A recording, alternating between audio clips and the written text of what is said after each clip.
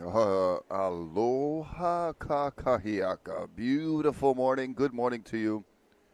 Check out the coastline of the North Shore.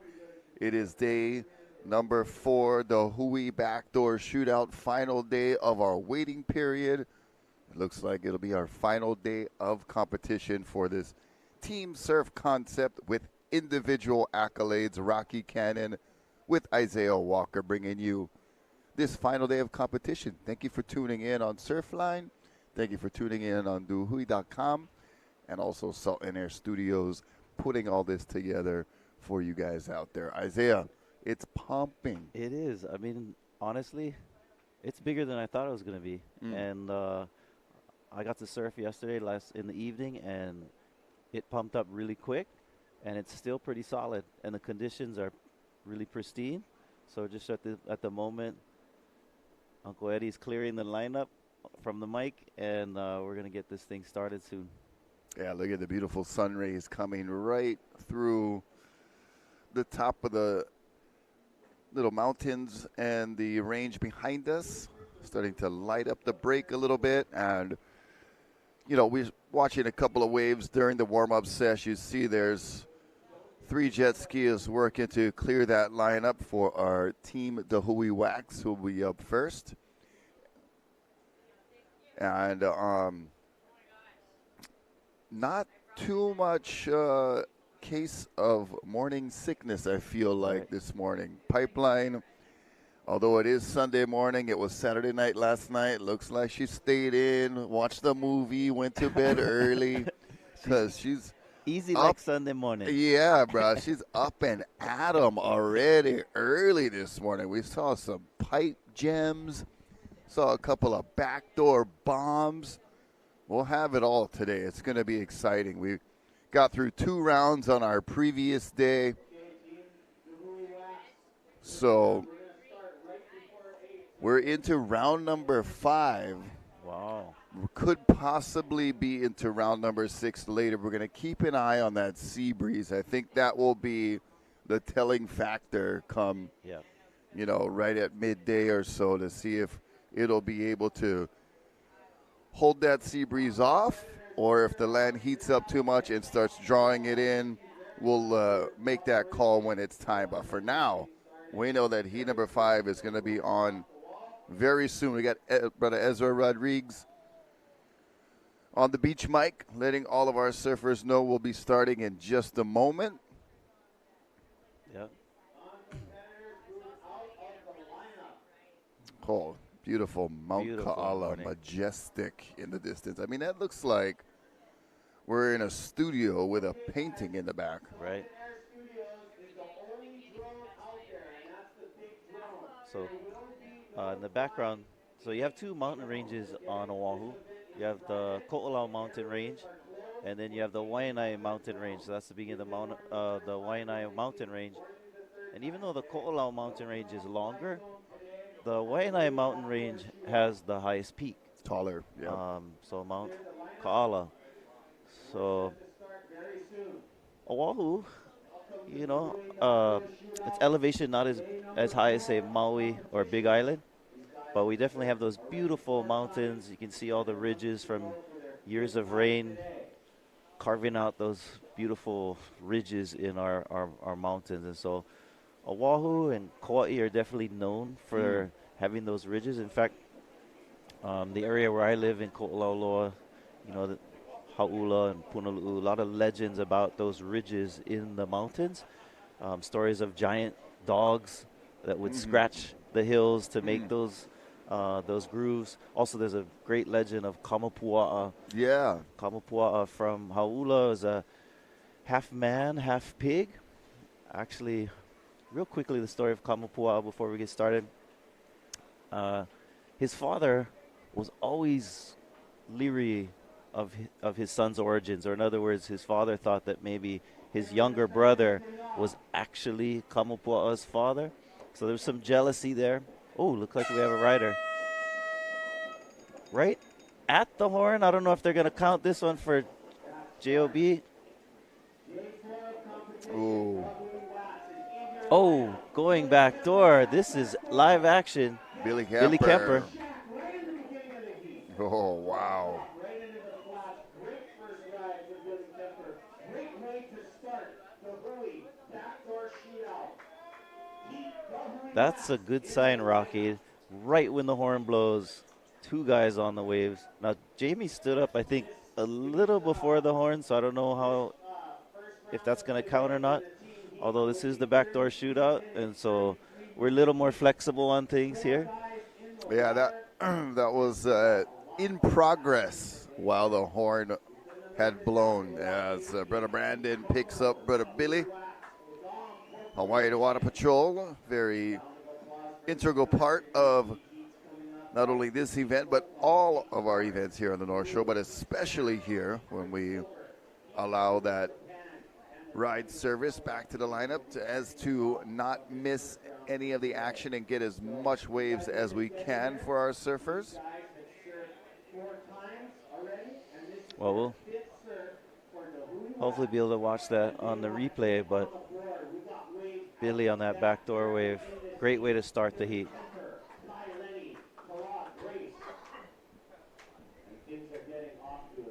There we go. Backdoors it, little out of the screen, in the barrel, comes out. That one had some backwash, and when it does that, it kind of expands and contracts, kind of almost breathing, if you will. And Jamie O'Brien doing good to stay in the pocket right there. Oh, here's live action. Riders paddling. Woo, Rocky, look at that.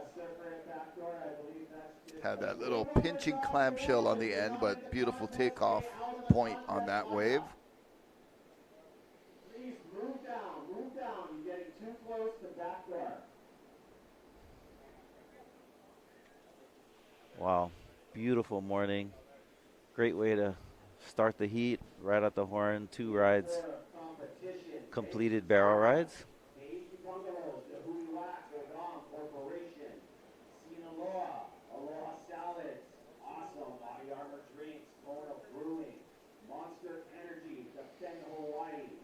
There's Kala Grace with the helmet, with the JBO out there.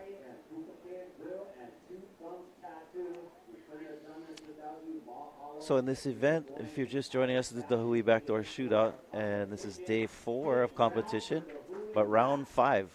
So that's a good sign, Rocky, because oftentimes, you know, when you have a window for a surf event, you're lucky if you have 2 or 3 really good days. Yep. We had 4. Yep. There's our beach setup with Ezra Rodriguez up there doing beach announcing. Our judges are just to the left of him that are scoring these rides. Legendary judging crew. There's got Barton Lynch up there, Flynn Novak, also Dean Morrison. So those 3 guys spent a lot of hours here at Pipe over the years and are well qualified and credible judges. Yeah, so we've seen a lot of families in this event. Yeah, got the we whole have. family, we got the Florence family, and many other families. And so, you know, Star is talking about with Kamupua actually as a message about families, and particularly a message about the relationship between a father and a son. So we're talking about the mountains this morning, how beautiful they are, and how a lot of our mo'olelo, our legends, are remembered, or those stories are embedded within the landscape. So in Hawaii, a lot of our stories are remembered and preserved through, first of all, we talk about petroglyphs. The Hui Ohe Nalu has petroglyphs, so oftentimes, you know, we have different things that represent a story, but also the actual landscape itself. So mountain ranges, and one of those geographic features, of course, is the mountain range in Ko'olauloa. There's a Kaliuva'a is the name of Kamupua'a's home. Some people call it Sacred Falls, but Kaliuva'a is the Hawaiian name, and this is where we believe that Kamupua'a was raised. He was, you know, he had the power to. He was anthropomorphic god, and most of Hawaiian gods were anthropomorphic, which means they could kind of like shapeshift, right, into different things. And so Kamupua'a could shapeshift into being a very large pig. And he burrowed into the mountain range that beautiful waterfall of Kaliuva'a, I and that was his really homeland. love that. I love that song. There is a Yeah, popular beautiful song. that's came out a while ago, but every time I hear that one, it's really a cool song. I love it. Yeah, cool. Shout out to our musicians. Hawaii has a great tradition of musicians, and Kaliuva'a. My daughter them sing with a group called Hui Pala, and with Uncle Kihei Nahalea, and that's one of my favorite numbers they do is that one on Kaliuva'a. But the way this is there's a message to it about relationship between a father and a son. The father of Kamapua'a was leery of the origins of his son. He was always kind of jealous and worried that his younger brother was perhaps hooking up with his wife. Whoa. And so he really didn't treat Kamapua'a well. In fact, the term Kamapua'a is not a term of endearment. It's a derogatory term. So like calling your son stupid or something. It's like, oh, pig boy, you're not my son, you a pig. Yeah. And eventually the animosity between the father and the son leads to contention and confrontation. Here's J.O.B. Oh, man. He's trying to not contend with this wave, but work with it. And the wave confronts him and knocks him off his board. Sorry, just trying to use some of the verbiage that we were just discussing there. Nice to see Jamie in this heat. He did replace one of our other riders. Can't remember which one. Makua. Okay, right. Oh, yeah, Makua. Beautiful. Yeah, look at that drone shot. Morning. The ocean Drone is shots, replay of Jamie O'Brien's nice. last one. Stalls, as you said, Rocky, kind of just clamped on him. And pipeline will sometimes, like, the face will breathe. It will, like, open and close, kind of. And some of that is due to the backwash. But so the message then, as I'm trying to articulate here, is that you want to be kind to your keiki, and this is an example of a father who was not kind to his son, accused him of some things that wasn't fair. Oh, here comes Billy on a deep one. BK in there and out of there. Well done. A nice exit. On the outside, stroking into this one, Kai Lenny. Oh, man, that was a freight train. Oh, wow. Give him some credit for charging that one.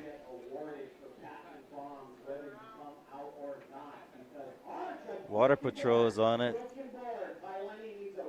Checking out. I feel like Kai has gone through a few boards in this event. There's one more. Chalk it up for Kai Lenny. Oh, handline. I'm handlining a bug of a mahi-mahi with grab fins. that I have.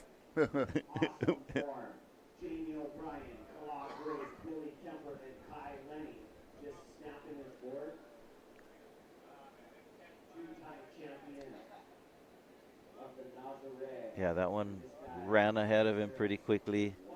I got to say, this session so far for Team the Hui Wax, as we check out Billy's epic pipe barrel, that this might be their best start in any particular heat.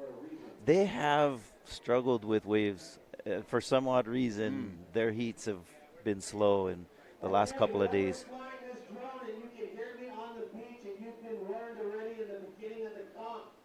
This is a private air zone, okay? You need to bring your drone in. You are being watched, and you're also being. Looks like we have another paddle here.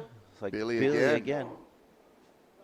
Oh, look at that shot. Just epic. And another beautiful backdoor pipeline wave as he gets spit out, and ejected. Kala out there looking for the perfect gem, being very patient. Yeah, it's been, 8, 9 minutes in this heat. Yep. Billy's already had 3 in and out barrels. Right. 2 pipe, 1 backdoor. possibly the busiest they've been in their versus their previous 4 rounds. They've had some moments leading up to this round, but perhaps the most notorious round was the last round, as we watch Billy grabbing in a nice one. Not super deep, might not be one of his keepers. He's got some pretty good ones from the days before, but their most notorious heat might have been that one. As we watch Kala Grace, their previous heat that was after the Peruvian Tubos heat, that just magically turned on for 30 minutes like no other day we've seen.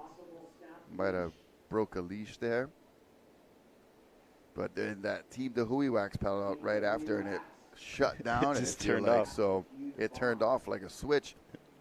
So it could possibly be one of their better rounds, and they've still got a ways to go in this round to get more scores, and Kala has to go retrieve his board thanks to Hawaiian Water Patrol, and just airdropped it. Probably did not penetrate enough, went over the falls. Thank goodness he's got a helmet on, and it might have been put to good use there. The way he fell, like backwards. That's Kind of one of the more It's scary so ones, because you vulnerable. lose your sense of, you get a little vertigo for a moment because you're spinning and you don't know which way's up and down. No, yeah, that's totally correct.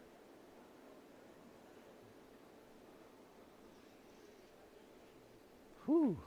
I think this is going to be one of those mornings, Rocky, that I'm never going to be able to finish the story. It's Which is good. going to be a lot of stop and go. Which is good. If I don't finish my stories, That means get plenty waves. plenty waves. Yeah, we've got, positivity on either side of that note. We are forever optimists. Oh, maybe there's a little break I can pick back up with the Kamupua Mo'olelo.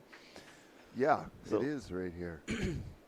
Yes, we're talking about our histories here in Hawaii on the Backdoor Shootout, and thank you so much to those who've chimed in. They'd be like, "Oh, I love the stories." I've had a lot of great feedback about it as well. So, So at least again, we know our viewers are appreciating Yeah, it. yeah. And, we're still here on day 4. still here. We haven't been asked to politely stay home yet. Oh, I'm sure. Meanwhile, plenty scoldings going down for unauthorized drones. No unlawful dronage allowed here. Wow. Oh, wow, there's some more waves, Isaiah. Look We might at have that. to pause just for a second on the Mine's- Mo'olelo. Mine surfed that one, guys. Oh, you would have got closed out. Yeah. Okay, I think we might have a window here. These ones look a little double uppy and backwashy. So Kamupua and his father are kind of quarreling a little bit. Yeah, they're at odds. So when Kamapua was younger, his dad was always very, mean to him. And in Hawaiian culture, what you name your child is very important, right? In fact, a lot of times people will be named, not at birth, but like kind of wait to see what kind of attributes the child has, or kind of dreams the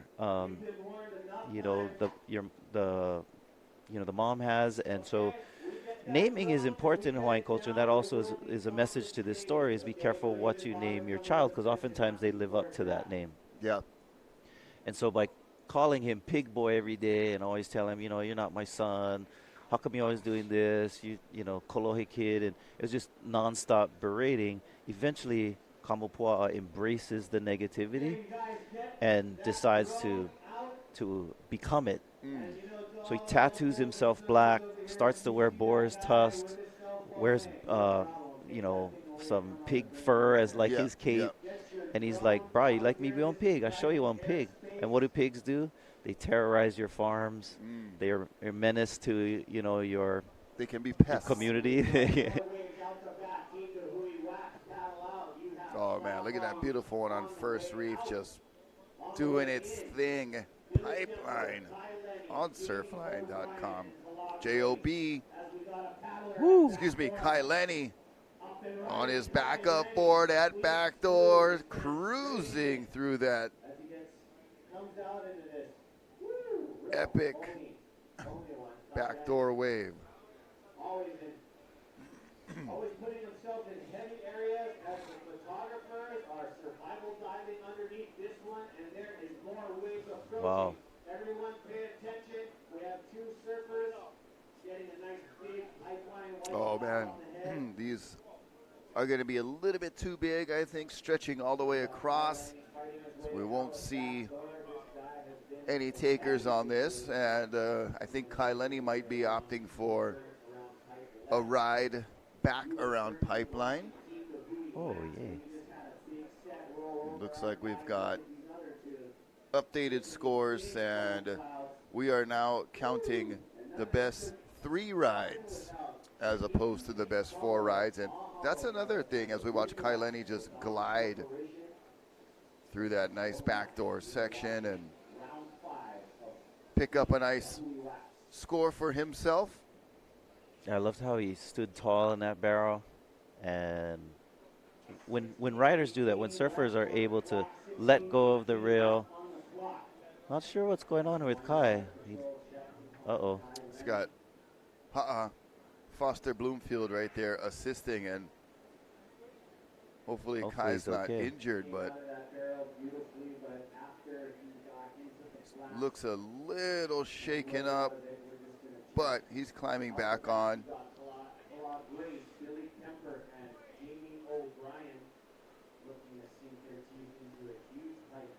Yeah, hopefully he's all right. He did get back on the ski, but definitely looked like he was agonizing about something. Yeah, and he made that wave pretty nicely, but I saw when he came out, I mean, that thing exploded like 20 feet high behind him. Wow.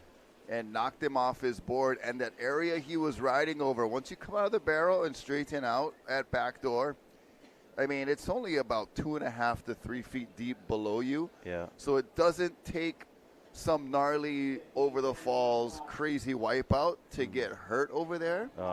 And it looked like the whitewash knocked him off his board, and like I said, it, you know, once you're off your board in the water and getting tumbled like that in that section, it didn't look horrendous from our vantage point, but with it being so shallow, he could have got pushed down and tumbled. As we watch, he navigates the barrel extremely well, near perfectly, and then once he straightens out right here, it explodes behind him, and he gets knocked off right there. And that area, 2.5, 3 feet deep, wow. Hard reef underneath, doesn't take much to get you down there to possibly, you know, whack an ankle, hit your elbow, get something pushed up against the reef, and then, you know, obviously he's a warrior. Right. He's not going to come in unless he's got a bone sticking out or something, you know, a compound fracture. But other than that, Kai's going to stick it out and get back out for more. In any sport, this is the part where everybody claps. You know, getting up off the field. Yeah. Walking back out. Yep. The clowns are distracting the bull while the cowboy heads back to the locker room. I don't know if they have locker rooms. I've never been to a rodeo before, but I do enjoy watching those guys do some crazy stuff. We could talk Hawaiian history and rodeos too. Yeah, you know, the Paniolo is but I don't like jump stories yet. Yeah. We're going to put that one in the queue. Only still early. So, yeah, Kamupua ends up basically terrorizing his dad's farms and his community, his Ahupua'a. So there's the word kuleana. And so a chief had kuleana or responsibility to a certain area depending on the size of their area, their moku. And Kamupua'a's dad eventually was being, you know, challenged by his son. So his son got a bunch of other like-minded derelict type friends who didn't like his dad either, and they ended up eventually going to war. Oh, And the wow. dad was adamant about having Kamapua'a and his hoodlum friends uh, killed. So they're just kind of hiding up in the Well, mountains, they and just that's wasn't arguing. These guys was yeah, out for the out for worst. blood. Yeah. But Kamapua'a was known as an incredibly strong and tough individual, and so none of his father's warriors could get him.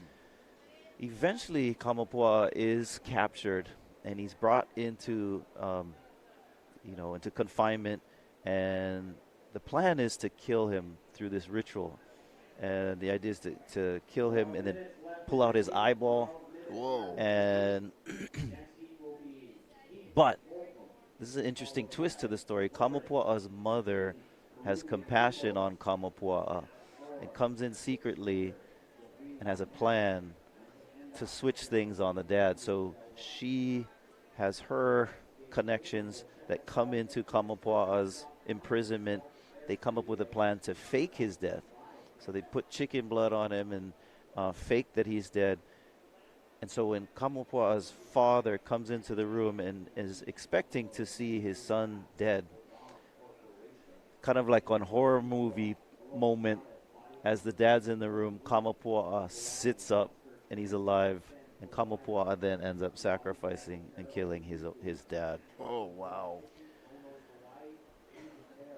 But Kamapua'a definitely needed some mental health therapy for sure, because that sort of messed him up. And the stories go on about Kamapua'a doing a lot of things. Eventually, Kamapua'a, in one of the many stories of him, starts chasing after this beautiful woman from the Big Island named Pele.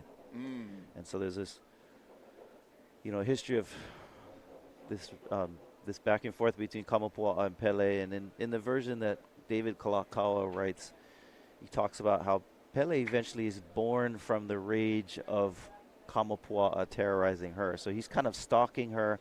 She has no interest. But as he chases her into the Big Island, their family ends up hiding in these volcanic caves. And as he's cornered them, apparently this is where the apotheosis of Pele takes place. Apotheosis is a word that means when one becomes a god. Oh, okay. So she sort of envelops the mana of the magma or of the lava, and she explodes out of rage because this guy is stalking her so bad. Oh, wow. And she becomes this fire goddess known as Pele, at least in this one account that King David Kalakaua records in his work on the myths of Hawaii. And so a lot of messages about relationships in most of our mo'olelo that talk about how to treat each other, how not to treat each other. And the story of Kamapua'a is about that, relationships. And so I guess I started that by we were looking at the images of the mountains in the background, how beautiful they are. And again, in Hawaiian stories and mo'olelos, our mo'olelo are embedded within the landscape. Okay. So Kaliuwa'a is the story of Kamapua'a, and Kaliuwa'a is the beautiful area in Ko'olauloa of Sacred Falls. I got through the story. Yeah, that is super fascinating, and there are some of those. The song that we were speaking of does have mentions of those same names. It's come a much shorter version, as we see Keala and Moana, teammates for this historic Wahine performance of the Hui Backdoor Shootout. They've got Bethany Hamilton and Bianca Valenti also surfing on their team. And Moana Wong will have an opportunity at the Pipe Masters coming up in a couple weeks. That starts actually January 29th. I may have been mistaken on the scheduling exactly in the previous broadcast, so for that I apologize, but we're going to be kicking off that Pipe Master later this month, January 29th, where Moana will have the wild card, and in my opinion, she's going to slay some dragons. It's going to be amazing. She'll be up against the world's best, especially on if it's that championship pumping. tour event. Excuse me? Especially if it's pumping. For sure. So we'll look forward to that in a couple weeks. We're wrapping up the the Hui Backdoor Shootout on our final day of the waiting period, last day. And, you know, we have the top three wave format. We've just been handed all of the updated scores after 4 rounds. This action today is beginning our 5th round. And Team the Hui Wax is currently in 7th place overall, but their top performer is the man Billy Kemper,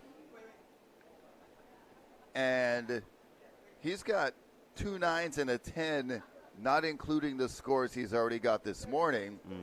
And when you take it down to 3 waves, that's 28 points, and right now individually he is our current leader, according to this paperwork we've just been handed by our excellent director on cue, the left-hand side right there, Sister Mahina, chilling with a couple of the bradas that are the Hui members, helping us with security, hanging out.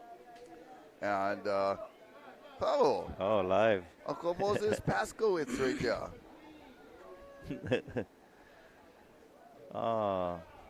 Lots of aloha down here. Oh, Billy, out the back. Oh, wow. That one's just going to ride a little too high, and it had that little kind of bending, clamping exit that it looks all good. First when you get in, all nice and hollow, then all of a sudden, somebody just slams the door right in your face.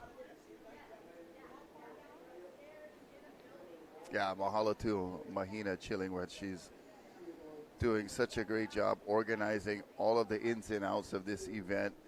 And, of course, mahalo to the Hui. Check out thehui.com. You can purchase our contest T-shirts that they were sporting on that screen just a moment ago.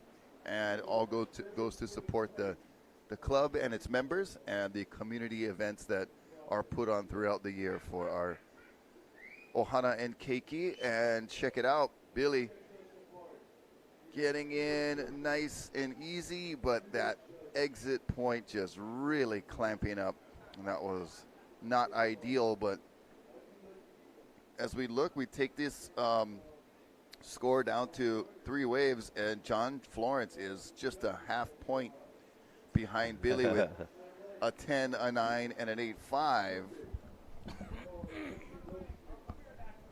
Yeah, so at the Backdoor Shootout, we have we have a unique format where we have this team division and then the individual also.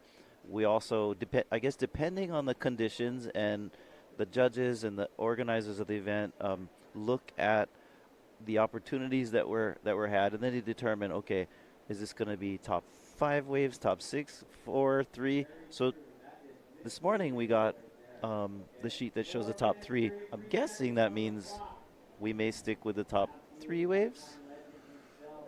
And I'll use a phrase that might be quite cliche-ish, but your guess is as good as mine. All right. Part of the beauty of this event is that it's so flexible, big late drop, but just didn't have that wall extension to get the barrel, so that'll be a small score for Kala.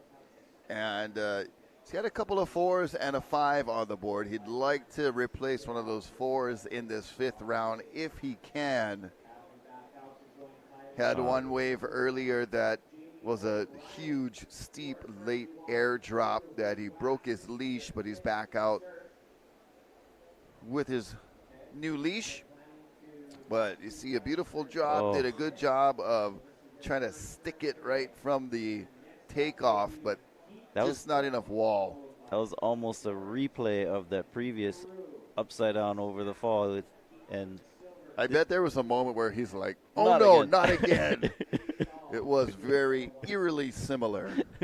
But he definitely pulled down off, which is awesome. And just, like you were saying, I think it was Kainoa was saying, if you, to surf pipeline, you have to be a little bit off.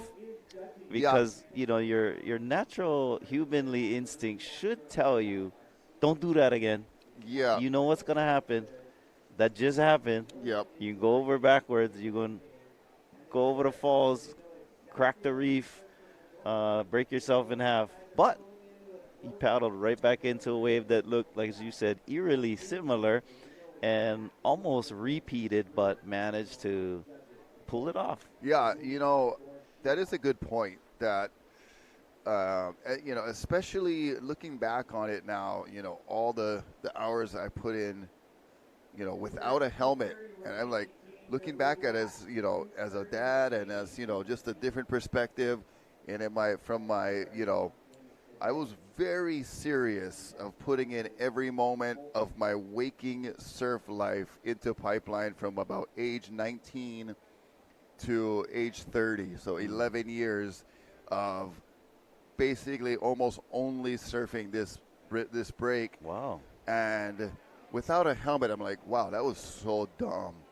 And there were days when, or sessions where on land, I'm a normal talking, happy-go-lucky, normal functioning person, but you had to turn on your crazy switch to get out and, not only deal with the wave itself, but deal with the crowd, to get a lot of waves or to get the good ones. And, all of us out there that are kind of those blue-collar pro surfers that, when you get a photo, it is putting food on the table because you get photo incentives. You can get $1,000 for a 2-page spread or something like that from your sponsor. So you get a small salary every month, and then you get these kind of bonus photo incentives. Or if you get shots that they use in ads, you get some bonus checks. So we were out there not only trying to get good waves and satisfy our surfing instinct to get barreled, and that's the addiction, but we're also trying to put food on the table and pay rent and all of those things. So it gets really aggressive and competitive in that environment. And, Kainoa said it spot on. You got to be a little bit crazy to get out there and mix it up. Look at that beautiful shot. And once again, that amazing Waianae mountain range. And I did have the honor and privilege to be able to hike from the Wailua side to the top of Mount Ka'ala a few times. There is this very narrow trail that goes up one of those main ridges that leads to the peak. And there are a few sections where you are 4-limb engaged. Not totally rock climbing, but it is hundreds of feet on either side, and basically Ama crabbing up that bugger. As that is the end of heat number 1, Team the Hui Wax. Looks like it might have been pretty productive. Yeah, especially for our leader, Billy Kemper, got lots more waves to add on to his top scores. Oh, Billy got it started with this pipe gem. He's got a 10 and a couple of 9s on the board. Not sure if those waves are going to improve that, but definitely going to give our judges something to think about. That backdoor wave kind of exhaling and inhaling, expanding and contracting, and Billy's able to weave his way through. And Kai Lenny had a nice backdoor barrel, possibly one of his better scores. Yeah, and we're not too sure what happened here, but he definitely, something went wrong after getting washed in that one. Yeah, he got up a little bit gingerly, and Kala Grace managed to make that late drop. We'll be right back with heat number 2. Stay right here, the Hui Backdoor Shootout.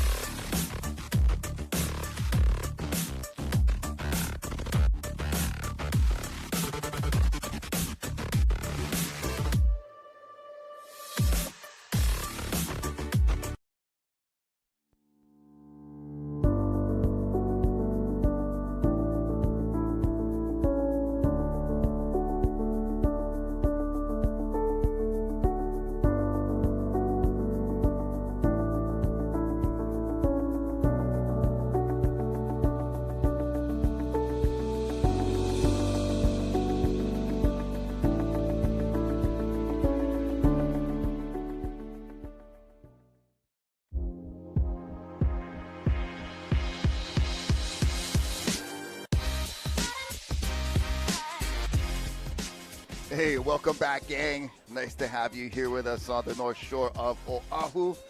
We're at the Banzai Pipeline watching the final day of the Hui Backdoor Shootout, all in memory of Duke Paoa Kahanamoku. Important to note that. And then we have Rocky Cannon along with Isaiah Walker joining me here. Ezra Rodriguez is with us too this morning. And check it out, Team Volcom in the water right now. And Makana the Gift, not having too much to work with there, but gets his feet in the wax warmed up. He was on this Volcom porch earlier, just laser focused on the action that was going on out there, trying to mind surf and pick his right waves and positioning. But he's out there with Balaram Stack, Jack Robinson, Kaimana Henry, and looks like those are the guys in the water. They've got a couple extra surfers too, Mikey O'Shaughnessy and Kanehe Hunt, but it is only 4 surfers in the water right now. There's Makana on that quick pipe replay. We saw Team Tahui Wax prior, now Team Volcom. And Team Volcom right now in 6th place overall, but they've got Balaram Stack, who's out there with an 11-point ride from day number 1. He holds the single highest scoring ride of the event so far, but a little bit of trouble with his backup scores. Has a 6-point ride, which is by Hui Backdoor Shootout standards on the lower end of the scale. And then he's got a 7.5, so he'd love to get some productivity and build another campaign for a double-digit score and possibly notch his way up into the top 3 or 4. Right now he's in 6th place overall individually. Yep. So, but having an 11-point ride sure helps to boost your confidence and to help you to get back up there. And, you know, Rocky, we're watching these waves this morning, and I think there is definitely a lot of opportunity to get rid of that 6 this morning and maybe even that 7.5. Well, we saw Kai Lenny in the last heat possibly roll over and hit the reef at backdoor. We saw Kala Grace get sucked over the falls and get beat up potentially quite good underwater. And I did mention, you know, another sport where you get beat up a little bit, and the sport of rodeo in dealing with bucking broncos and bulls. And there actually is a Hawaiian connection to that type of activity, Isaiah. Yeah. So Hawaii, actually, there were cowboys in Hawaii before there were cowboys in, like, American West. Wow. Yeah. I did not know that. So we talked about Captain Cook, who came to Hawaii in 1777, 1778. I say that because when he first came to Hawaii in he didn't really even stay much. He was on his way, and he did a drive-by. Yeah, he did a drive-by by Kauai. Sail-by. And so anyways, but Captain Cook in 1779 is killed in Hawaii in Kealakekua Bay in Kona. And the guy who takes over the ship after him is George Vancouver. So George Vancouver, if you're from the Pacific Northwest, you know, in Seattle region and even in Canada, Vancouver is the name he's named from this guy. Beautiful, beautiful area. Beautiful area. But I don't know what a lot of people realize is that Vancouver, he came back to Hawaii after that incident where Captain Cook was killed, and tried to mend some of the relations, and they did, and he ended up, you know, making amends, particularly with a rising chief at that time who was about to take over the islands of Hawaii through war, Kamehameha. So King Kamehameha was actually, he had interest in some of the things that these Europeans had, particularly in guns. And firearms. So, firearms. And I do remember hearing, you know, I just remember hearing that. And also, I believe, correct me if I'm wrong, but that may have or is where we Hawaiians got our first taste of salmon Ah. because you get your Hawaiian food like lomi lomi salmon. What? Bro, where are you guys catching the salmon around here? And not just that, but the other ingredients is onion and tomato. Yeah, exactly. So yeah, you're right. So that's all part of this story. So Gotta say mahalo to Uncle Eddie, and it's like, he says, "Don't show me, but I'm the guy." yeah. Sorry, So back to the George backdoor story. Vancouver ends up building relationships, trying to mend, tension from previous years, and so Hawaiians are expert navigators and sailors, right? Especially during that time. So he realized that a lot of the native Hawaiians were actually much better as crew members than some of his former guys. So they end up hiring a bunch of Hawaiians to go with him on some of these voyages. And right off the bat, a lot of our Kanaka, our Hawaiians, are intrigued by what this world that they're not really haven't been exposed to. There's one of the gnarliest chiefs of old Hawaii named Kaiana. He said he was like 6'10" and just really massive, but also very intelligent. He was one of the first that went right away and jumped on these ships and went to around the world. Went to China, went to Europe, and tried to acquire knowledge from the outside world to bring to enhance the experience in Hawaii. And speaking of experiences, Robbo. Well, nicely navigated there for Jack Robinson. Not super deep. One of those, you knew he was going to come out, and he looks at what's behind and says, I'm going to try to get away from that explosion zone right there and that was get a ride from Water Patrol. Smart move. That was a split peak, too. So we were talking about Balaram Stack and how he's currently sitting in 6th place as far as in the individual scores. But we'll see how his left went. We'll see if it betters one of his low scores there's a 6 and a 7.5 he's hoping to throw away. But first, a replay of Jack Robinson's barrel. Yeah, we did see Mr. Ballstack head over the pipeline on that one, and I think that one's going to remain on the low end of the scale. Just, the Hui Backdoor Shootout gets, that 12-point scale. Of course, Balaram getting a score better than a 10 into the 11-point range, and being that he wasn't very deep on that one, nonetheless, a beautiful score, beautiful ride, but for Backdoor Shootout standards, that one was just a little bit short, and he was visible the whole time. Right. You got to disappear to make it interesting count here. Because, when we're watching these events, we live vicariously through the athletes, right? That's the whole point of athletic competition, is that the spectators somehow associate themselves with the athlete and feel a sense of success, right? But what can be a little, I guess, for men emasculating is that you think like, okay, that wave, we're talking about how this was a low-scoring wave and on the low end, and yet better than what most humans would pull into for their lifetime. So right. That would be the wave of somebody's life. It's all relative. Yeah.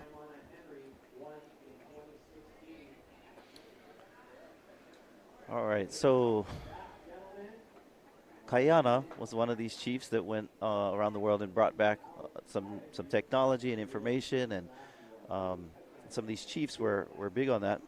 But you also had George Vancouver, who brought Hawaiians to the Pacific Northwest. Now, one of the things that they were doing there was they realized that China has always been this place where the outside world has wanted to do business with. But to be honest, historically speaking, the Chinese haven't been so interested in that, because they're like, well, we already have everything. We're, if you're looking at world civilizations, China was always kind of on the top when it comes to different kinds of technology, from gunpowder to, minting coins. Noodles. To noodles. Look at this barrel. Ooh, Balaram. That was deep for Balaram. This board pops up. Little quick 1-second tombstone, and he is up. Tombstoning is when your board is vertical in the water, which means you're down below getting pulled around and that leash is fully stretched. So we saw just about a half a second of tombstoning. As a lifeguard or water patrol, as anybody looking on, that's what you're looking for as far as safety of the surfers. If you see a tombstone board in the water for more than a few seconds, you know that surfer is way down there or the leash is getting pulled and he is not heading to the surface. He is still down below. So you saw that for a moment. Yeah. And Balaram is okay, but check out his drop and entry. Had he been able to come out there, surely would have replaced his 6.0. Yeah, and I think he knows that, right? That's why he stayed as deep as possible. You saw him trying to gauge the speed of the wave. You have to read, you have to predict what the wave is going to do in advance, and then to know whether to speed up or slow down. And he's trying to get as deep as possible, and that's probably why he was unable to come out of that one. But the backdoor shootout, that's how it is. You got to stay in there until the spit shoots you out. Yeah, there's our setup right there. Check out defendhawaii.com. You can get the Hui Backdoor Shootouts and much more apparel there as well.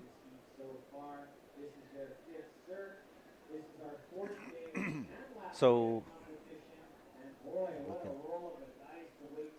shucks.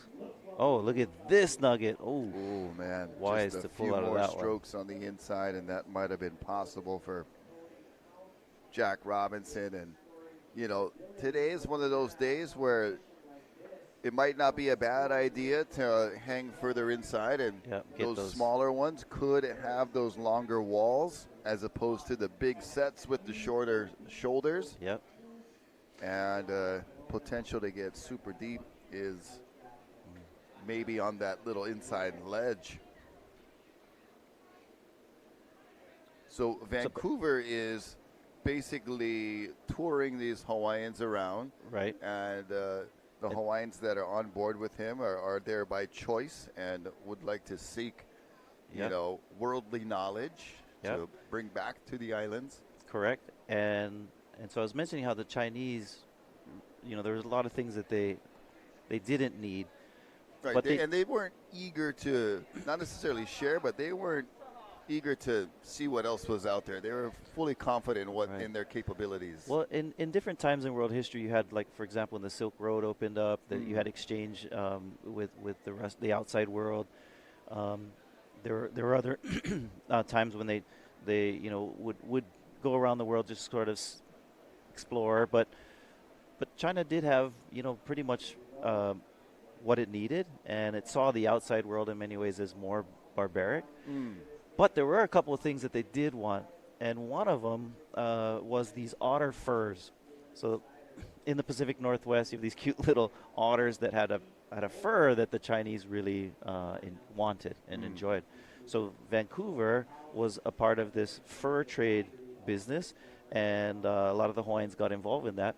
And so it would go back and forth in the Pacific Northwest and Hawaii. And while they were there, a lot of these Hawaiians ended up actually living there. Oh, wow. And with some of the native peoples. Oh, that was a close one. Yeah, really went in there to look over the ledge and basically hung in there at the absolute last moment that you're able to hang in there on these waves and not get pulled over the falls. And you know, almost like you're looking in somewhere and somebody's trying to yank you in the doorway and you pull your arm back like, whoa, no, like, go inside. Yeah. So if you're from the Pacific Northwest, if you've been up in that region, there may be times when you realize, wait a minute, there's a Hawaiian name here and there. I have family that lives in Seattle. There's a lot of Hawaiians that move up to Seattle area. So some of my family's up there, and I was visiting, driving around. Almost like the 10th island. Yeah.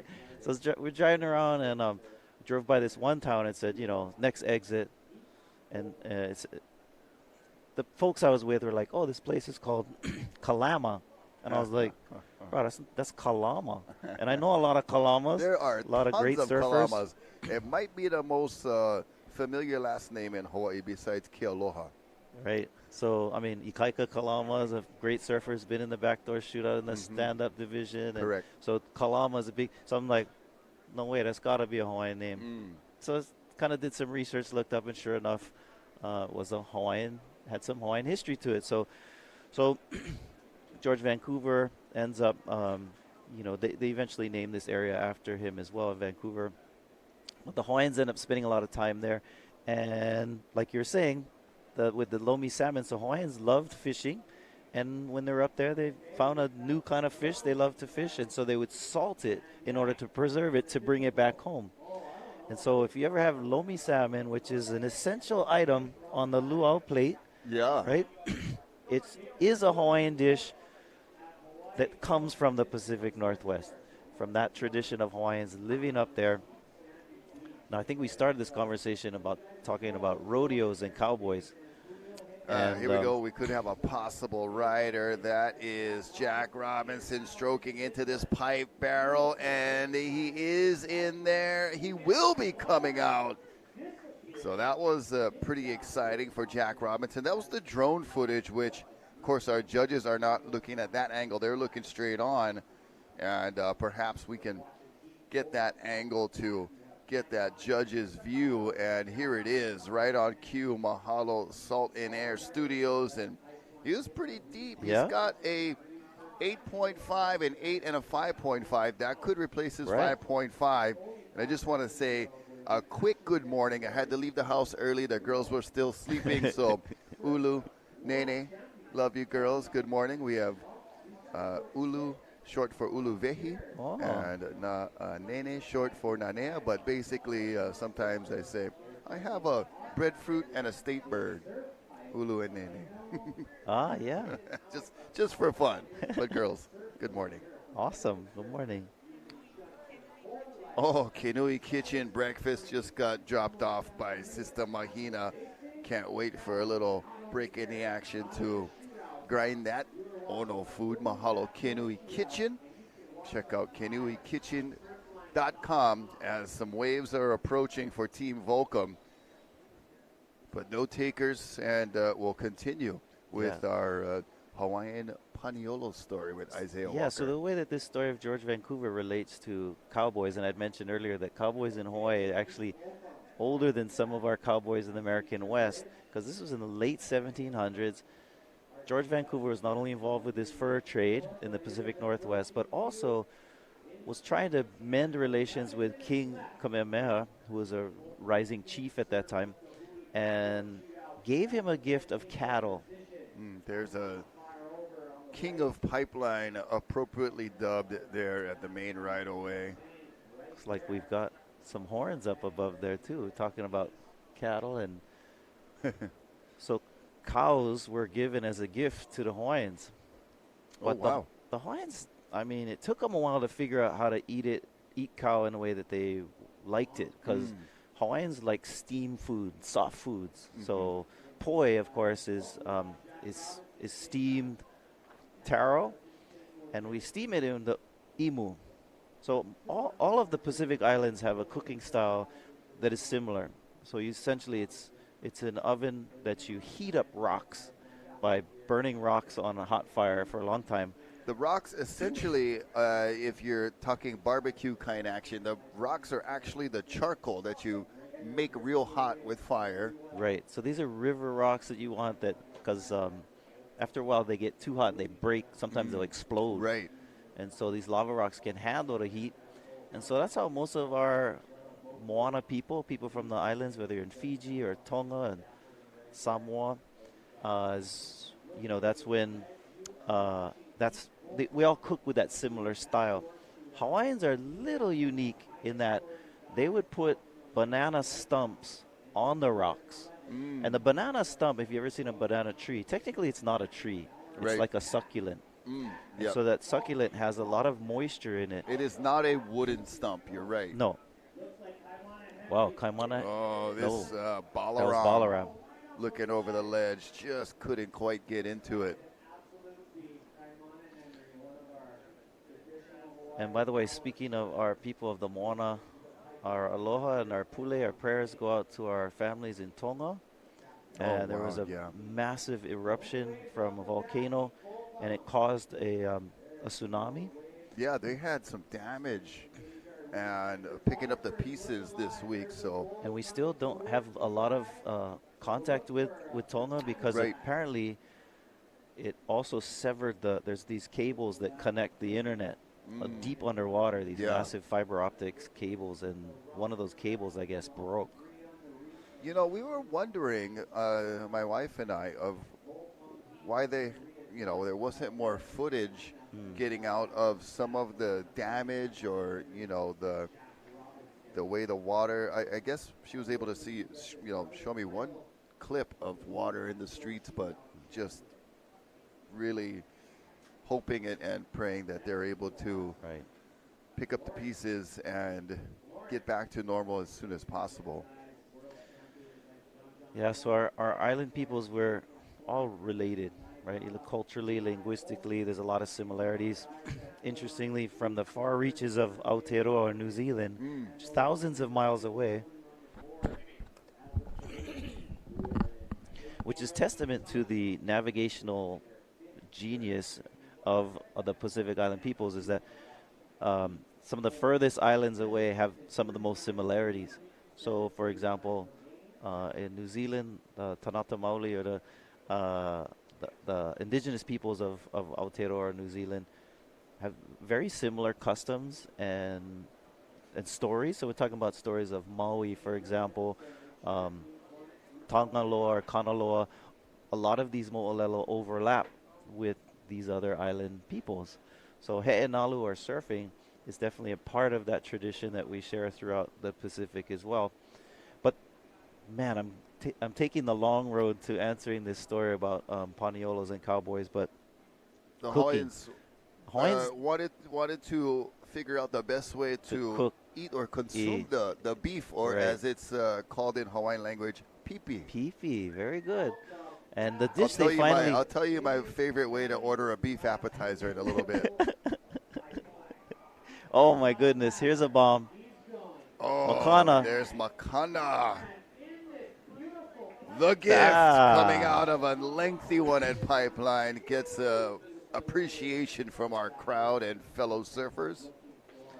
Now, Pipeline is a shortwave, but that was a pretty long barrel. Yeah, he stayed in there for a while. Our angle, you could see him the whole time, but that judge's angle straight on probably had him disappeared, maybe just the tip of his nose of his board in frame. Yep, just a little bit gone at that last part, but probably his best ride of the event. He does have a 7. That one might be creeping up in that range, maybe a little better. He has a 7, a 6, and a 4.5 that totals into a 17.5. Got a lot of surfers kind of in and around that point total. Yep. So Hawaiians didn't like the taste of beef initially, early on. It was tough, and Hawaiians like to cook, as I said, with the what's called an imu. And the difference is Hawaiians, their imu, they would steam the food, whereas most Pacific Islanders would cook it on the rock straight. So in Samoa, the oven is called an umu. It's a very similar name, but the umu, it's more of a barbecue. So it's not as not as deep slow in the cooked, ground, not as underground. Whereas the Hawaiians would literally cover it completely and put the banana stumps on the fire to create this steam effect. So it would slow cook it. It takes like 5 to 6 hours to imu your food, whereas an umu could take just 1 or 2 hours. It's like Jack Robinson on his backside, stands, let go of the rail, spits him out. Wow.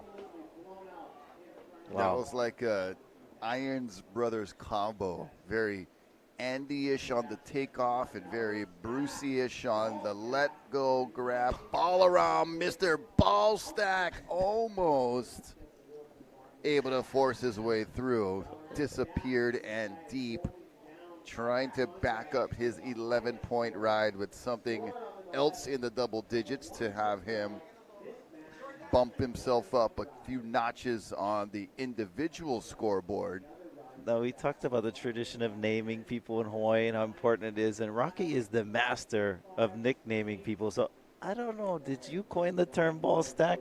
I did a couple of years ago, and it is full complimentary, as all of my nicknames are that I apply to our surfers and or folks that are around the surf event, and that has become what I've been known for the last 13 years of commentary here on the North Shore. But Jack Robinson getting a good one, and Balaram just nearly with the miraculous exit. Man, he was so close. Yeah, those were two really good rides.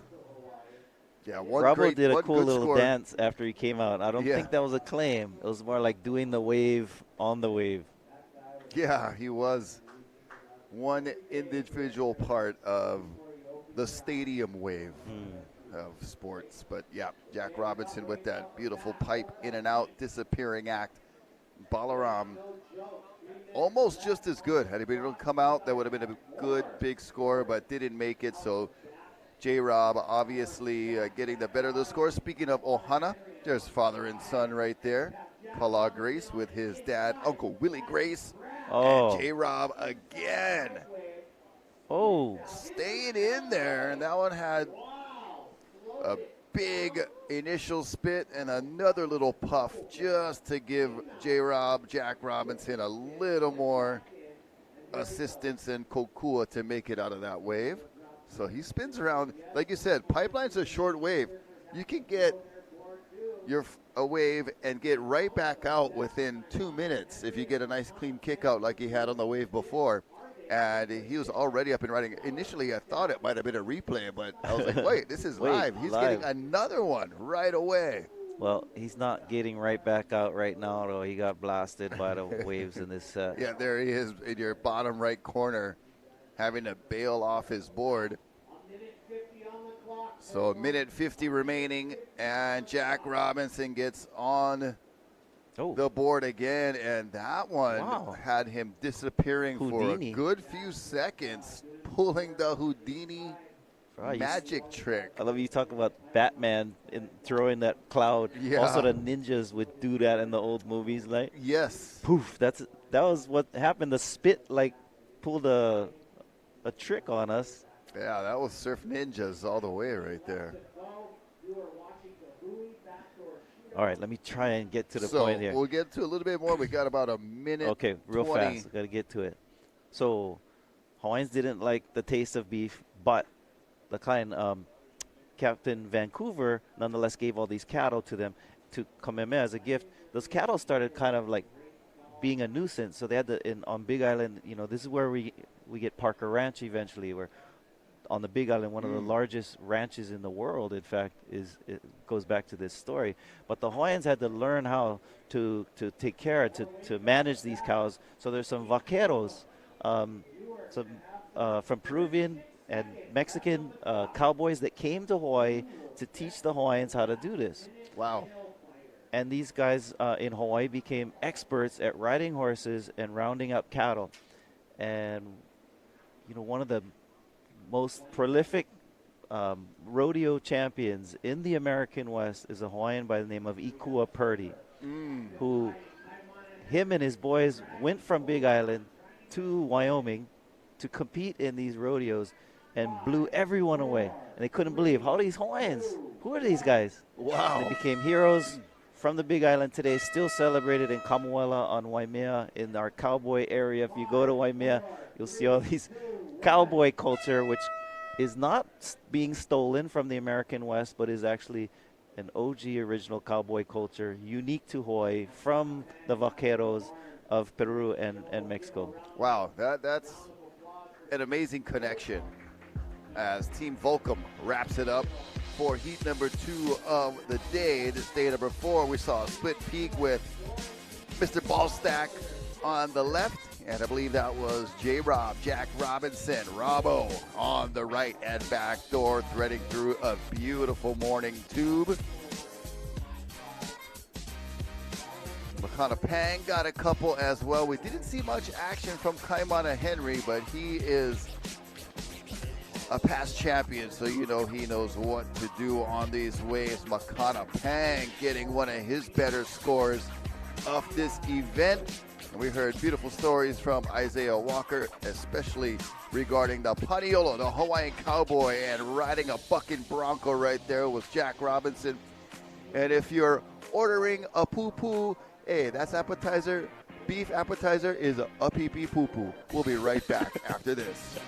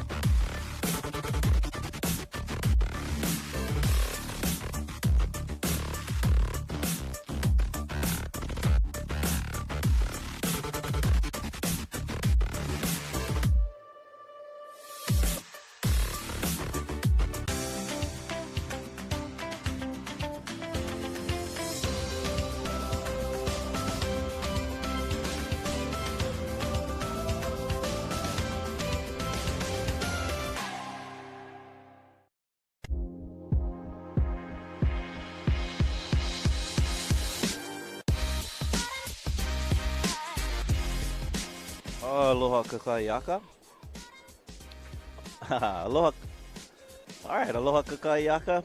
We're here at the Backdoor Shootout, the Hui Backdoor Shootout 2022, and we are watching Heat Team Florence, and there was some action during the break for our Team Florence. Check out the replay of a bomb that came in from none other than the brother, young Ivan Florence. Look at this bomb, Ezra. Wow, Ivan. His fifth surf in the Hui Backdoor Shootout and his fourth surf. He was just 3 in a row. Ivan putting it up for Heat Florence. Amazing job by this man. Right, so Team Florence, we got in the water right now. We just saw Ivan, of course, his brother John and Nate. But we also have the Hanai brother, Eli Olsen. So they have a total of 95 points, which puts them in the lead. Now, that's after the 4 rounds, correct? So we've had 4 rounds so far. I believe this is round 5. And so we're taking the top 3. It looks like for today we're looking at the top 3 scores for each of our riders. Team Florence has accrued quite some high numbers, in fact. Yeah, what a nice score line Eli has along with John Florence, you know? Yep, so John has a 10, a 9, and an 8-5. putting him in second place, actually, to Billy Kemper, who has a 10, a 9, and a 9. Now, Billy had a great surf this morning, so we'll see if any of those waves replace the 9. Yeah. But some huge scores here. And, you know, these guys are – I'm wondering if we're going to see a 12 today. I sure hope so. I hear a lot of talk about it, you know. Talking to the judges over there, our panel, Barton Lynch, Flynn Novak, and Dean Morrison, better known as the Dingo, it's absolutely amazing that they award, as surfers, when you're packing a huge pipe bomb, hit a rib, or just get totally crushed on a weird warbly one and not make it out, they are scoring you for that. You know what I mean? I mean, they're really elevating the surf judging. Dingo, one of the judges. The Dingo ate your baby. Oh, man. I don't know if you're a Seinfeld fan, but that classic Seinfeld line. Good times over here when, you know, at the Volcom house when Dean Morrison and all those guys were on. Really good to have him up there on the judging panel and catching up with him. He's surfing some massive waves in Australia. Right. And beautiful surf today. Beautiful waves. Aloha. Good morning. Good morning. Yeah, so we're here at Backdoor Shootout here at Pipeline. We're sitting on the porch of the Volcom B house. Very blessed and fortunate, and thank you for accommodating us and for big time allowing us to share in this space. Beautiful waves here at Pipeline this morning. Glassy conditions. There's still some bombs. We just saw a second reef wave roll through. It's almost too clean. Right. I see some of our surfers there. Where's this thing coming in? When I'm getting excited on the beach announcing, telling them outside, but it's so clean. It's really hard to see those corduroy pipeline waves. Yep. So, John is got 27.5 points. It's a half a point below the top scoring rides of Billy Kemper. So in this heat, we'll see if he can replace one of his low scores. His low score is an 8.5. Here we have live action. Eli Olsen. Nice how he passed up that section where he didn't just slow down and stuff it. He went a little bit further, a few yards, and then he pulled in to make the best scoring capability for Eli. Now, Eli Olsen sits in 4th place in the individual rankings, and his low is a 6.5. Okay. Actually, things are looking good for Eli because he has a 10 and a 9.5. Right. So in many ways, replacing that 6.5 is an easier task than, say, John, who needs to replace an 8.5. Wow, there's some really good scores. I come to the table with you, and you got all of this lined out. Yep. Awesome. It's handed to us. Mahalo to Mahina and friends who are working that. Yeah, thank you. It is not easy. It takes a small village to run a huge competition like this. Right. Now, I don't think that wave is going to replace his 6.5. He really didn't have much opportunity to get those big shootout barrels that we like to see, but still plenty of time on the clock. Great conditions. Hopefully Eli will have a chance to replace that 6.5. Yeah. So these guys have their work cut out for them. I mean, you know, this is the 4th day of competition, their 5th surf, and they know what they have because they have these sheets. They know what their scores are under their belt. So, you know, taking a small pipe wave today is almost maybe a waste of time. That's why there was a few heats. Guys were just waiting for something, you know. Yeah. Right. They want to get a 10 or above now because the bar has raised so high. Right. So beautiful morning. Rocky and I were in here this morning telling stories because the cameras keep showing these cool shots of the mountains, and I was talking about how so many of our histories are preserved in the landscape. So in other words, mountains tell stories. And one of the coolest stories, now we have, a lot of people know Kualoa Ranch. There's an island out there that most people call Chinaman's Hat. Ah, yeah. But in Hawaiian mythology or folklore, it's not a Chinese hat. It's actually the tip of the tail of a giant dragon. Really? Yeah. Huh. Tell me more.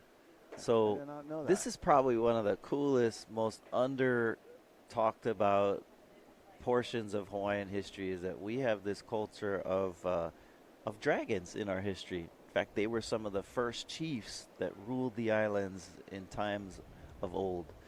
And we call them mo'onui. And sometimes we, refer to it as a lizard, but it's actually these massive dragons. And kind of cool. A lot of I mentioned Chinaman's Hat area, that if you look at Kualoa Ranch, if you imagine that island is the tip of a tail, and most of the tail is underwater, and then it comes to the that's spine. Interesting. Comes up, so it's connected. So that island is a connection of the tail to the spine of the massive dragon that is those mountain range at Kualoa Ranch. Wow.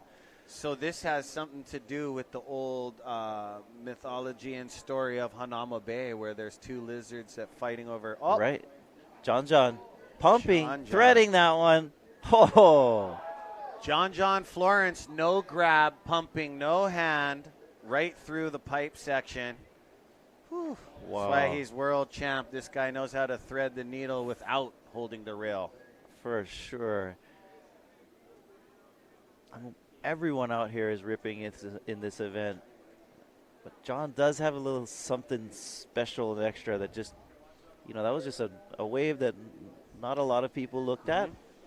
But he saw something in it that really came to fruition and offered. Here we go, another rider. Oh, He's a young man, and his technique is so spot on for how old he is. You know what I mean? He's definitely a bar setter, elevating our sport of surfing in the air and in the barrel. So. There's that replay. You can see he's first grabbing rail, then lets go intentionally to show the judges that he has that extra bit of control. Yeah, he didn't need a grab on that one because that thing was going to go so fast. He already kind of just got right under the lid, let go of his rail, and just weaved through it. Love it. You see shakas being thrown in the water by their fellow competitors. This was a replay. This is Nate Florence pulling into that one. Almost comes out. You can see his board in the lip. Hopefully it's still in one piece. Nice, Nathan Florence. Seeing Eli this morning with his quiver in the back of his truck, this guy is just straight frothing. I love seeing it. These guys, what a great heat. Team Florence with Eli Olsen.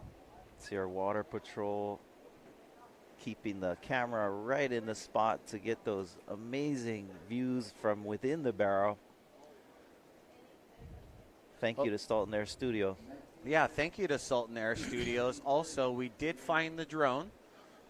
This is the Hui event. I mean, how would you like to be flying a drone and then you just see some of the uncles just like, oh, you the guy. I mean, I've been warning them on Beach Marshal for about the last hour. We definitely heard you up there.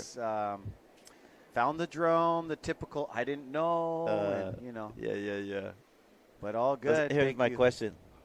The drone's still working or what? I'm not too sure. But, yeah, this is a no-fly zone. This is all Salton Air Studios. Thank you so much for covering this event. Very prestige.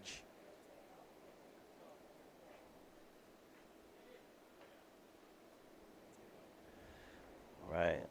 We have some waves here. See if any of our riders are going to pull the trigger of the shootout. Heat Florence, very busy. Right. We've been watching him for the last 3 days of competition, and if there's waves hitting the reef. Right. And Salton Air Studio has been bringing it to us, and their quality is just amazing. And we're going to go ahead and check out what these guys do with this high-quality footage in the slow-mo, which is some of my favorites. Wow, I believe this is day 3. Tell it had a little bit of murk to the water. I love it. Look at how heavy that slow-mo, that is the bonsai pipeline. This looks like Tai Chi Wakita. Wow, beautiful. Pulling into this beautiful barrel. Our Japanese surfers were doing amazing stuff in these backdoor shootout heats. Beautiful double grab to slow it down. These guys contorted and got themselves as deep as they possibly could. Just showing you the quality of what Salton Air Studios brings to us at this event. Reef Macintosh slowing down. Beautiful. What great pipe footage. I mean, you know, every year we watch pipe and stuff, and there's this beautiful deep blues, but I'm loving this. Here's Cole Rothman and a nice pipe beast. Just the width and the height and just how wide these barrels are. That's how you know. Oh, you're look the at that pipeline. cave. And there we are, live. Beautiful job.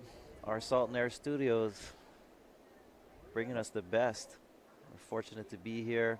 Also, thanks to Surfline for broadcasting this live, and also the Hui.com.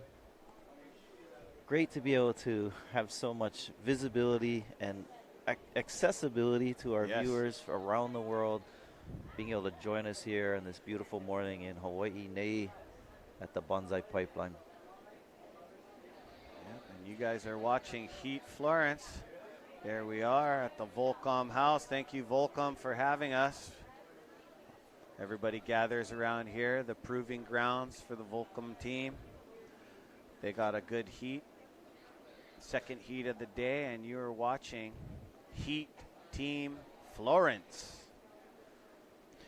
Yeah, so these mo'onui of ancient Hawaiian days, where these legends of these dragons that were ruling the islands as chiefs, and there's different levels of rulers and rank within the mo'onui community. There's Brother Todd Tamura. Hui Todd.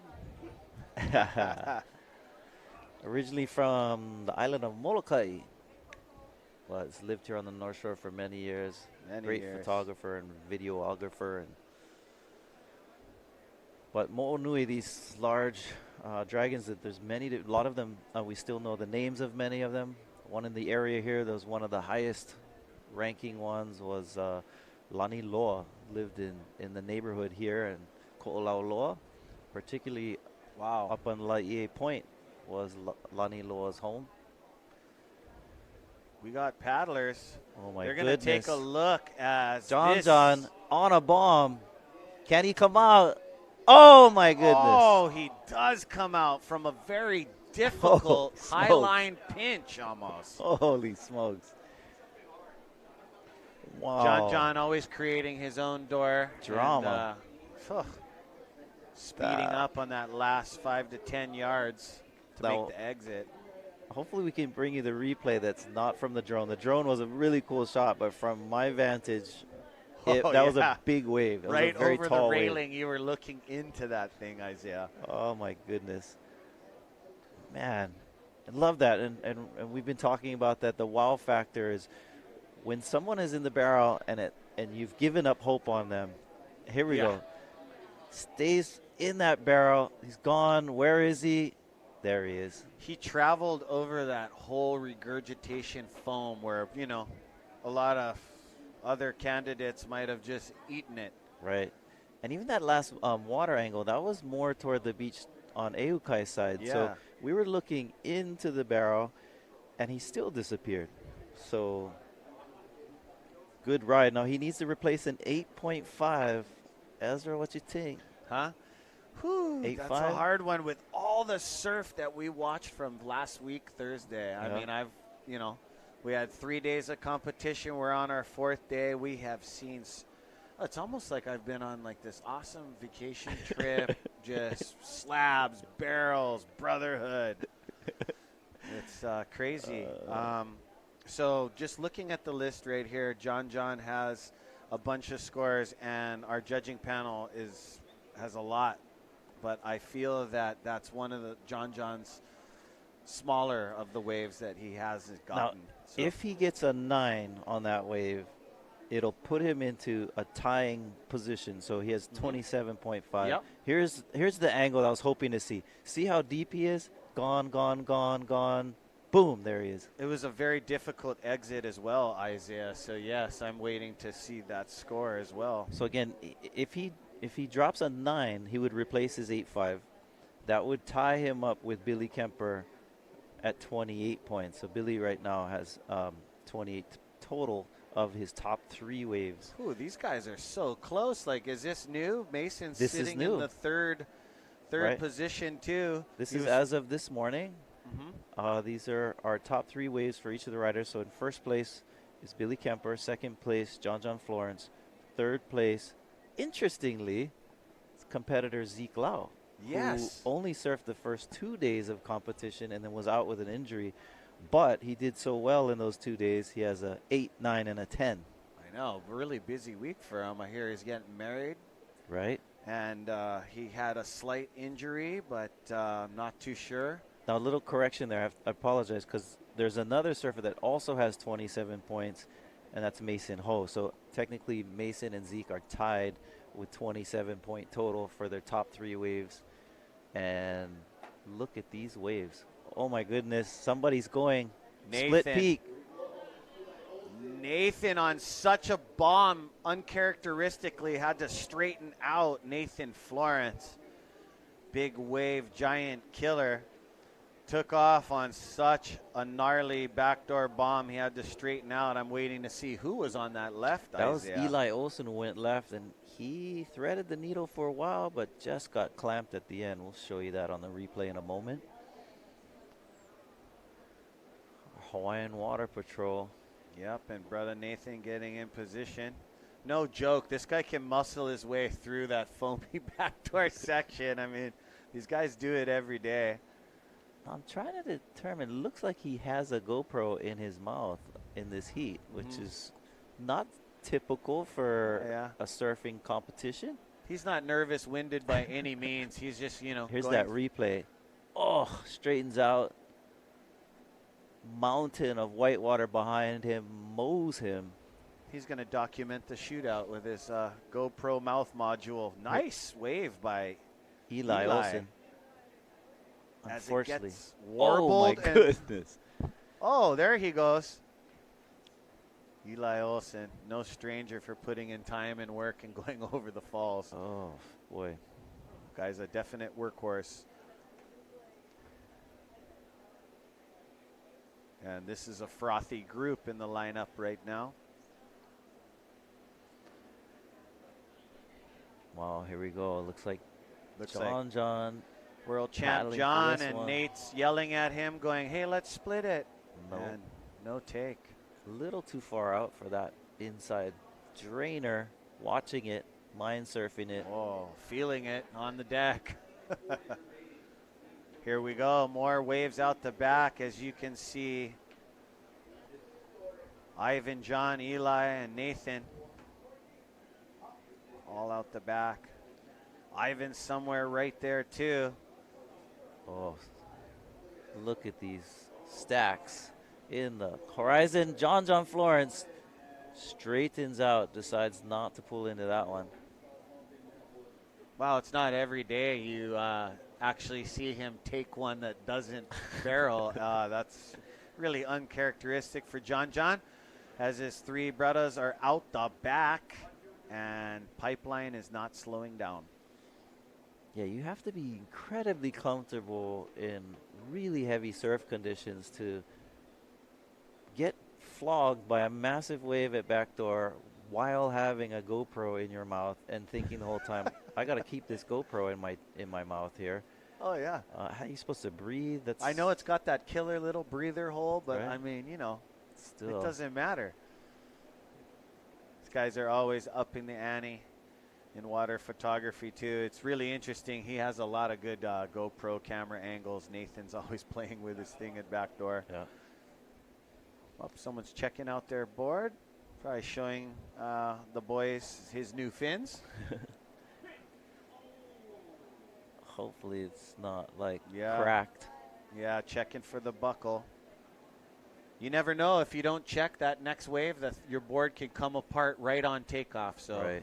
These guys, tons of equipment. I want to say Eli this morning had about 8, 9 surfboards, all Oh, wow. in the back of his Tacoma. Well, you need it. We've seen, Kai Lenny broke a board this morning. And, Glad he's okay. I yeah. seen him on the inside with Hawaiian Water Patrol, just kind of laying a, back, yeah. taking a breath. Yeah. Oh, nice shot of Nathan Eli and Ivan waiting for John to make it back to the pack. Yeah, I love the camaraderie in these competitions. Saw a lot of shakas being thrown to one another. I mean, Yeah, definitely as cool as this contest is and how many times they get to surf, and it's the Hui will hit Inalu. Maybe these guys will be mic'd up one year, you know? Right, that'd be cool. It'd be super cool.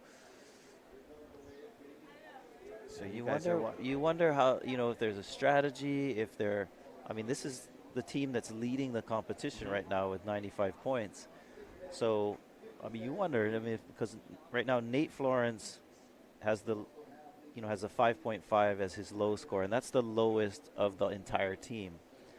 So you wonder if they're like, all right, Nate, you need a good one, or if they're kind of like, bro, you just caught that one, my turn. No, I know it's definitely that way because they all also individually know that Balaram is holding an 11, and someone wants. These guys are such showmen. Someone wants to be the guy that says, "I got the 12 this year," and it isn't easy to do with judges like Dean Morrison, Barton Lynch, and Flynn Novak. It's really neat to see them dissect the scores up there over and over again. Nobody's going to get the short end of the stick as we see more waves on the horizon, Isaiah. Yeah, you see these inside double ups. Oh, my goodness, so heavy. I know we're missing Mr. McGee, but, when you don't ride a wave at Pipeline and it barrels in front of him, and here we go, Ivan Florence.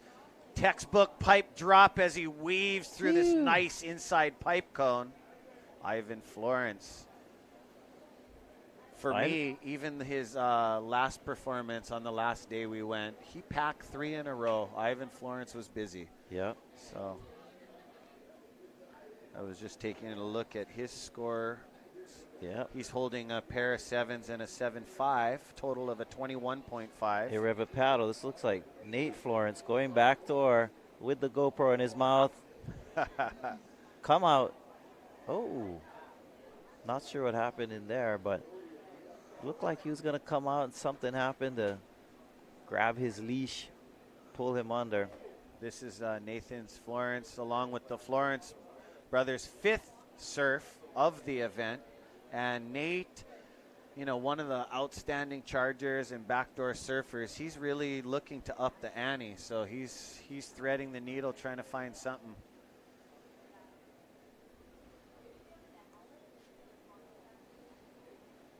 He's not just going for that beautiful GoPro backdoor vision. Yeah. He wants a 12. He wants to beat his brother.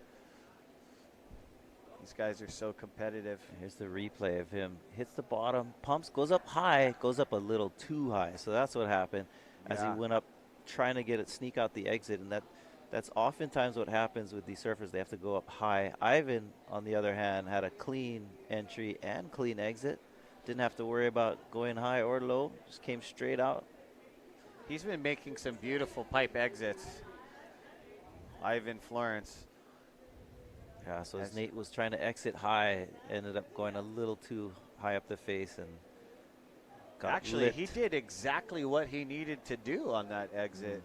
As we see Bethany Hamilton, Moana Jones, and Joey Johnston and the crew checking it out.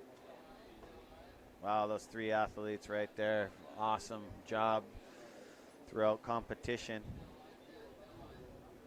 We're going to see the Wahine come up later on today in Heat 8. So exciting. Yeah, excited about that, sure. It's going to be their 5th surf, maybe their 6th, because second round.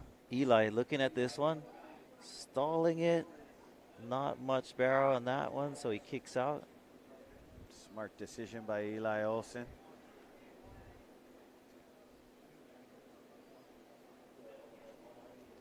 So looks like they're taking a look at this one. It's coming really from the west, so I don't know if it's going to line up right. But looks like they're having nope. That drone will show us what it looks like. that inside reef, very shallow in that zone, and probably Nobody why was they opted interested. not to pursue that one. Ivan was taking a look, though. You Yeah. never know. He's been coming out with some nice, tight ones, but these guys want big, girthy, obtuse, fat pipe waves, and they want to, you know, show the judges that they're going to pack it, and they want to get a 12. Yep. So Team Florence with a total of 95 points, leading us. Right behind them, though, is Team Quicksilver, and those guys will be surfing soon today. See if they can jump up in their position from second to first. We have right after them is Team Snap 4 with 89 points. So these are just like fractions of, Team Florence, though, is pretty high up in the lead with 95 points, whereas Team Quicksilver has 89.5 points. Right below them, Snapped 4 with 89 points. The Hui Japan is in fourth place as of this morning. There's Not Jake bad. Maki Jake again. Maki, congratulations to him. Just Pointing got out there, himself a sir. clothing sponsor the other day. So charging, this guy. Right. A lot of good things I hear about this young man. Originally from Kona on Moko Okeawe, Big Nice. Island. His father's a fireman and good family. Actually, for a while, I was coaching surf teams, Yeah, high school surf teams, and he was one of our athletes at Kahuku. And great kid, good family, good people. He's still going to Kahuku High, correct? Right. Yep. Still, he's a senior at Kahuku. And what a young man, you know, seeing him in this yard, putting in his time, listening to his uncles, and he went out in the misty morning at around 6:30 on those real big days. No jet skis. Jake Maki on his way to becoming a pipe specialist as you got Florence Heat and 20 seconds left. 20 seconds. Well, we'll let you know about if John's, he had that wave that we're wondering if it replaces the 8.5. That's so far been one of the best waves that he actually had two waves. And we'll get back to you, see what those scores were. Two really good waves. But that's going to close out our heat for Team Florence. Hopefully, we'll see them back in the water today. We hope to see if the conditions hold out that we can have 2 rounds held today. Yes. So I believe Peruvian Tubos is in the lineup. Well, as this was a pretty good heat, we're going to show you some of the highlights. Ivan Florence on a bomb, starting us off at this heat. Gets a stand-up barrel, gets shootout at the shootout. Nice soul arch at the end. Eli Olsen trying to replace his 6'5" in this heat, and we'll see if he's able to do that. But John Florence lets go of the rail, deep in the barrel, pumping, comes out after the spit. Nice Little by fancy John kick Flores. out. Eli Split. again. Beautiful, nice green bomb as this one got wonky on the inside and took him over. That was the split peak of brother Nate Florence. Ivan on another one. Ivan had 2 good waves. John had 2 good waves. Nice thread on that one. Nice read from Ivan. And we'll be back with more action from Backdoor Shootout. Aloha. Aloha.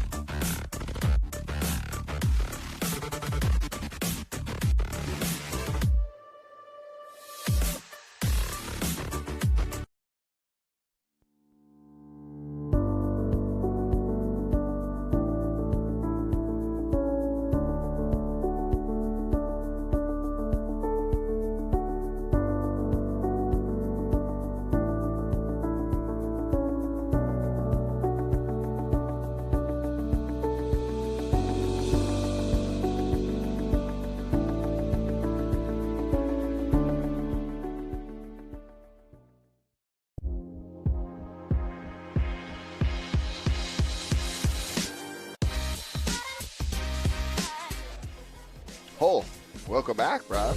Team Peruvian Tubos out there right now with a replacement for Gabriel Villaron. We've got Martin Geray up in the Team Peru team. We've also got our other surfers that have been out there prior. Joaquin del Castillo, Alonso Correa, Cristobal de Cole, Rocky Cannon with Ezra Rodriguez bringing the action from this heat. And, man, these Peruvian surfers had an amazing round 4 performance a few days ago. It was just historic, turned on. I don't think I've ever seen that many good waves come in that 30-minute span of time. With these guys just ready and able to take advantage of every opportunity. They packed every wave in that heat, the one you're talking about. They didn't miss a single one. And then the first day of competition, last week, Thursday, we get here early in the morning. It's a misty Ehukai morning with 10 to 15-foot waves. And here we go. Joaquin de Castillo. Beautiful read. Wow. Beautiful read into that pipe cone. These guys are frothing rock. Yeah. But definitely they started earning the competition. Earning their invitation. They were the first heat to start off and set the bar of the Hui Backdoor Shootout, and it was a little bit of nerves that morning. Yeah, it was big and burly. Really a courageous effort on that day one to be the team drawing the number one out of the hat. And having to go out there first. Oh, my gosh. Wasn't the Peruvian Tubos team as much as the Peruvian guinea pigs. Yeah. I was looking over the railing, and I hear, where is Team Peru? I mean, being a surfer, it's like, you're going to just set the bar for the whole competition. Yeah. Their guy, they also have Alvario. He has a slight tear, I believe, on his shoulder, but he was surfing that macking bomb day on Thursday. And he's actually out there doing our beach announcing right now. Good. Okay, I was he's wondering. Sitting next to me, and he's taking the mic, doing an amazing job. Alvaro, bruh, you might have a job. You're hired, bro. All right. I know he's representing them. Waves approaching. Everybody duck diving under that one. As you see Joaquin making it back out on his yellow board there. Yeah, and I notice on the sheets on our 4th day of competition, a lot has changed and some has remained the same. Yeah, we're looking at this top 3-wave format. We could potentially go to a top 4-wave format. Mm-hmm. That's still kind of one of the unconfirmed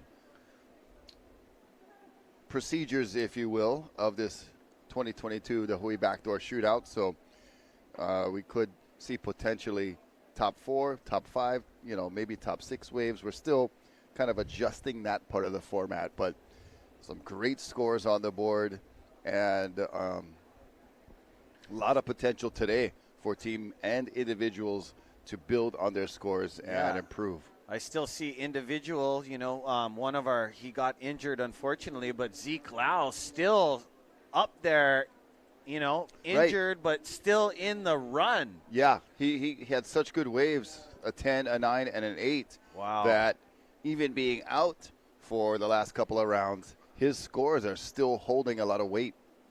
I know it was last week, Monday, when that had happened, and me and you just got done with the morning show, but you had to assist him, Rock. How bad was it? Is he okay? It was one of those things where it could have been so much worse, being the proximity to his actual eye. Yes. So it was just below the eye. Kind of almost looked like he got a solid left hook during an MMA fight. And it was a fin, correct? But the fin actually literally punched him right below the eye, kind of on the edge of the cheekbone, where your cheekbone meets your orbital, your eye socket right there. And pretty swollen. The cut didn't look like super deep, but it was more of an impact cut more than a slice. And it definitely swelled up pretty quickly.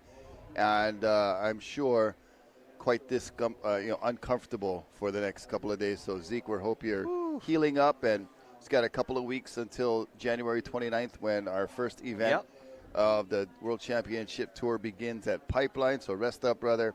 And who knows, bro, you still might get some prize money here being Right. in the top runnings. Just knowing Zeke, I wanted to know how bad it was because I could just see him show up through the fence and maybe surf, but I think he is out right of now. Yeah, he'll rest, and try to get as close to 100%. Yep. Going up against the best surfers in the world during the championship tour event, the two events that are on the way in the next couple of weeks, Pipeline and Sunset. Busy. Oh, and So we got here's waves. the Peruvian Tubos team, all shoulder to shoulder, elbow to elbow, talking about who's going to go on this one, and they'll all pass it up, opting for something better on the outside.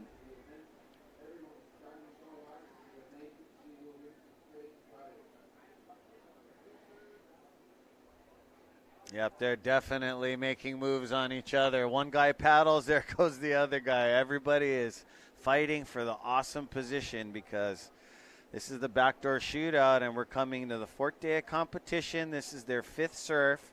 They have 33 minutes, and they don't want to get caught in a lull like we've seen in some heats. Like Team the Hui Wax, really good to see them get some bombs this morning because on our day 3 of competition, it was just a little bit slow just in their heat. Oh, wow. Threading and getting spit out. Not quite making it. As you can see him pop up to the surface. It's about 20 yards from the exit.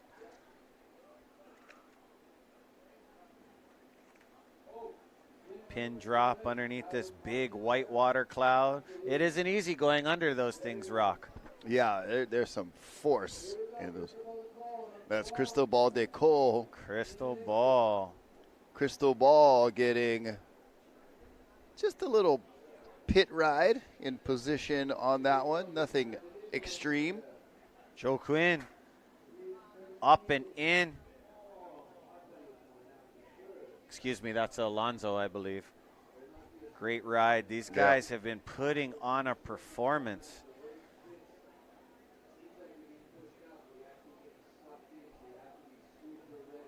You tell them it's their heat. It doesn't matter how big it is out there. These guys are ready to go and do it.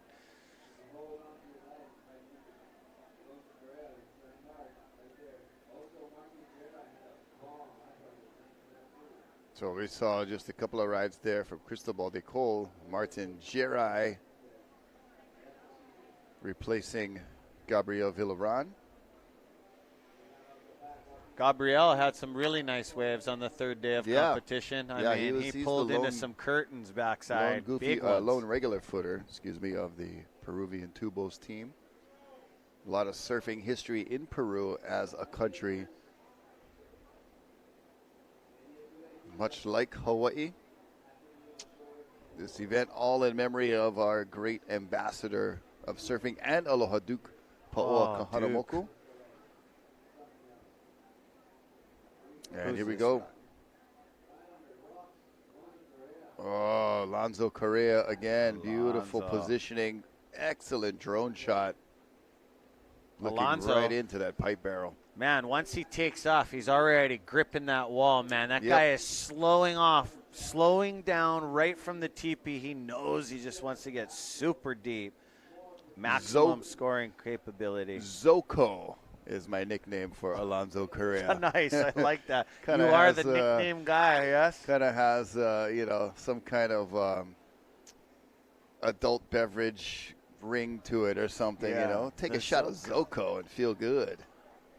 Well, Zoko and them are going to get another shot at it because there's definitely some pipeline corduroy lines coming in with some side of backdoor. Yeah, a splash, a backdoor.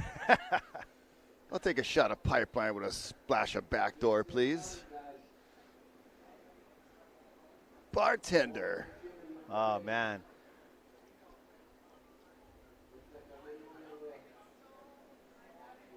Wow, beautiful drone footage.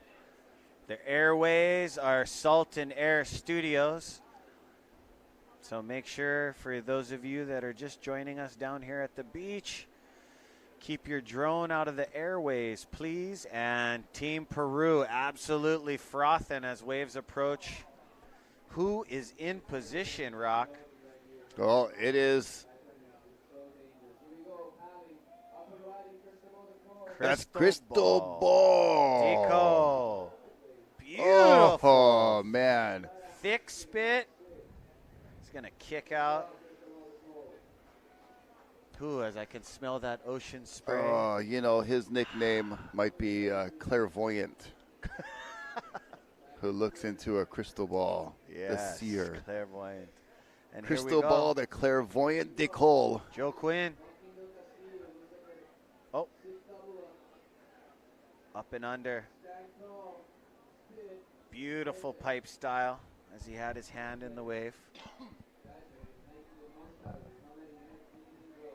Yeah, Joaquin de Castillo getting another beautiful two-brided pipeline.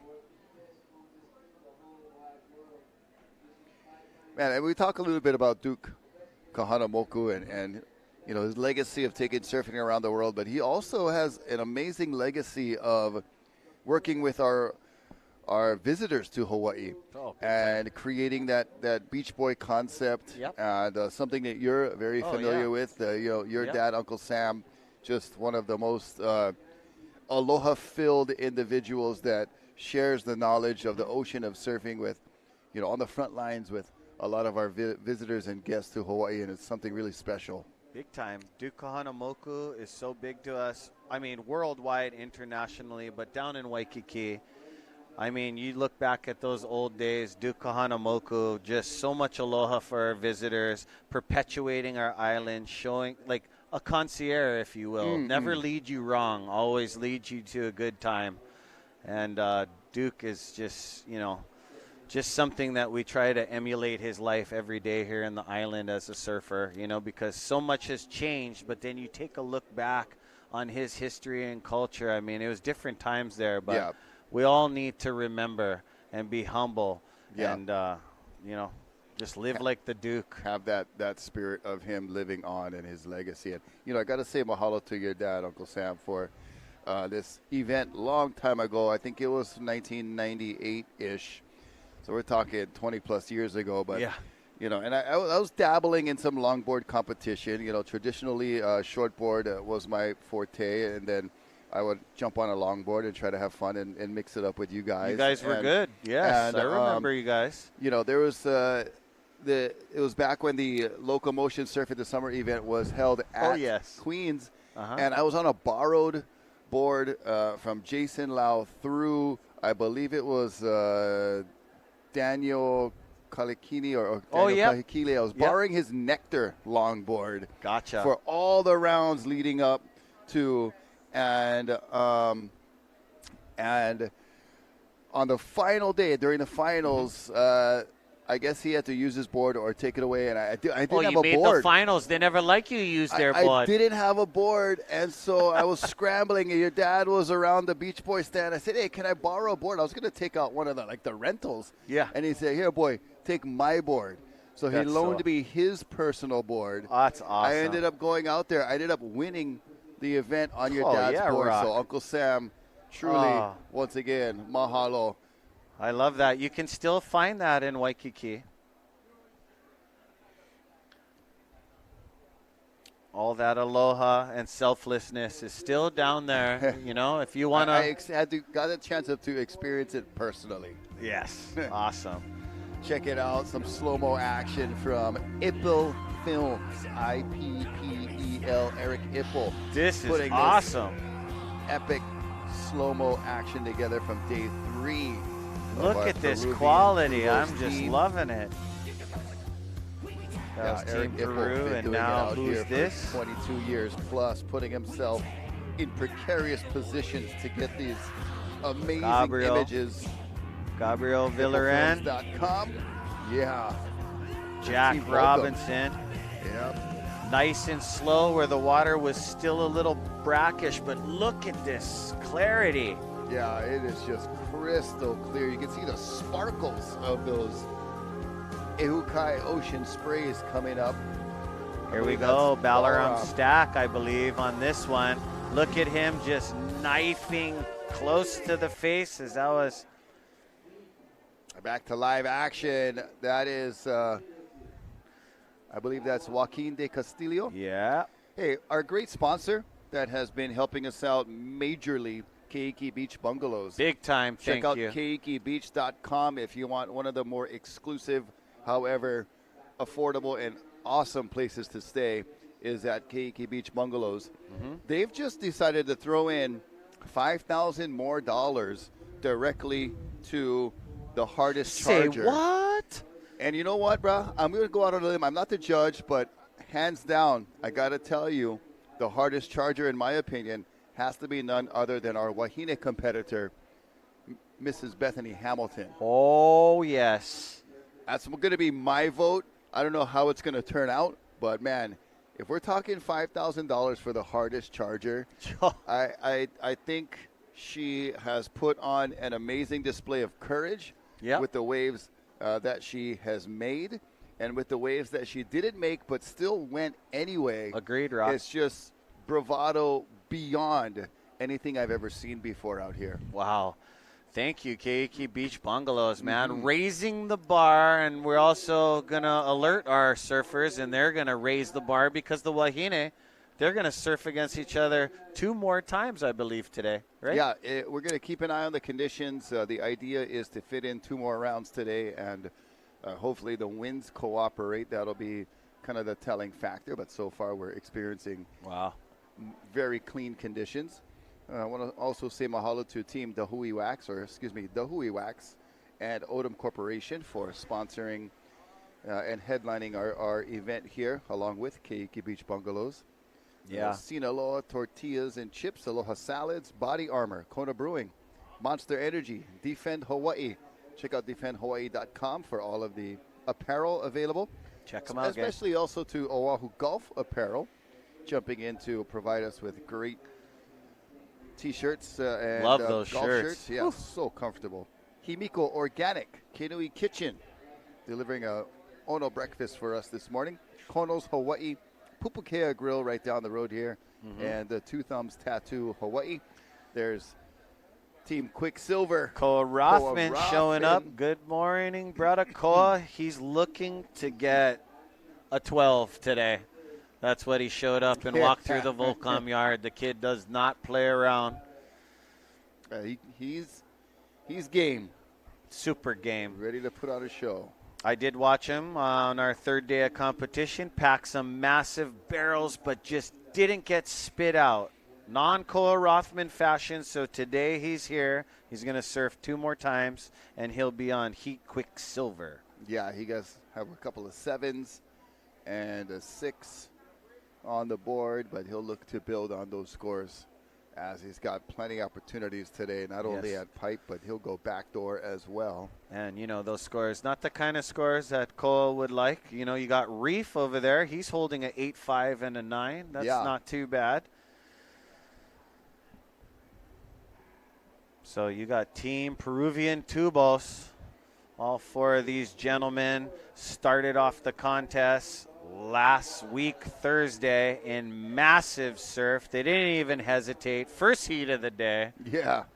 Where is the Peruvians? Boom, out there, setting the bar. It was like, where's Team Peru? Oh, they're already in the lineup, frothing, ready to go. I mean, they drew number 1. They're like, all right, let's get out there and get a couple of warm-up waves before this thing starts. They were not shy on it. And they're not shy like our guys coming up later, too, is the Hui Japan team. Yeah, they're right now in a lot as of a work. team, they're right in that top 4, so they're making their invitation. That is very great. well worth it. And you guys, thank you for joining us on the 4th day of competition. 4th day of competition. This is our last day of competition, and this is these guys' 5th surf.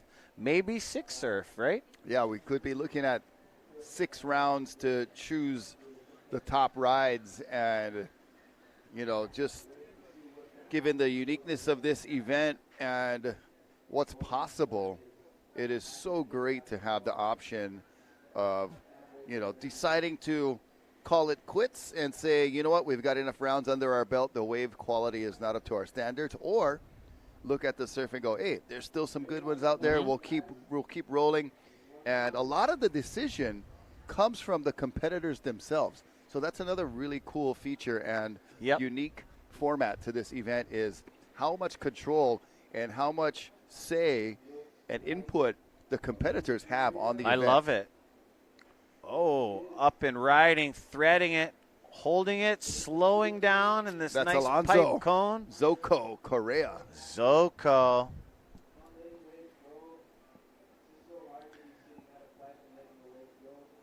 You know, and it is neat, like our group text this morning, you know, the surfers want to surf. Yeah. You know, it was still dark. You couldn't even see the ocean. Yeah, they knew, man. Sometimes you can just tell by the sound or, you know, you just need the faintest amount of light. It was a full moon last night, so maybe they could see something even early on because that moon was, I don't know if it was technically, scientifically full, but you could see that it was big. I was out, you know, walking the neighborhood with my little girl, you know, just cruising for a little bit, and we saw the nice, big, bright moon. So it was definitely shining some light on the water and potentially viewable this morning early. And it was, still dark when we got that text, and it was like, it's on. Competitors want to go. Let's get here. Bro, how did you got here, like, what? You must have left your house 5 o'clock. I left at around 5 something. Yes, I didn't want to be late. Yeah, thank you. I mean, just like our competitors, Ezra. It seems that I've been showing up on the days that we called off earlier than the days that we're on. So I just wanted to make sure I switched that up a little bit. Yeah, Thanks, for the final day, locked and loaded, ready to go. And the Mother Ocean's just taking a short pause, letting Team Peru talk about all their great rides. What a great performance in the last 4 days from these guys. And they are not done yet. They could be coming up for a 6th surf today.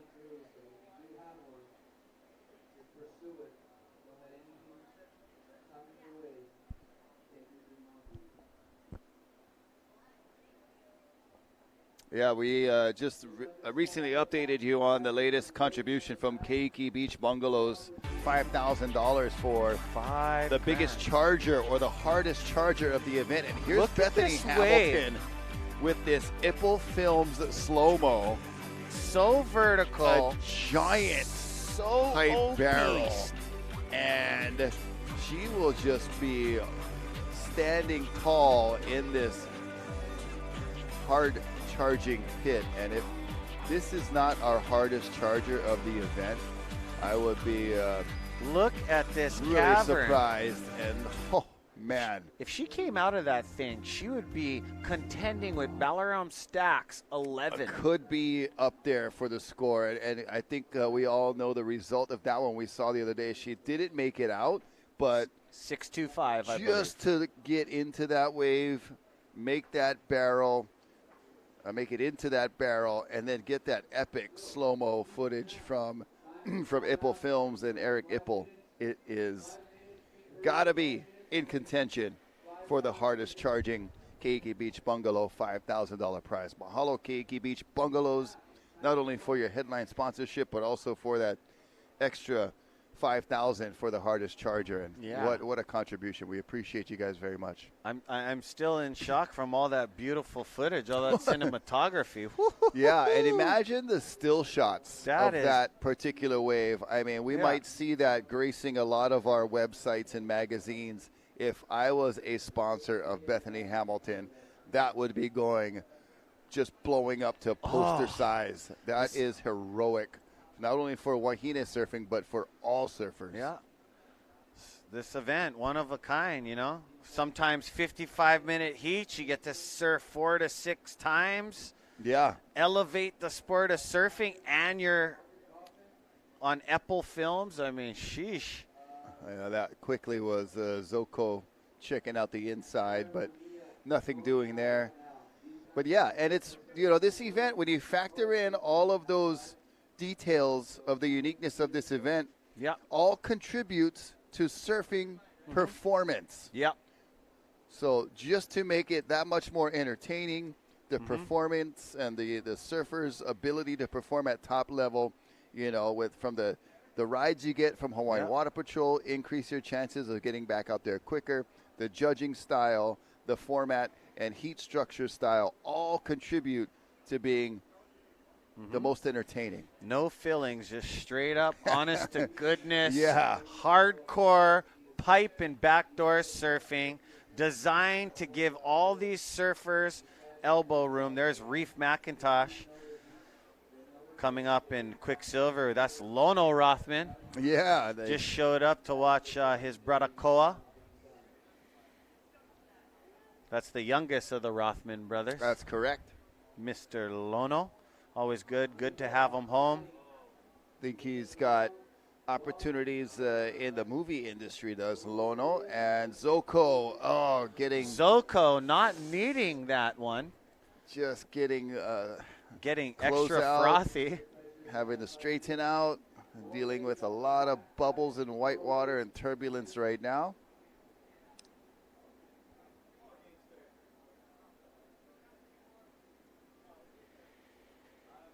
Yeah, some definitely boards were thrown this morning on those heavy whitewater clouds that came in from the second reef this morning.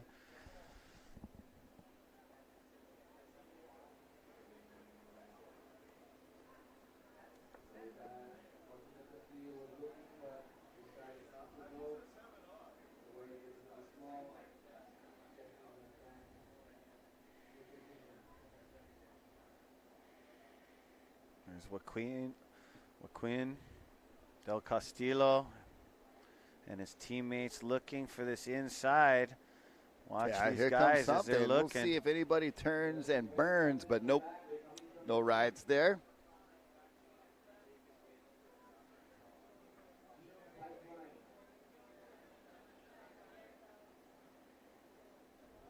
Gotta say, Alvaro Malpartida doing an excellent job on our beach mic. So great to have him here and able to announce his Hui Peruvian Wax. tubos heat.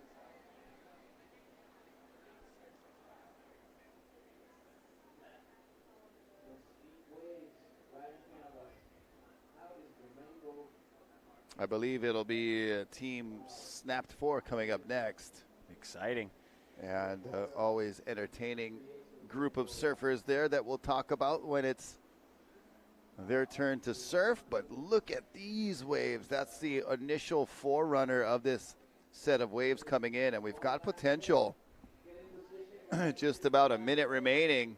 Here we go. This next one could be Their buddy Alvaro is trying to get them in position. And they're all scratching for position. Zoko turning and burning, making the spin, paddling. He's up and riding. Drags And hand. parking it right outside the lip right there. Just getting a pit ride. Beautiful drop, but not much of a wall to work with. So he'll have to 37 on kick the out clock. with nothing pretty much doing there, but 30 seconds on the clock. Team Peruvian Tubos. Will they get another shot on this little inside part? As these guys had a hell of a performance. This is their 5th surf, and they're not done yet. With conditions prevailing, they might surf again for the 6th time. Yeah, we're for sure going to take in round 5. That's no doubt. And then in a couple heats, we'll check out the conditions and make that decision. But we're counting down the end of the 5th round for Peruvian Tubos. They might have had a couple of improvements. Hard to follow up the round they had for round 4. Yep. That was just amazing stuff. And they did a bulk of their big scoring on that day for that session. But a couple of good rides. Yes, I feel as we that. check out the beautiful drone shot there. I feel that there was some great waves in their heat, but it's really hard to beat that 3rd day performance when their heat just didn't slow down, not even a second. So beautiful drone footage. Well, we're going to be right back with more action right here on the North Shore, the Hui Backdoor Shootout. We'll see you soon. Aloha.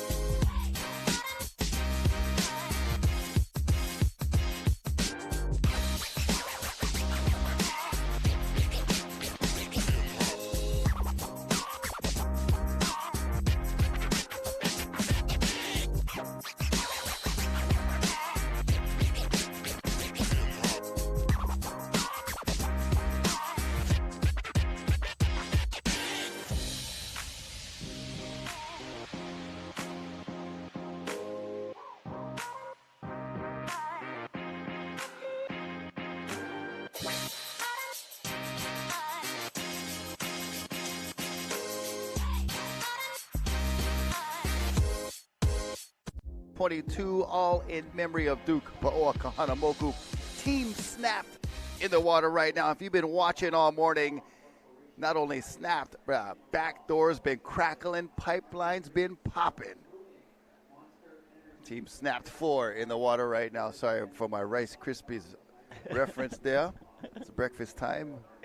Mahalo Kinui Kitchen providing some eggs and fried rice. But man, Mason Ho in this heat, Baron Mamiya, Benji Brandt, Parker Coffin out there right now. Isaiah Walker right beside me. Yours truly, Rocky Cannon, bringing you the action for this snapped heat.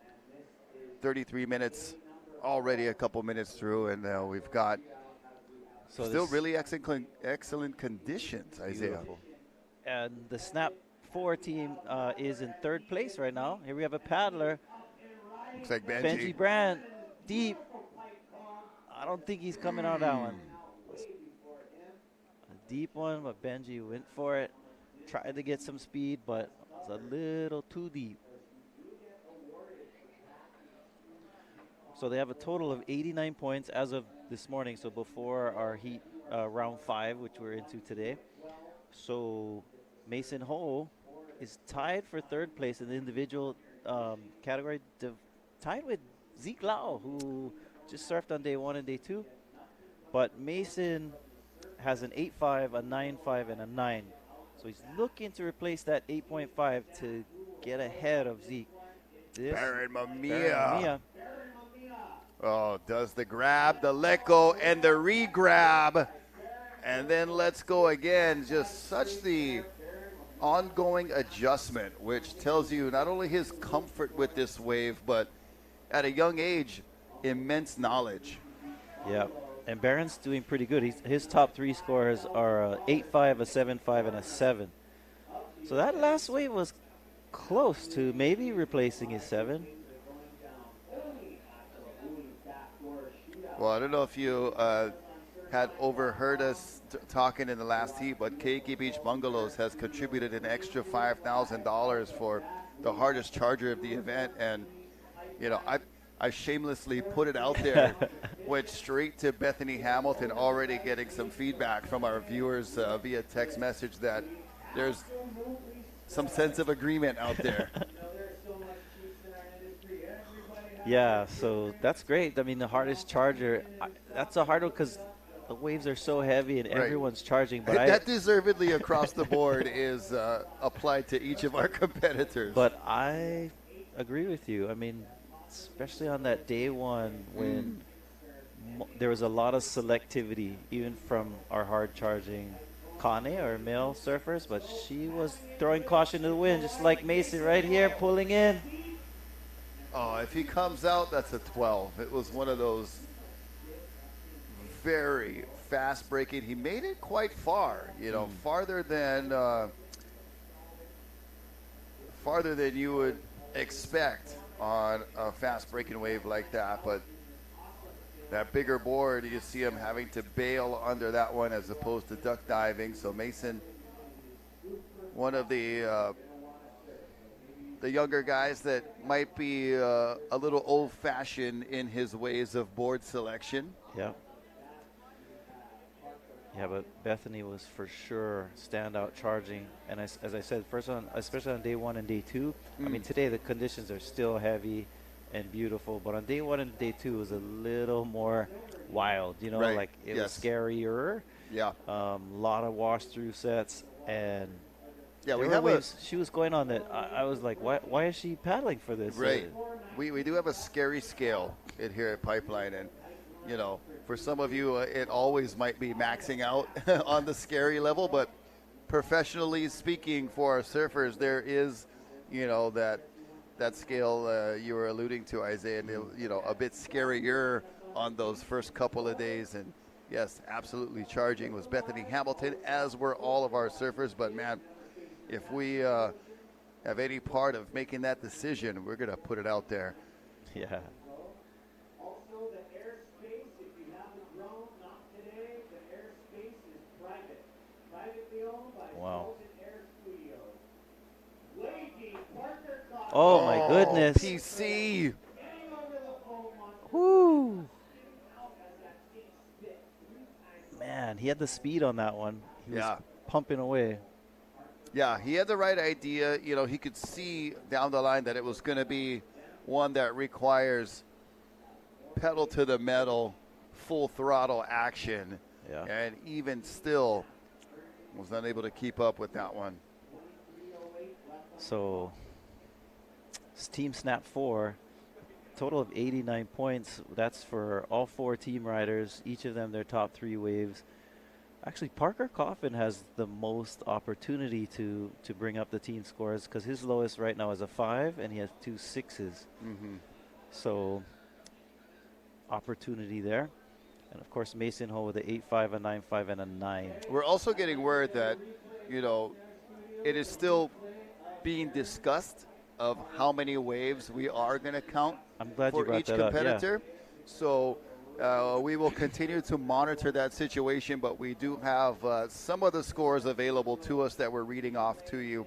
But it is potentially could be top 3 waves, could be top 4 waves, could go as high as the number of rounds that we could have too. Oh, okay. So the number of waves being tallied for each surfer is still unofficial and kind of thrown around for debate as we speak, but obviously we will be able to give you the scores that are presented to us on paper right now. Yeah, and I love but that for because placings and for positionings, we'll be continuing to monitor, because that will make a difference of how many waves are counted in the end. So we're still in the deciding stages of that part of the format, but we'll keep you updated. Meanwhile, we're going to stay focused on the action in the water because there are some sets approaching. Benji Brand on a steep and deep one in the barrel. Beautiful drone angle comes out. Brother Benji branding that one at Pipeline, putting his stamp of approval on that pipe wave. Woo. Wow, that was a beautiful double up wave. Love that drone angle too. The drone was, you could tell it was really close to the rider, and it takes a lot of skill to be able to do that, put your equipment at risk. Aloha. Hey, good morning. Smiles, happy faces, all joining us here at the Hui Backdoor Shootout. You can look at the lineup right there, or at least the impact zone. Mason Ho paddling back out. Baron Mamiya making his way through. Top of your screen, you see that huge Turd reef. feathering set on the outside.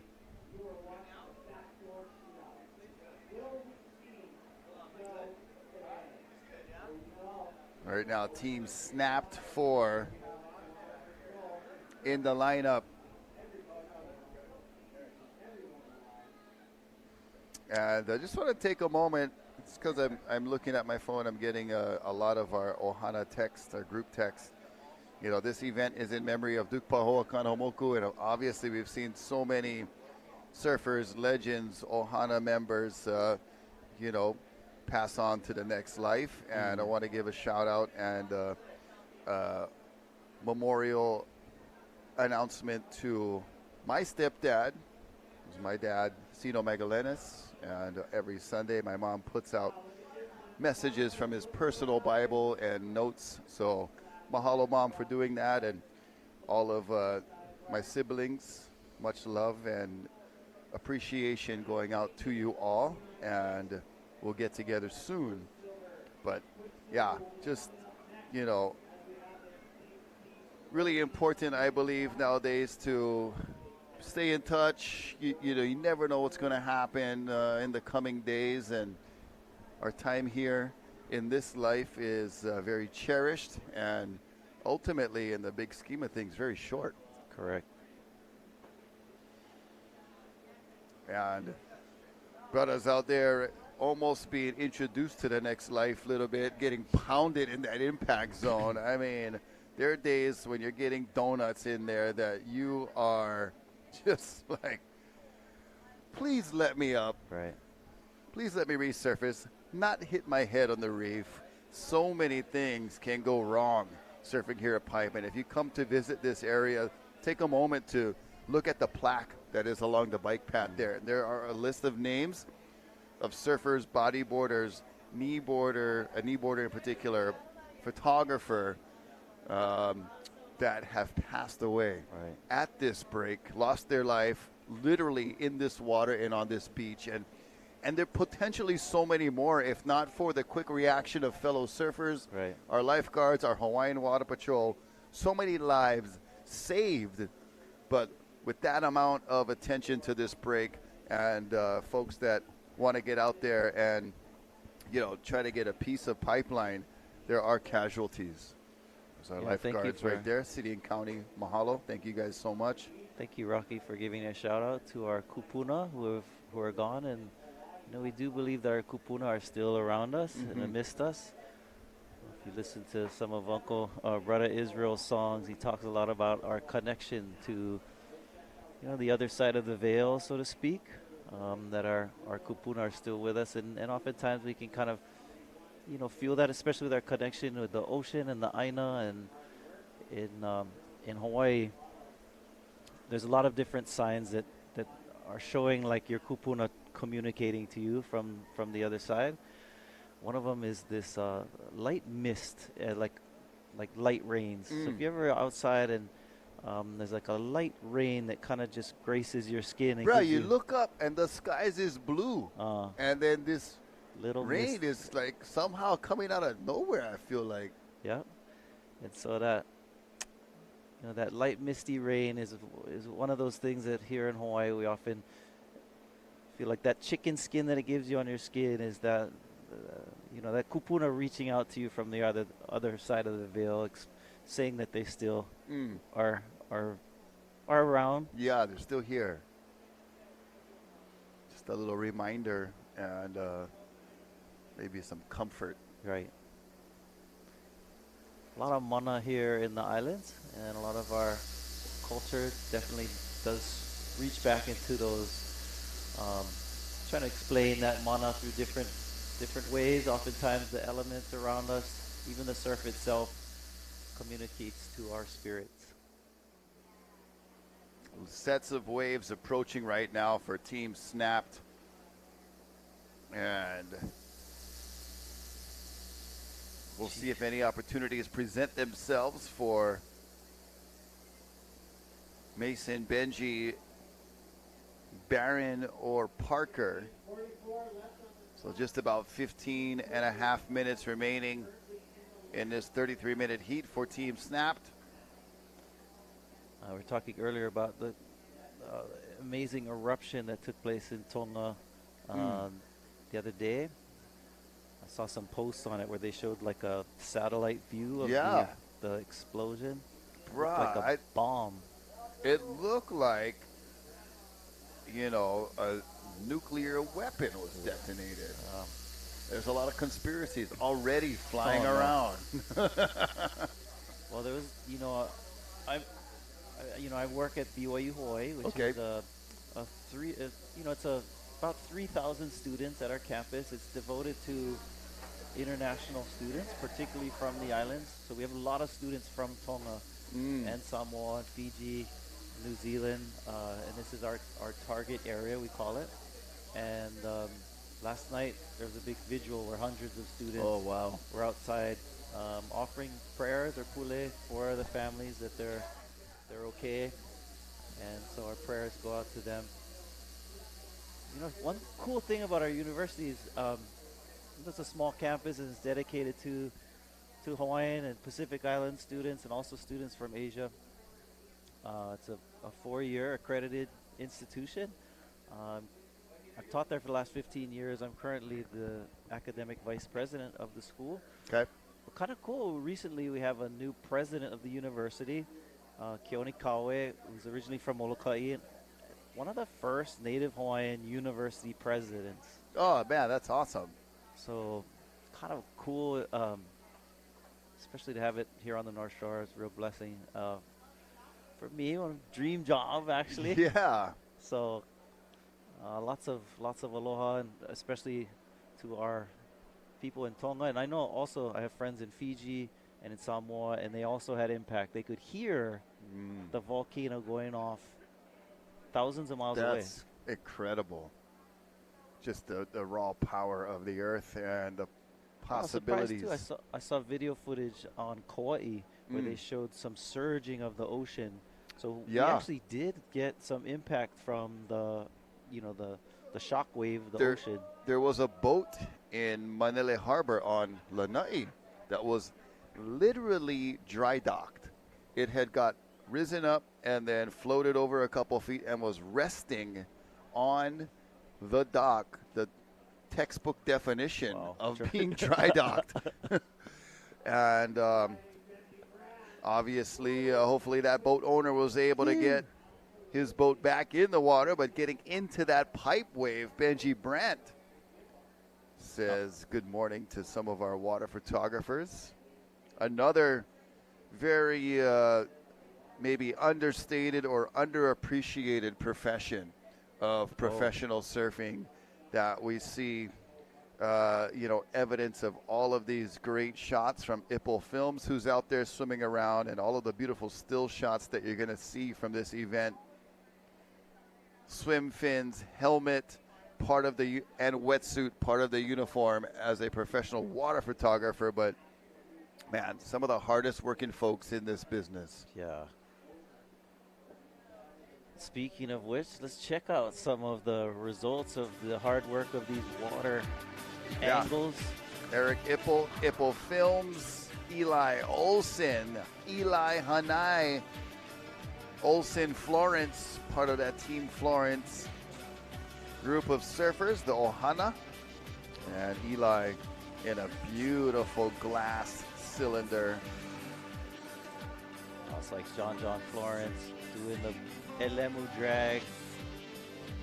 Knowing him, probably let go of that hand. Oh, holds on to it, pulls up high, open cavern. Love this slow-mo.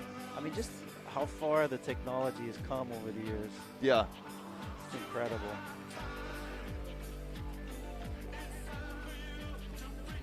That's Benji Brandt. Cool. Benji's in the water right now. He's already had 2 really good waves, so this is just beautiful image of him from some of the earlier days of the event, traveling through slow-mo. Oh, man. I'm glad we're throwing this one in here. Just look at the unorthodox, however, as well as unique style of none other than Mason Ho with It looks like he's body surfing. the front hand grab, and he's parallel with the surface of the water right there, still able to hold it. And he's determined to keep that front hand on. So he's normally would be grabbing with his right hand, but he's grabbing with his left. Why? I don't know. But but it's so it's cool. so stylish and unique. And that is functional. Kind of his branding is he wants to be totally his own individual, all the while paying some tribute to surfers of his past, his Uncle Derek namely, and obviously his dad Michael Ho still around, still getting out in the water, and Mason Right. Yeah. kind of extending that tradition. For sure. And I love it. I love the style. I love the technique. Just bringing a lot of entertainment to us. And I think, you know, it's pretty well accepted that Mason Ho is one of the most entertaining surfers. Kind of stuff that he does, just with so much flair and excitement, riding over rocks. Yeah. His favorite surf spots is over here to the left of us. Literally pull into barrel and like jumping off on sharp lava rock. One time I was asking him, I was like, "Bro, Mason, how you do that? How do you not get hurt?" He says, "Oh no, I get hurt." Like, Yeah. bro, talk about putting your body on the line and risking it for our entertainment. Yeah. Yeah, and he has fun doing it too.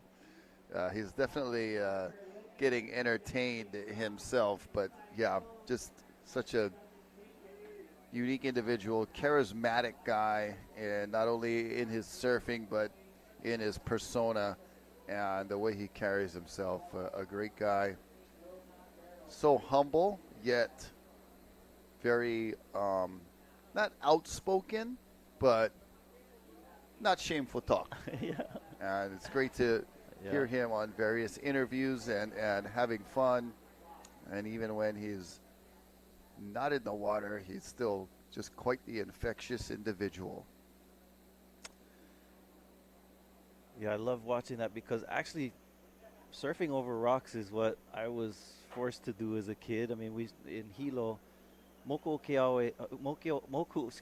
Okeawe is like still alive, right? So we're talking about volcanic eruptions. Now, the one in Tonga was a violent, explosive eruption, whereas on the Big Island, you know, Pele usually is a little more controlled, and so you can you know, I grew up with regular, you know, volcanic eruptions, and fortunately it wasn't that type of explosive type that are so violent, but composite volcanoes versus shield volcanoes. Yeah, thank you. Ooh, good job, scientist here.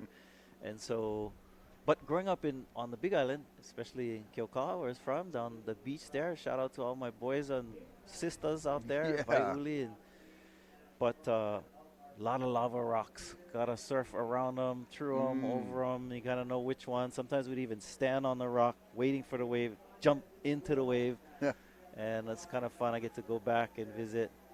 But aloha, one of Kalani our Chapman. pipe master finalists, pipe specialist, Kalani Chapman and son, enjoying a beautiful Sunday morning like, at "Where? Pipeline. Oh, hi, aloha, good morning." Cool to celebrate Ohana and families. Shout out to my family in Ohana. Yeah. So Normally on a Sunday, you guys are getting together and hanging out, but Daddy's got to know. work today. Apologize, I missed church this morning. Okay, okay. Well, there's a lot of spiritual things about being here at Pipeline, Right, a lot of witnessing in this, doesn't necessarily have to be in, a building with pews or a particular sermon going on. You can find your spirituality in many different realms, I believe. For sure, being out here in beautiful weather and the elements around us, the aina, the lani is so beautiful today in the sky that you can definitely feel that mana. So, mahalo, ke okua.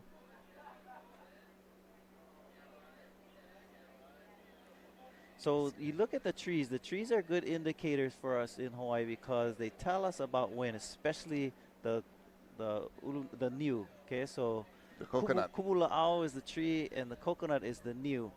So this tree, the coconut, the way the leaves are, they kind of flutter, right? And Yeah, so they're it like tells little us fingerlings. they're fingerlings that give us a little hint to what's going on in the air. Right now, I'm seeing a little flutter coming a little bit from the westerly direction. Is this something we should be a little concerned about? Definitely need to keep an eye on our wind direction and wind speed today, because if anything prevents us from a sixth round, I believe it will be that wind direction and wind strength or wind speed. There's some great quotes or some great cool indicators that deal directly with the coconut tree. Yep. So if the coconut tree leaves are blowing or moving, it's windy. If the coconut tree leaves are wet, it's raining.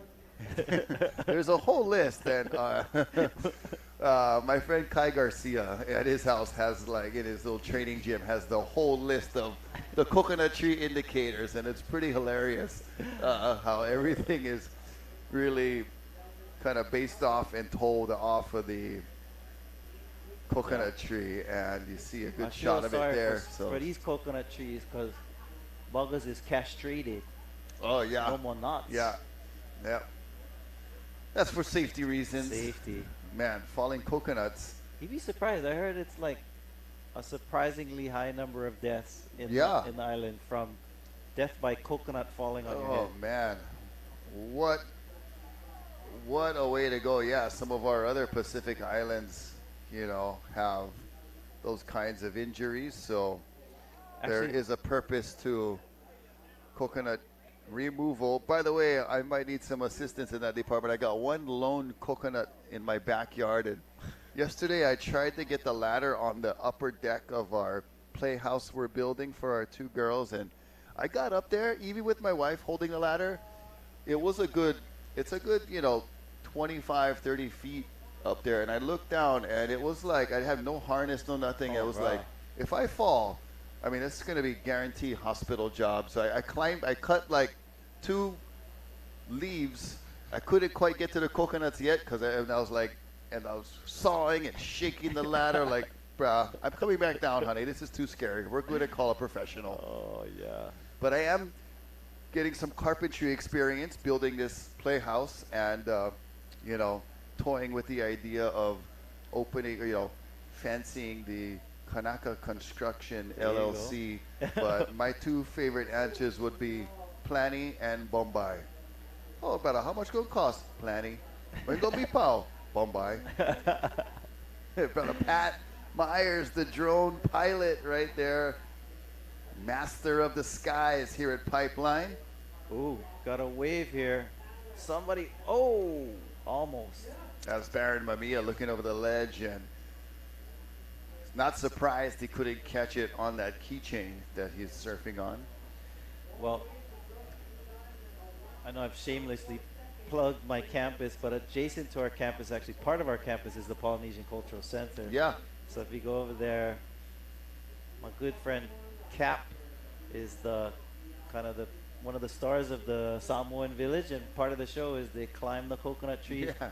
And brother Cap Teo Tafiti is He actually was on a TV show where he raced a monkey. Wow. And he ended up winning. He climbed the tree, the coconut tree, faster than the monkey did. So,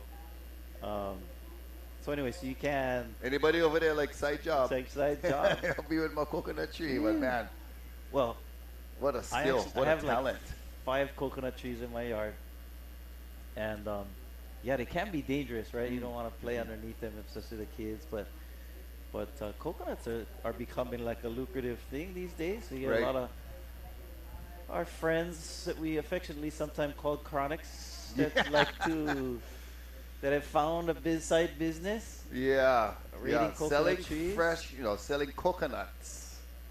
But, Machete the top right off, poke a straw inside, and there you have a.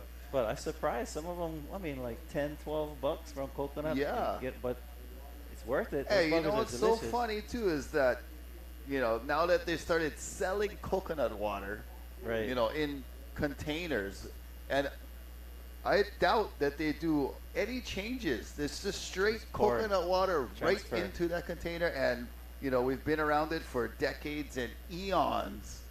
And funny how some of these things just hit the popular market or the pop culture phenomenons that occur with things that have been around for so long. But here's why you like it the real coconut and not just the one in the can, because the coconut you get 2 for. You get the drink and then you get lunch. Yeah, because you get to you eat get the the meat, eat right the meat after. after. Correct. Well, Team Snapped has their 5th round in the books, and I believe it is Team Quicksilver that'll be up next. So we'll bring you right back with more backdoor shootout action after this. Stay tuned.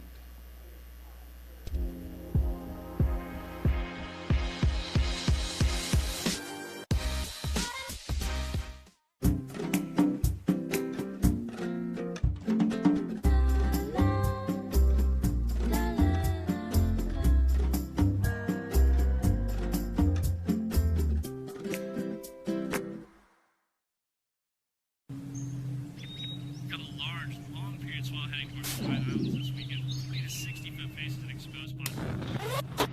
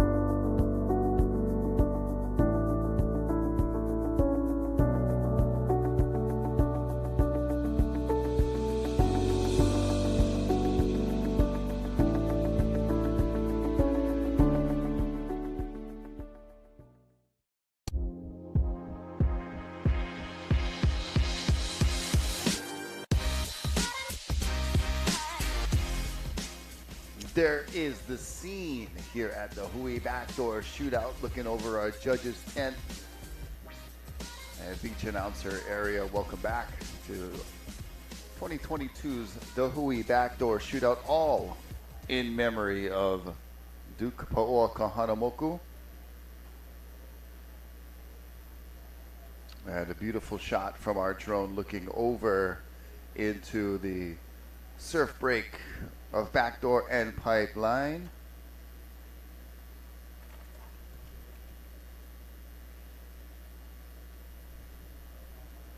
Hey, there we are. Rocky Cannon, Isaiah Walker, bringing you this round 5 action on the last day, day number 4. And we've seen some great waves already. Team Snap 4, the last heat, wrapping up their round 5, and now we are into Team Quicksilver. Got a Reef McIntosh. We've also got Koa Rothman, Joey Johnston, and Cody Young in the water for Team Quicksilver. Right now, you know, they're kind of in the top runnings. They've got a lot of good scores and consistent performing up and down the board for their competitors, but still unconfirmed how much waves we're going to be keeping for each surfer, but we've got some catching up to do in this Team Quicksilver heat with Koa Rothman getting a nicely threaded pipe barrel. And there's Joey Johnston. Yeah, Joey Johnston, you see him pumping in that barrel. That was a tricky one, as you can see those warbles and backwash, a lot of ribs in that one. Tried his best, but unfortunately was clamped on the end of that one. But Cole Rothman's wave, I remember I was watching it live while we were on break, and that was a sick one. Yeah, that was well done. And, you know, he's got a couple 7s and a 6 on the board. That one might be right in that neighborhood. Yeah. Not sure if it's going to be a total improvement or, you know, similar to what he's got already on the board. So we'll wait and see for that. But nonetheless, you know, great way to start the morning and his heat round 5 campaign.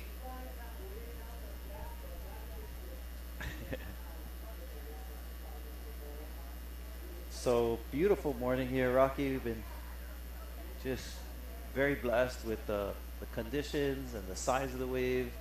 And I know, you know, we're expecting the swell kind of to decline slowly, but you know, it's still really solid. Peaked, I think, last night, and it's still kind of, you know, still really strong. Saw some second reefers this morning, and it's still, you know, as we're looking out to the horizon, you can see in the camera lines marching in from way out off on the, what we call the third reef. Yeah. And then as those swells come closer, come to where our surfers are sitting here on the first reef at Pipeline. Got a paddler here. Is this Cole Rothman? It is. Oh, just not enough awareness, or not enough positioning, or just a little out of position to set the rail and try to knife into that steep wall. He has to straighten out. And, you know, if any of these guys are not going or straightening out on waves, you know there was something that they saw that was unfavorable, right, to say the least, about that wave. These competitors have such collectively immense knowledge of this wave. He was kind of like behind the bowl on that one. You see the bowl, kind of like the water drops out and sucks out. So probably shallow. Here we go. Oh, Somebody got to turn around on this. that's Joey Johnston, and Oh Joey. my goodness.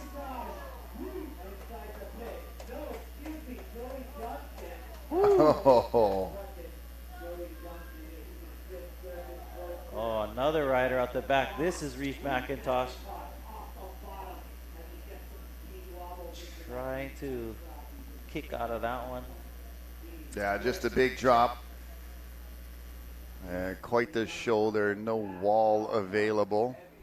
Man, Joey Johnston's wave was amazing though. Steep drop, late, pulled into the barrel, came out. Hopefully we'll get some replays for that one.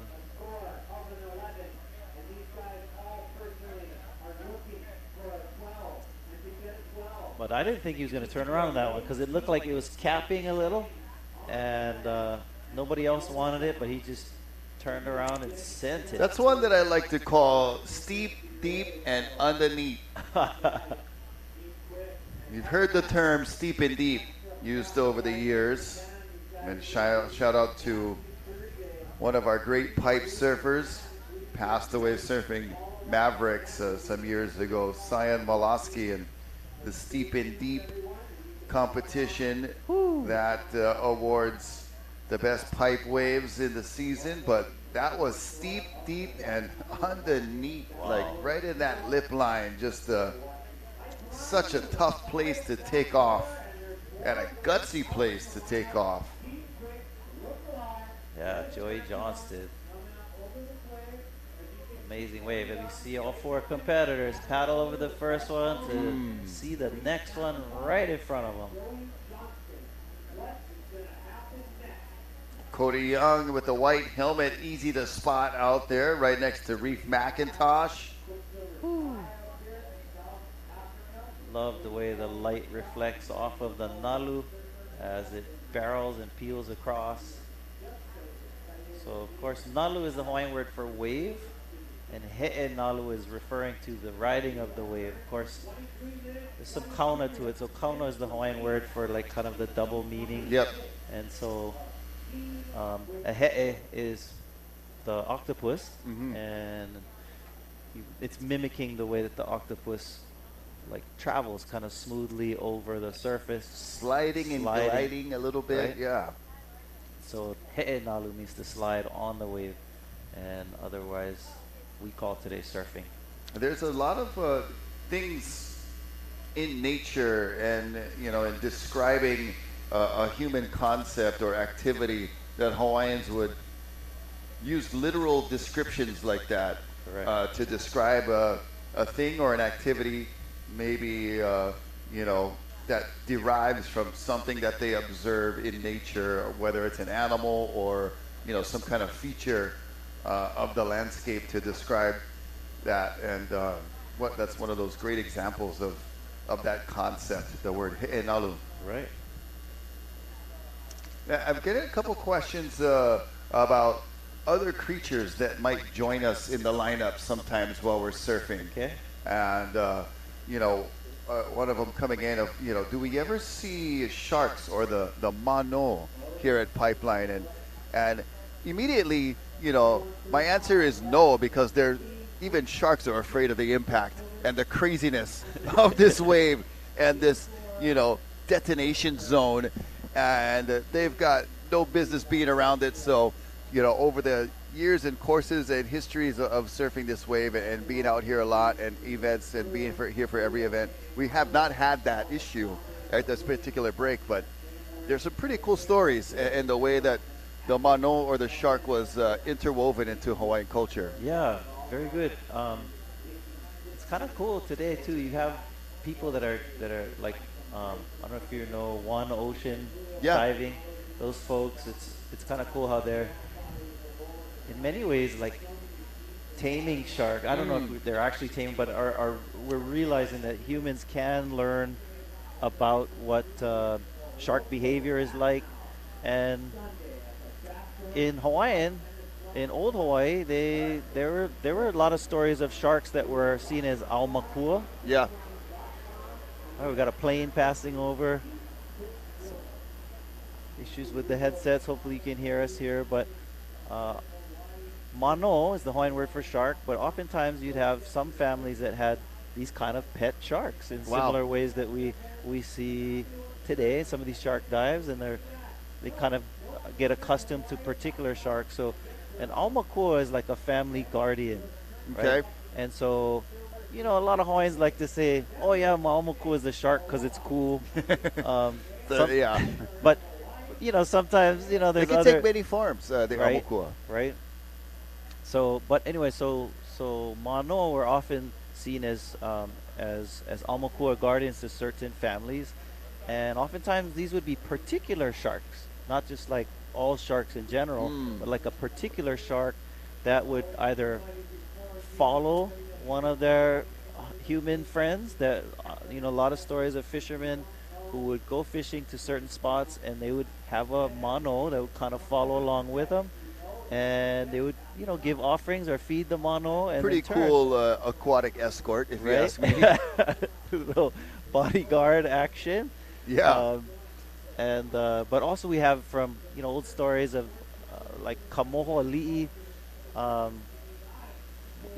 We have other sharks, of course, like the brother of Pele was could shapeshift from human to shark, and was a guardian of sorts. Would as the family, Pele's family, would travel from say Tahiti to Hawaii, her brother would travel along with them as the shark to be the guardian. So yeah, a lot of stories of mono or shark accompanying humans. You also had some mono who were man-eating sharks, right? Yeah. That would be a part of the throwing a victim in the water, and maybe part of your war tactic. Also, Hawaiians would use shark teeth as weapons. Correct. I've seen many of those types of weapons. Where the handle with a big kind of paddle-looking Called a kalei structure, mano. but with the blades of shark teeth kind of arcing around it. Yeah, lei mano was that name of that weapon, where you would have basically a club with shark teeth around it.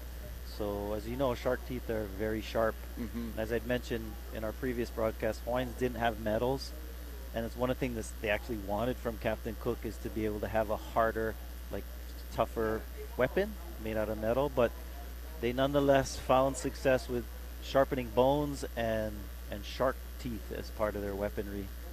Yeah, a lot of bones used. Of course, sharks don't have bones, but they do have the teeth. But different animals, maybe some whale bones would be found or wash up on shore, and other types of bones. land-based animals, Right. including humans and their bones. And we explained earlier days in the competition the importance of human bones to Hawaiians, and the iwi that were a lot of times preserved and maybe even reused in ways to either tribute that person or to I believe in looking back at old Hawaii, and what you start to learn is how very little waste was part of the culture, and this whole full cycle recycle type of items and concepts that are prevailing right now in current times. Yeah. We can learn a lot from looking at Right. old Hawaii in that regards. Yeah, correct. We were talking about coconut trees earlier. The coconut itself and the coconut tree, and this is in Hawaii, but also throughout the Pacific, there were so many uses just for one thing. It's quite amazing when you break them all down. Yeah, like you drink the coconut. When you husk the coconut, the husk coconut becomes fuel for cooking and fire. In fact, even like they would take these on a voyage on a canoe, and the coconut was such a life-saving thing because it gave you the sustenance and the electrolytes in a coconut are, Right. my understanding is it's far superior than almost any drink that you can come up with. Here we have a rider. Cody He's Young. from Maui, Cody Young. See a little bit of that texture from the current sea breeze that is applied right now to the break, and Pipeline Backdoor still quite resilient and able to handle even a pretty good healthy sea breeze, but some of that kind of leaking into that pipe wave right there, making it difficult for Cody to exit. Yep. So yeah, I like what you're saying about recycling and being wise with your resources, and for sure the coconut had many different uses to it. Yeah, in fact, as we watch Cody on the replay, just a lot of bumps in the beginning of that one, and you can see a little bit of that texture just faintly presenting itself on the exit of that wave where Cody was unable to traverse through. So the husk can be used to start a fire or be like kindling or that kind of hairy consistency to it, but also woven into very strong Right. rope. Right rope, yeah, correct. Beautiful shot there. Checking out the Looking towards, edges of the Ko'olau mountain range. right, looking to the northernmost point of the island, Kahuku Point. Yeah.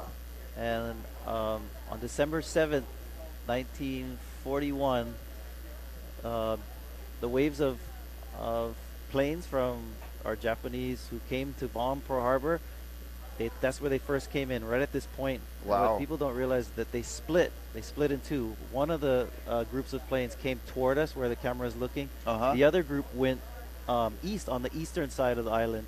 And it wasn't just Pearl Harbor that was bombed on that day, but also Kaneohe base.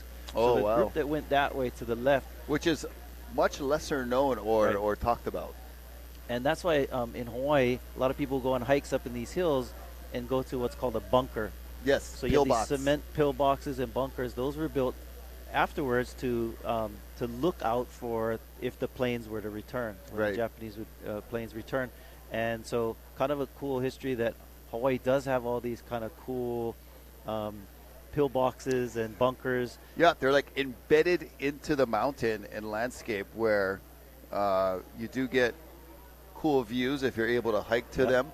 But like you said, like directly a result of that invasion or that fateful day when, you know, Attack. the attack, and the best way to see the future attacks was to position Right. eyeballs, literally. Guys had to man up and camp out there for days and weeks at a time. Yeah.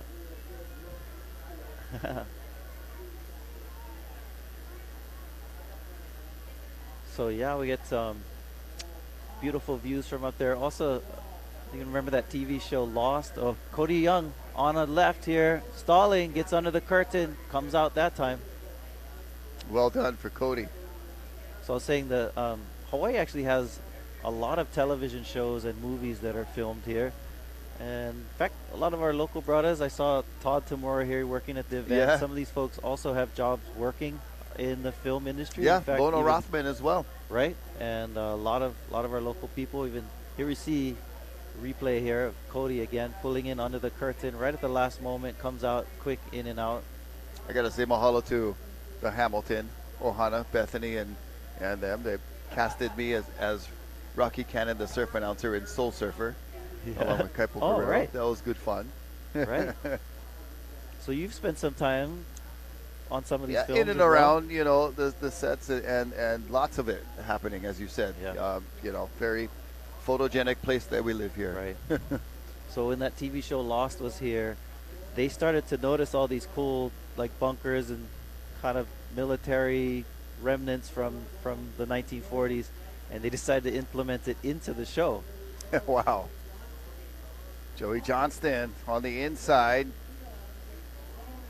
Still in view from that angle, so going to stay on the smaller end of the scale of scoring for Joey on that one. Yeah. So our history is written into the landscape in old times and even in modern times. So I guess see a drone shot here trying to find the bunker up above. Directly mid-screen, and you see a little square. I wish I had a telestrator. I could circle it Draw a right there, circle. but it is very hidden and tucked in, if you will. But And man, it's right so beh- many of them around the island. Right, and that's right behind us. So that's one of the hikes here, right behind the elementary school at Sunset Beach Elementary. There's a hiking trail, and you get to the end of that trail is a bunker. Pulling into this little bunker, Yeah, Joey Johnston. trying to hide out for a second, but still kind of was in full view for that entire ride. Great technique, and nonetheless a fun wave for Joey, but for shootout standards in the way of scoring, that's going to stay on the lower end of the scale. This is Team Quicksilver with their 5th round in progress. We'll have a couple of more heats to wrap up round 5 and then stand by for any potential changes or official call for round 6. We'll be updating you as we progress along here. Thank you for joining on surfline.com and thehui.com. Mahalo to Salt in Air Studios, putting on a great show all week long and all contests long. We started about 10 days ago with day number 1, and then had day 2 and day 3 with a couple spaces of off days in between.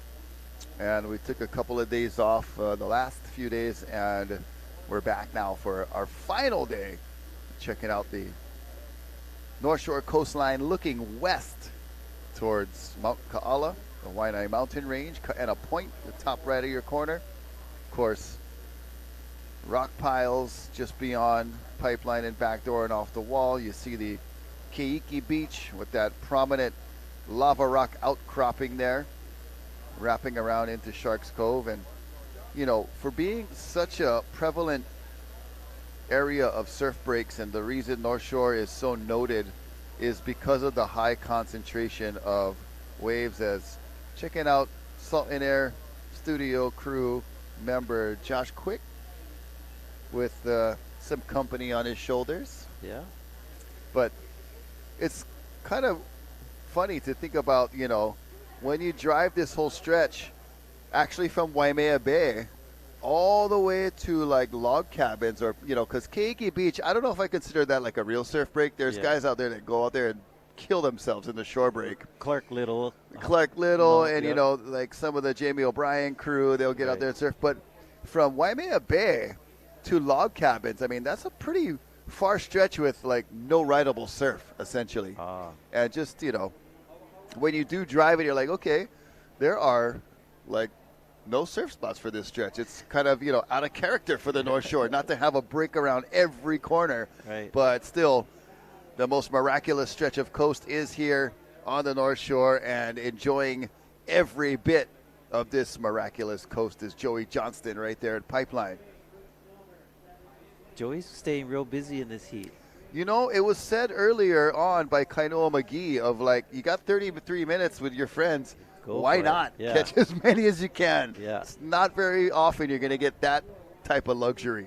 Yeah, and in this event, too, it's clearly not just about winning, right? So there's no elimination rounds. And so, you know, if you're not going to win the event, you know, everyone's a winner just by being out here at Pipe. Might as well just enjoy it. Yeah, make the most of it. Have as much fun as you can. You see that prominent edge of the reef in this beautiful drone shot where the Hawaiian Water Patrol jet skis are positioning themselves in that big sandbar area that is sometimes either welcoming when you're getting pounded or a little notorious if you're trying to thread through a long pipe barrel and it sucks up too much and kind of dumps on you. So a little bit of love-hate relationship with that sandbar section over there. Yeah. I mean, when you're hitting the bottom, you're grateful for it. Right. It's so cushiony. And it's not like, man, East Coast, shout out to all the East Coast surfers, but you guys got some hard sand over there. And I've gotten some like scars and scrapes from hitting the sand. Yeah. You know, almost like a strawberry road rash kind of action. Yeah, the sand here, especially at Ehukai Beach Park, is very large grained. Right. And because of that, it's like a bean bag almost. Like you fall into it. It's very soft. It's such a cushion. And even when you're getting pounded on it, it's still cushiony enough to where, you know, it's not going to break you too bad. Right. Saw a quick shot of our Wahine team surfers. I believe we'll be having a replacement for Bianca Valenti. It'll be our Hawaii's own Malia Manuel will be joining Moana, I know Bethany, Malia, and Keala. Malia did surf with us on one of the early days too. So it's nice to have her back with us, one of the alternates. Kind of cool. This is the last day of the window, right? So we've been kind of holding out, and it's kind of up in the air. So maybe some of our competitors already kind of took off, maybe thinking it wasn't going to run. But today we were stoked to see the waves were solid. And, you know, I think it's also cool that our competitors have a voice in making that decision. Yeah. So every morning they come here. You have the team captain from each team look at the surf, and they come up with their, what they thought about the surf. And you know what? I think they were correct. I think they ended up picking the right days out of the entire window. And fortunately, our final day is on the final day of the window. Yeah, talk about really epic timing and great way to finish as Joey Johnston staying busy, but just a little too far back on that one. A difficult exit point for Joey, but he looks to be okay. Board still in one piece. Oh, maybe not. Nope, broken board. Oh, actually. Jinxed it. No, what?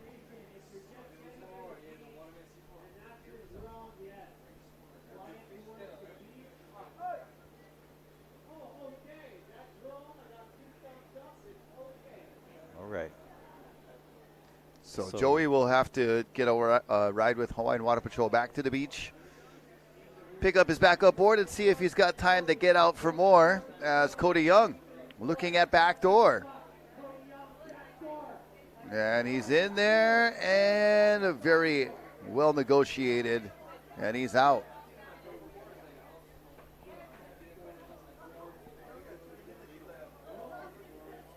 Yeah, so that was a sick one, choosing to go right. It was a smaller one, but as you saw, it kind of grew on him. So we have these waves we call growers that, because of the angle and because of the bend, the wave starts off smaller and then gets bigger as it breaks. And so you saw that one.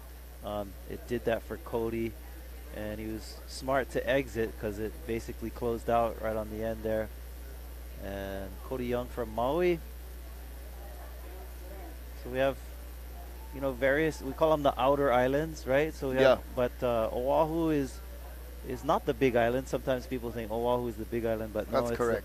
It's the most populated island, right? And so if you're not from Oahu, you live on one of the other islands, we refer to it as the outer islands. So Maui, Kauai, Hawaii, big island. In fact, the reason why Hawaii is called Hawaii is because the Hawaiian kingdom was originally from the big island of Hawaii. So essentially Hawaii conquered the other islands. Yeah, it was the main island. Right. And so, whereas I think if maybe the Maui chiefs had conquered all of Hawaii, maybe we would call Hawaii Maui. Huh. Interesting.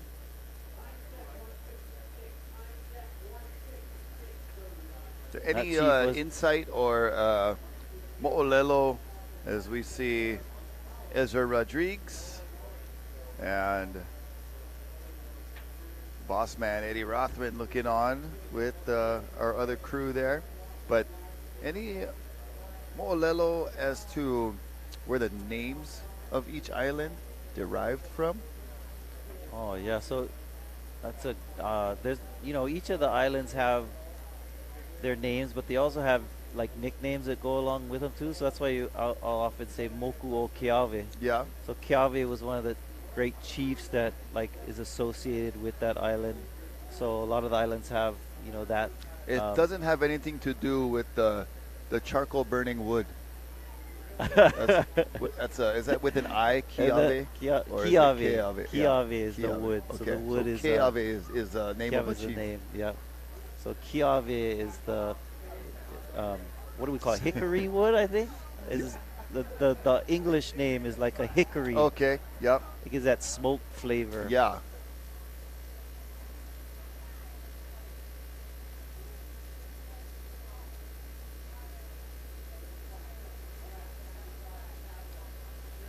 There we go, up and riding, Reef McIntosh moving towards the inside section and threading one through. Going over a couple little bumps and carving back to the inside. Cole Rothman. Wow. Getting shacked at pipe. Just under 10 seconds remaining. Love it. Lots of aloha. Came out of that with a shaka. Yeah. Even though he looked like he hit a few helmets on his way out of that barrel. Team Quicksilver wraps up that heat. Some good rides there. The beginning of the heat, we saw Koa with some good ones, and then right at the end, also Koa again. In the middle, seemed like Joey Johnson stayed the busiest. And was catching a lot of waves there. All right, we're going to take you guys to a short commercial break, and we'll be right back with more the Hui Backdoor Shootout after this. Stay with us. Aloha.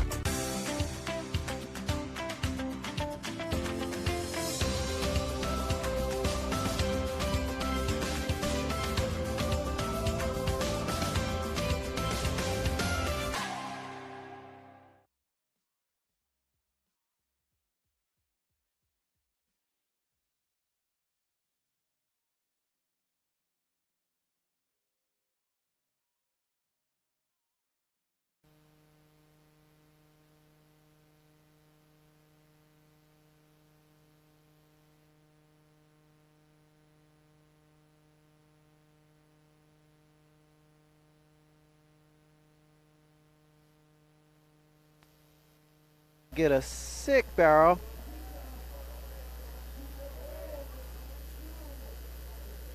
Came out. This is Team Dahui Japan. Gaisato, Daiki Matsunaga, Rairu Ito, and Taichi Wakita. We also saw Shinpei Horiguchi as one of their alternates who was out the other day as well. But Gaisato got slotted on that last one as we're watching sets, cleanup sets coming through the lineup.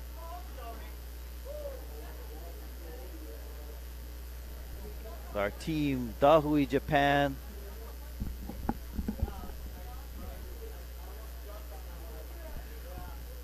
Exciting day, Isaiah. It is. Surf is pumping. Got Team Dahui Japan, who's actually in 4th place as of this morning. Yes. In our team ranking with a total of 86 points. And we got Shinpei up there with Rocky Cannon. oh, good. And Taichi Wakita, the legendary last name legacy, he's back in there with Team Dahui Japan. So Right. Yep. So each of these guys have really good scores. In fact, Yeah. Gai Sato, who we just saw on that wave, has got 25 points. So he's been sitting as of this morning in 5th place. That's a really good. So with a 9, a 7, and a 9. So in contention How many for pipe that. surfers want to be right there? You know what I mean? Right. These guys might even surf again. They might even surf a 6th time today, but we don't know. I've heard some light talk up on the scaffolding. The conditions are brilliant. Right.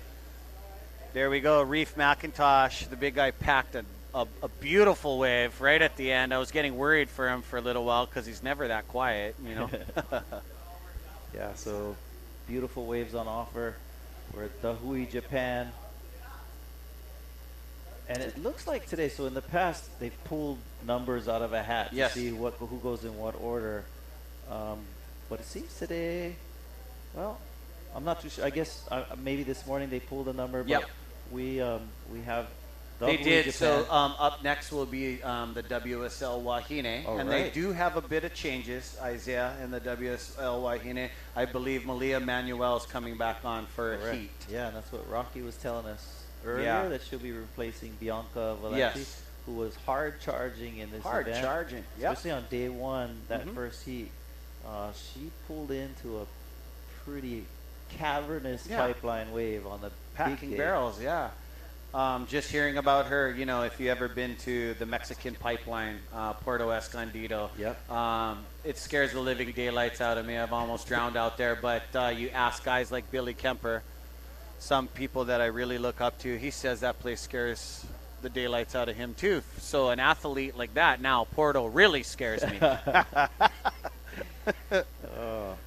So I've been waiting for you to come back into the Yes. booth, because when we were last talking, you were The intrigued Hawaiian by Dragon. Yeah, the Yes, and I dragon. have 100 questions I got to save till after. I was just telling Rock that, but Well, I have uh-huh. I have 5 kids, got plenty of kids. Yes. But one of them, my number 2 son, Mhm. is studying at University of Hawaii in Hilo.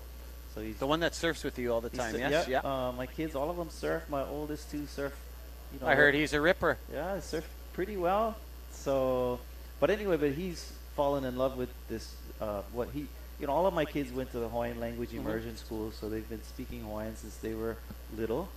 And Is there any illustrated books there, for kids and whatnot? Or you know, you're gonna? that's what he's been saying, because he's a double majors in psychology and in Hawaiian language, and he's spent one class where the whole time they were reading from the old Hawaiian mo'olelos and text, and they really focused in on this one these long narratives about these mo'onui that sometimes people call lizards or geckos, but we need to understand that it's much more elaborate than that. And these large ones, the mo'onui, are dragons. Right? So That's massive, awesome. Massive lizards, There we man-eating go. ones. See Mahina there? Chillingworth, thanks for all your hard work. It takes a village to run an event like this, yeah? So when Yeah. we were last talking earlier about some of these mo'onui, he got all excited. He was texting me a bunch of information. So I've got some details. Oh, that's good, yeah. So apparently mo'oali'i, they're good and bad ones. So ones that Okay. were like, I think by good and bad we mean is like friendly to humans, not friendly to humans. Okay. Right? So you have the mo'oli'i was seen as good ones, and mo'okawa, which were kind of the bad ones. And we start off by talking about Chinaman's hat, right?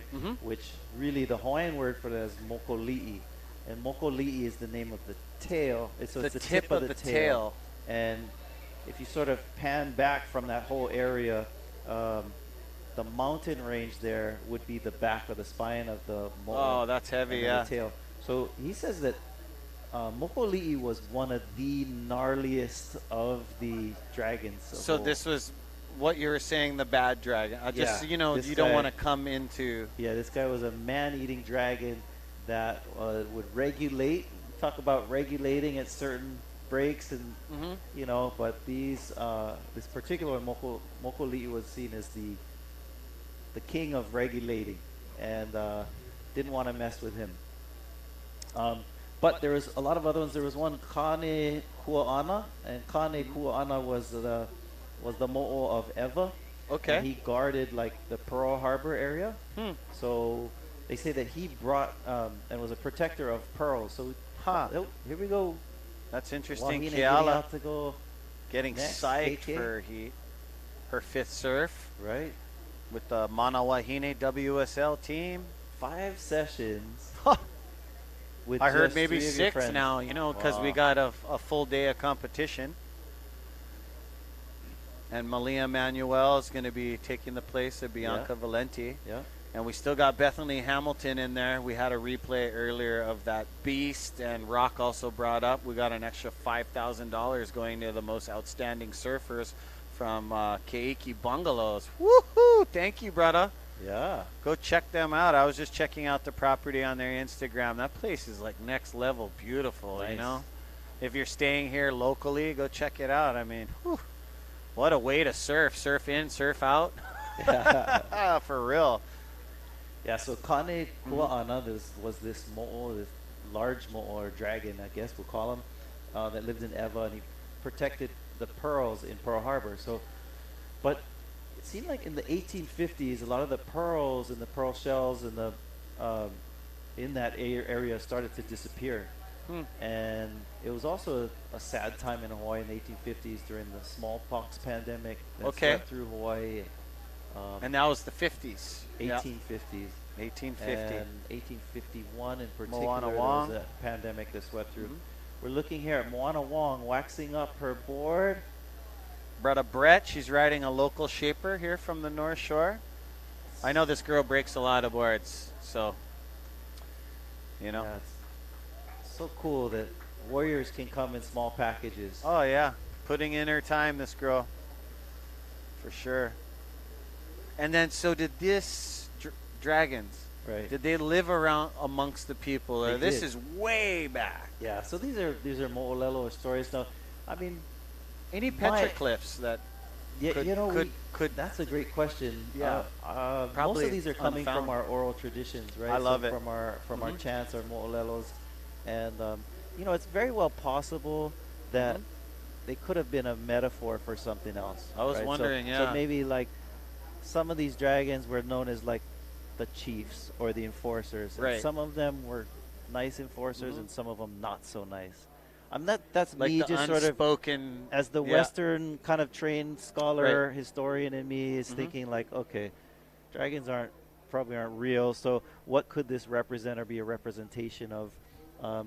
Although, you know, maybe you have some purists that would Yep. say like, no, bro, we had like these beasts that lived amongst us. That is so so awesome. Who's to say? But Team Quick, there great we performance. They got blown out of some barrels. They're checking out the scores. Koa had a better performance in that last one as the fourth surf. These guys, some of the heats, you know, hard to catch waves. There was some waves. Kainoa McGee said were just blowing its guts out on the inside of them, you know. Yep. That frothy grom, mind surfing. You can't let anything go at Pipeline when Kainoa McGee's watching. Right. So this one particular Mo'o Kane Kua'ana, when things weren't going well in Hawaii with all the disease, the story goes that he was unpleased with that, and so he was the one who took all these pearls and moved them back down to Tahiti.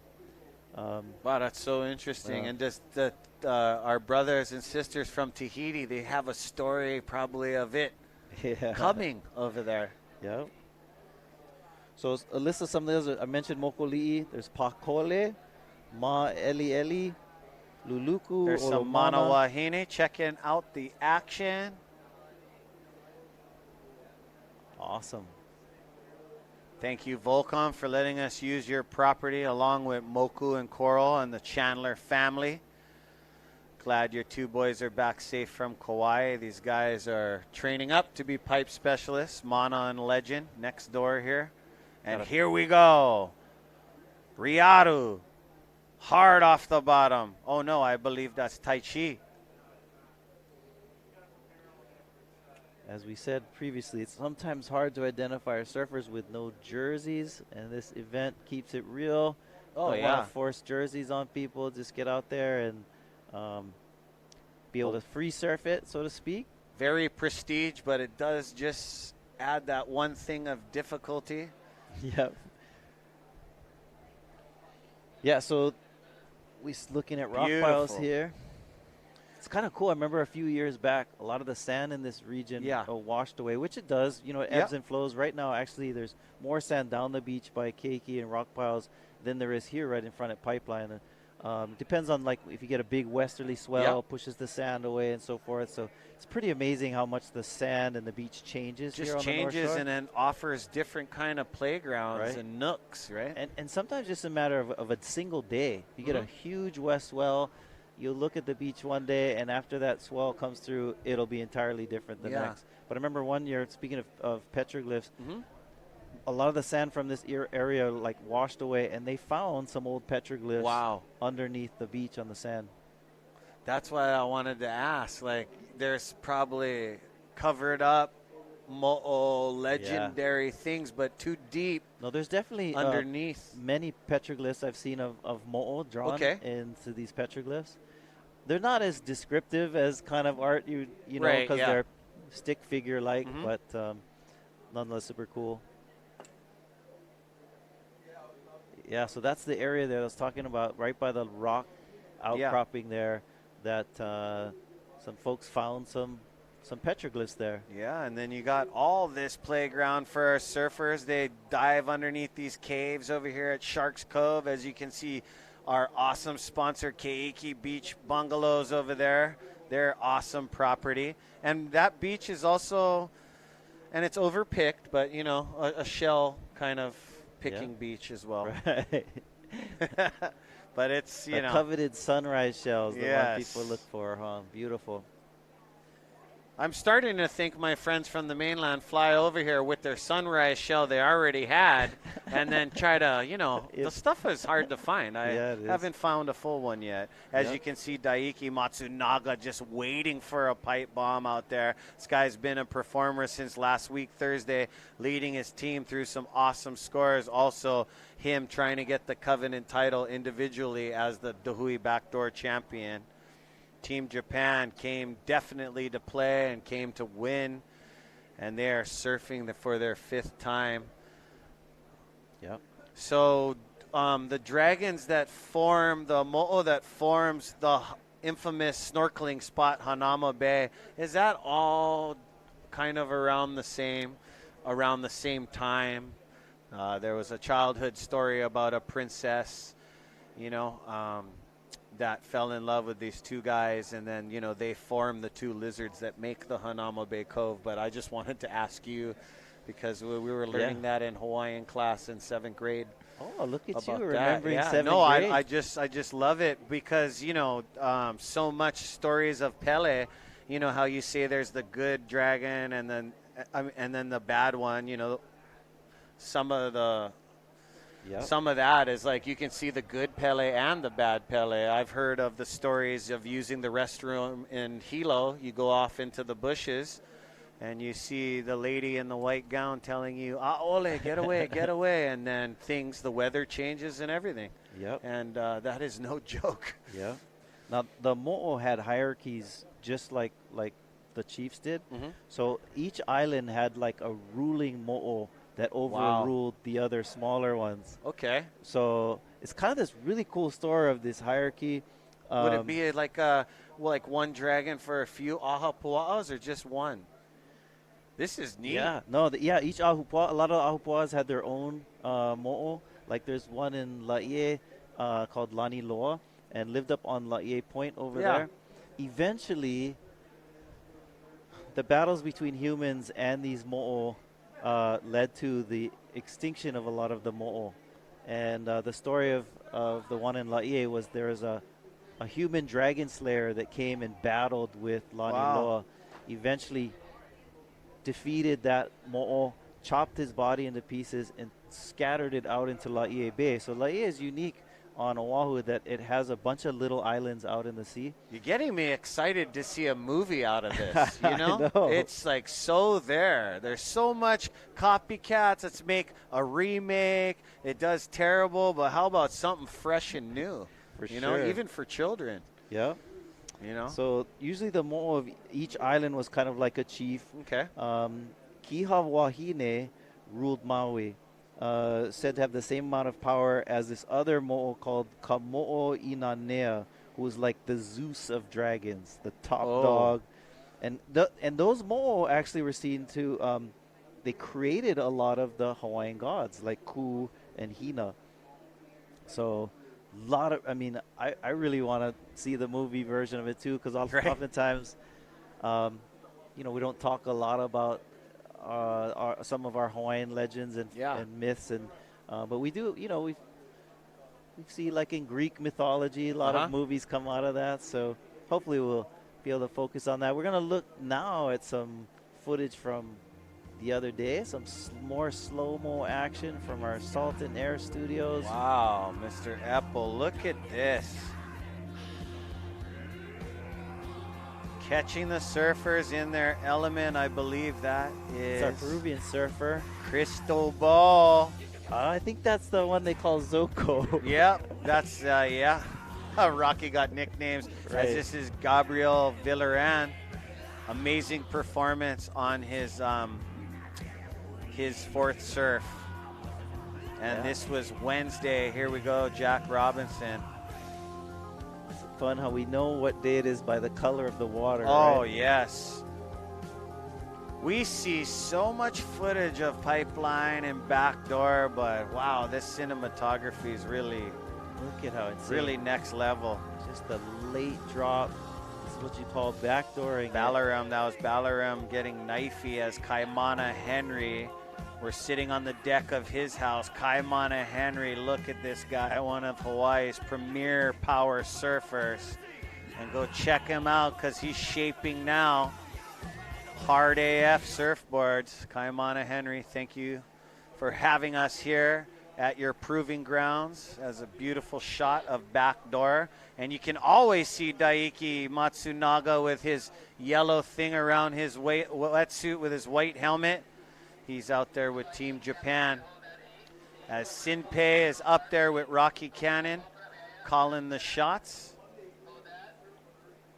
Thank you to surfline.com. Next up, we're going to have the WSL Wahine, Mana Wahine event. They should be getting in the lineup soon with our Hawaiian Water Patrol. And there we are. Aloha, Salt and Air Studios, bringing it to Right. you live with surfline.com. Thank you so much. Thank you to Monster, keeping us fueled at all times. Yeah, you. Yeah, And cool. You to get to Body see Armor. a different angle of us on the porch here, Yeah. next to Ezra's bed over there. Yeah. Yeah, that's my bed. I've been staying here for the last 10 days of the waiting period. Nah, just joke. Aloha, on the porch over here. Awesome. So back to the action. Pipeline is coming in. A little bit more of a quiet heat for Team Hui Japan because these guys have been frothing. Yeah. This is the, here we go. This might be Guy Sato. Ooh, kind of some of the same. He took off on one. I noticed that Pipeline is just getting a little bit harder to paddle in. There's Right. this Oh, here we berm, go. Riatu, up and riding through a foamy one. This guy's no joke. This guy can thread his needle through some beasts. What he's given, he just goes. And he does his best with what he can, and he always gets scoring potential. So that was Riatu. Japan, if you're watching, aloha gang. I know Australia's tuned in. What's up, Harley Ingleby and Dane Pioli? Probably working today. Dane brought a Dane pouring a concrete slab, watching the Backdoor Shootout. Always big up to our Australian brothers, Japan, South Africans, all you guys. Brazil watching. Aloha. Yep, Riatu, no joke. Team Japan threading the needle. As you can see, it's a little bit more of a quieter heat over the last few days.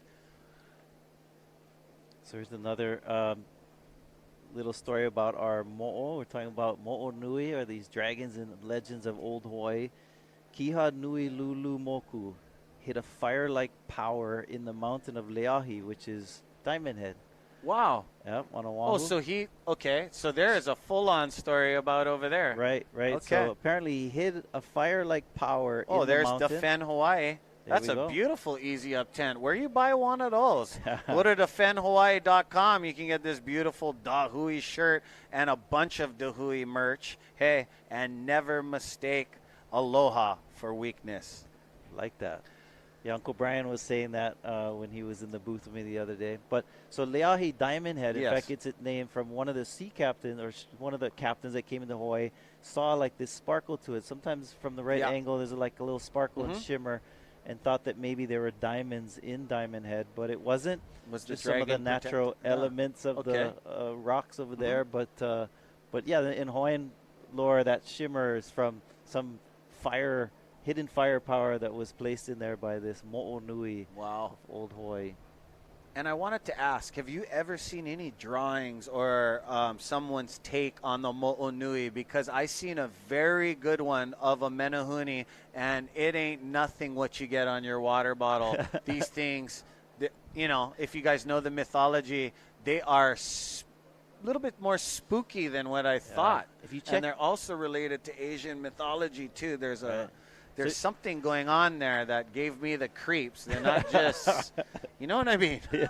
so one of my favorite artists who draws a lot of these mo'olelos, and even he has some renderings of these Okay. mo'o, Solomon Enos. Okay. So go check him out on I Instagram. wanna go check him out for Solomon sure. Enos, really talented Hawaiian artist. He's actually working right now with Vans. Oh, okay. And they're producing these different murals, I guess, for about these different eras having to do with surfing.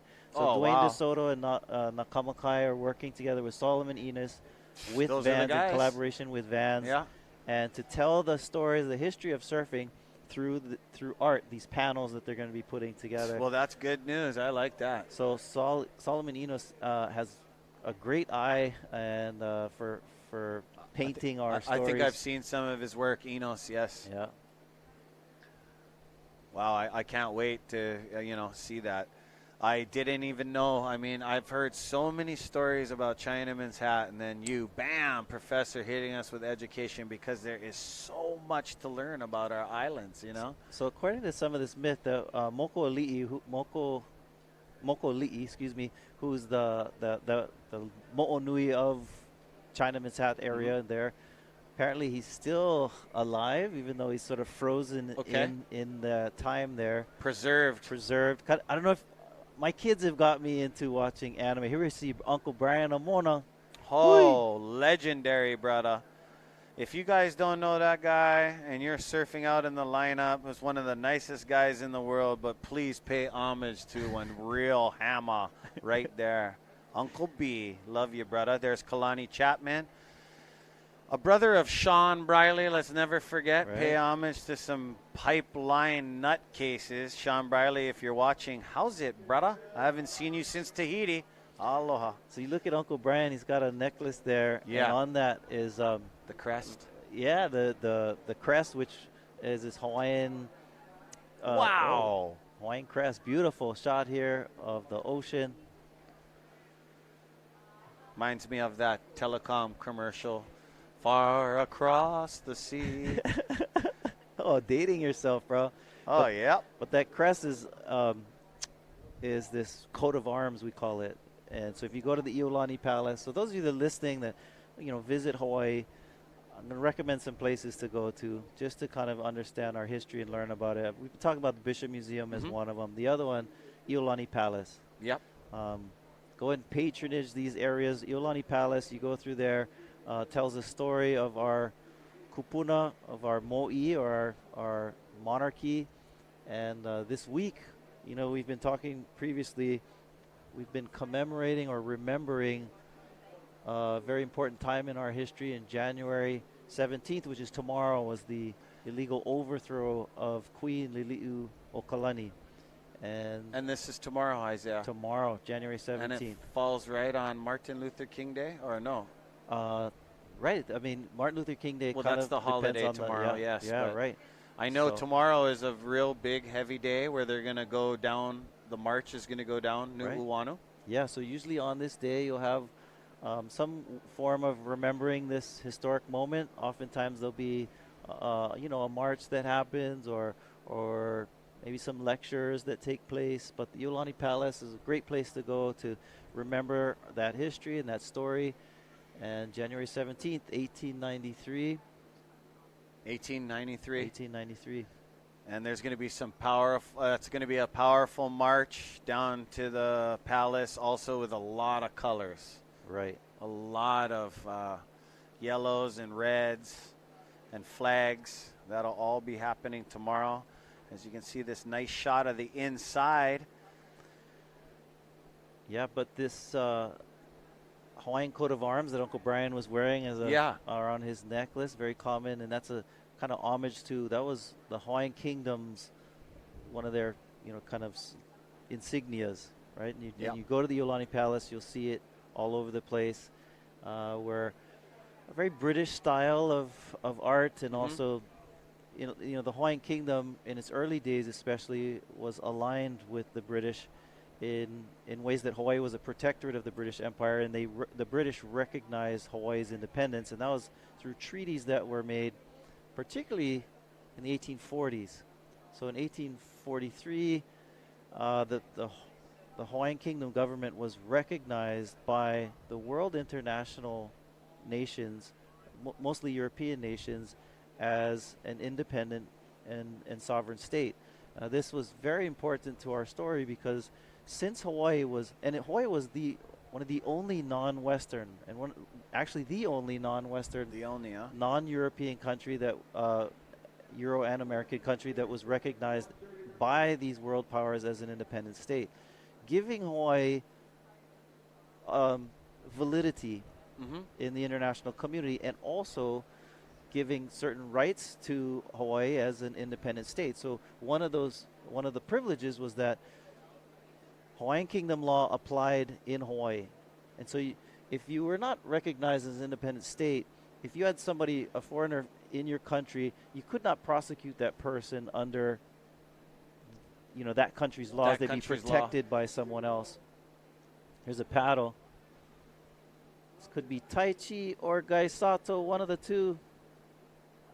Oh, man, this heat's just not materializing for Team Japan, as I can see Daiki Matsunaga not too busy. It's waiting over there. This is day 4 of competition. This is their 5th surf. They're going to probably get another shot of it if the conditions don't change. Here we go, replay. Just threads it a little bit too much and gets combobulated right there on that inside. And to Team Hui Japan, these barrels are just a little bit small from what they've had on offer the last few days, Professor. Yeah. Interestingly, we're talking about Team Japan in the water. Hawaii even got that international recognition before Japan did. Japan was forced to sign what's called these unequal treaties under Commodore Perry in 1850s. And so, so Hawaii did have this international recognition as an independent sovereign state, and that is what made the 1893 overthrow that much more illegal, because Hawaii was protected under these international treaties as an independent state. Super cool. From way out in the ocean, our drone looking over our beautiful island of Oahu. We'll be back to Pipeline from the Backdoor Shootout. Aloha. Gorgeous. Aloha, gang.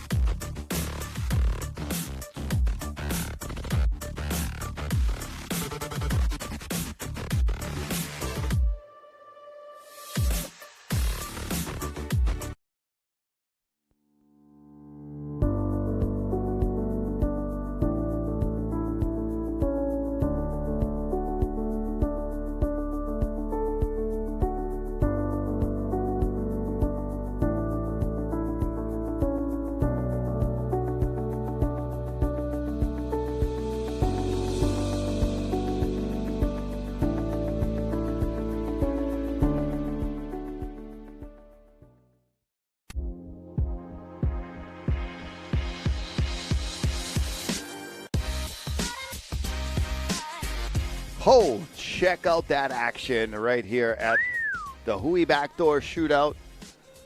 Look at that Live and post with the direct. most. Round 5 action. It is heat number 8.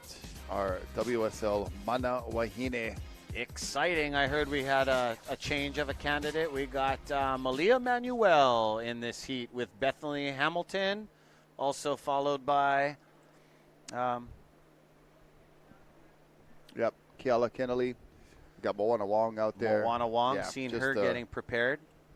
Great lineup of Hawaii Wahine surfers, and What a performance they've had. yeah, This they've is had their some fifth crazy, time in the crazy lineup. days of competition and some of the most epic pipe conditions. And they've been charging super hard. Oh my gosh, I still can't forget Moana Wong's performance, always threading the needle, getting spit out, but then Bethany Hamilton, Wednesday's big behemoth of a wave, and we were running over that replay with you earlier, previous heats rock. That thing was big. Yeah, and then, Kiala Kennelly has been charging and got a really beautiful gem in the previous round, round 4. So busy her. Bianca Valenti was their teammate, getting some good scores, in the previous rounds. But as we've seen in these team concept types of heats, there have been some replacements here and there for different surfers. And Malia Manuel getting the chance here and replacing Bianca for this round 5 heat of our Wahine surfers. And these girls, they get the call. Like Bethany was saying, she got the call. It was last minute. She's so tired. Right here.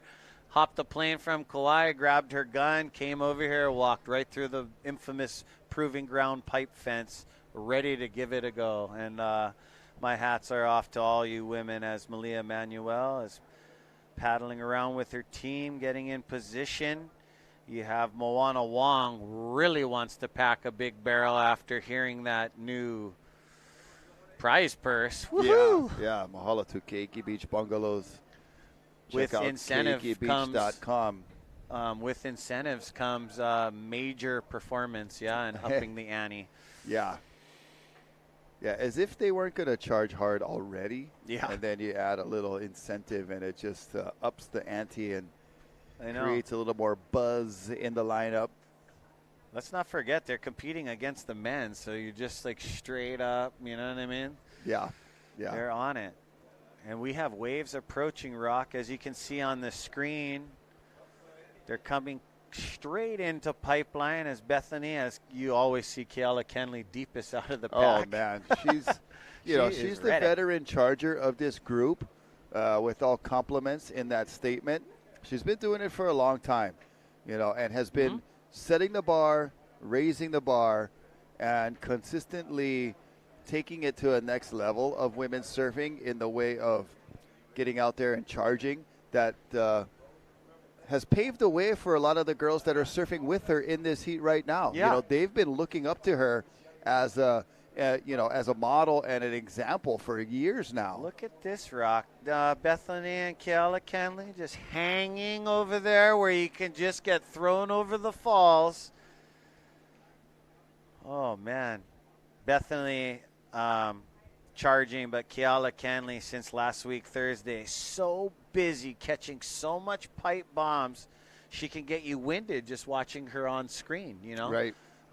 Very busy surfer. She reaches deep and definitely has an X factor within her. As she turns and takes a look at this pipe cone, no takers, as the girls will frolic back out to the lineup.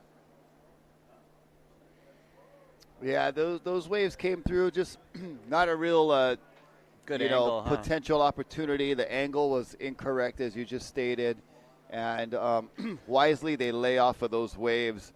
I just want to say a mahalo, thank you to Surfline and everyone who has tuned in for this event.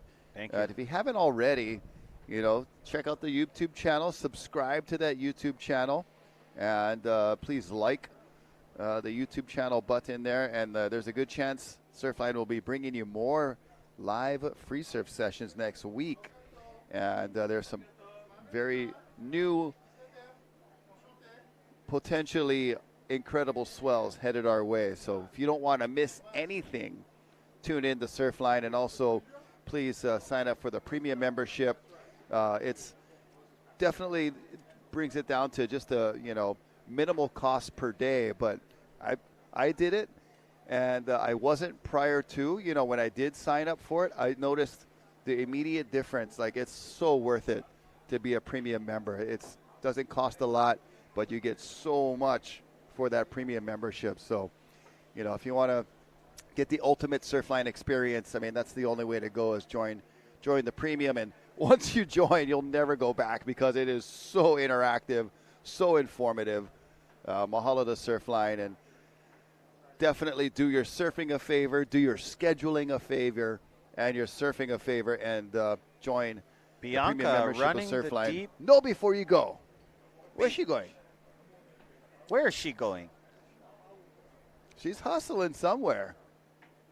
Deep North Shore sand rock. Burn out your legs before you even get to your heat. No Man, joke. These girls are in great shape. They stay on top of their fitness game for sure. She came from Ehukai. How's her tracks? Wow. Put in some mileage on this beach at Ehukai at Pipeline. I would have asked city and county lifeguards. It's a quick quad ride down the beach. Love to do that at Makaha, but probably not all the time. Bianca is so in shape. That was just Wow. like a quick warm-up jog for her. No problem. Also, want to give a shout-out to Eric Ippel and those slow-mo images, Ippel Wow. Films, that we've been seeing. And a new single for music playing in the background of that is Litronics' Kevin Littrow new single out called Electric Panoramic. So Here check we it go. out. This is the music and the slow-mo vibes of Ippel Films. Of Apple and the Wahine heat, I heard. Oh, man. Look just at beautiful that. pipeline. You can see through it. Here's Moana Wong. Just taking it to the next level of women's pipe surfing. She's got a wild card into the Pipe Masters All-U Championship Tour. Women surfers better heed my warning. Watch out. Look at all that barrel room, and here it is, the beast. Wow. What Different a kind wave. of pipe wave from super deep going Yeah. over this rib. Kind of that roll-in, crumbly takeoff to just a gaping cavern.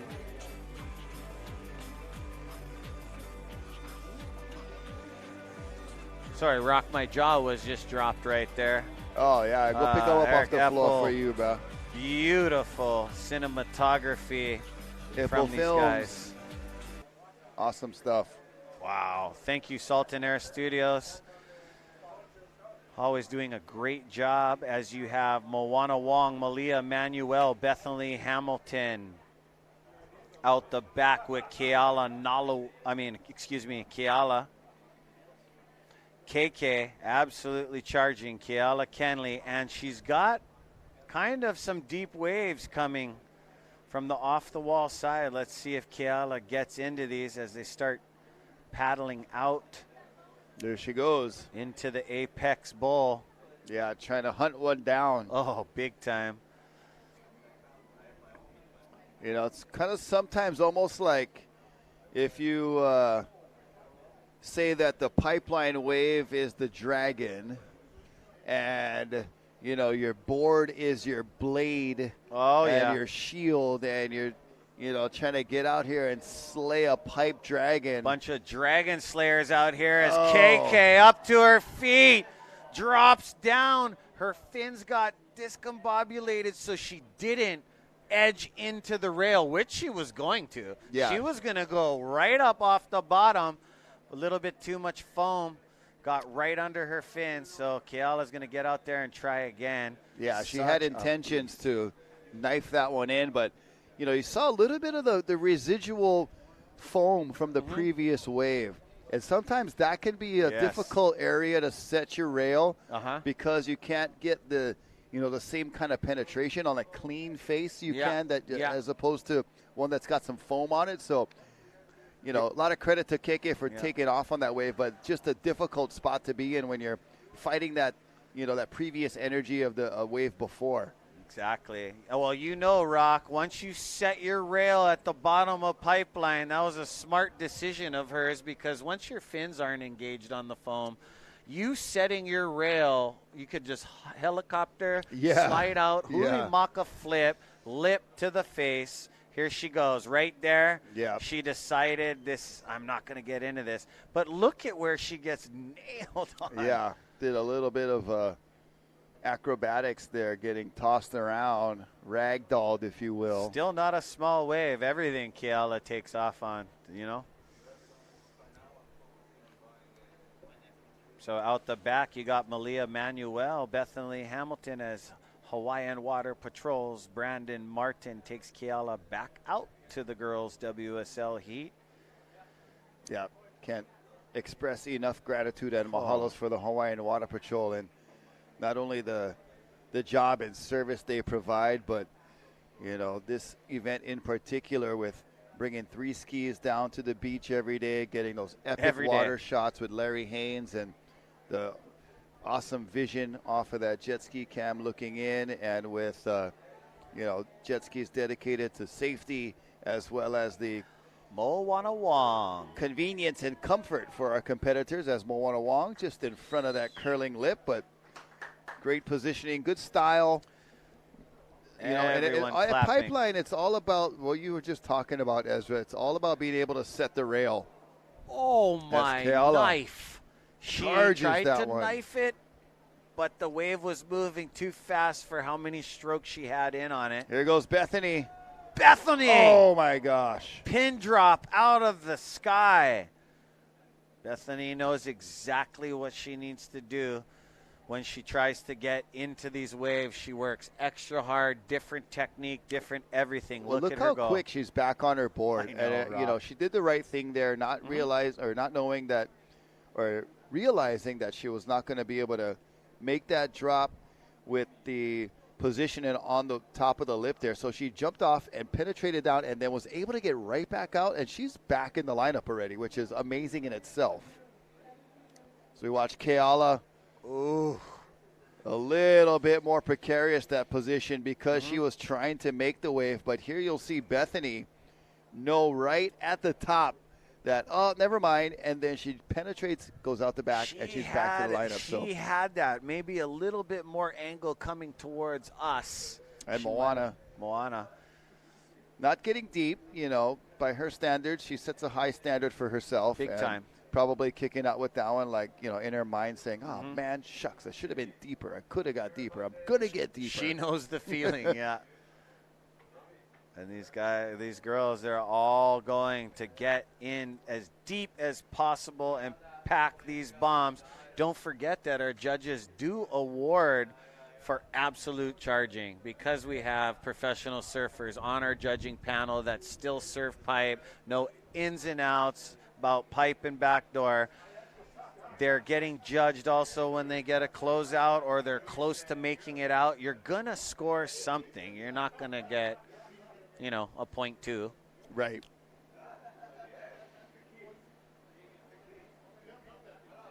And as you can see, these girls are surfing for the 5th time. J.O.B. really relaxed this morning with his coffee. Walked by Moana Wong and her husband and said, yeah, looks good. She's like, you're going out first. He calmly went outside the fence. I wonder if he started light jogging back to his house, wax up. But J.O.B., iconic person over here at the pipeline. We knew him since little kid days, Gaff helmet days, Rock. Like single-digit age kind. Oh, man. Going way back. And he came far, I mean, he was like the littlest out of the pack when we were young. Yeah. Traveled with Team Quick and us over to Oceanside many of times, and I always knew this kid had the X factor. Just like this Manawa Hine out there in the lineup. I'm not too sure, but Rock, is Malia Manuel still on the WSL tour? I'll have to confirm and double check that. Yeah, I have to double check that as well. Has put in a lot of time, in her competitive prowess, and definitely a great talent out of Kauai. And Big time. Glad to see her here at Pipeline, being able to make it here to compete and surf with her fellow Hawaii surf wahine here at the Hui Backdoor Shootout, all in memory of Duke Kapaoa Kahanamoku. Yep. A lot of Kauai blood come down here, raised at Pipeline. And there's a shot of Malia Manuel. I believe she joined us Thursday for the heat, yeah? Yeah. Thursday she surfed into the second round of the Hui Backdoor Shootout for this awesome wahine. As you can see, a beautiful shot of the women and the back of Off the Wall. There's rock piles. And further down, you got Keiki Beach Bungalows. Thank you so much to you guys. Their properties over there past the rock piles. You head down to the beach towards that other pile of rocks you can see off in there, over there at Sharks Cove, where we're talking to Professor Isaiah Walker about petroglyphs and those mo'os, the dragons. Real interesting stuff. I have 100 questions for him after the podcast. But yeah, Rock, I'm going to get back up to the scaffold. I'm going to turn this thing on to Isaiah Walker. Oh, are you being summoned? Yes, summoned. I will be back, gang. Answering the summons. Ezra Rodriguez checking out some action here with myself, Rocky Cannon, Isaiah Walker on the webcast, and great final day of competition here at the Hui Backdoor Shootout. And I know many of you are tuning in from different parts of the country, around the world. And shout out to Uncle Brother Jim watching in Yosemite, California. Laid up, we're hoping a speedy recovery for you. Had some skiing pilikia, skiing trouble, but fortunately he still has access to this Surfline broadcast, which is bringing him some cheer and some positive vibes. Get well soon, and thank you for tuning in. All of you, thank you for tuning in on Surfline and thehui.com. Remember to become a Surfline Premium member. That is the way you can stay on top of every forecast for any part of the world. If you're planning a trip to go somewhere, you can check out, the week's forecast as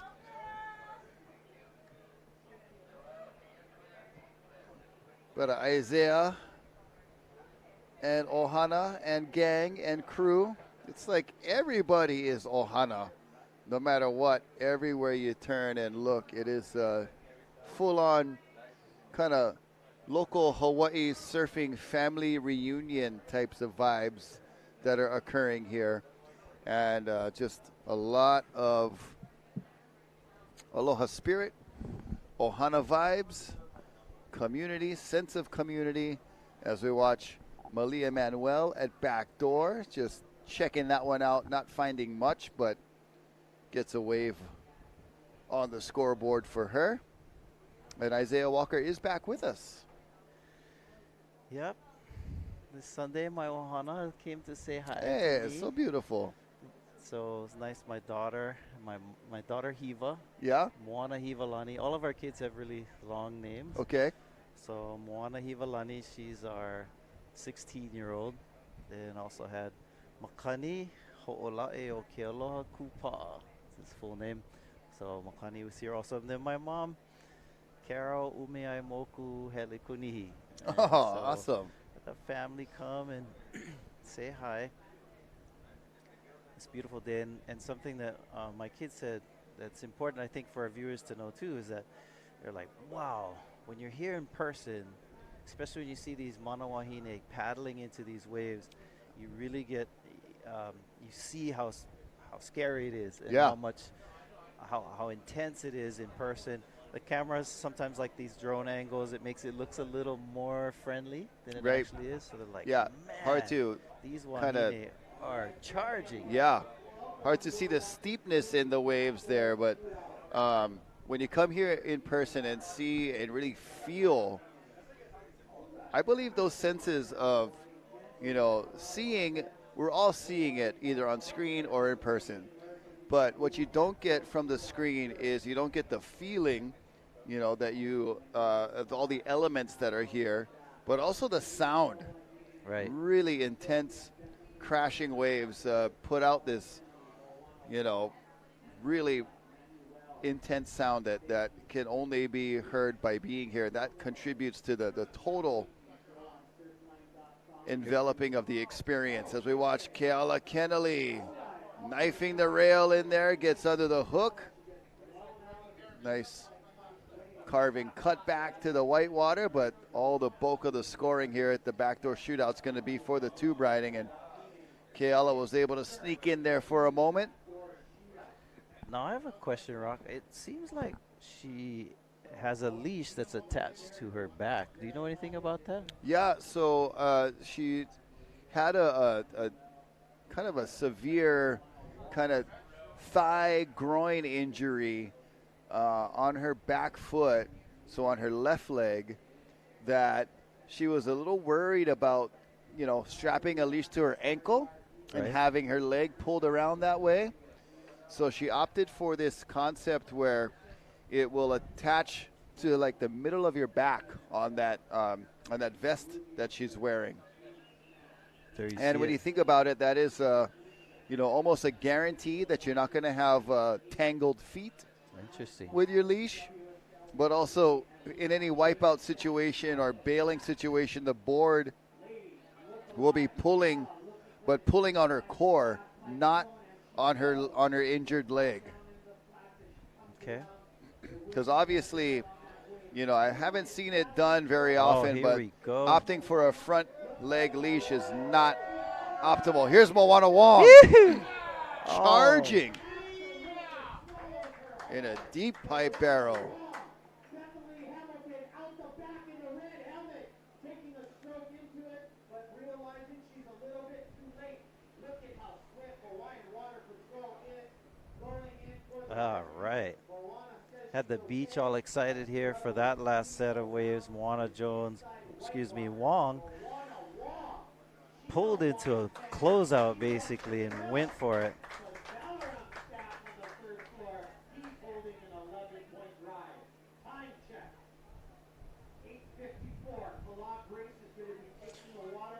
Whew. Love that these women are charging right alongside our kane or our men. Even competing against them also. So this is not a separate division. These women have a team in a division. Look at this, behind the peak into that closeout. Man. That was a lot of bravado there.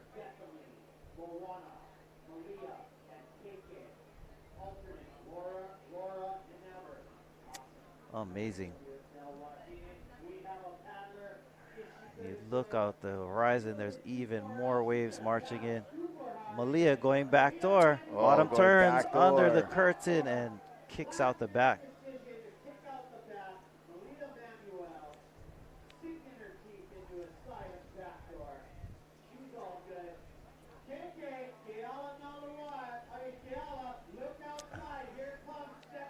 Here comes some sets. Oh, man, some bombs out the back. Here's Bethany Hamilton, and she's going to pull in. Oh. I thought she was going to kick out, but she's like, no, I'm just going to stay in for the view. Might as well. Check it out. Might as well. And, earned herself into that wave, so she's going to take full advantage. There's Brother Elon, Brother Moses. Elon Mahalo from Keiki Beach Bungalows, keikibeach.com, right here down the road, and providing sponsorship, overall sponsorship, but also contributing that extra $5,000 for the charger of the event. And you know where my vote is, but we'll let that let's play itself out. I'll stop my campaigning.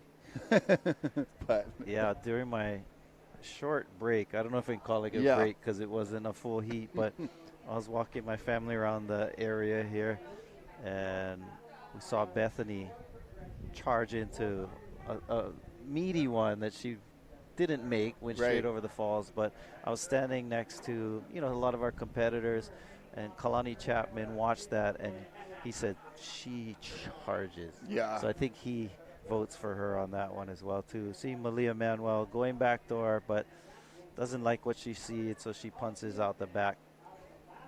Yeah, here's Bethany. That one had a long stretched out wall, but she was going to give it a go. And, like we said, at least try to get the view of the barrels here at Pipe and not squander any opportunity. There goes Moana Wong. Nope, not going to get that one. And another thing that I think contributes to Bethany's chances for this award, most of our surfers today, if they would have been on that wave that she was on, would have straightened out. Straighten out, ride it to the beach, get the ski back out. She chose to charge them. Pull it. Right away. Which is, I think, the kind of, that's what we want to see for this award, this $5,000 award for the hard charger. That's what charging takes, is to just throw caution to the wind. Even if you know you're not going to make it, charge them anyway.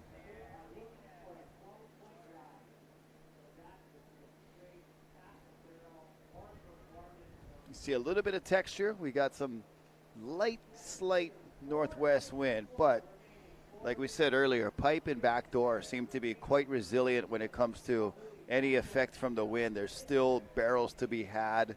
I saw Team Hui Wax getting ready for round number 6.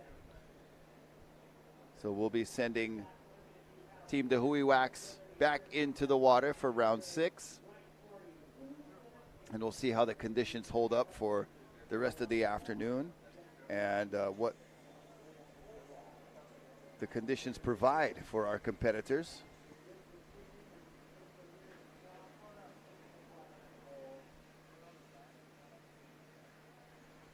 And, honestly, when you get to this stage of the game, it's like the guys who are not in the lead are like, yeah, we got to keep going, got to keep it going. But whoever is in the lead is like, nah. Maybe we should be powering it. No, these types of competitors, they're frothing. They're ready to go. They want to, pound it out, give it all their best, have as much opportunity as possible. So, when I was walking over there, I noticed that they post some results on the board over there. So I took some pictures, and I'm assuming this is correct. So this is round 5. Right? Yep. So that's from this morning. So I did have one. There was from that heat, John Florence. This is the Florence heat, and this was one I was wondering about. So he was in second place, and he just needed to.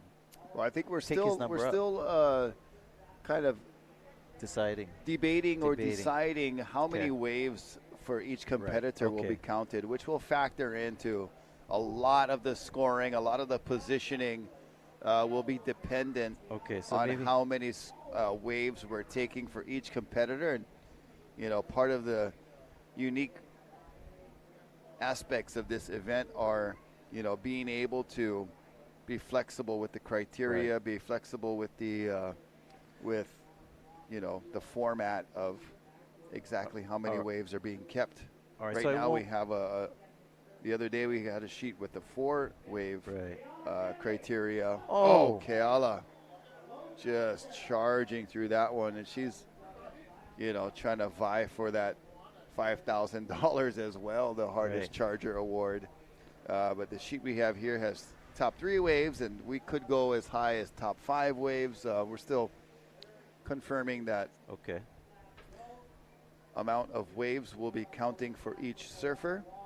Okay, but so you did see a score. Yeah, so I won't say that John's in first or second, right? Because it depends. But let me just say this: in the round from this morning, there was John had a 9 and an 8. So currently his top 3 waves before that was a 10-9 and an 8-5. Look at KK. Free falling out of Free the sky. fell. Oh, That was impressive. Like, I man. thought for sure she wouldn't even made that drop, but not only did she make it, she managed to get her rail in the water and still pull in up under the barrel. So it is looking good for John, just by saying that. So if you have in your score line, He so does have an 8-5 that he had previous. But that 9 now there's a 9. will replace that. Right. And if he, we go to, more waves counting, he's got plenty to choose from. He's got like, Right. if we can go up to 7 waves, he still get plenty scores above 8. Yeah. And I'm looking here too at some of these scores, and Ivan Florence, who had as of this morning, had a 7, a 7.5, and a 7 as some of these top 3. Again, as you said, Rocky, we don't know if in the end it's going to be 4 or 5 or 6 waves. But in his heat this morning, he got an 8 and a 7.5. Yeah, so he's definitely improving on his scoring. We've seen quite a few of that this morning with, surfers able to get better scores today than they have in previous days. Now here's which is good for improvement. We got a paddle here. It looks like Moana committing to this. Behind the peak, pumps. Behind the curtain. Come on. Oh, come on. Come out. She almost Oh. made that. That was so close, and that was so technically skillful. The way she was pumping through that wave was like some of the best pipe surfers we've seen out here. I mean, That was so cool. any chance to make that wave was going to require that kind of speed. And here's the ground view. We watched the drone view live, but almost coming through. She made it nearly to the end.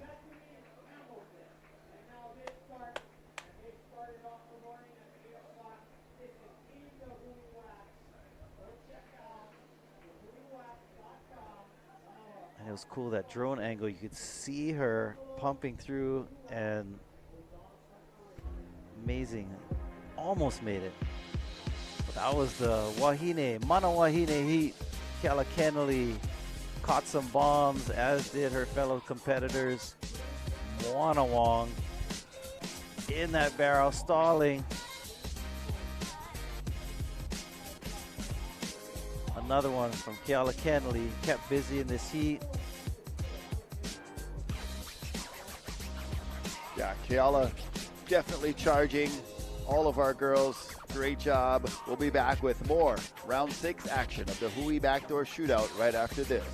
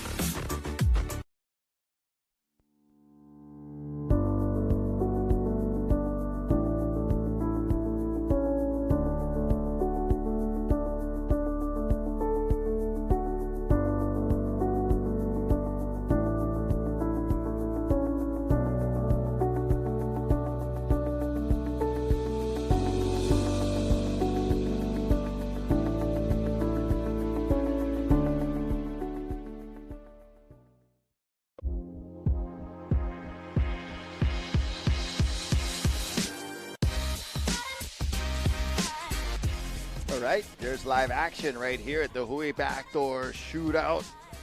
Beach starting to fill in with spectators on this beautiful Aloha Sunday, January the 16th, 2022. The Hui Backdoor Shootout, all in memory of Duke Paoa Kahanamoku. We are into round 6. Team the Hui Wax has started us off. They got us kicked off this morning with round 5.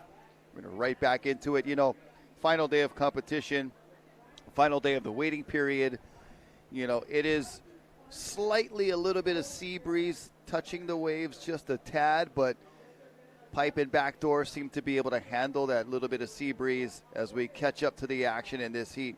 So we're progressing into round 6 with J.O.B. on the pink board, trying to make something happen, almost coming through there. But I believe that is Kai Lenny right there, that with these slightly marginal conditions compared to what we saw this morning, but being the last day of the holding period and the last opportunity, we might as well milk it, get as much as we can in. And round 6, here we go, Isaiah. Give them. Might as well. Beautiful day. Everyone has a fair chance. This is J.O.B. on a deep one. Gives that pump, tries to get up high on the face, see if he can come up. Oh, man. That thing just totally had the bottom drop out from under him. Took that high line start, you know, and that big pump, as you see Bethany, husband and newborn, that she has been feeding in between heats. I mean, it's totally a heroic performance for Bethany Hamilton. All around. I think taking Super into mom. consideration with this Hard Charger award, the fact that she's balancing so much as a mom. I know. That's, you know, from what I heard, can be demanding on your body. No. And of the two things that she's doing, I do know about surfing pipeline, but the other thing I do not know that much about, but both are very demanding on your body. You are a dad, though, Rocky, right? Yeah, You yeah. have 2 daughters. I am a dad, and you're a father of 5, but it's the moms that give life and give food at the early stages of life. And she has been doing that, feeding the baby here on, you know, on site. Right. And then going out and surfing pipeline. So just, you know, really putting her body on the line, so to speak, but, you know, in 2 ways that she really enjoys. I know she loves being a mom. She's got, you know, some other children as well, and she loves surfing pipeline. So go get them. Supermom Bethany Hamilton as we watch Jamie O'Brien. Oh. Now, if he got upended in there, you know it was a crazy, turbulent barrel at pipe, because we've seen him mix it up with the best of them out here over the years, checking the bottom of his board, making sure there's no creases, buckles, or cracks.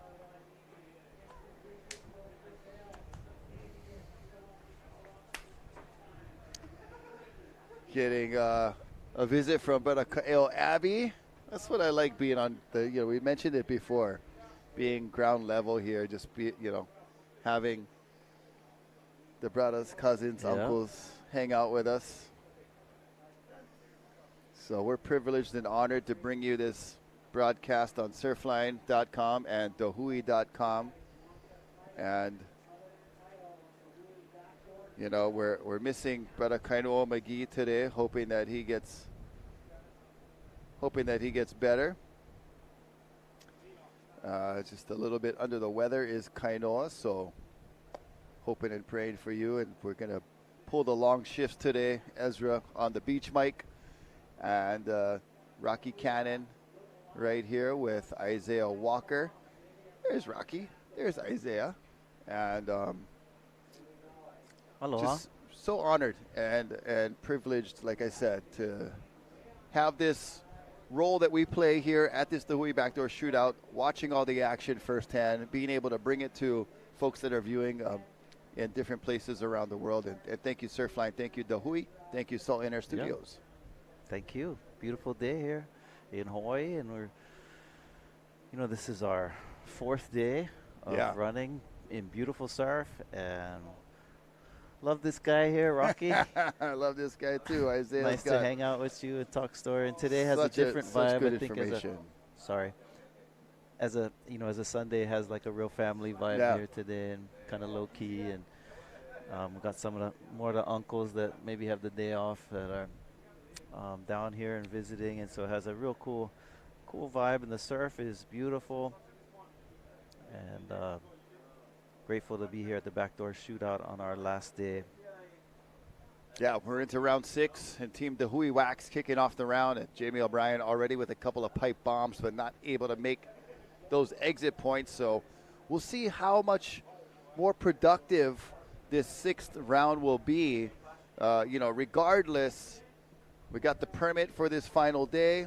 You're not going to walk away from 10 to 12-foot pipe just because there's a little bit of sea breeze on it. You're going to progress forward, and who knows, maybe there is that 10 or 12 11 that 10 11 or 12 score out there that could really put a good exclamation point on one of our surfers session today. But we did get word that if the winds get bad throughout this round 6, that it's possible that they could convert it into an expression session. Got it. So it would just be fair for all of our competitors that, if the condition get really bad, we want to give equal opportunity to all of our surfers. So it's possible if these conditions deteriorate, that we will turn it into what's called an expression session. Right, where there's no scoring applied, and it is just a spectacle for us to enjoy and watch these surfers try to get the best barrels they can get, but for no points. But we haven't reached that time yet, Yep. and we're still monitoring the conditions. Although, I see a little bit of the swell direction changing up a little bit, but Kai Lenny looking for a big foamy one on the inside and charging hard over a super shallow reef.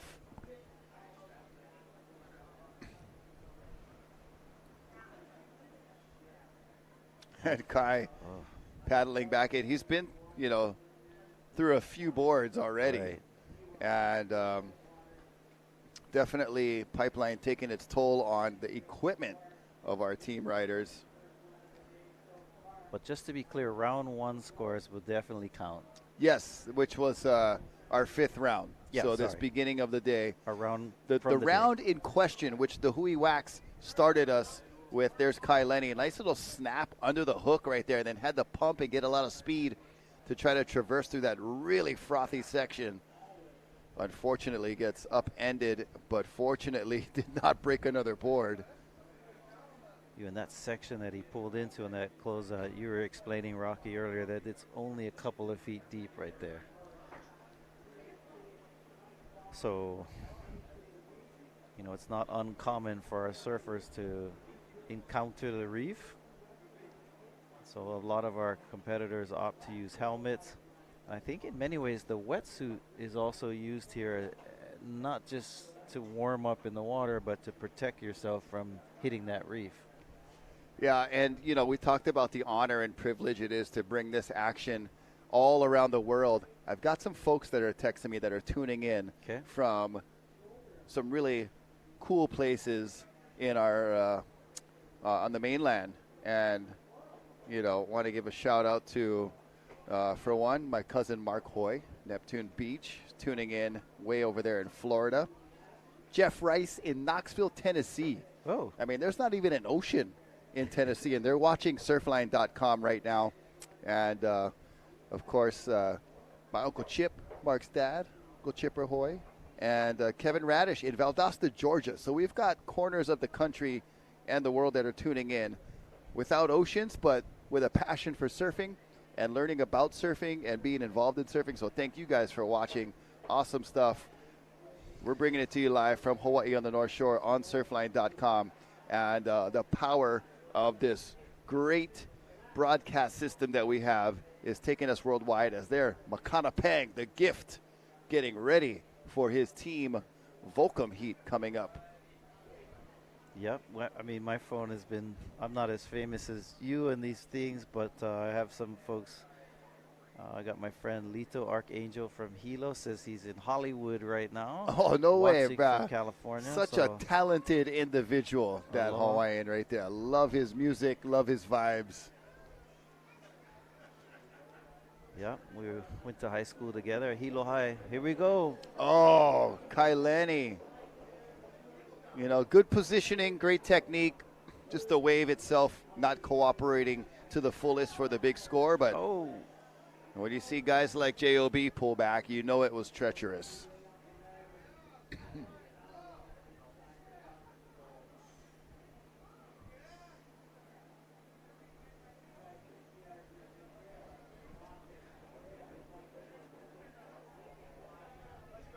a replay here. This is a water angle of Kaileni.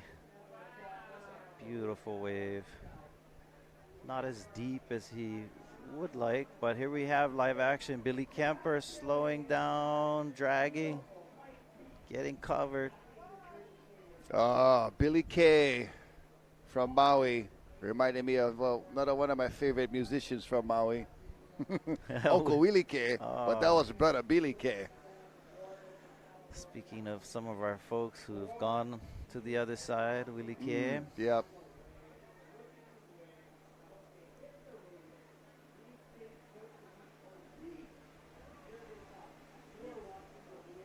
Uncle Willie K sang many songs, but I think one of my favorites was Oh Holy Night. But oh my goodness, Oh, Kala Grace Grace. under the lip. Come Come on. on. Come on. Oh! There we go. What in the world? Oh. That has got to be a 12.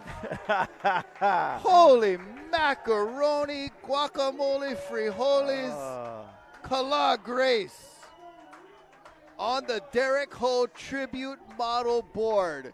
Uncle Derek was with him in that barrel.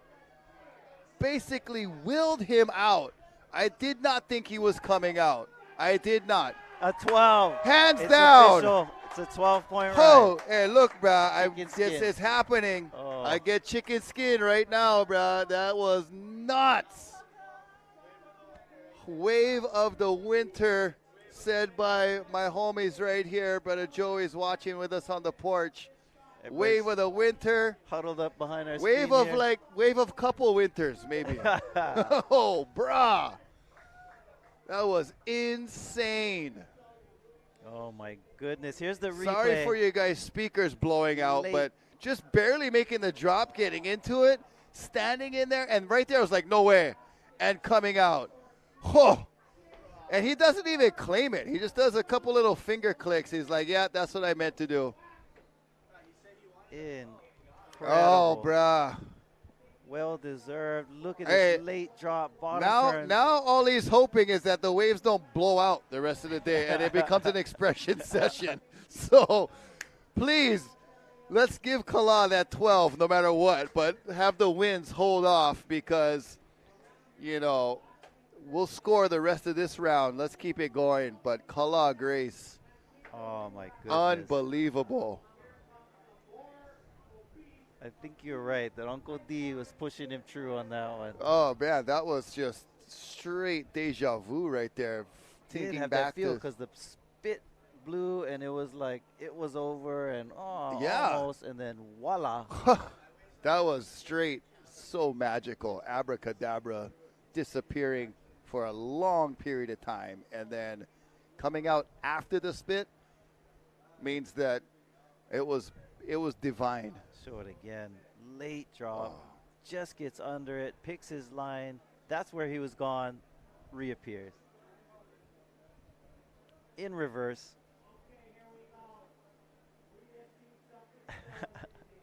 Oh. Right there.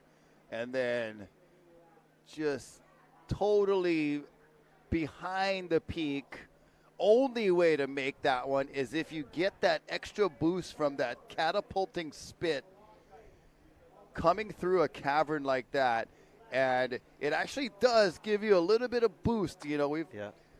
had it happen before, seen it happen before, where you feel like you're almost on a hoverboard, and it kind of picks up your board and your body and assists you, gives you some kokua There you out go. of that barrel. Oh my goodness, that was worth all of our 4 days of being here right there. And there have been many moments that have made it worth it, obviously, for us being here, but that one, I'm speechless. It Sorry. gave you chicken skin, and I witnessed. I saw on your saw arm the over here bumps. the bumps. Just to think, it was describing him being on Derek's tribute airbrush board, and just magical moment. Well, his pops is around here watching, proud. Yeah. Yep, Kalah's Uncle Willie dad. Grace, Kalah's dad here to see it live, And everyone on the porch here just erupted in applause. Yeah, And that means a lot when and- your peers are recognizing, that your wave was a 12. Yep. Anytime you've got the cheers of peers, you're doing something right. Oh, Whew, I think we all gotta take a deep breath and come down after that one. That was intense, and I'm sure the beach down in front of us was blowing up. That was pure entertainment. I mean, the way he barely made the drop, he was a little off balance at the bottom, and it was just gonna be one of those. Here he is again. fired up. He's- Wow. Don't write him off now. But, you were thinking, one of those where he's so late. He just did a good job getting in the barrel. As Kai Lenny pig dogging that one, looking pretty solid and steady. But the beginning of that wave of Kalah, that 12, had the kind of the familiarity or the similar look that, he's great job making the drop, super late, kind of off balance, got in the barrel, did a great job getting in there, but, blah, blah, blah. And it was did a great job getting in, and then miraculously came out. And it's got the top scoring ride of the entire event. It was confirmed by our beach announcer, Ezra Rodriguez, and the judges that they threw out the perfect 12 for Kalah Grace, and he can etch his name into pipeline history. And it's not every year that we give out 12s either. No. It's not we'll reserve it for one a year. It's only when it's deserving. Correct. And the last one was Keito Matsuoka. And so that ranks up in that, stratosphere. Yeah, and there's only been, maybe a handful of those waves over the years, and ultimately, that if you get a 12, you're secure in pipeline history because they're not going to get them in any other surf contests. So you can say you're one of the only few to get a 12, which is quite the accomplishment. Here's Bethany doing some photo ops for surf fans up in the yard here. And there's been a Mike Prickett, another heroic individual. You see him with his assistant's crutches there. That was from an injury he sustained saving a fellow diver at the bottom of the ocean down in Tahiti doing a film shoot. So he's one of the most notorious and really accomplished water cinematographers around the world, and was shooting down in Tahiti, and one of the either a fellow diver or safety diver or something got in trouble way deep, and he went down there and ended up getting the bends, and that's how he got injured. But he's on the mend and still obviously prominently involved in creating Salt and Air Studios. Big mahalos to Mike Prickett and all of the gang that is putting on this wonderful broadcast for you on surfline.com. But man, it's quite the scene here.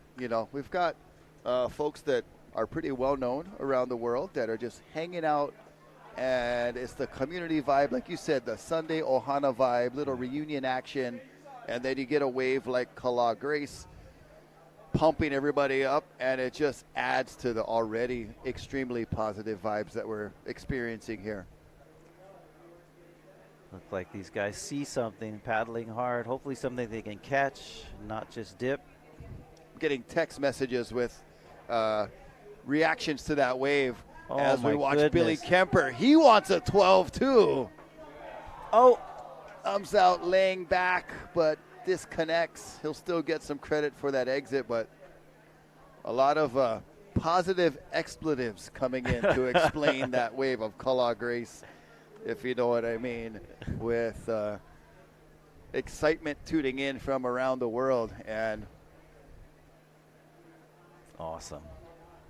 good fun, good fun.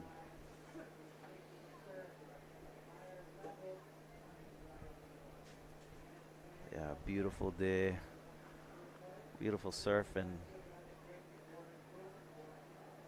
Billy Kemper. I mean, I know in the in the WSL events when somebody comes out, there's a they get real picky on what it means to make it. But look at this, pulls in deep, comes out, lays back.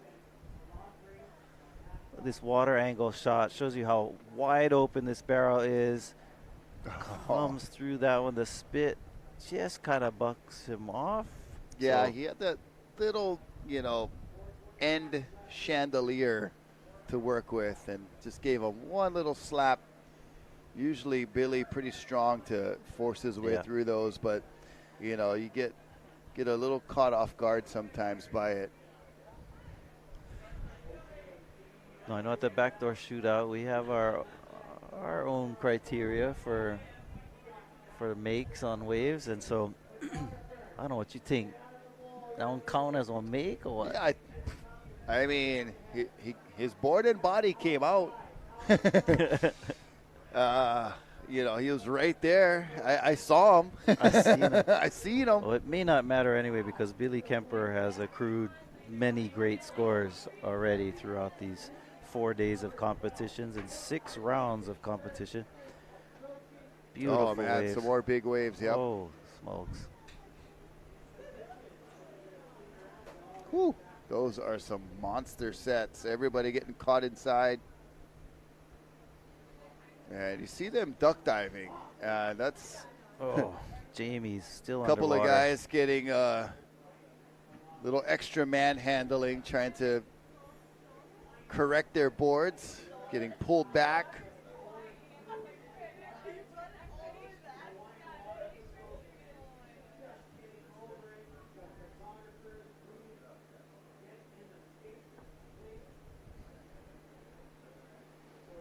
It's interesting on this set, I guess, because it was coming more on the north side of the peak, that they ended up dipping it on the backdoor side of the wave, even though they're surfing pipe. So just goes to show you that there isn't much of a safety zone when you're surfing 10 to 12 foot pipe.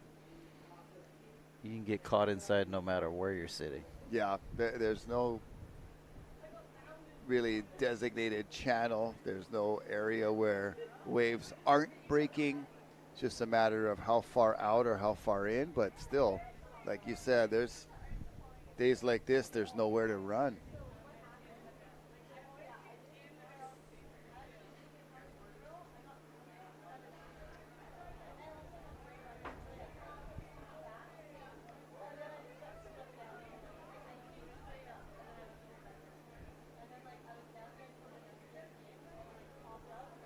Here we go, scrambling to be in position, but nobody going to opt for that one.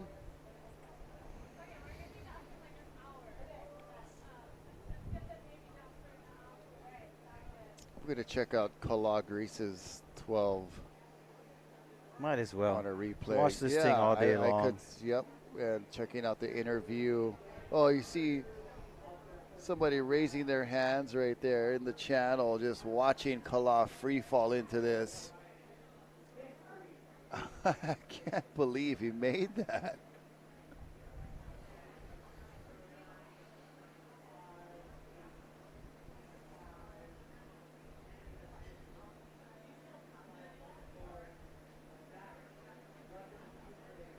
Well, they've got a few more minutes of round 6, final round to perform.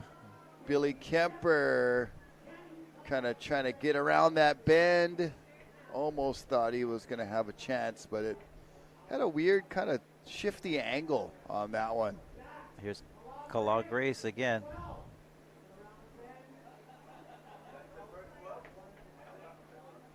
Didn't look like his 12, so he decided to kick out.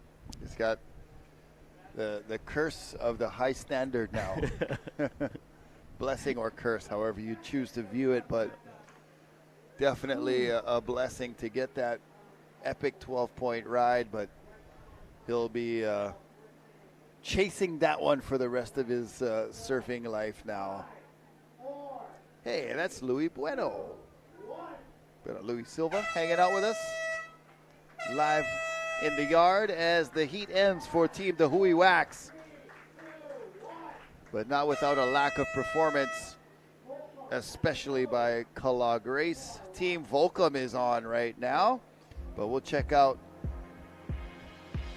Billy Kemper, who got us started. Excuse me, Jamie O'Brien, who got us started. A couple of pipe waves for Jamie were not able to be made, but Kai Lenny also got in the mix. Definitely happy to not break a board in that heat. This was the wave of the event so far, the wave of the winter potentially. Kala Grace with the Hui Shootout perfect 12. Stay tuned. We'll be right back with more round 6 action right after this break.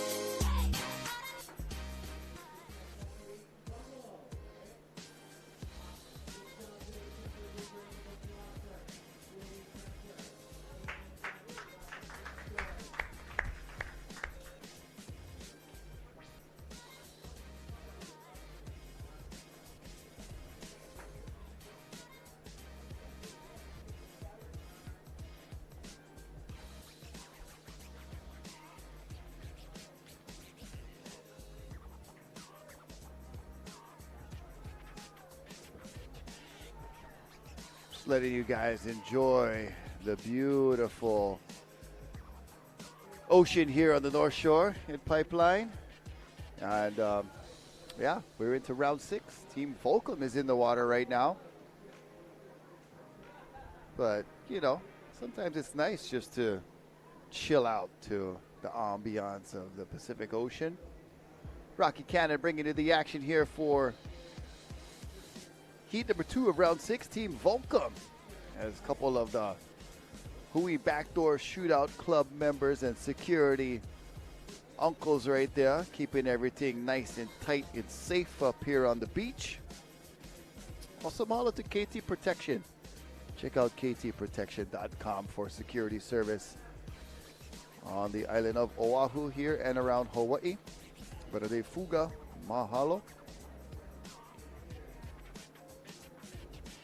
Team Volcom,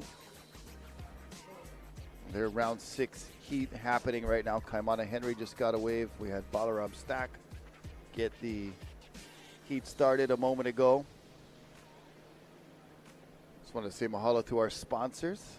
Saying mahalo to Keiki Bungalows. KeikiBeach.com is where you can check out all the availability for the different types of units they have available right here on the beach, just down the road from Pipeline, so close by, a few hundred yards down.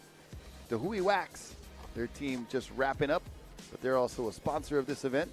The Odom Corporation, also want to say to mahalo to Sinaloa, tortillas and chips.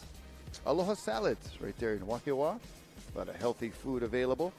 Body Armor, this sport water is very tasty. Kona Brewing Hawaii, also very tasty. Monster Energy, my choice to get pumped up. Defend Hawaii, the apparel that is available. Thank you very much. Speaking of apparel, I'd like to say mahalo to Oahu Golf Apparel, providing us with these beautiful golf polo tees that are ever so comfortable. And Himiko Organic, Kenui Kitchen, and here comes Kala Grace with a hero's welcome back to the yard. And Kenui Kitchen, mahalo for the Ono Grinds. Konos Hawaii down in Haleiwa. Pupukea Grill right here by Sharks Cove. Two Thumbs Tattoo. And all of our great contributors and sponsors for making this happen. That was Balaram Stack on the replay, and then here's Kaimana Henry somehow fitting that big frame into a tight pipe barrel. Here's live action of Kaimana again, and Kaimana solid. Solid is not even a appropriate enough word to describe his stance and his posture on that Mana, board. you in get that mana barrel. in the stance, huh? Yeah. I mean, one of the more appropriate names. Yeah, so for Kai an is the individual. Well- Kai is the ocean water. Usually the ocean water that's right in front of us. Here we have a replay. By the way, I did listen to, that's Ballstack, another great nickname for a hard-charging surfer, and Kaimana. I did get a listen to Sister Roby's song, and she said "Kapoina Kai" There you during go. the song, and I wouldn't have known it before, but now I'm like, hey, Hey, I that's know the that. word I learned from Isaiah the other day. Po'ina. Po'ina is when like the break. It's the word for breaking of a wave, which I think is unique to just waves. So Po'ina Kai, Po'ina Nalu, terms for the surf zone or the lineup, and Auntie Roby, definitely. If you haven't heard that song, Pi'i Maika Nalu. A lot of surfing terms in that song. Hey, and speaking of surfing all around the world, I've got a friend tuning in, surfing on, we were speaking of Vancouver. Okay. We got surfers in Vancouver, but a Skip surfing out in Vancouver Island yesterday. Makana 6 Pang. to 8 foot, he's calling it, as we see Makana Pang on a nice 6 to 8 foot pipe size wave. But nice to have Skip tuning in and letting us know that the waves are pumping Wow. out on South Vancouver Island. Check this out. Makana pumping into that barrel, but not able to quite pump out. That would have been another big score had he been able to make that exit. I mean, yeah, the Pacific Ocean produces energy as far up, you know, even up in those Pacific Northwest. I think it's just that the water is so cold that for many years just been a little uninviting. There's Kala Grace getting cheers from Team Dahui Japan, Shinpei, walking him through that wave. Talking about the turbulence here. So proud. Yeah, you know, couldn't have have it happen to somebody who was more grateful, appreciative, more humble, and just you know, solid human being. Very good character. I know and, he's part of the whole Ohana. Yeah, Do you so know his exactly mom, how? his mom Marian is Derek and Michael's sister. Oh, So he and his brother Kikai are nephews of Derek and Michael. right on. So it's not like it's not like far distance, but literally Yeah, close family. within, yeah, first connection. Awesome. Connection. Yeah, it's getting lively down here. You know, everybody knows it's the last day. I mean, you see some of the beach shots and the drone shots. The beach is getting packed. You know, word is getting around the island that the shootout is on and that the waves are pumping. And the wind is kind of coming and going. Yeah. So right now it's back to being quite calm and contestable. So we're going to keep it rolling. And there you see RIP Uncle D. Quite a number of places in this area that are a tribute to Derek Ho and his amazing accomplishments here at Pipeline and for Hawaiian surfing around the world. Here we go. Check it out. That is Jack Robinson. Just so technical and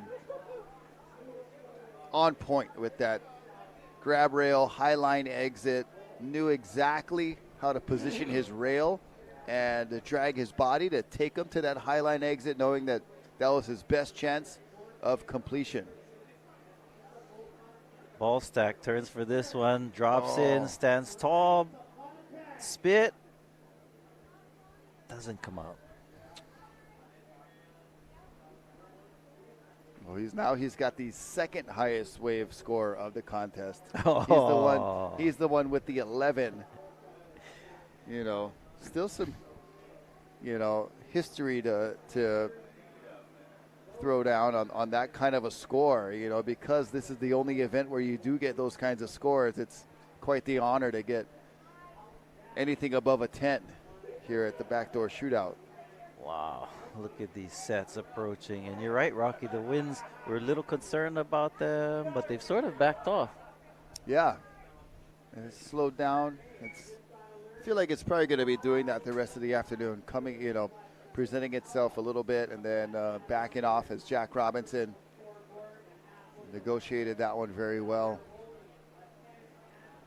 And then Balaram, that one just kind of peeled away from him. It had the same requirement as Jack Robinson's. Here's Makana Pang. Oh, He's going to stay in it. Oh, really well done by the young lad. young lad.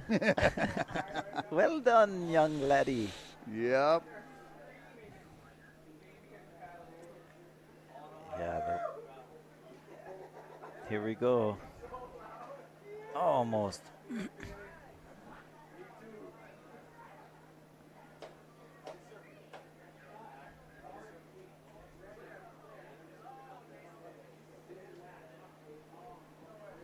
So lots of beautiful waves still out here in the Pacific Ocean coming straight to us at Bonsai Pipeline.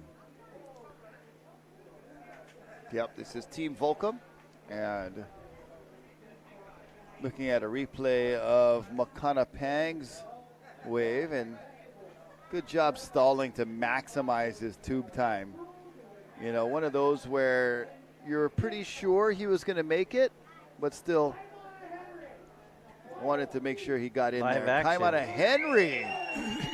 He's got 3 in a row, and he's been racking up a couple of pipe waves to add to his total here. You know, he's got a couple of 5s and 6s on the board from previous rounds, but I think he's improving on those with the waves he's got so far today. Oh my goodness, look at this one. Jack Robinson pulls in, comes out with the spit. And a big boost.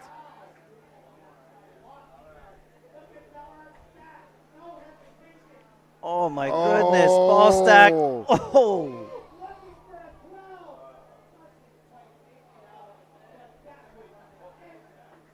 That was heavy, Rock.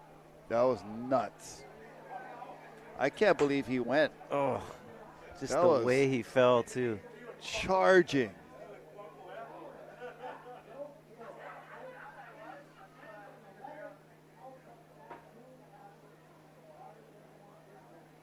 Wow. Oh, man. The way that he fell into it, and he kind of sat and fell backwards like he was sitting on a chair, and Yeah. oh, that wave gobbled him up.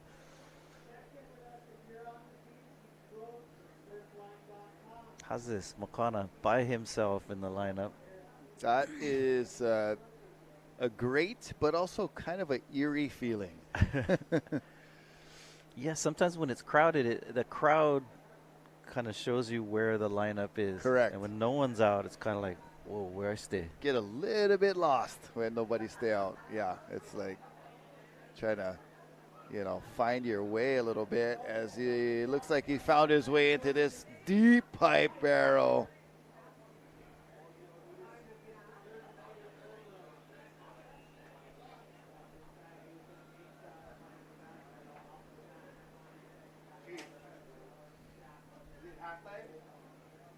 So here's a replay. Jack Robinson, beautiful one. Different camera angle of the same wave. See how he pumped and then slowed down? That's how you do it.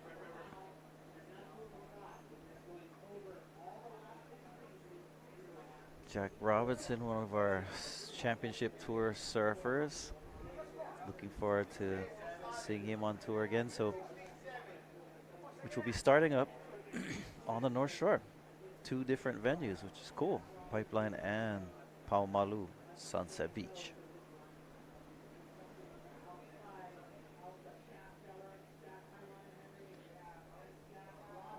More waves in the horizon. Look like Jack's taking a look at this one.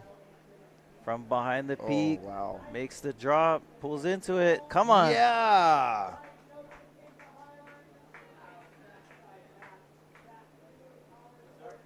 Man, that was really well done. We were looking into it from that angle, and from the straight on angle, I'm sure he was gone from the, you know, point of takeoff all the way till he reappeared. And we could almost see him a little bit even though from the looking in angle, but he even disappeared from this wide angle. So, you know, right here looking at it, it was like, okay, he's gone, still gone. There he is.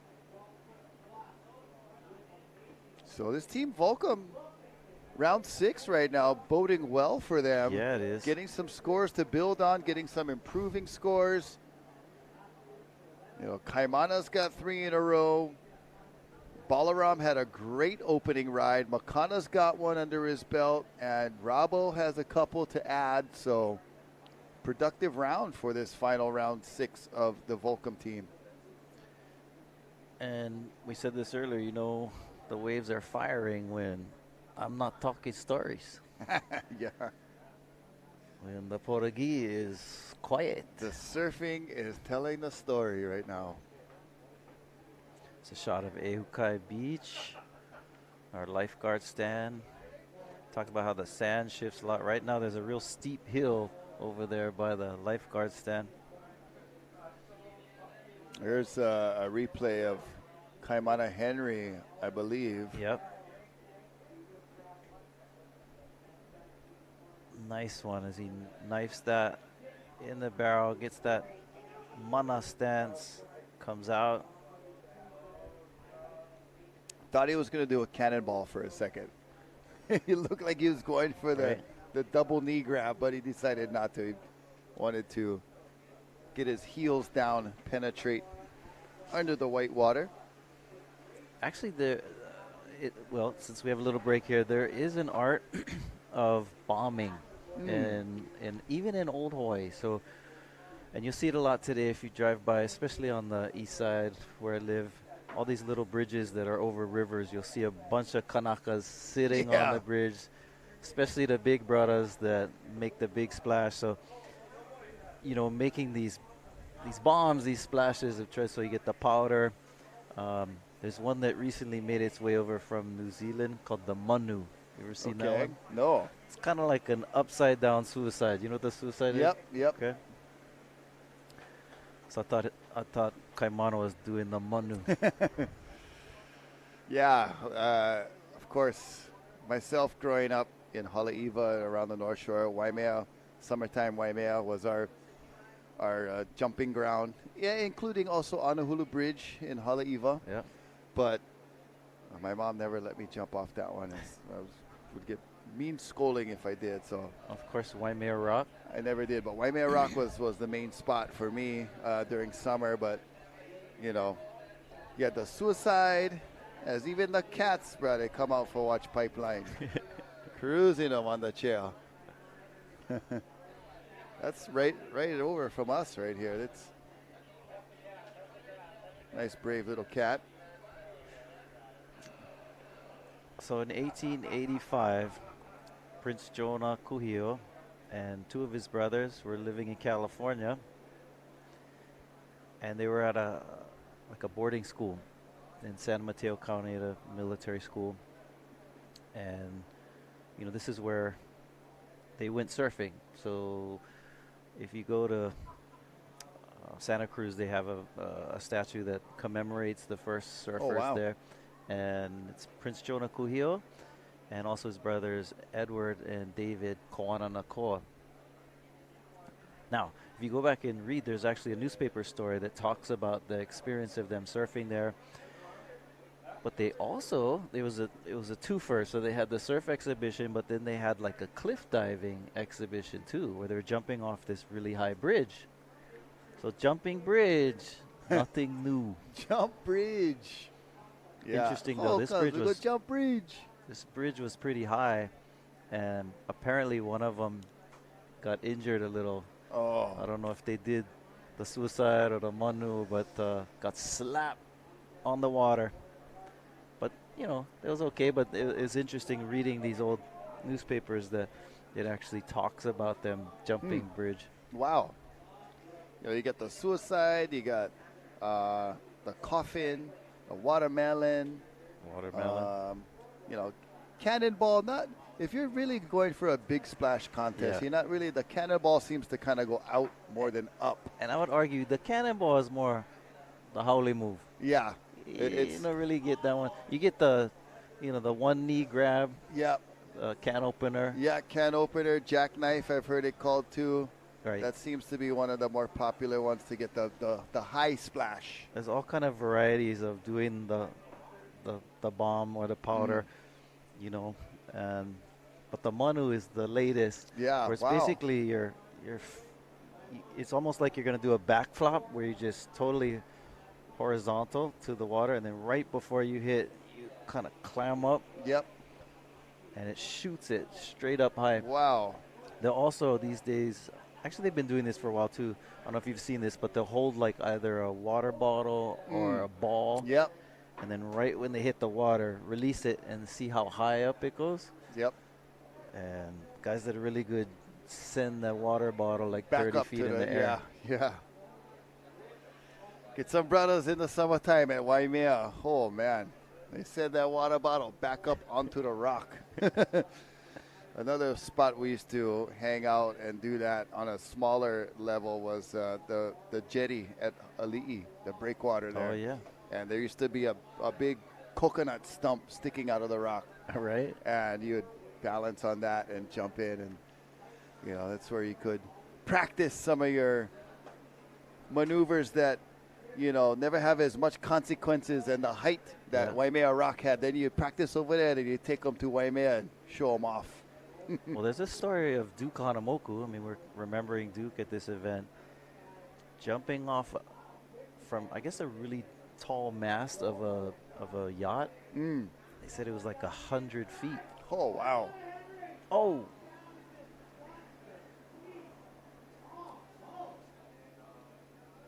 So jumping off of high cliffs and stuff was something that even Duke Hanamoku continued to practice. Now, one of the categories of age in Hawaii that we don't see as much of today was you had the big splash competition and the small splash. Oh. So we don't really get that much today. I guess, in the Olympics, of Right. course, that's what they're looking for is small splash. Yep. But in Old Hawaii, that was one of the things, too, who can make the smallest splash. There's a family enjoying the action. Tehotu Wong and Moana Wong right here on the porch with us.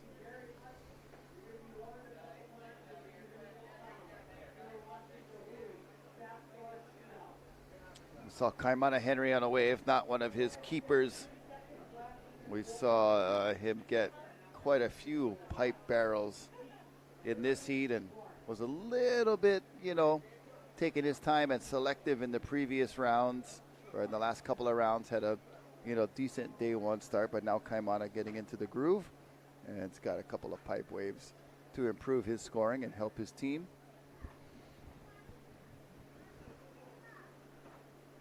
I mean, Rocky, this week is also commemorating the 1893 overthrow of Queen Yes, Lili'uokalani. correct. January 17th. 17, which is tomorrow. It actually starts on the 14th through the 17th, because what happens on the 14th is she goes to promulgate a new constitution.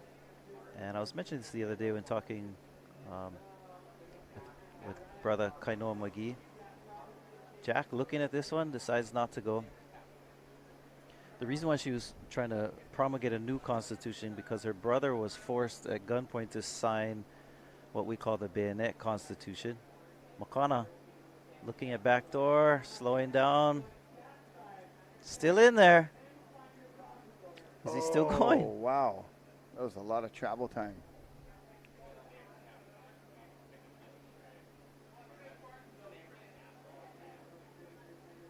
Hopefully he's all right.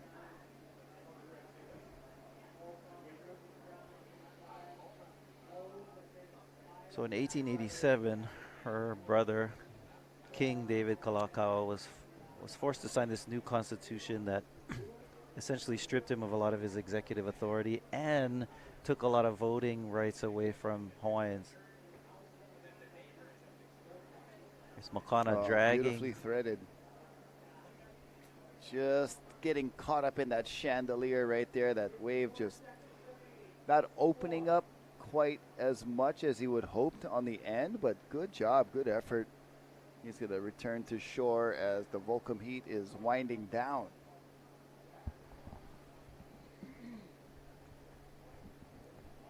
So anyway, this sort of starts when she goes to rewrite this new constitution that restores voting rights to Native Hawaiians and restores a lot of her executive authority. That sort of has this triggered effect by the Committee of Safety, which was this group that didn't want things to change. These were folks who were, we call pro-annexationists, that wanted Hawaii to become a part of the United States, mainly for a few reasons. One of them had to do with sugar and the benefits of not being a foreign country. But we'll get back to that story later. But this week, that's we're kind of commemorating. Yeah, and that'll be one that we'll kind of come back and touch on it and give a continuous, commemoration to what's happened, and just as an educational point, a bit of a memorial and remembrance, but also to commemorate as we see Haimana Henry threading through and making a nice little pipe wave out of nothing, making something out of nothing. Balaram stack. That'll be adding to his heat total, as well as Makana Pang gets one of his best rides of the event here in the final round 6 for Team Volcom.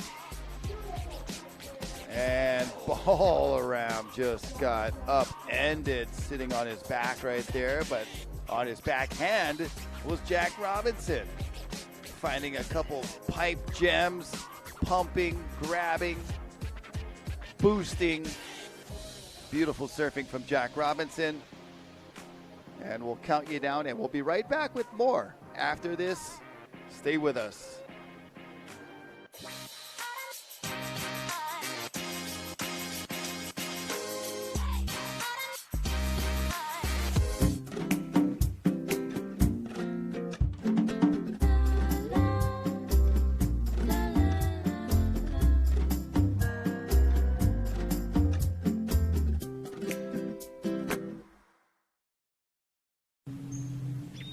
Got a large, long period swell heading towards the White Islands this weekend. 20 to 60 foot faces and exposed spots.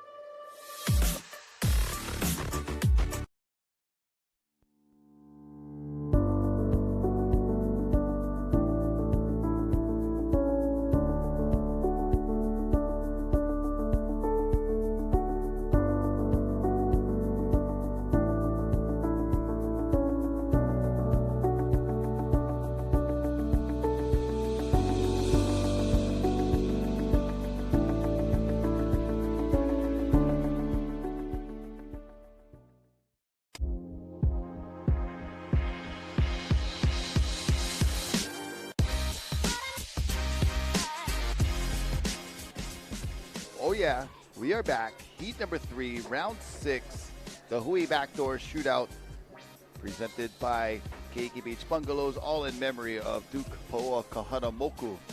And as we mentioned, round 6 happening right now. It'll be the final round of the contest on our last day of our waiting period, which happens to be our final day of competition. And we've got Healthy Swell, Isaiah Walker right here joining me, Rocky Cannon, with the live broadcast, and we got Ezra Rodriguez up on the beach mic expressing some amazing enthusiasm for what we've seen here.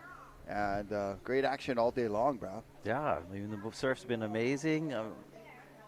Here's a replay of Ivan Florence. Oh, actually, this is live. Live action. Team Florence out there right now.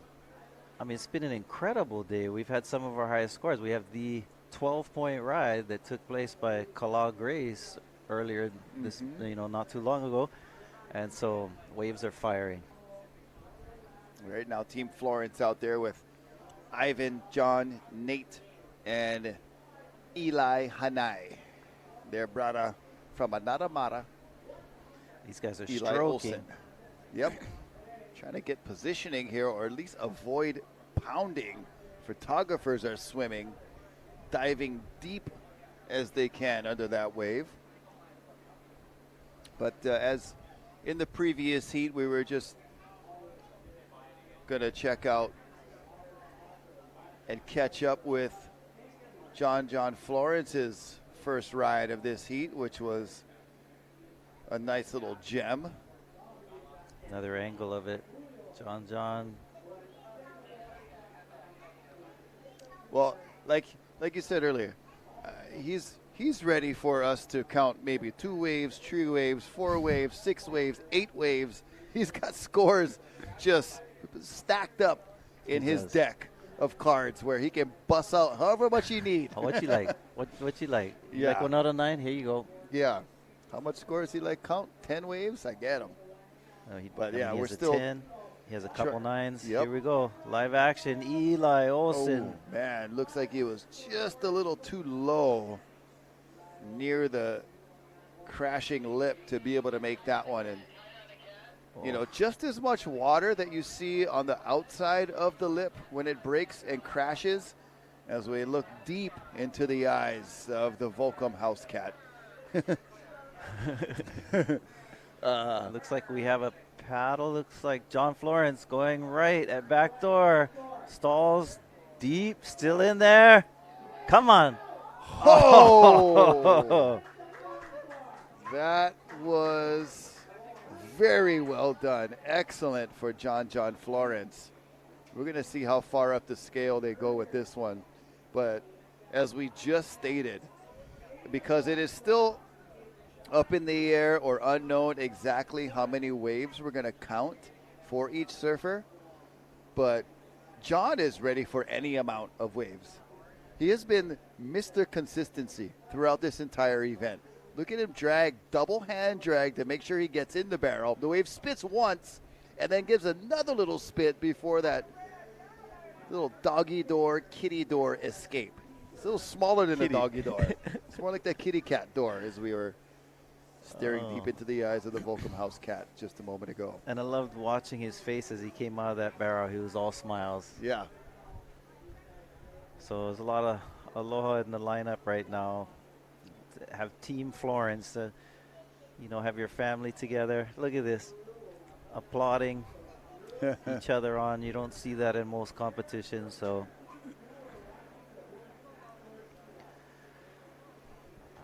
but heading into this heat, we're going to take a look at Ivan and his barrel that he just got. That was the one we caught up to in live action and just free fell right under the lip. And you can't come out much more stylish than that.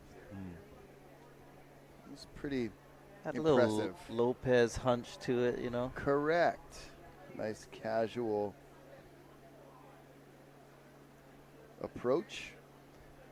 But we were discussing in the last heat, just the remembering of ultimately, which is the date recognized, January 17th.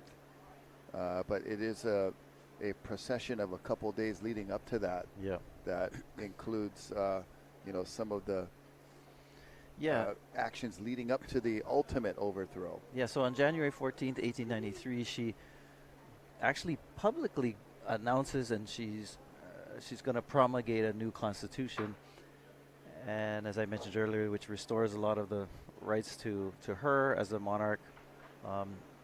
But there was, resistance from this specific group of folks who were that didn't want her to have more power. that saw her in a negative light. And I mean, even, racism contributed to it as well. The thought that she wasn't civilized enough because she wasn't white. Mm-hmm. And it's interesting because the Hawaiian monarchy knew that this kind of white man's burden comes from a poem from Rudyard Kipling that was writing about the way that imperialism mindset worked at that time. Was the idea that it was the burden of European nations to help civilize and to kind of rule, because it's sort of their burden to take care That's of their these, responsibility. yeah, like these lesser humans, right? Which was, of course, racist and untrue.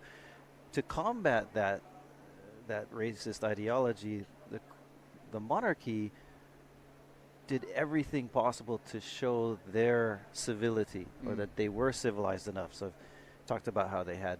I mean, she was actually a constitutional monarch, which means we had a constitution.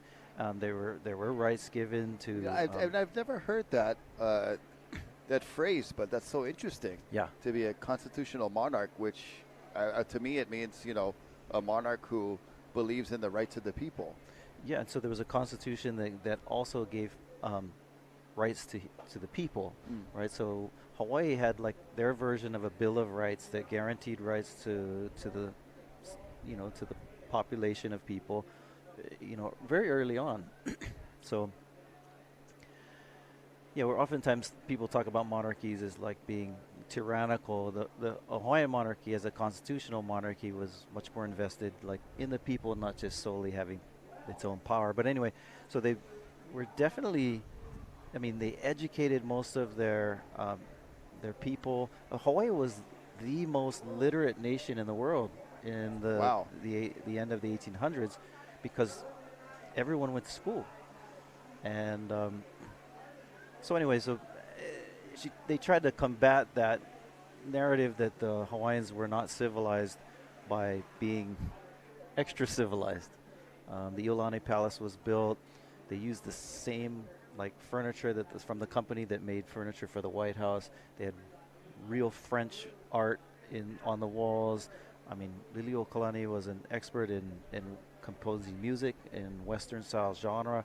They spoke many different languages. They toured around the world. In fact, Queen Liliuokalani was invited to Queen Victoria's Jubilee in England, and she went there with Kalakaua wife, Kapiolani, and really was kind of the embodiment of being Hawaiian and very cultured. And so, nonetheless, despite the fact that, definitely the monarchy did have very advanced and very quote-unquote civilized government, those who opposed her still were claiming that she wasn't worthy to rule, and they were threatened by the fact that she was writing a new constitution, and so they plotted to oust her. And the plan was to overthrow her, to impose their version of a Hawaiian government, and then request to Washington, D.C. through treaty that the United States take possession of Hawaii. And they knew that they needed a treaty because Hawaii and the Hawaiian Kingdom already had recognition by the international community that they were an independent and sovereign and neutral state. Look at this. Eli Backdoor. Hanai at backdoor. And just a little bit of that sea breeze affecting the shape of the lip right there and crumbling down just a tad, so wasn't able to easily navigate the exit of that one, but Eli back on his board. Duck diving under the next wave and now heading back out. And there's a lot of waves headed his way, so hopefully he's able to make it back through, but good technique. Just got a little bit of that lip on the shoulder. Wasn't enabling him to get into the barrel clean, and there he is having to jump off his board and wait for Hawaiian Water Patrol for a potential pickup.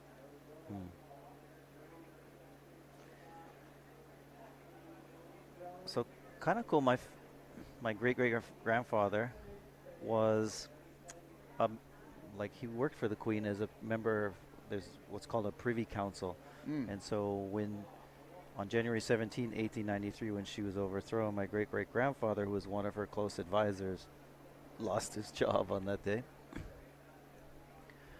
and so they knew that they needed a treaty, so they worked really hard to try and solidify their plan by submitting a treaty to Washington, D.C. And I think to their surprise, the President of the United States, Grover Cleveland, who just took office, recognized that it wasn't legal. He condemned it, and there's a famous speech that he gives in the floor of Congress where he says this was an act of war against a friendly and friendly nation. By friendly nation, that means like a nation that was recognized as independent, and it wasn't legally done. So he sends one of his advisors named James Blount, a senator from the South, comes down to Hawaii, and I think perhaps because of his Southern accent, some of the folks who were pro-annexationists, some of our haole folks in Hawaii thought, oh, this guy, he knows how race works, being from the South.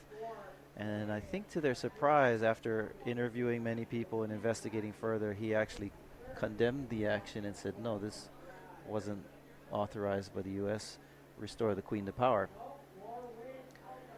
So the President, Grover Cleveland, that's his recommendation, but they refused to step down. That's surprising to me. So we check out Ivan Florence in a deep pipe barrel once again, but he's got knocked off and went for the body surfing finish. I think he was running on the face of that wave. He was.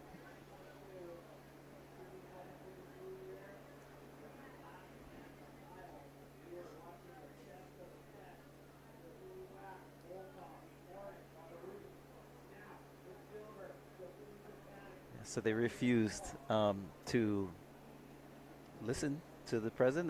They basically said, if you want us to get out of here, you got to remove us by force. Look at this barrel. You saw the wave just knock his board right from under his feet, and almost like he was doing like a step off.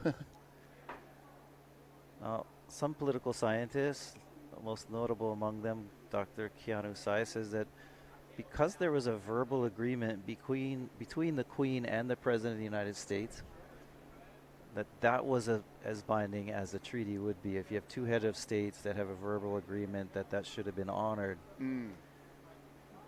But I guess the President of the United States wasn't, willing to stick his neck out that hard to forcefully remove other Americans from this Hawaiian kingdom. So he pushed the matter to Congress, where it sat for many years, where there was attempts by this Republic of Hawaii to submit treaties that were not passed. In 1897, there's a treaty that's submitted, and the Hawaiian people, through these political huis, so we had we heard the word hui. It means a club or an organization. There were political huis that went to Washington, D.C., submitted these thousands of signatures petitioning against that annexation treaty, and it actually worked. They ended up swaying the votes, and they didn't get the 2/3 majority vote that was required for this treaty to pass, and so it seemed like it was done. But it wasn't, because there was a war that broke out between Spain and the United States. The United States went to battle against Spain in the Philippines. Hawaii was a in-between spot. There was a new president that was elected into office that was less sympathetic, William McKinley, and then Hawaii became these days what folks are calling militarily occupied state. Yeah. I mean, and that terminology is used since there was no treaty of annexation that passed. Yeah, it was more by force as we see some big waves right now forcing themselves onto Holy this smokes. lineup.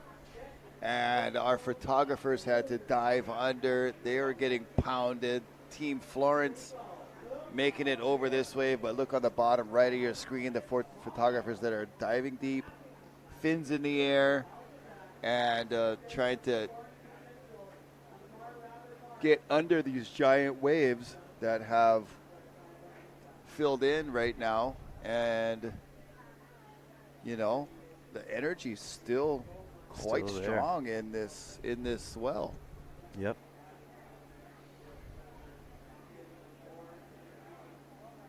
You know what I like about John's performance is he's been consistent. He is Mr. Consistency, absolutely. I mean, there were no 12s that he's thrown out yet. And each of the days of competition, sometimes their heats were a little slow here and there. This heat has been good, but still some lulls in it, as you can tell by the fact that I'm talking story. But nonetheless, he had 2 really good waves in this heat. Yeah, and you know, you wonder if he's kind of, even though this format is so different than what he's used to surfing and competing in, I feel like he's still in his, you know, traditional competitive mindset, where each heat he's managed to get at least 2. Yep. You know, to quote unquote advance. Yep. But I think that's just how he's programmed at this point Right. and conditioned. So you're right. He started with that nice pipe barrel.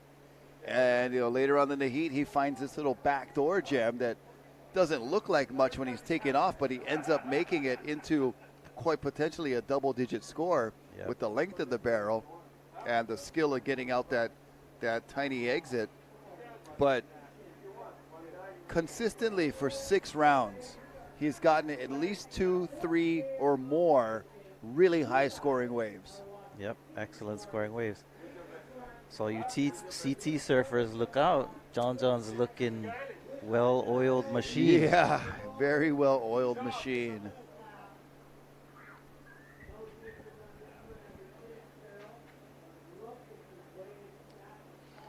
I'm curious, and maybe I just haven't seen, but, you know, having a Grover Cleveland somewhat sympathetic to the plight of the Hawaiian concept or Hawaiian people, why haven't we seen other or any schools or anything, you know, at least a little attribution to Here's John. John Florence, watching him at pipe, Oh. and he's coming out, says, brah, you guys like see big scores. I still get plenty. But, like, you know, there's no Cleveland High School. No. Or, you know, Park or anything. Cleveland Park or anything like that, just out of curiosity. You know, and it is important to, you know, rewrite our history and to perpetuate. You know, I mentioned Keanu Sai. He also talked about how this program of denationalization took place for many years in Hawaii. Look at this one. I believe that was Nate Florence. Slipping and sliding down the face of that one. So in other words, you're right, Rocky. Like, why is there a McKinley High School? Yeah. Replay here. We'll see what happened with. This is John's wave. Yeah. Wow.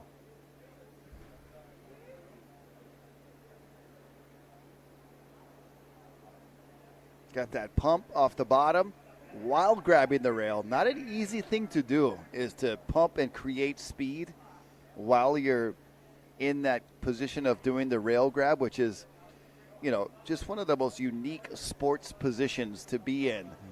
You're grabbing the rail in that hunched over position. Sometimes, you know, nowadays I grab rail. I don't know if I can get back out from grabbing rail, but you pump that rail and get in to the barrel and make it out. It's pretty impressive. And looks like some backwash kind of just got in there to fumble up Nate a little bit and not able to set the rail clean and therefore got upended. Now, this story that we're talking about right now is important to even Duka Hanamoku's life. So in 1893, Duke Hanamoku was 3 years old when the overthrow took place. And then, add 5 years, he was like 8 or 9 years old in 1898 when Hawaii became, part of the United States. A territory. Eventually became a territory. And so he grows up in this era, and his family is very much so a part of this experience of what's going on. Here we have a paddle. This is a steep one. Eli slows down, pulls into the pit, still in there. Yeah. Nice job, Eli Olsen.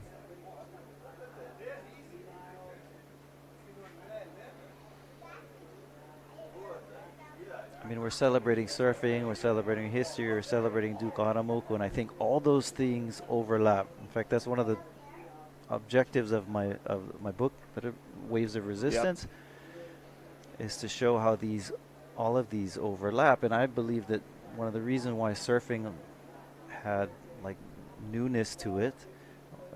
Here we go, Eli, a replay, his last one. Oh, he's going to be potentially putting another good score onto his score line with that wave at Pipeline. Just a really clean, well-surfed, great technique, and overall good score. So there is a resurgence that takes place in ocean activity, particularly with surfing. You see a lot more people surfing. That I want to make clear, though, surfing never died out. I mean, people were surfing through this whole time period. Oh, Makana's got and that is a bandage. I saw that backdoor wave after he came out. He was holding his head, so hopefully he's okay.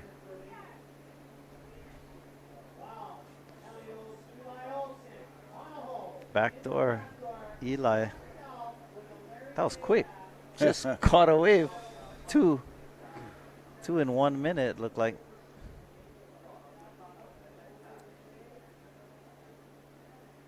Shot from straight overhead. Checking out the photographers, Hawaiian Water Patrol. Some of the waves breaking in the impact zone right there. Saw the water quality steadily improve from day one as we watch Eli Olsen at Backdoor just get a little almost too casual at the end there, but good recovery. The wave said, whoa, boy, sit down. He did, but he survived, made it out. Good job. So after, I did my research and looked into some of the things that were going on in Hawaii at that time, that it seemed that the kind of revitalization or resurgence, I should say, of surfing that becomes, even more popular again at that time when Duke was, a young man, and his family and his friends, especially in Waikiki. I think there's a correlation between what happens on land and what happens with surfing, because you see, and we do this too. I think all humans, like if life isn't going well on land, there's something healing about getting into the ocean. It's a different space, and especially for Native Hawaiians, a kind of pu'uhonu or sanctuary that you can be somebody important in the ocean, despite the fact that maybe on land you aren't respected very well. Right. And so for Hawaiians, I believe there was a correlation there. But Duke Hanamoku, lived during this whole time, and his family was a part of this experience. His ohana had ties with the Queen, and their family, in fact, after this overthrow took place, the Kahanamokus moved out of Honolulu. And my feeling is maybe just to get away from all of the drama that was taking place in Honolulu. And they moved with the Pa'oa clan, his mom's side of the family, on the beach in Waikiki as a kind of escape, right? In an area called Kalia, Waikiki.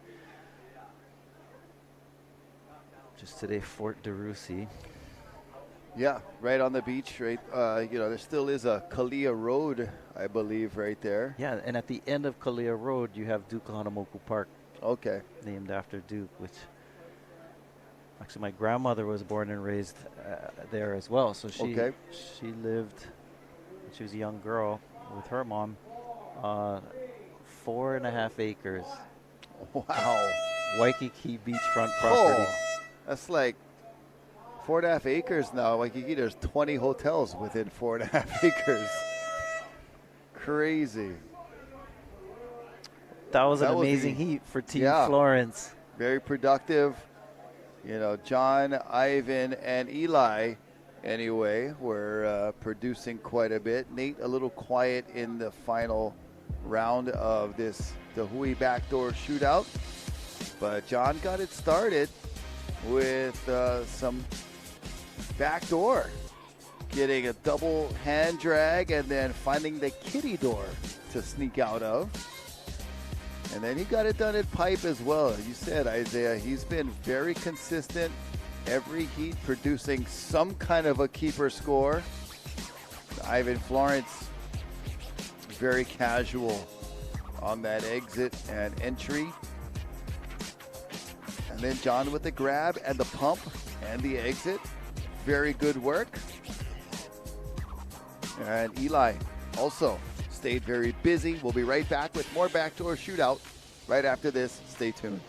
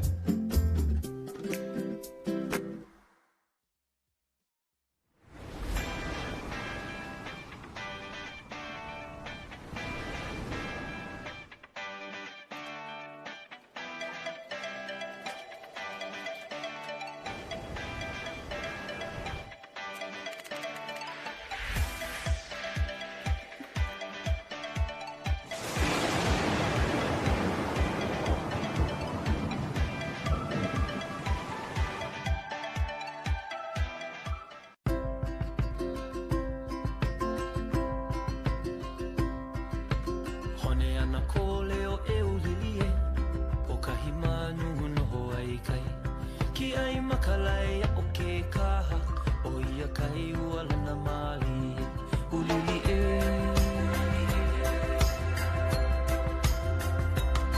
ulili hoi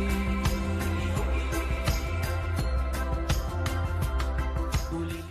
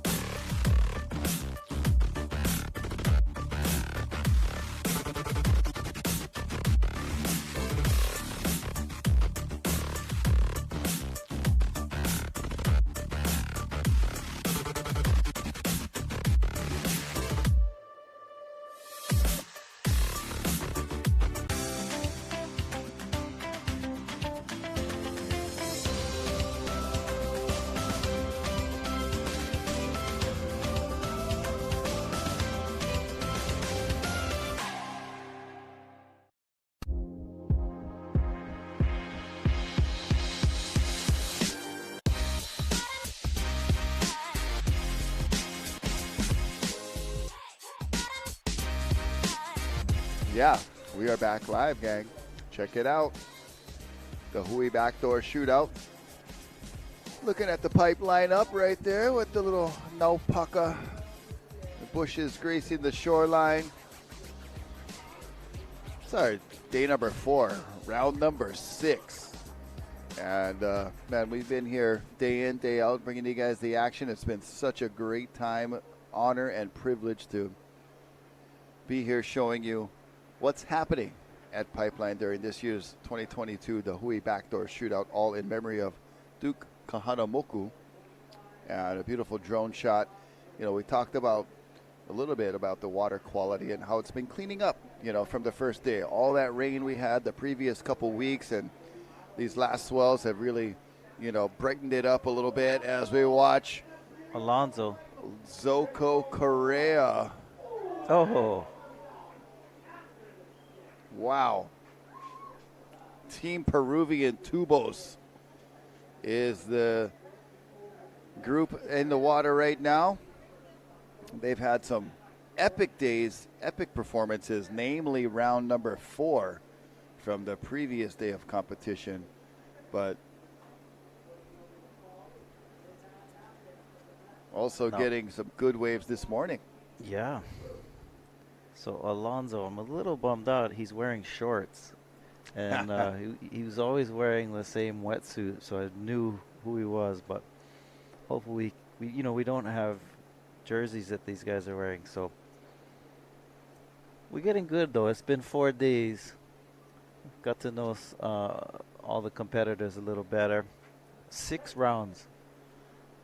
So awesome opportunities, many opportunities to be able to surf. Yeah. 6 Check times. it out. Zoko just fighting through that. Somehow, man, he had just his iron legs to make it through there. The beautiful shot of the lineup there. Got to say how's it to Uncle Chris tuning in over there in Neptune Beach, Florida, and watching the broadcast. Miss you guys. It's interesting from that higher view, from the drone view. The lines didn't look like they're coming in so straight. Kind of Right. coming A from. lot of contour. Yeah. In those lines from that drone view. See that kind of bending and arcing and wrapping. Definitely not straight lines. Now, I don't know if that means we have 2 different swells at the same time, or. You know, I think when they get this close to shore, they're starting to feel the effects of the different contours of the reef and the bottom that they're approaching. Right. But definitely some curvy lines out there that are approaching the shoreline and making this one of the most epic surf destinations in the world, as we're watching a huge late drop. I think Zoko that was again. Alonso again.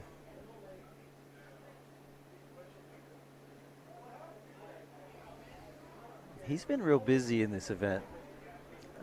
In each of the rounds that we've surfed, that we've watched him surf, seems to be catching a lot of waves, which is good. Yeah, this one was so steep. It was like already crashing down right behind his shoulder, not giving him any time to get under the lip. Oh, live and action. That's Joaquin Del Castillo. Just made it to the exit, but did not stay on his board. He'll get some shootout credit for that score. That's what we'll call it.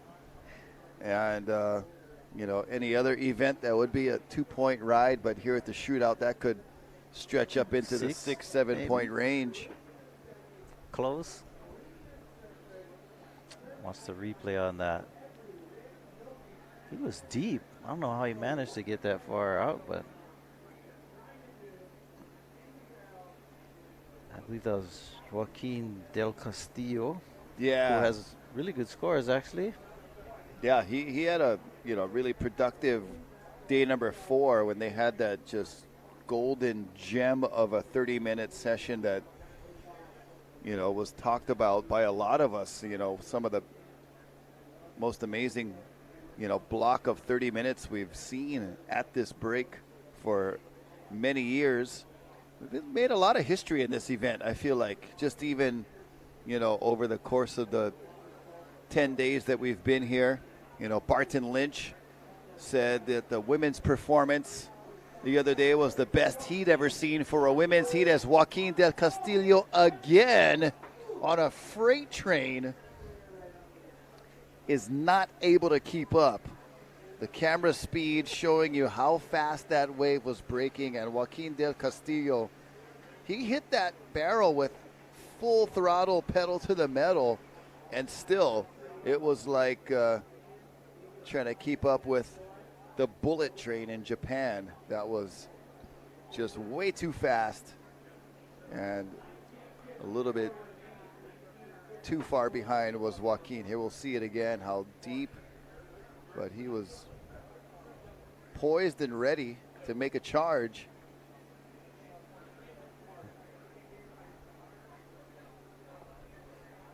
So, mentioned earlier that my friend Lito Archangel is texting me, said to say, tell brother Rocky I said aloha. I love Lico. He's so talented, bro. He said, Such a good brother. brah, Kala Grace, boom. Boom. He said, O Kakala means chicken skin. Yeah. O Kakala. Yeah, that's what I was feeling too, bro.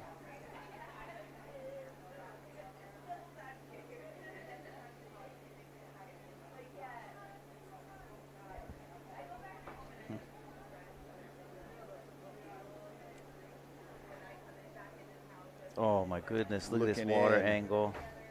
Beautiful pipeline pit. Magical.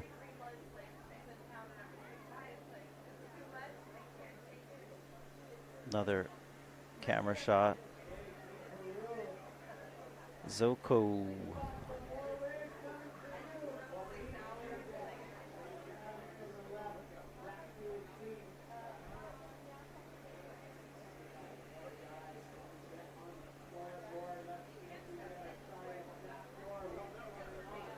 If you guys are watching on Surfline, make sure that you subscribe to the great content that Surfline puts out. We got more live free surf sessions that could be heading your way this upcoming week with tons of swell on the way.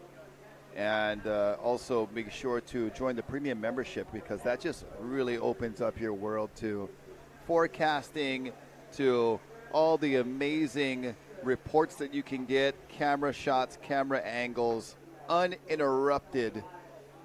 As you check out our scene here, down on the lower level porch of the Volcom House Bravo, with the big Jerry Lopez house off your screen to the left. We have been up there the last couple of years, you know, kind of up tucked away, but I like being on this ground level and kind of immersed amongst everyone here, which has been quite the scene, you know, especially for seeing Bethany charging and feeling the vibe and the, you know, the positive energy everybody's given to our Wahine competitors out there. You know, when you see waves from John or Balaram or Kala that are in the 10, 11, 12 point range, you get all that energy from down below, where you can just feel everybody being uplifted by what they're watching. Yep. Yeah, good vibes here at the Backdoor Shootout, the Hui Backdoor Shootout 2022. Yeah, we're in 2022, bro. So we get to see from the drone, it's really cool shots of the beach here at Ehukai. In the back you have Sunset Beach Elementary School and the beautiful coastline. Everything's so green. Everything is so green. We've had so much. Lots of rain during Christmas and New Year's. Right. And the water's back to greenish blue, not so brown. See cut in a point off in the distance.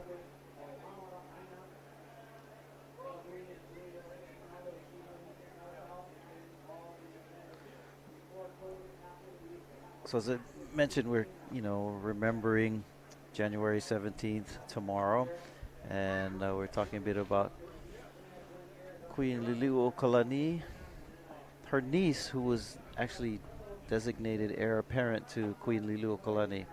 So she would have been next in line. Her name was Victoria Kaiulani. Kaiulani, yes. Was an avid surfer herself. Yeah, accomplished surfer, yeah. Yep, and we have some of her old surfboards in the collections at the Bishop Museum.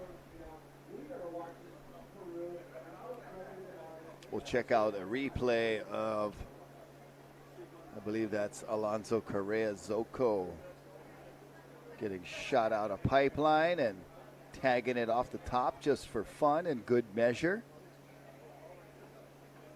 Man, we talked about the treat and the privilege it is to be able to get an invite to this contest and surf pipeline with 3 of your friends, and a lot of the other teams, Snapped Forward, the Hui Wax, they're all, frothing pipe surfers who get plenty of waves no matter how crowded it is. But sometimes it can be a little tricky for our folks, from international areas and different countries, and especially for our wahine too.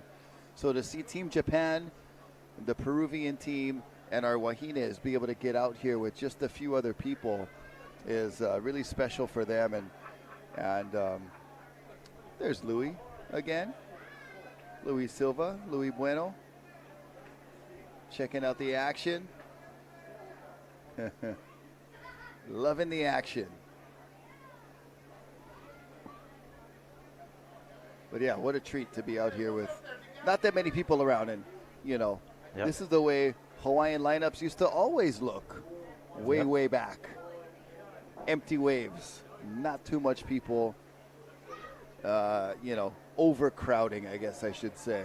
Because we did the free surf session the other day, Kainoa and I, and it went from the comparison contrast to watching the shootout all day with mostly empty lineup to after the contest when it was like not an empty space unoccupied was quite the difference. Yeah.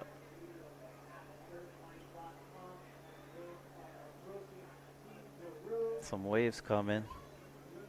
Zoko looking interested on this left. See if it can open up for him. Gets under the curtain. Travels for a little. The chandelier. So that was Alonso. The other surfer, we're getting some help from brother Keoks. Thank you, Keoki. That the sticker on the front, the Volcom sticker on the front of the board, that is Cristobal de Cole. Ah. So Cristobal and Alonso. And Alonso did change it up on us, getting out of his wetsuit, throwing on his board shorts. Tricking us. But that is Alonso right there.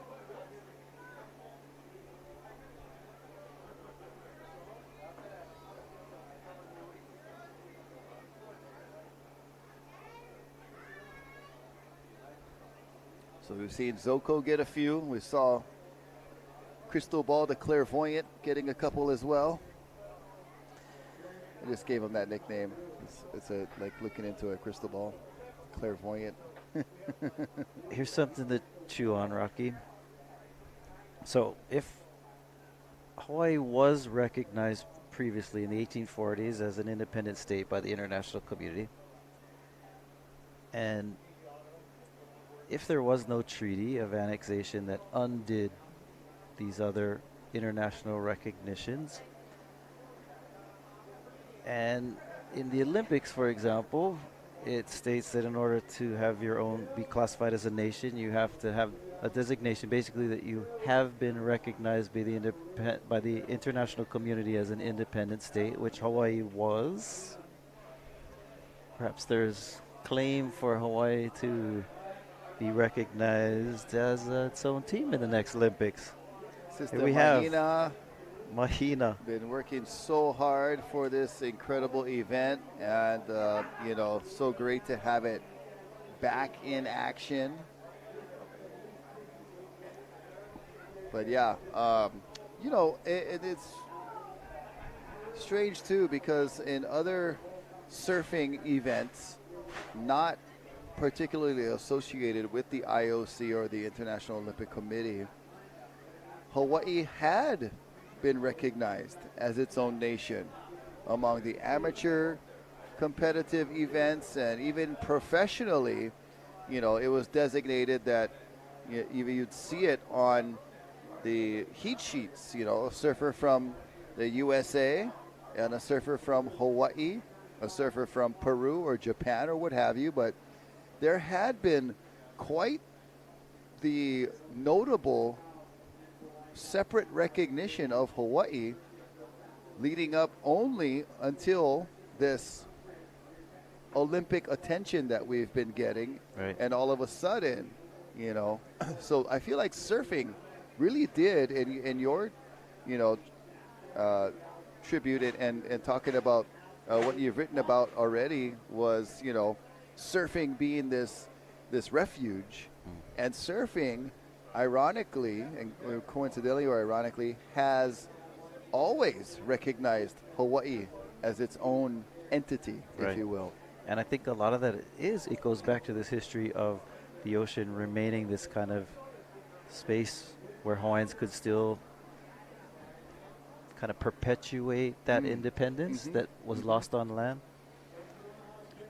So yeah, and that was one of the first questions a lot of us had when it was presented or proposed that surfing would be a part of the Olympics. Right. And a little info on that. There was a group of us, and we hired an attorney and met with a lot of the surf community in Hawaii, and we did submit an application to the IOC, and they're still chewing on it. Yeah. So, because it's you know, it'd be risky, but here we go. I believe that is Alonso. I mean, on their part, it'd be a bold move, but it, in my opinion, it'd be the right move. Right. To recognize, like, well, okay, technically speaking, by the history of Hawaii's background of being recognized as an independent state previously. Here we go. Oh, my goodness. Oh, Joaquin del Castillo. Come on. Oh. Oh.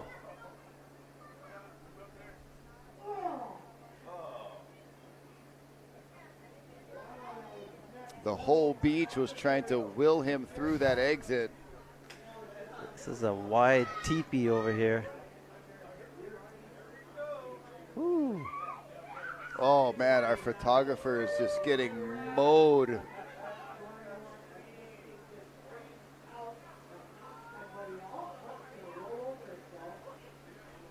See them all swimming and scrambling right there.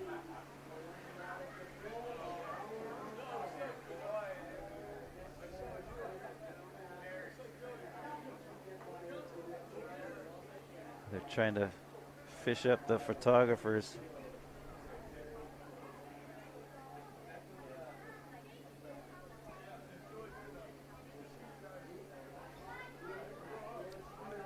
Hawaiian Water Patrol, finest in the business. Yeah.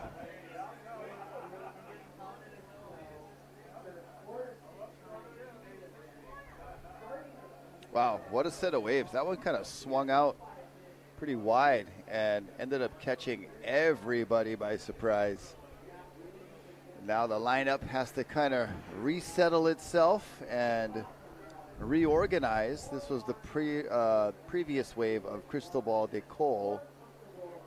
And, excuse me, that was Joaquin del Castillo. Excuse me. And Joaquin had a chance for most of that wave, and then it just kind of swallowed him up and spat him out the back.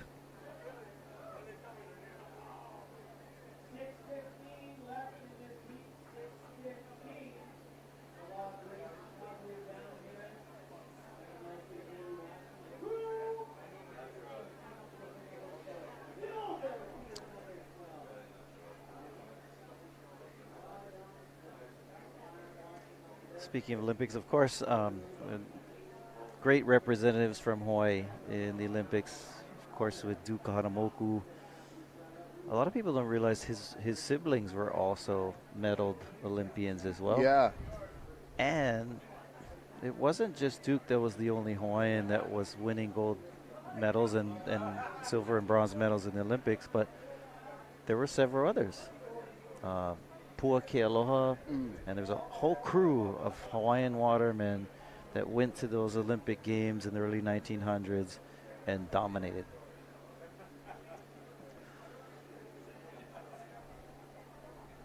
And of course, Carissa Moore. I remember watching when she was surfing in Japan, and it was clear that she was gonna win. That I got that old kakala too, that chicken skin. Yeah. And I don't know if you remember, there was a rainbow that came Kakala. out of nowhere. That was like, to me, it was, we call ho'ai lona. Ho'ai lona is a phrase for like some kind of deeper sign, like the earth recognizing something happening. And at that moment when she was winning and I saw that rainbow, it was just amazing. It reminded me of Laie Kawai's rainbow that followed her everywhere she went, another surfer from Hawaii's past. And that oftentimes rainbows will chase great people. And that moment, I got that kakala, chicken skin. Yeah, I like that.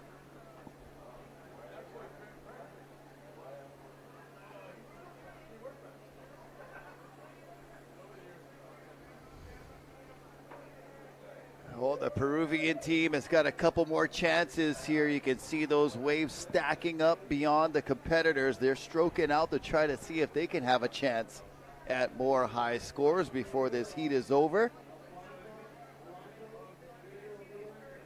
Look at these waves Oh coming. boy. Come on, Peru. Oh, that one, there's just a little too much wall where they were at. If they were just, maybe 10 feet over to the right, they would have been in position.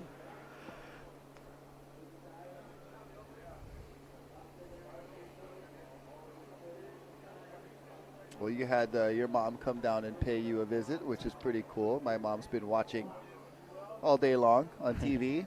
And so cool to have the family support. Yeah. Essential, crucial. Although I love about our families that they're usually the most honest with the feedback. Correct. Every time they're like, Dad, you're saying too much. Stop saying All right. We'll drop in on Rocky. Stop cutting off Rocky. All right. It is quite interesting. We're commemorating the overthrow, or at least remembering. I don't know, what the correct, I guess, remembering or memorializing might be a more appropriate word. But I would also like to, memorialize. There's an actual holiday happening tomorrow, Dr. Martin Luther King, and the things he stood for and did during his lifetime. So coincidental that they are occurring on the same day, but it is Ezra Rodriguez going hard on the beach announcing. Mahalo, Ezra. Excellent work. His first year joining us at the shootout. Happy to have him part of the team. But, yeah, so, I mean, there's just so many things to remember about history and about the past, that keeping it relevant and being able to continue to learn from it and about it means that we have to talk about it. Yep. Yeah, for sure. Dr. Martin Luther King Jr. Had a profound impact on human rights, and the form of resistance, which is essentially nonviolent resistance. And it's interesting because that some of that is inherited, that strategy of resistance through nonviolence even stems back to Mahatma Gandhi. Correct. And Mahatma Gandhi even kind of traces some of that strategy to the way that even people like Jesus and others would resist through nonviolence, but yet still a form of resistance. So, when the civil rights movement was protesting injustice and violations of human rights and stuff, they held their ground. But there was violence that took place, but the violence was taking place not on their end, right? So the key to that was showing the atrocity of the aggressor, and in so doing, you become sympathetic to the cause because you realize, like, wow, this really is unjust. Right. When you watch people getting blasted by fire hoses and dogs sicked on them, you realize, like, whoa, this isn't cool. And that was a strategy that was important to this whole civil rights movement. Right, and it was I think, as we end that heat for the Peruvian team and get on to Snap 4, I think that was important for anybody that was looking on to see, like, wow, they're not even doing anything, and they're doing all those things. So we'll get back to more of that as we check out replays of Team Peruvian Tubos as they wrapped up their final round 6. Man, they've had some amazing waves. These Peruvian guys have made the most of every opportunity. They have not squandered anything. They've left nothing out there. They've put it all out, and we'll be right back with more action from this the Hui Backdoor Shootout, all in memory of Duke Kahanamoku. We'll be right back.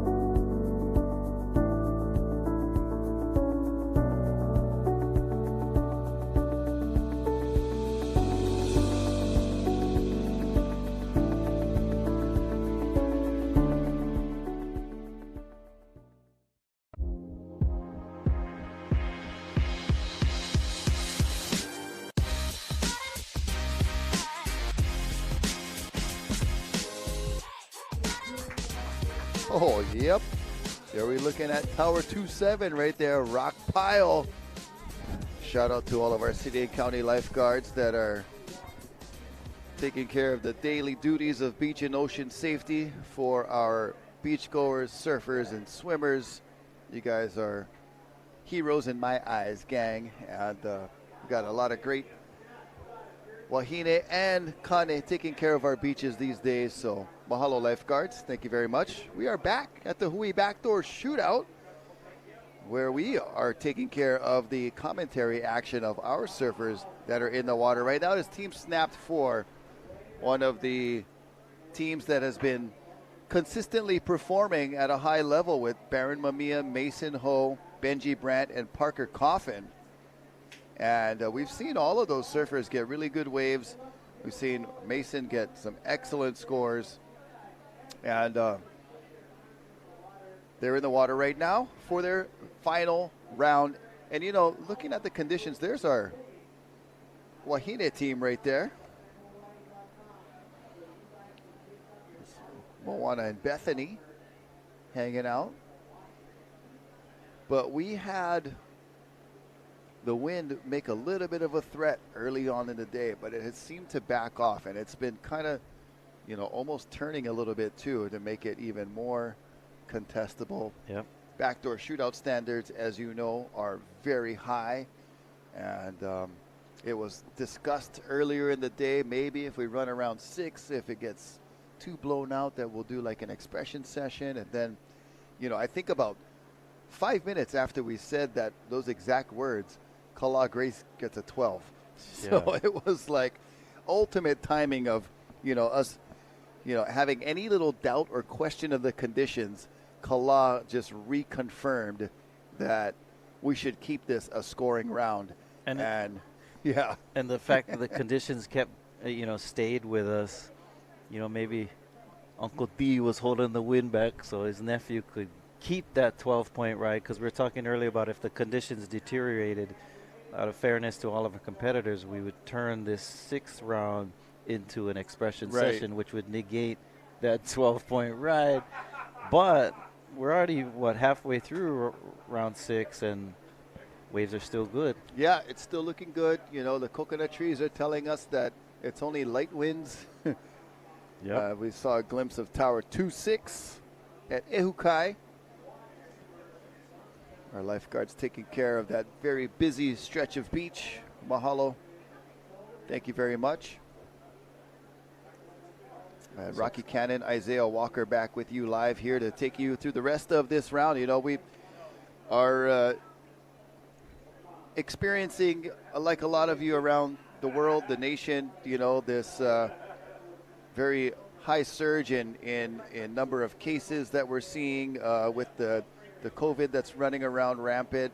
Thankfully, the strain seems to be something that is a milder version, but still, you know, it's keeping a lot of people aware and away. So we're short a couple staff members here at the Hui Backdoor Shootout. So Isaiah and I will be powering through the rest of this round and bring you to the end as we watch Baron, my man, Mamiya. Come on. And he's still going. Oh, that wave spit like 3 times.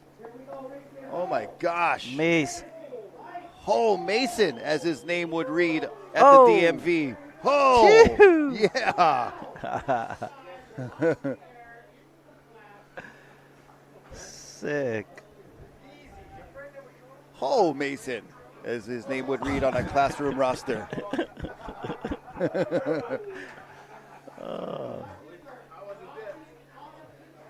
Oh, man. People are dancing up here and high-fiving. It is ultimate good vibes at the Hui Backdoor Shootout in memory of Duke Kahanamoku.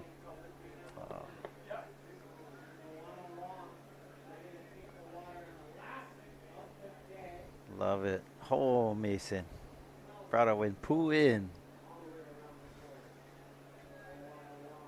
You know, we've seen that Mason can ride pretty much any length of board here at Big Pipe, but he's stuck with the longer board throughout the entire event. So pretty cool. Most of our competitors are riding shorter boards, but not Mason. There he is, deep behind it. Spit, throws the air. That was Baron Mamiya. Man, I thought he was going to come out of that.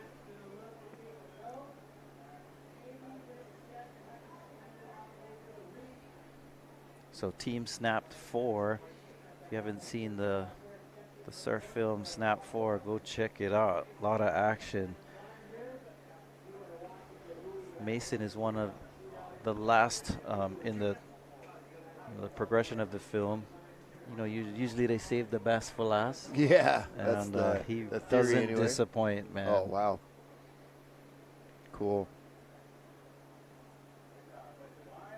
Also looking forward to the film, the Through a Doggy Door, Through the Doggy Yeah, Door that the yeah. Mason's been working on for many years. So Yeah, one of those. I think he's just continuing the pursuit of perfection. Here we go. More opportunities. We'll see Benji Brandt go back door.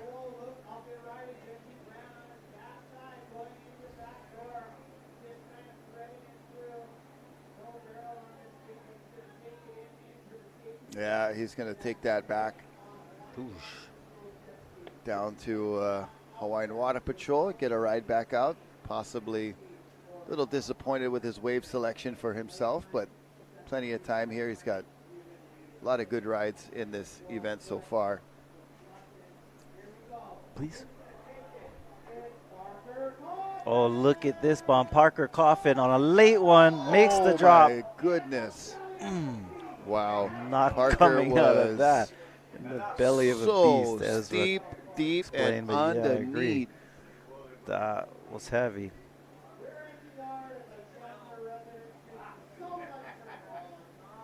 He's still alive somehow. Right. It looks like he is frothing to get back out there for some crazy reason. Look at that. Bruh, he's hanging tough.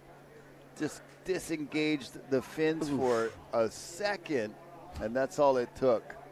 Had he been able to stay engaged and keep everything in line, that could have been another double-digit score. We see a lot. Our competitors paddle back out and do just what they're doing right now, checking their board to make sure it's not cracked. There's a replay of Mason Ho's late drop in the pit. Pops out. Oh. And more waves in the horizon.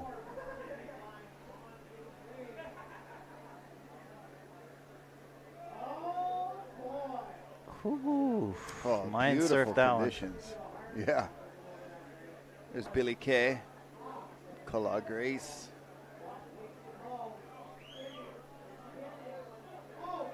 Oh, Baron Mamiya on a foamy one. Yeah, his board is so small.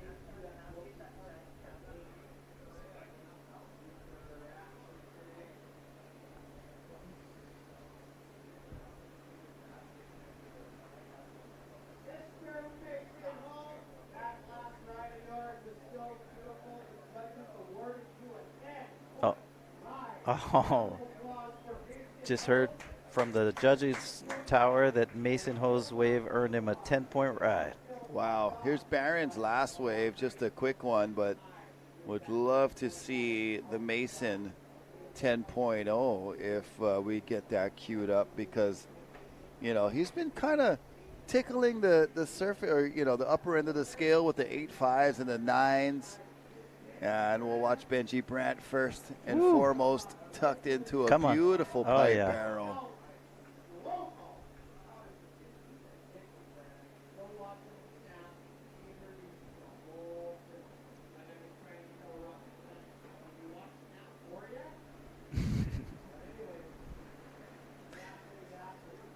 Oh, man.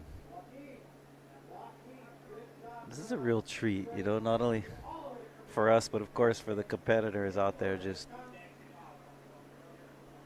having pipeline, just being consistent, beautiful light winds. Parker Coffin paddling for this one. It's gonna stand up steep. Oh, wow. Parker slows down, comes out with a spit. Just amazing conditions right now, wave after wave. It is just turning on. Baron Mamiya not able to come out. I thought he was going to be able to force his way through, but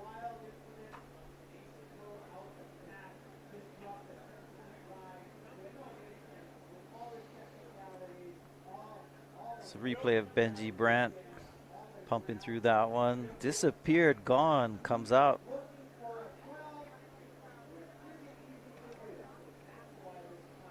And Beautiful replay there of Benji Brandt. Oh, No. sorry, Parker Coffin. Excuse me. Yep.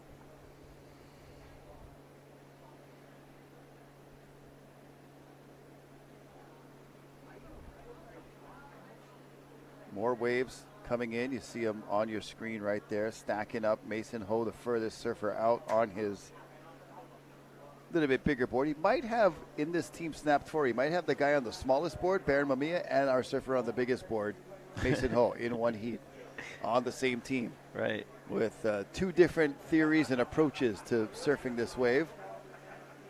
Equally accomplished, or I should say, you know, talented and adept to doing what the mission requires here, which is to get barreled, get deep, and come out. Yep. A couple different ways to operate here.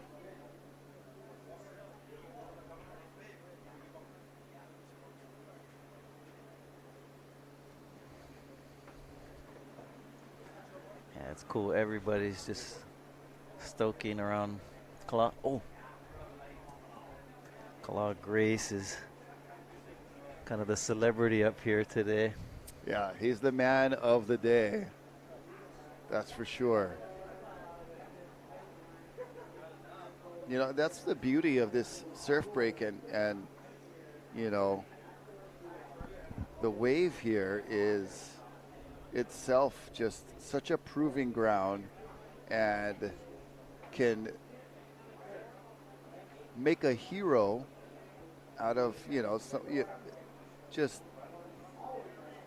a crazy place to surf, an amazing stretch of beach to be a part of and to witness, and so many people come down here just to even watch and consider themselves lucky and fortunate to come and be able to spectate. But then you have the surfers that paddle out there and, you know, surfers that aren't necessarily going to be, you know, vying for world titles anytime in the near future, or, you know, doing anything of huge competitive accolades on that kind of level, can still come here on any given day that pipe is going off and get a sick one and be the hero of the day. You know, it's kind of what it's all about when it comes down to being able to just do your thing, find your zone, and be recognized for it when all is said and done. Yep. And that's what makes this event so awesome, because you have competitors in this event who wouldn't normally be competing against each other. Right. So you wouldn't normally have John competing against Ivan and his brother in a heat like the. But there's a platform here that allows for There's good Baron. surfers like Baron Mamiya to join with guys like Kala Grace and, you know, folks like Jack Robinson. And so it's a mix of talent that doesn't normally compete on the same stage. So we'll check out a replay of the 10-point ride just turned in a few minutes ago by Mason Ho, and oh man, that was just a fierce drop with such a deep barrel. He's disappeared from that view, comes flying out, and then continues his flying with an aerial attempt on like a 710. and we got word that was a 10-point ride. Yeah, so he's going to add to his total. Man, this thing is going to get really jammed up at the top with all of these guys throwing down huge scores. The waves still providing. We've got Team Quicksilver still to head out, Team the Hui Japan, as well as our Wahine Surf team.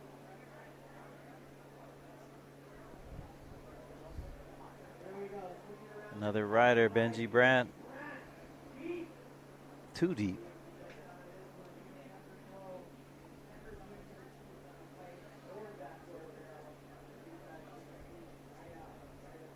And more waves pouring through. Team snapped 4, plenty opportunities. So earlier, Rocky, you missed Ezra and I's conversation. We were talking about these dragons in Hawaiian history. Okay. So we call them mo'onui. Then we're looking up in the vehevehe.org, which is our Olelo Hawaii dictionary online. And one of the words for defining our mo'onui is the word dragon. So Huh. we're using that one. Yeah. But so many cool stories of Basically a big lizard. huge lizard. Godzilla kind. Yeah. Wow. But kind of cool. So many different layers of history, because the mo'onui actually preceded humans in the history of Hawaii. It's sort of like what was going on before and who was here before. Even in many ways, some of these mo'o are seen as like the creators of some of the Hawaiian gods. And so Mokoli'i is the name of the island that we call Chinaman's Hat, Right. which is actually the tip of the tail of Mokoli'i, with the large mo'o, this dragon, that is up at Kualoa Ranch. That is a actual rescue in Oh. action with our city and county lifeguards, water patrol helping out. I believe that is down towards Rock Pile, and water patrol happened to be in the area to assist. So a bit of teamwork right there that we see quite often with city and county and Hawaiian Water Patrol. And of course, Hawaiian Water Patrol has a lot of its team also dueling as city and county lifeguards or as former city and county lifeguards. So just caught up with an actual rescue going down, I believe, towards Rock Pile and that area. Somebody could have got swept in. I did see when we came back to that opening shot, I noticed those people standing quite close to the shoreline. Oh. And just, you know, in that area right there, that's where the water really comes over the road too. So it's a kind of a high surging area up there by Tower 27 at Rock Pile. And not sure if someone got pulled in that wasn't supposed to be out there, or if it was a surfer that might have got injured surfing Rock Pile. But regardless, I believe that is the profile of Brother Cliff Botello on that ski, doing some assistance with ocean safety down there. So mahalo, and just precisely what we've been thanking them for the whole time we've seen them. There's team the Hui Wax. They're all powerful today, but There's still, our 12-point surfer, Yeah. Kala Grace. they're hanging around to check out the rest of the action as the last four heats of round 6 hit the water. And, you know, Billy's been up there in contention for individual accolades. Yep.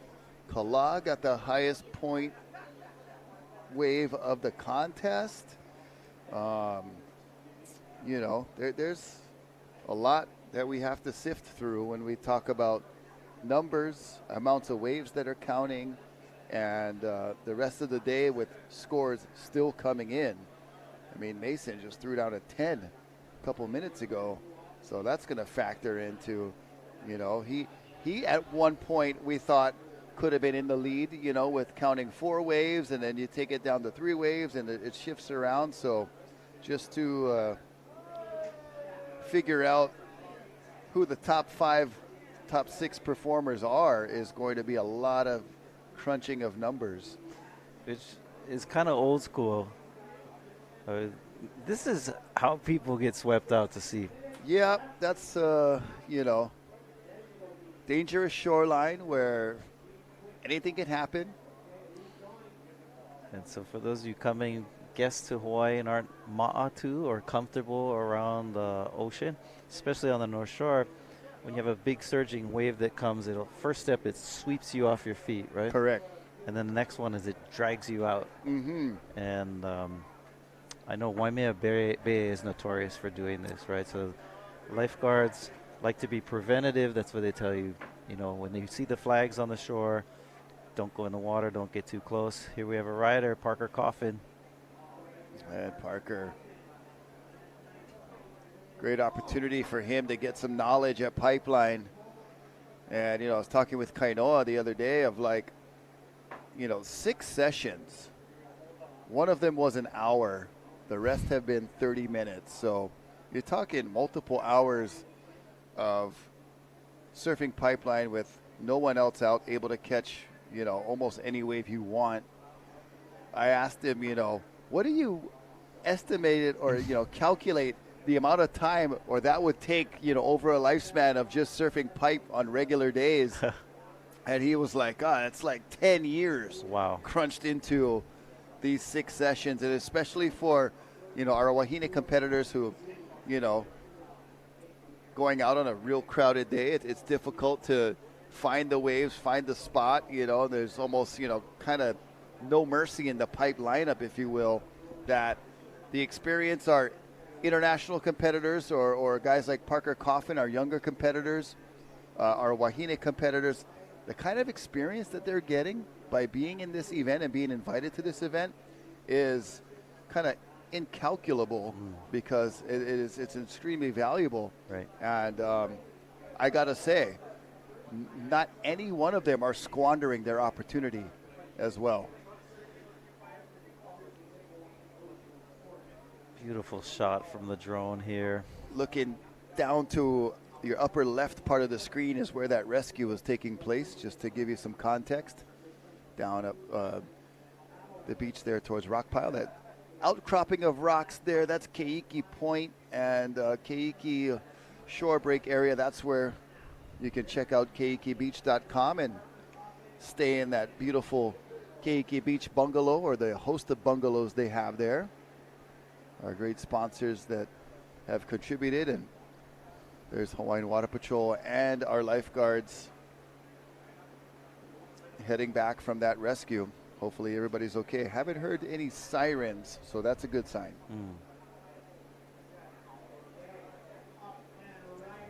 Paddle, Baron Mamiya, eject. Yep, that was straight up, Maverick, Top Gun style. Pulling the eject button, bailing out.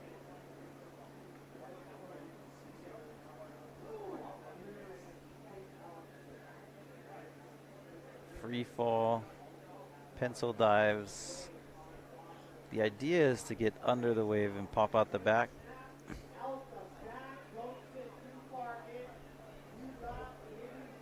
It's the sparkle on the water. Beautiful day here. Looking out the back. I don't really see any signs of a dropping swell. Yeah, this is definitely got a lot of energy with waves that are capping out beyond third reef. It is still pumping. It's not dropping. Here's Mason. He's dropping in, somehow getting around this. And going for the reverse grab, layback, coming out with the conventional grab. Are you kidding me? He is just an animal. Here's Benji Brandt. Oh, wow. Frothy Oh, one. he got blown up in that barrel.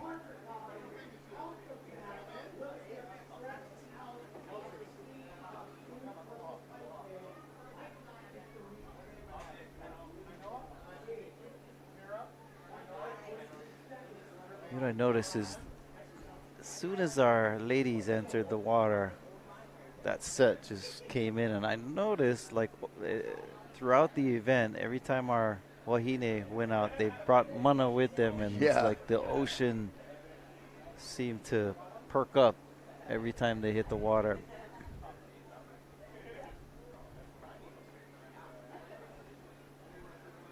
There's Parker Coffin paddling for this one. Parker's up and riding. And finds it right on the end section, but gets blown off his board or slapped off a little bit. That crashing lip. Falling right on Parker, and he's unable to make that exit. cleanly anyway. He made it to the exit point. So we watch a replay of Benji Brandt from a moment ago in that frothy, crazy pipe tube. And then he just got blown up.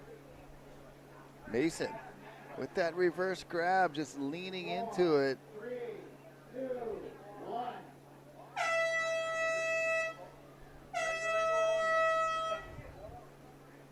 So that was the end of team snapped 4. And we'll go right in to the next heat. Baron Mamiya getting a wave at backdoor to bring it back to the beach.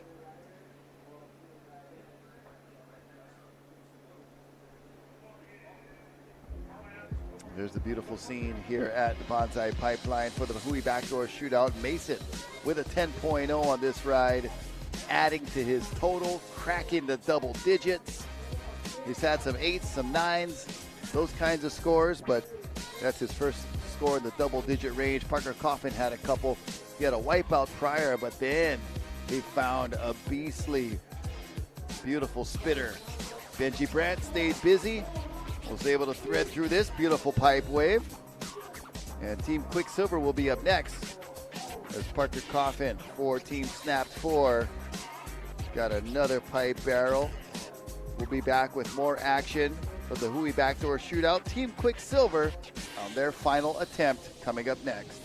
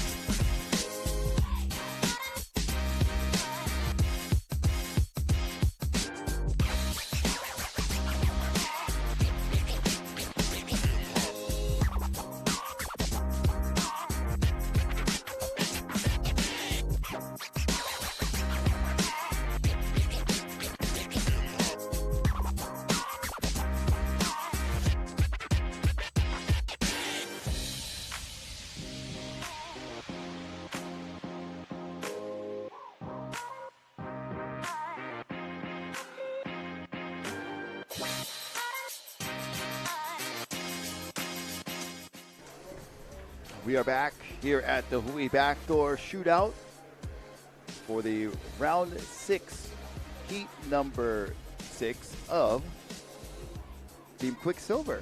And Reef McIntosh out there with McCoy Rothman, Joey Johnston, Cody Young, Rocky Cannon with Isaiah Walker, and we had a team snapped for the previous heat with some great rides, and the conditions continuing to provide amazing surf. And no doubt we're going to get all the way through round 6 with great conditions, Isaiah. Yeah, beautiful conditions. Very light winds. We were a little concerned that it'd be onshore, but stayed real light and still clean. Lots of high-scoring waves going down. This is a replay from when we're on break. Look like Joey Johnston. Yep. It's funny. My wife always trips out. She's like, "How do you know who that is on the wave?" Especially if there's no jersey and stuff. But if you surf enough and you know what people look like, everybody has their own style, right? Yeah. And you can see it, and so it's nice how surfers can make their own identity based on the way that they ride the wave. Yeah, there's a lot of,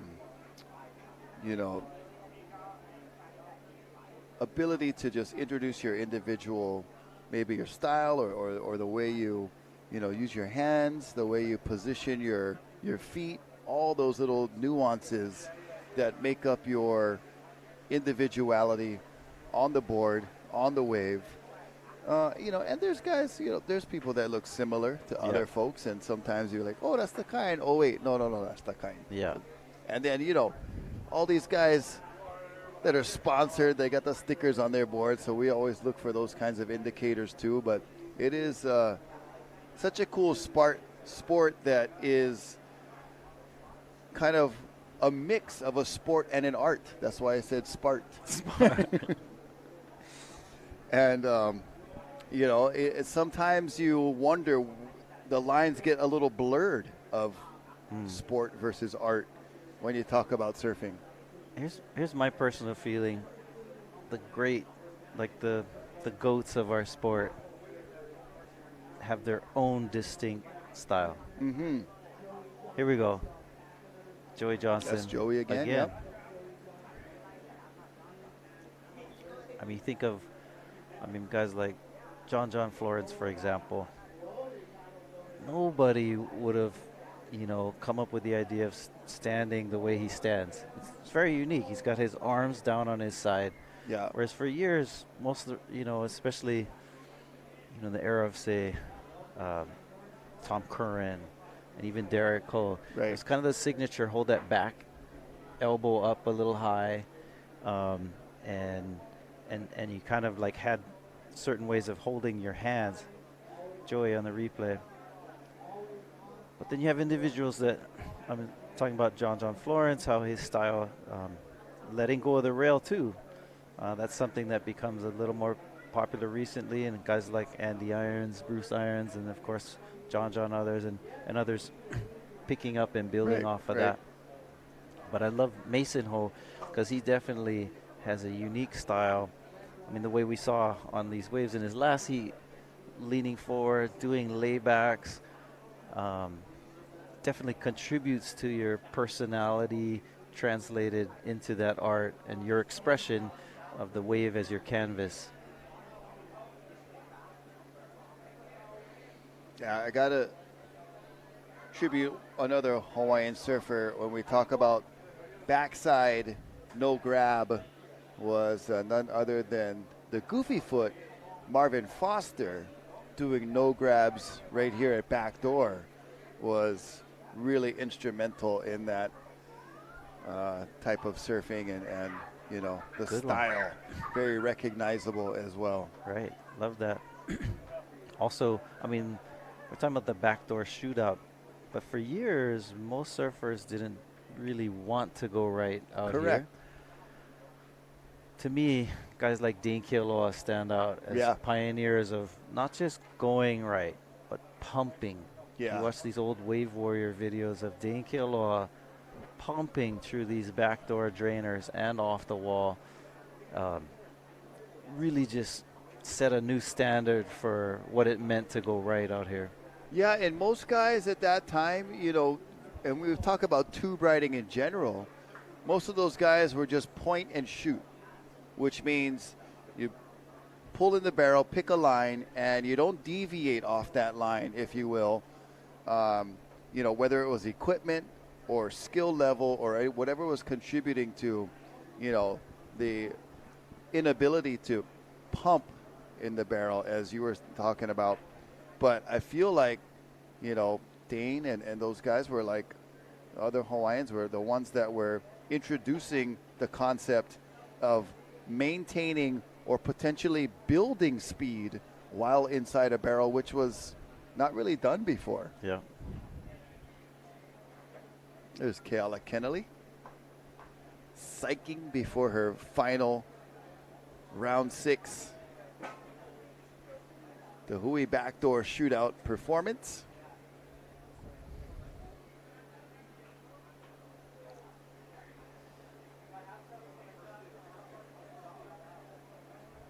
Team Quicksilver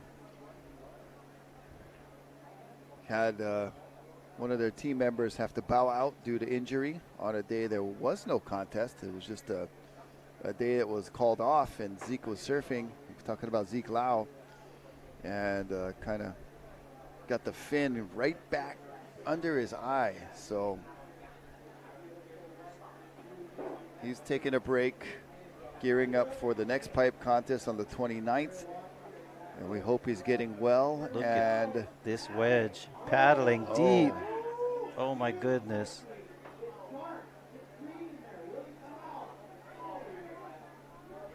That was Cody Young from Maui. Going for it. Dive yeah, under that this was pretty intense. Tombstoning.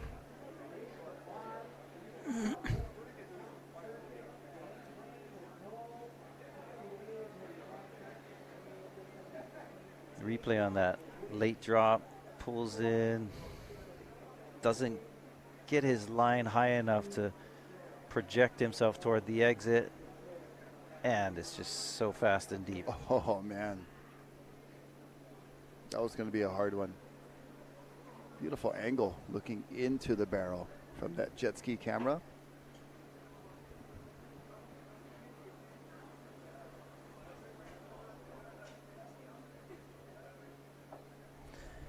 So Team Quicksilver we have in the water. Then after that, Rock, we have... It'll be Team the Hui Japan. Right. Yep. And then we'll wrap up with our WSL Mana Wahine. And check these waves out approaching. Koa Rothman. I bet he was watching Kala Grace's 12-point ride and thinking about his 12-point ride he got a few years ago and probably wanting to try to repeat that.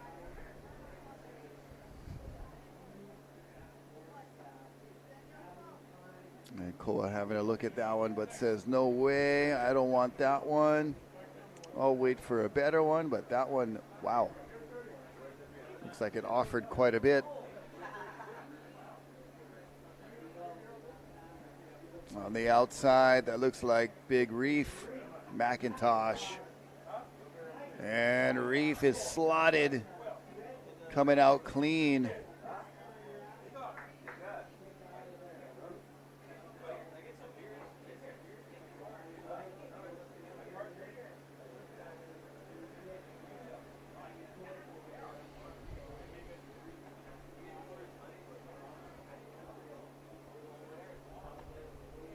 I want to say Reef McIntosh at some point in his career had either been victorious here at the shootout or quite close to it. I think he did win one year, and it's because of tube riding skills like that. He's been at the top spot here. I remember when Reef first started coming over from Kauai, you know, way back when we were 14, 15 years old, and you know, prior to that, it was the only guys we really knew from Kauai were Andy and Bruce. And then, you know, all of a sudden there was like this Kauai contingency that started to show up and blow up. It was like, you know, Braden Diaz. You know, prior to that, it was guys like Meja Balmores, a couple of the, you know, the more conventional competitors. But then you had Reef showed up, like this guy was like 6'2", age 16, and just like ready to take off on any wave that you could put in front of him. And you know, and then, you know, Scion started coming over, and you know, all these pipe chargers and Kamale and Kala Alexander, and just a ton of Kauai great surfers. Yep. Another tall surfer from Kauai, a young guy these days, Kainehe Hunt. Oh yeah, He's probably like 6'6" or something. he is 6'6". He just made the finals at the HIC Pipe Pro just last month. So he had his, you know, maybe his biggest finish or his biggest, you know, competitive presence here recently as we watch Reef at Backdoor.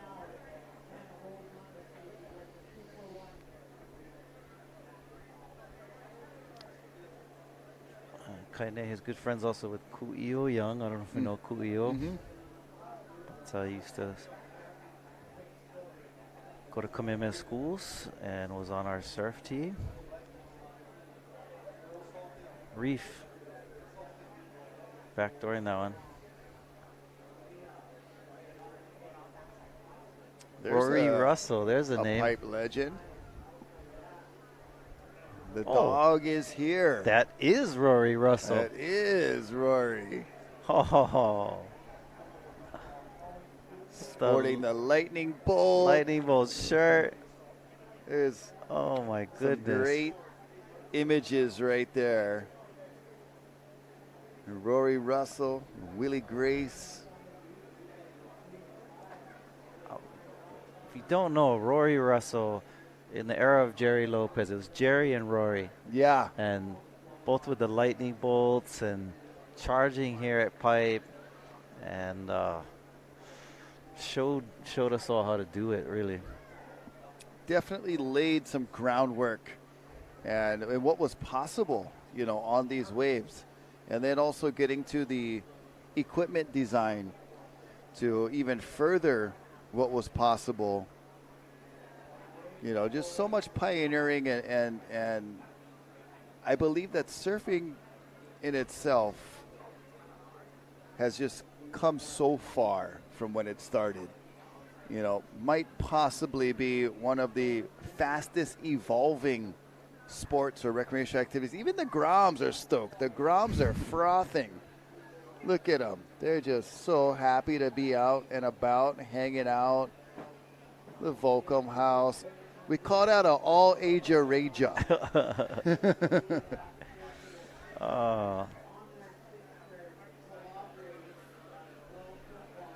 Although as a historian, I do have to say this. We sometimes, you know, we like to glorify the present by talking about how far things have come, how much better we are, and how much things have improved. But we don't want to diminish from, I mean, the raw talent and the sheer skill that these guys had. Getting shakas from Rory right now. And so, I mean, even though it is different today, some of the techniques, these guys still charged and pulled in proper pipeline, especially guys like Rory and Jerry in that time. Especially consider the equipment they were riding. Yeah, Koa Rothman. for real. Koa. Come on. Oh, beautiful. Great ride from Koa Rothman.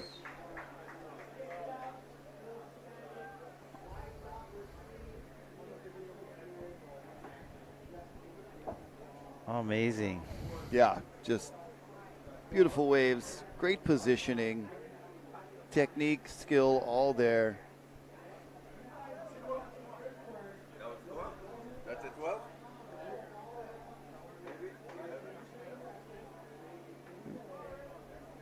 Look at the beautiful shimmering light coming off that. And here's the late drop for Koa in there. And even though he disappeared for quite a while, I feel like with the amount of speed he had, it was not enough doubt to reach into that perfection mode of 12 points, but still a great ride for Koa. And, you know, that's going to be potentially getting into the double digits, as we saw Cody Young just wrap up a ride right there.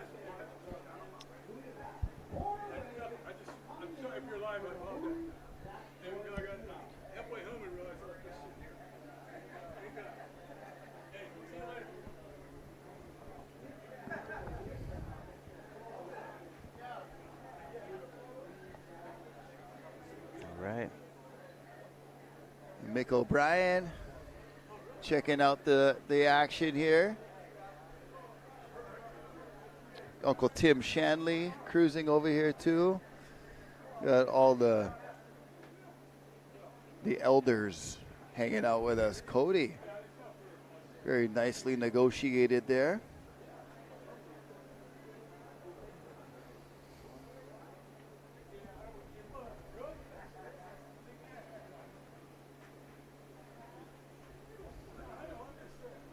Yeah, it's cool. We got all the uncles and aunties and kids. It's definitely Ohana Day today up here at the, on the porch and in the yard at the Volcom house.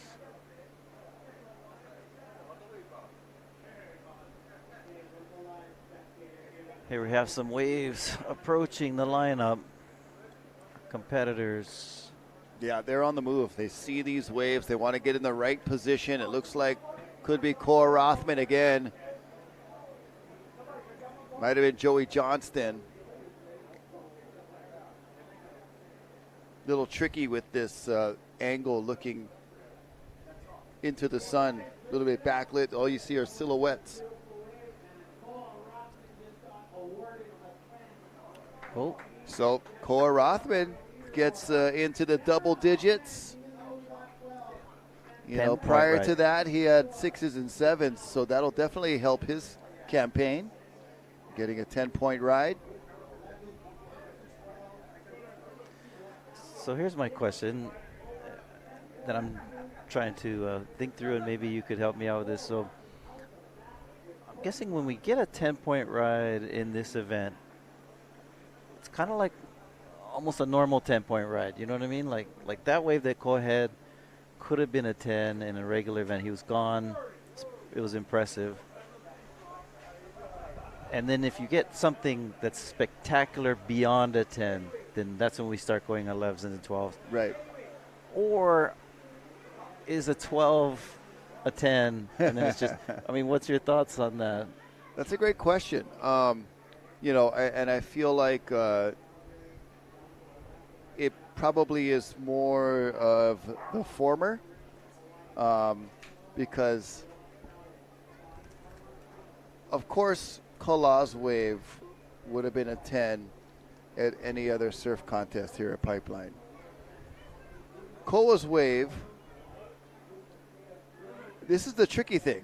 If Kala got that wave before and that was a 10, and Koa got his wave after, and we're talking a regular contest, they might have to adjust the scale and bring Koa's down to like a 9.5 or something like that. So it is a bit of a sliding scale when you get into the conventional competitive judging criteria and judging styles and scales. Here's Koa just on a big drop. Couldn't quite set the rail to get into that one, but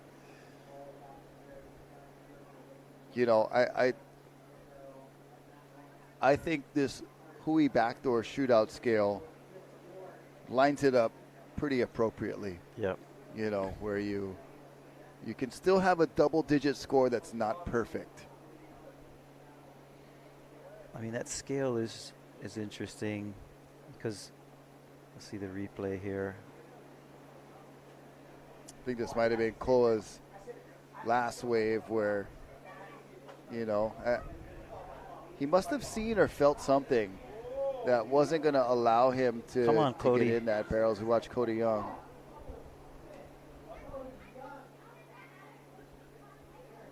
So it's also a little tricky as you're talking about scale. So usually in most surfing competition, they set the scale in that heat. Right. Replay of Cody. You know, there are times as we watch Cody thread that pipe barrel almost to the end. You are scaling to what the conditions are doing and, you know, what division, obviously, that you're watching. But if we're talking, you know, another similar, like, pipe contest style, as we watch Joey, it's a little tricky because, you know, if the conditions change dramatically, obviously you have to kind of, you know, adjust.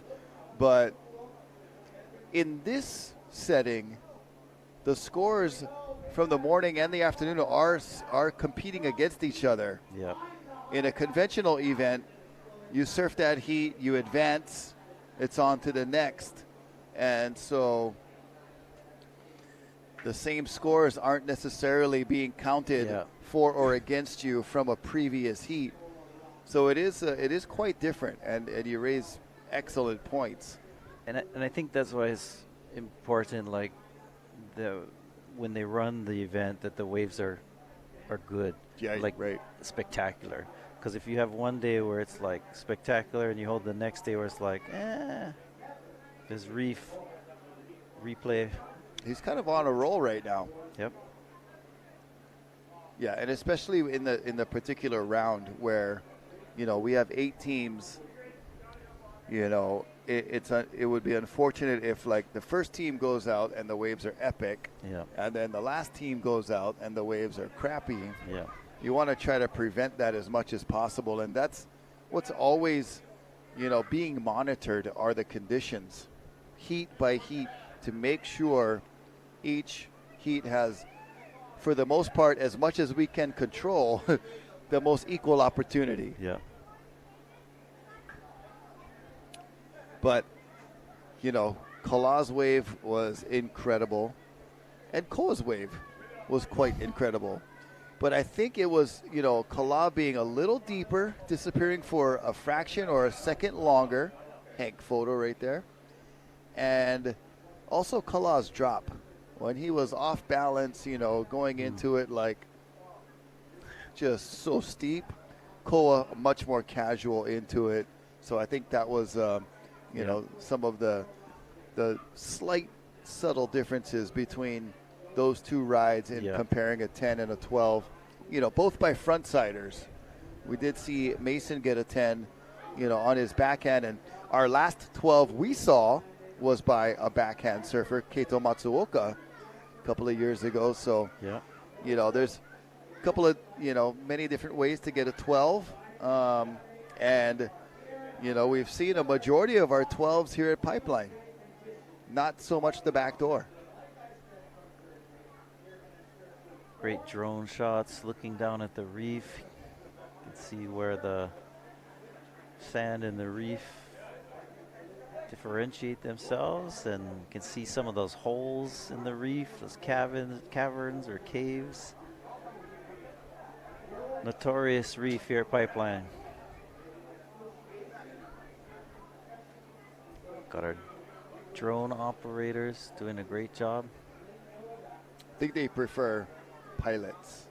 Drone pilots. Pilots, sorry. No, I'm just kidding. Doing the expert flying overhead.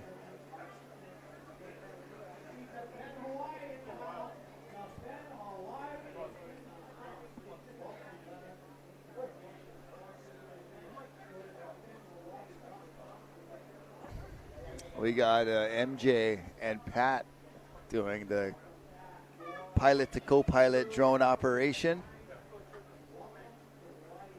So one of them has to fly the drone, and then the other one operates the camera. Oh. That's something I'm learning as we go along here. That's pretty cool. interesting.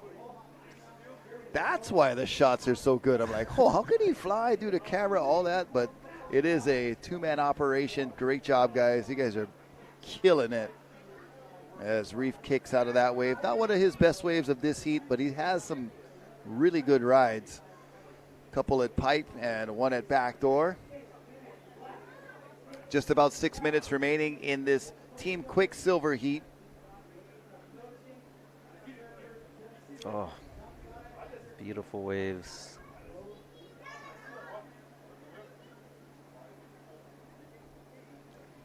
Great conditions. I mean, just the ocean is beautiful right now. Kind of that deeper, darker blue. No white caps. Really calm.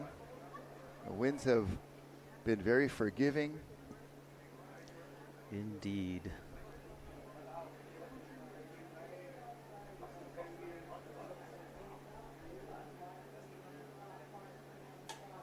So I just remembered something. Sorry, here's a wave up and riding. Joey Johnston in the barrel still. Oh, well comes done. out. Good job. Whoa. Rodeo. Brad, it's not Buffalo Big Board Classic now, Cockroach. but you can still have fun doing that.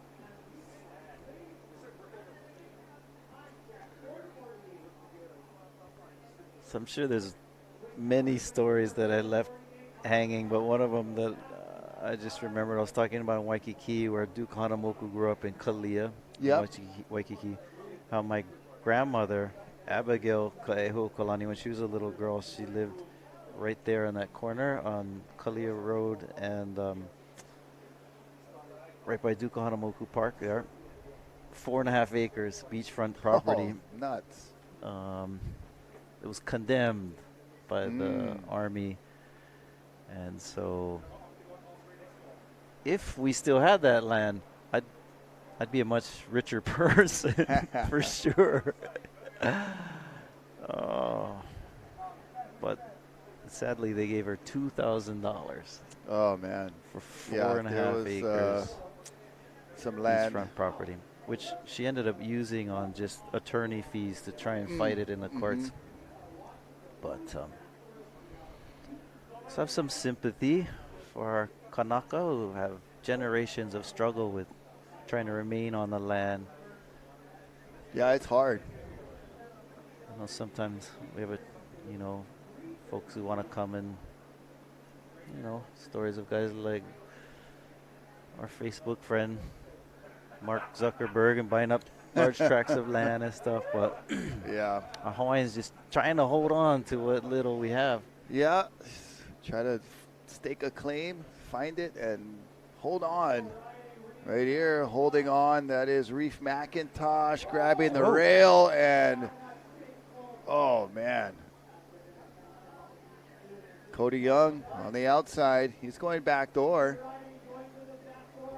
And he's going to eject, flying out the back there. Love that shot of Rusty Keolana, that flying Hawaiian. I saw it on Instagram, and that shows him launching off of the back of the wave. No leash, swan dive. Beautiful. Hey, now we were talking. We were talking prior to, about the reason the Kahanamokus moved away from Honolulu because of all of that overthrow activity going on. Right. And we watch backdoor. I think that's Joey Johnston. Could be winding down the last minute or half a minute of this heat. Sorry, Rocky, you were saying? And we'll probably pick up on this in the next heat. But we were just continuing to discuss the events of the overthrow and how it just wasn't that one single act, but there were multiple acts of that. And I was going to ask you, I think we were still we hadn't really got to what, the actual like imprisonment of Liliuokalani in her palace and stuff like that. And it was kind of, we were leading up to the point of, okay, it was a new president who wasn't as sympathetic, or it was Right. War. kind of still talking about the actual overthrow itself. Some of the events that transpired on that day in particular, which is tomorrow, January 17th, which we recognize as the actual date of the act of the overthrow. Yep. Yeah, so, I mean, Liliuokalani was ousted in this coup, but she wrote a protest against it, clearly saying that she would not resign or surrender her kingdom to this coup that had taken place, but she temporarily yielded her authority, and not her kingdom, but just her authority for that brief moment, to the United States, until which time they would restore her to power. And we talked earlier, Rocker, that the United States president agreed to that, of restoring her. So sometimes some people would erroneously assume that means that she surrendered to those who were overthrowing her in this coup, and that is incorrect. We'll get back to that and more as we check out a recap of this Team Quicksilver Heat. Joey Johnston got a couple of nice rides. He's been pretty consistent in his performance here at the Hui Backdoor Shootout. We've seen him get some amazing waves in the past, and he continues to impress. And Reef McIntosh performing well. We're going to take you to a commercial break, and we'll be right back with Team Japan and their final round here at the Hui Backdoor Shootout.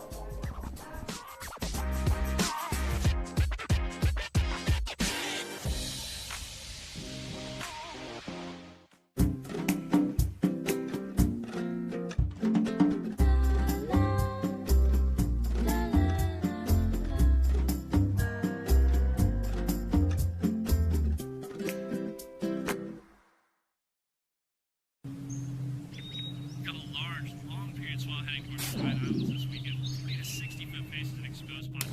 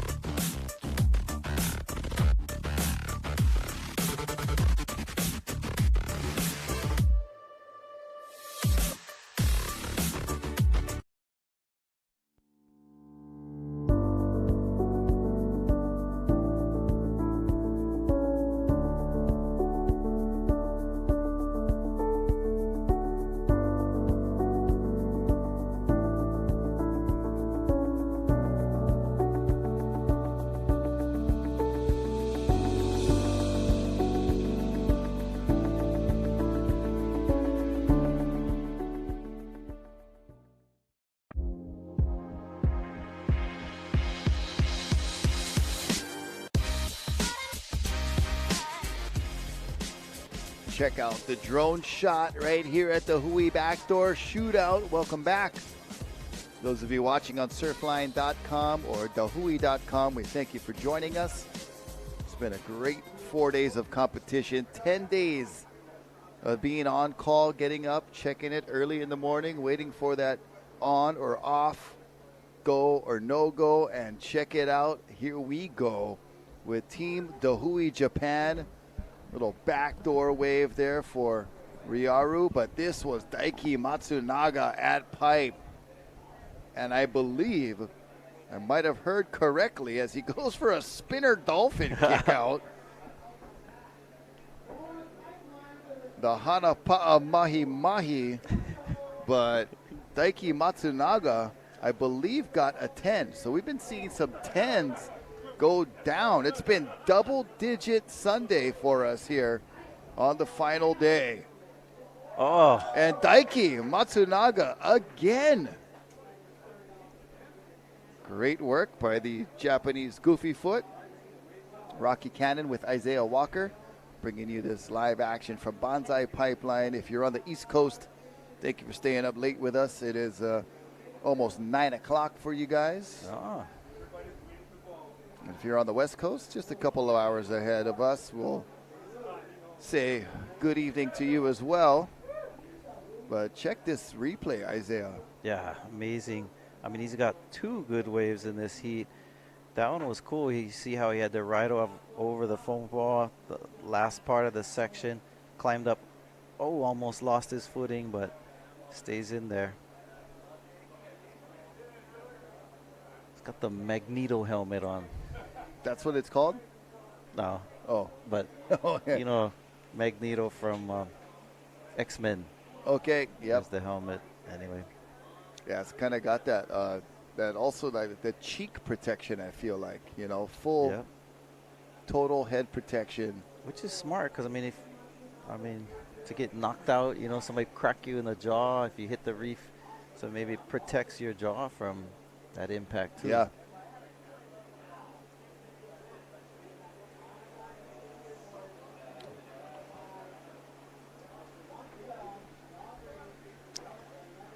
Daiki Matsunaga, he threw down a 9 earlier in the rounds, and then he was backing it up with a couple of 7s, but you factor in his 10-point ride that he got a moment ago, and pretty good score on his last one. He's making a good charge here in the last round.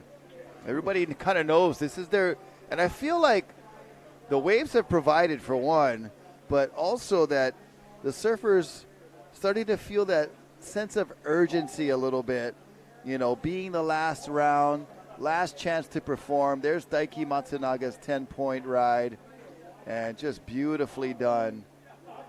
It's the spinner twist. Yeah. Yeah, quite a few 10-point rides today. Yeah. And a 12-point ride. And a 12. No 11s, so it's 10s and 12s. Yeah, we keep it even.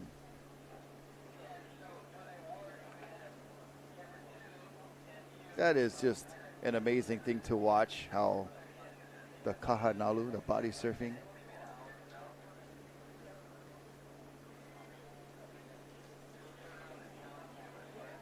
The most pure form of wave riding. So you'd mentioned earlier, Rocky, about the imprisonment of the Queen. And Oh, yeah. I was talking to Kainoa McGee the other day. Sometimes people get the misperception that the Queen was imprisoned when she was overthrown, and that's incorrect.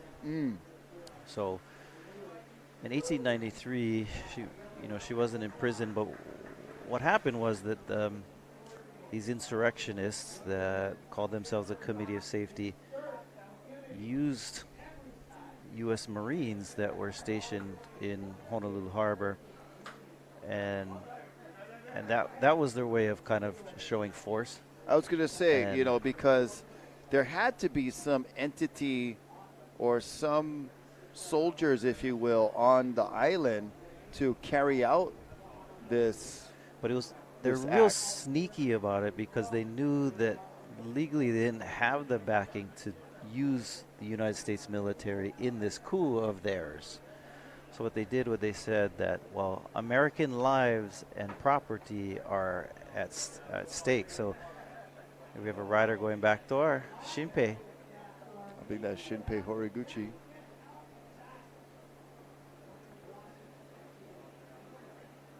Cody and Joey. They had a good heat. Yeah. So they justified when the Queen made this announcement that she was going to restore, her authority, her executive authority by writing this new constitution.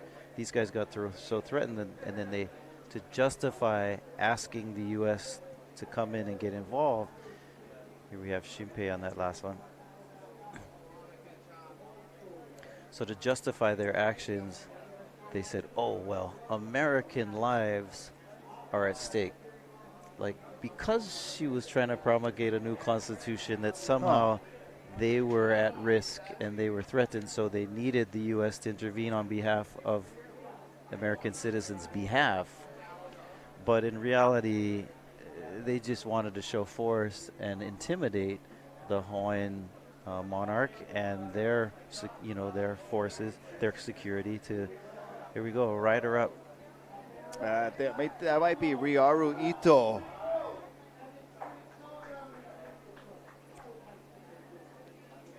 Or possibly Guy Sato. It was.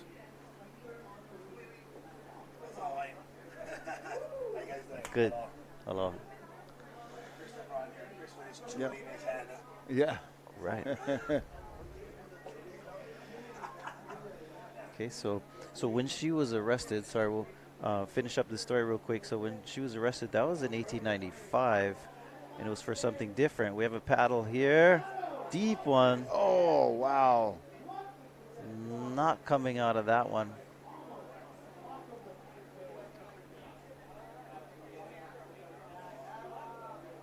So in 1895, they arrested her for this attempt to restore her to the throne. We talked, Rocky, about how the President of the United States agreed to restore her to power. Here we have that last one. Oh, yeah, that was Guy really Sato. well done. Yeah, Guy Sato had that great wave earlier too, 9.5 in round number 5.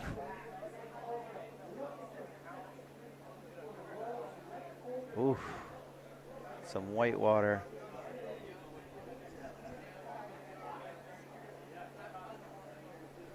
A double up. He's gonna go for this whitewash roll in.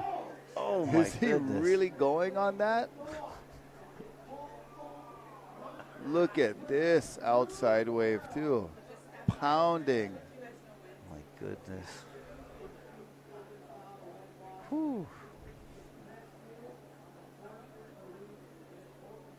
Carnage. Boards are being bailed. Guys are diving deep, trying to escape pounding. So in 1893, when this annexation, or this coup took place, they were,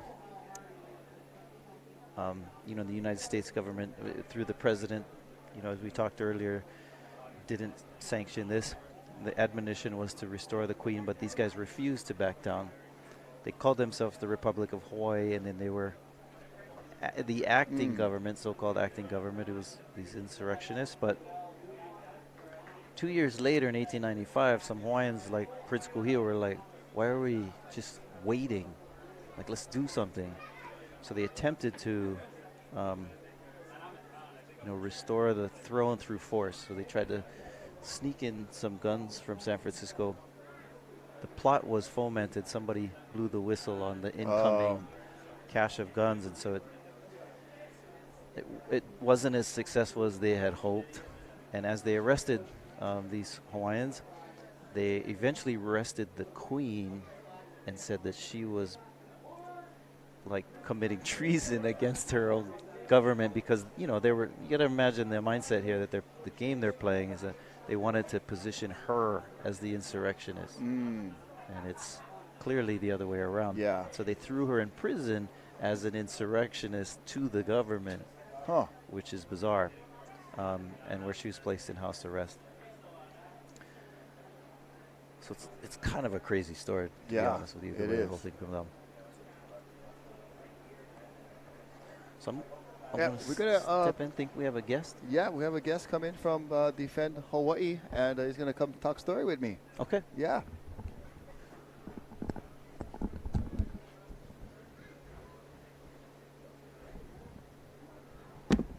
And as we check out this team, the Hui Japan Heat right here, we got a special guest from Defend Hawaii. What's Aloha, up, my brother Rocky. How's it, bro? Aloha, my brother. How's it? Oh, man. Hey, thank you guys so much for being a part of this event. Thank you And, guys. You know, I think it's been a long time coming. Yeah. Local companies supporting each other and coming together for a greater good for the local economy and sustainability. So it's really good.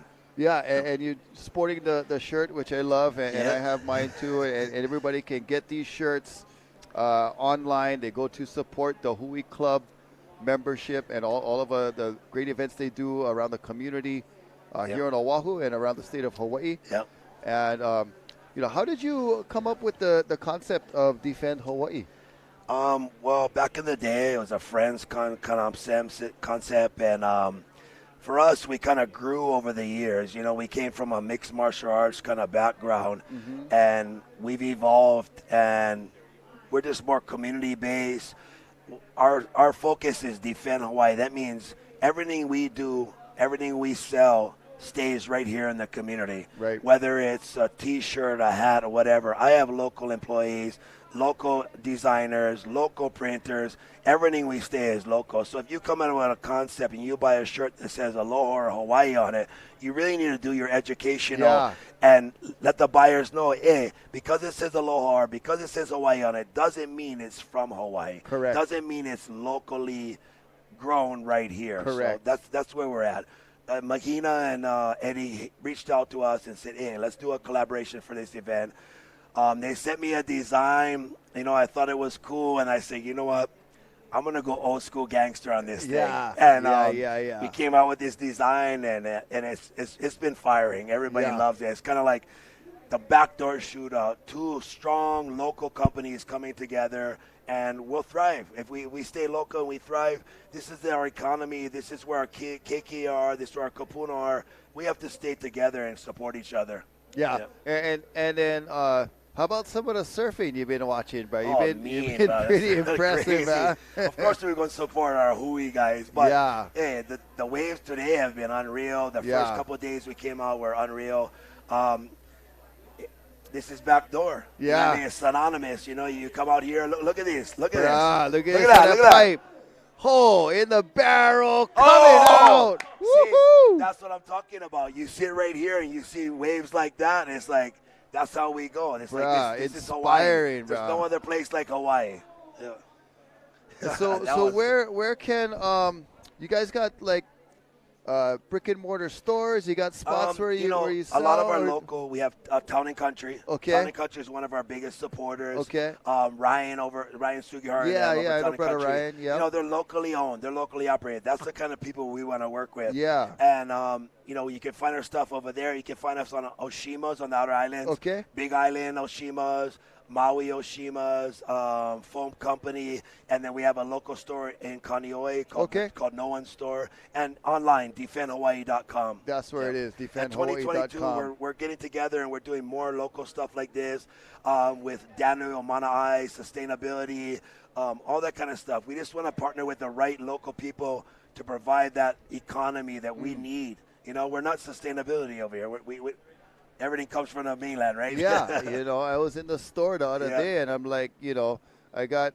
tomatoes from Mexico and like Argentina, but then I got all these lanai tomatoes, and like, bro, why can't we have all local tomatoes? We grow them over here, like buying, bananas from Venezuela. The pineapple came and went. Right. Now we have all that land that needs to be farmed, and it can be if the state gets involved and, just supporting local. That's all we're about. Our hashtag is buy local, buy locals. Buy local, buy locals. I seen that on the tent on the beach. Yeah. They were showing the drone shot. I was like, hey, that's a good slogan right Well, there. We're so stoked to be here, happy, you know, we're blessed. We want to create this La Hui with a bunch of companies and everybody come together and just support. I mean, when you talk about surfing, Yeah. you cannot, Hawaii is where it's from. Yeah. Hawaii is where it came from. You know what I Yeah. mean? Like, you cannot, that's where it is, right? Yeah. That's right. No, and we, are the ambassadors of that. Yeah. And pretty much, with Duke and in the honor of this contest, it's because of him sharing it with the world that, all these other places had found out about it, learned about it. And, Duke went out and spread it. And there's your defendhawaii.com Yes. right there on the beach. But, and then all these folks, they're making the return back to Hawaii, coming here to surf. And it's great to have international competitors coming. We got Team Hui Japan out there right now. And then we got the Peruvian team also. But it's that, appreciation, the respect, and The second one, Yeah. the respect. Yeah. The respect for Hawaii and respect for where the surfing community came from. And as long as you respect and you come to Hawaii and you show respect, you get that same respect and aloha back to you. If you come in here and you mistake aloha for weakness, Yeah. it's not good. Yeah, not good. We were just discussing also with Brother Isaiah tomorrow, commemorating the overthrow of Queen Liliuokalani and the importance of remembering that event, and just all of the things we've been talking about have That's tomorrow. brought us to this point. Yeah. And we'll be out at Wednesday in Kahana Valley with Daniel, Anthony, and we'll be out there. We're not going to the state capitol this year. Defend Hawaii will be supporting Daniel. We're going out to the Kalo Fields, and we're going to work out there on Wednesday. So if anyone wants to come out, get your toes dirty. Oh, right on. Let's go. Bro. Yeah. But stepping back on the Duke thing, Duke, Eddie, all these famous people who paved the way for Hawaiians and our community and stuff, it's hard because, like, even the Duke name is not owned by the family. And I'm going to talk about it because I don't care. I feel like all that stuff should be staying right here in Hawaii. Yeah. The Eddie Aikau should be run by Hawaiians. The Duke should be run by Hawaiians. Everything should be like that. And it shouldn't be outside money or influences coming in. If they want to come in, that's fine. But give back. Be a part of it, right? Give back, yeah. Yeah, but taking over it, that seems really awkward and not right in a lot of ways, But thank you. Even everybody goes out there, buys a shirt on defendhawaii.com for the Backdoor Shooter. We're giving a percentage of the sales back to the Hui. Oh, there you heard it right there. That's how it is. We back support each other, jump on each other's back. Hey, let me carry you, you carry me. That's all it is. Yeah. Make sure you guys go to defendhawaii.com and make a purchase there. Hey, so good to see you, bro. Thank you for coming inside. Thank you, Rocky, for having us. Awesome to have you guys a part of this event. Hello, my brothers. Thank you.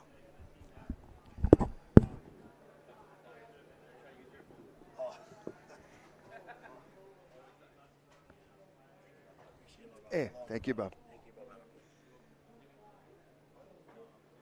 DefendHawaii.com. You guys heard them right there, straight from the sauce.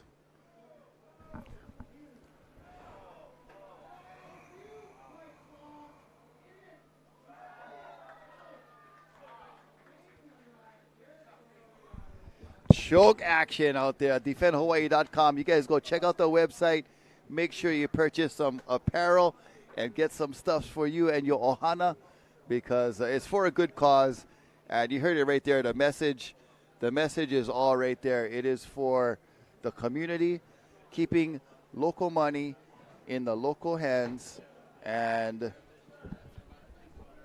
buy local, buy a local. B-U-Y and B-Y. So those two different definitions of buy right there, or ways of saying that word buy. But mahalo to the Defend Hawaii team and all the great sponsorship they've brought this year for the Hui Backdoor Shootout. And we just saw some epic barrels. Team Japan, they're kind of getting that same blessing that Team Peru got the other day when it just turned on for a solid half hour. Yeah, I got to sit down and just watch, and I couldn't believe some of the waves I was watching. These Japanese surfers getting some bombs, making it out of some sick barrels. Yeah. I mean, we said it a little bit earlier. People are, knowing this is their last chance, they're making a charge. Some slow-mo from Ipple Films, Eric Ipple, getting some epic shots. I think this one's Guy Sato. Yeah, that's from our previous day of competition.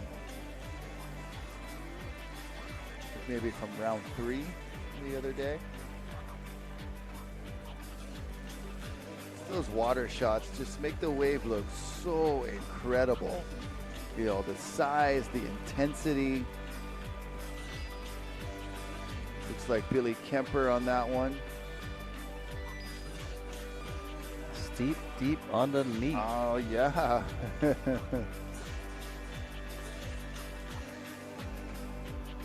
Billy opting for the no grab. Just enjoy these images. Thank you, Eric Ipple and our Salt and Air Studios team. Great work. Next time maybe on those real slow-mos, maybe we'll just be quiet. Let the music and the image speak on its own. But really great to have the Defend Hawaii brothers here sponsoring and being a part of it. Go to defendhawaii.com. Check out some of their shirts, hats, apparel, but mainly the Hui Backdoor Shootout t-shirt that goes to benefit the Hui Ohe'enalu and all of the community events that are put on throughout the year through the Hui. Yeah. And it's been a little scaled back for obvious reasons, but we're hoping that by coming into this new year,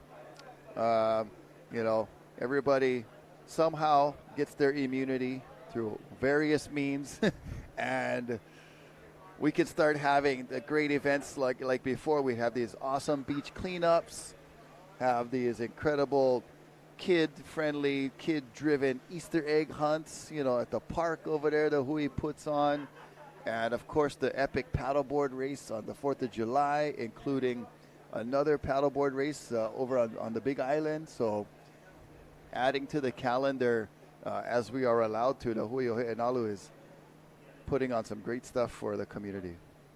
Yep.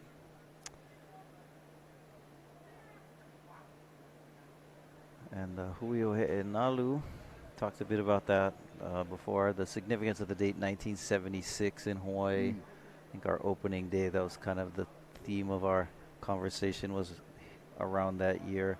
And then today, of course, we're focused more on 1893. Right. But it's interesting as a historian. Oftentimes, when I'm speaking in front of groups, or like the other day, I gave this speech in front of the entire university, and I was always nervous because whenever you start a sentence with a date, you see people that are triggered to go to sleep. So in 1893. So trying not to put people to sleep, but it's very 1893 good and worthy information. And I think we were, where were we? I think we're talking about the imprisonment of the Queen. Right. 1895.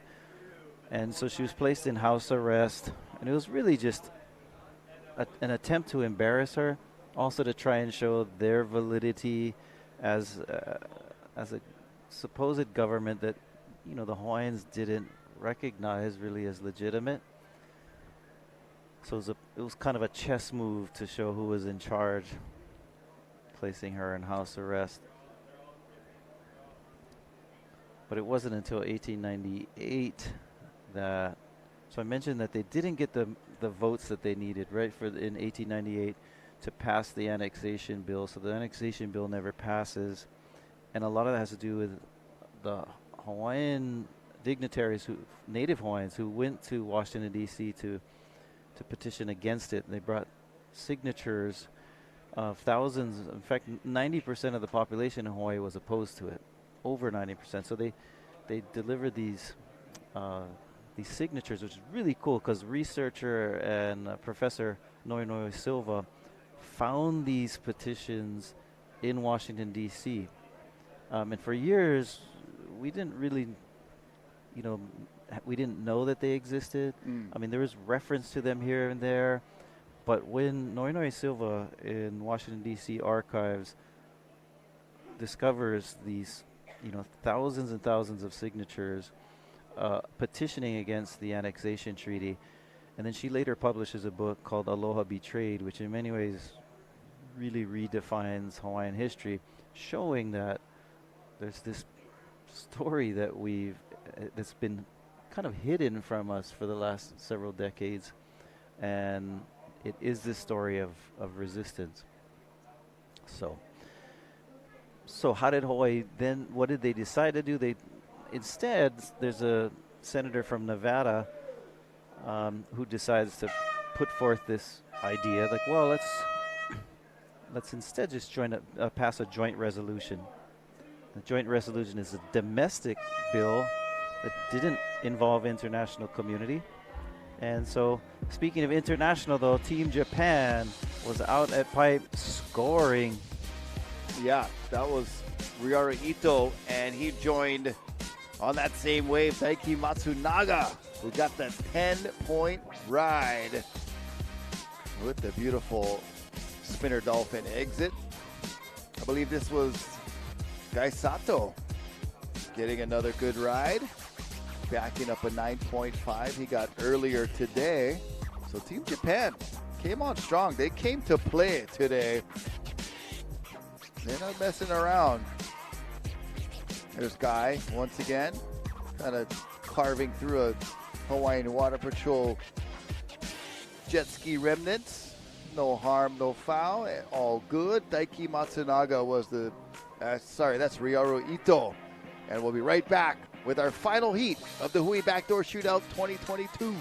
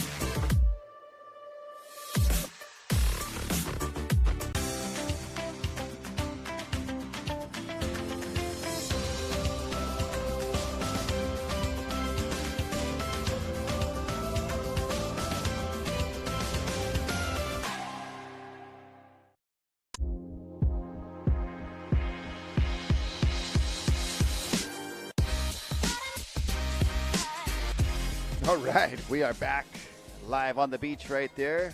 Ihukai Pipeline, the Hui Backdoor Shootout. Flying in over that beautiful shoreline. Bethany Hamilton kicking out right there. This is our final heat of the 2022 the Hui Backdoor Shootout.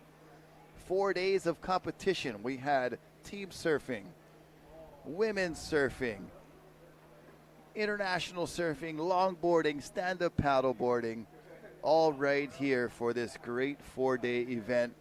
None other than the Hui Backdoor Shootout, all in memory of Duke Kahanamoku.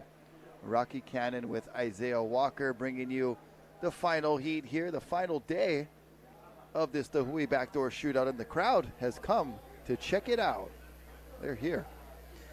Yeah, Rocky, we've seen so many good waves ridden today. Got a bunch of 10s. We got a 12-point ride from Kala Grace. Well-deserved, amazing wave. We're in the water with the Mana Wahine, and during the break, I saw Keala Kennelly pack a smoking wave. So hopefully we can get that replay to you. Well, for those of you watching on Surfline, just be sure you guys stay tuned, because Surfline will be bringing you some potential live free surf sessions next week. We got swells potentially on January 19th that are headed our way. That's next Wednesday. And subscribe to the Surfline YouTube channel. Hit the like button, and you can be treated to all of the sessions that are possibly upcoming from right here in the North Shore and from different locations around the world. But also make sure that you become a premium member. That is the best way to stay on top of the individual forecasting for your particular surf break. Planning a trip here, planning a trip there. Always want to try to get the week's forecast. So join surfline.com premium membership to get all of that right at the tip of your finger and your computer screen. All good stuff. Know before you go with Surfline. There's our 4 Wahine, or women surfers, in this heat. And this is their 6th time surfing. So Yeah. each of our competitors, this is a no elimination event. So instead of being eliminated, you get to surf 6 times. And at the end, everybody gets equal opportunity. And then they tally up scores, and we're still not sure. That I think they're still determining if how many of the top waves they're going to include into their final scores. But great drone shot here of our Wahine. Yeah, and you can, just from looking at the lineup where they are, and you see the beach, in the background, it's very close proximity. That's what makes Pipeline, such a spectacle, is because you can actually spectate and see what these surfers are doing pretty up close, as we see Malia Manuel, late drop, almost getting barreled, but kicks out. Other surf breaks around the world that are really big wave or world famous, they're, the guys are so far out, they're tiny, you can't really see them. So that spectating ability has been, the ultimate draw for Pipeline as not only a media spectacle, but just the fascination with this wave from surfers from all over, but also surf enthusiasts and spectators from all over the world. They can't believe people are out there risking their life for this wave, and they get to watch these people risk life and limb. And, as much as it's great and amazing to see 10 and 12-point rides, a lot of people get entertained or enthralled by the carnage that's, on tap regularly at Pipeline. So it's one of those risk-reward things, and, all for the glory. But, man, sometimes you really pay a price. And we do have an extra award that was just announced this morning for the hardest charger of the event today. So that'll be part of our award ceremony, and that comes with an additional $5,000. Yeah, that'll be courtesy of Keiki Beach Bungalows. Go to keikibeach.com and check out the units they have for rent, all on the beach right there, beachfront. See some sets in the horizons. Looks like Keala's turning around, taking a look at this one. Opts not to go.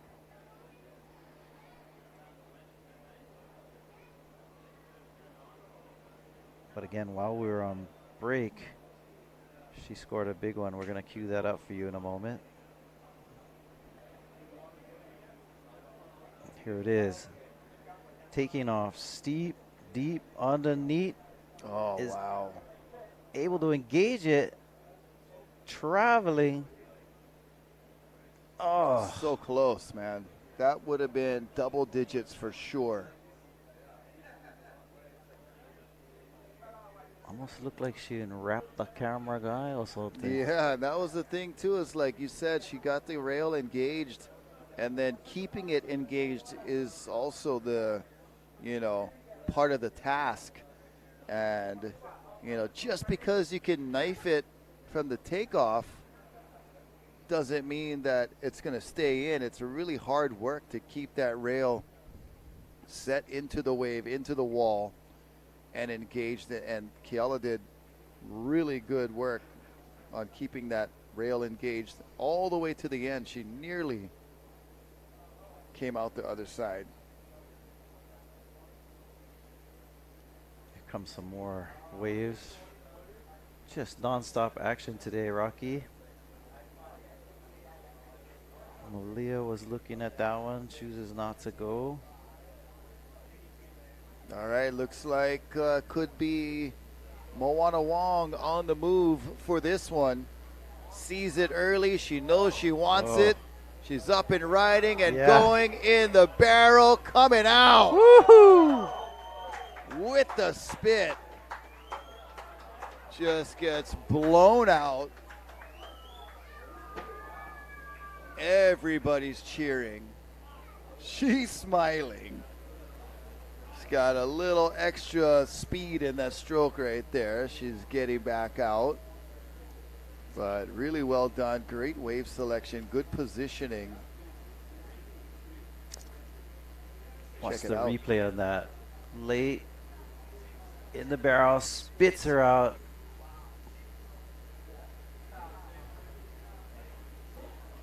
Epic water shot right there from the Hawaiian Water Patrol jet ski. Oh, that's insane. Oh, Love the smiles. yeah. Stoked.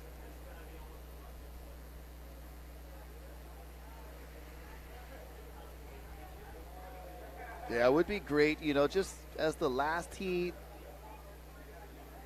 for these Wahine, the last heat of our 2022, the Hui Backdoor Shootout.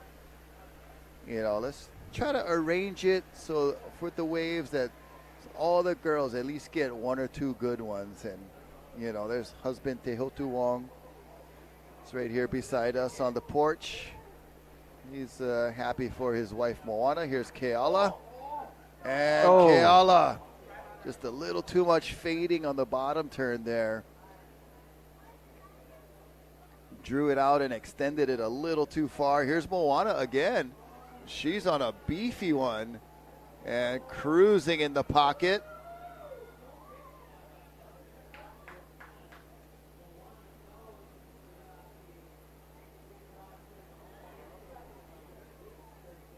Oh, these girls are charging, bro. They're not holding anything back.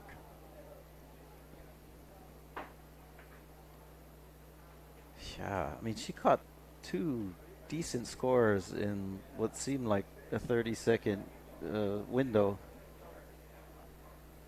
Yeah, and check out Moana's second wave of this final round 6. And, the previous wave we saw of her, we were looking in from that jet ski cam, and, Larry Haynes puts in tons of hours on the back of that jet ski, getting so many classic images and priceless shots looking into the barrel. Fluid vision. Larry Haynes, he's been doing it for decades too. He is just, puts in so much hours not only filming but checking out his stuff, editing. There's Larry right there on board with Hawaiian Water Patrol. You know, he wears that life vest not only for flotation and for, you know, buoyancy, but anytime he's riding with Kavika Foster, he's getting elbows, you know, because he's trying to do the backseat driver. Go over there, go over there. And then Kavik is like, never mind. So it's a dual purpose life vest there. Just kidding. Love you guys, man. You guys know what we're talking about. We all have fun, whether we're up here, out there, wherever we are. Oh, here we go.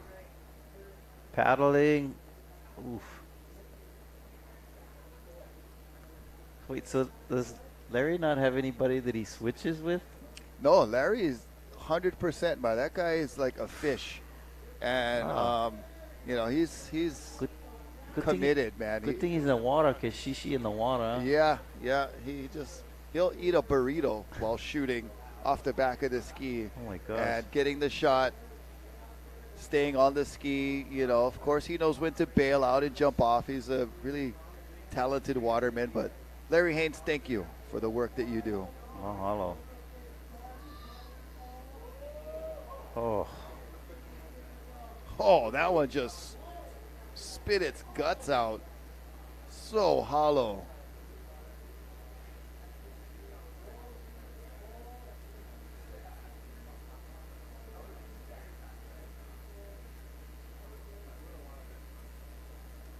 Yeah, that's amazing that he's out there all day. Yeah. And He's one of a kind for sure. I was starting to feel like like I have it hard here, because there's just two of us and we haven't really had many breaks today. But Lisa not out on the ski for 7 hours or whatever.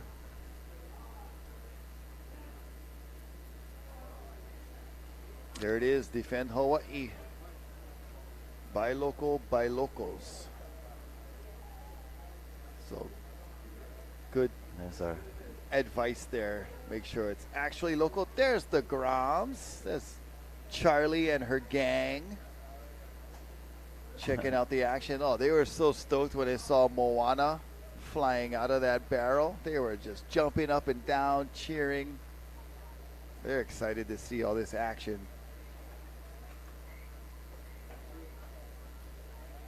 There's Koa and Nate.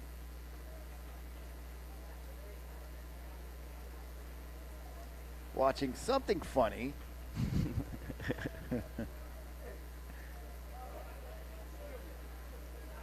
I mean, there's going to be a lot of footage to review from this Oh, I event. know, man.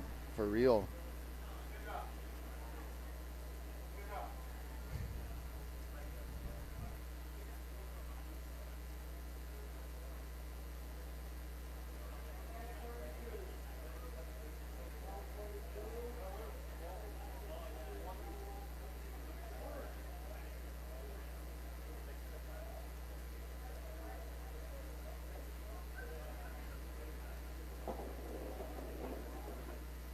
Hey, that's Mahina.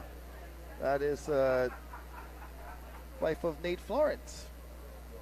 Fiance, wife. They're pretty sure they've Okay. secured it. Is she the That's- daughter of Kai Garcia? Yeah, so Kayan Kanoe Right. is her mom and dad.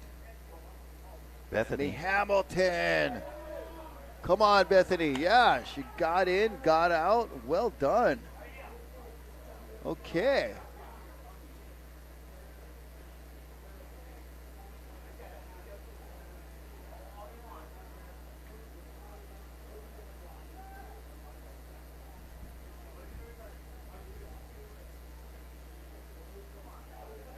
Maybe we could see a different angle from that. We were watching from the back of the wave, which was cool. But the beach was pretty excited, so we'll see how deep she got on that last one. But meanwhile, look at this stacking up waves. Oh, wow. We're going to end this heat with a bang as we're approaching down to a few minutes remaining, I believe.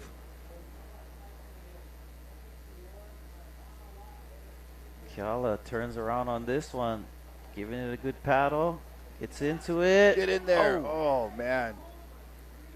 Just kind of feel like she used so much energy to catch it and to get into it. And, you know, it's happened to all of us before. We're just scratching for a wave. You barely get into, and then you're like, oh, I'm so tired. And then when Now you what? stand up, you're like, oh, I look, can stand up now. Check out the replay of Bethany's wave from the beach view and slotted right in there. Well done, Bethany.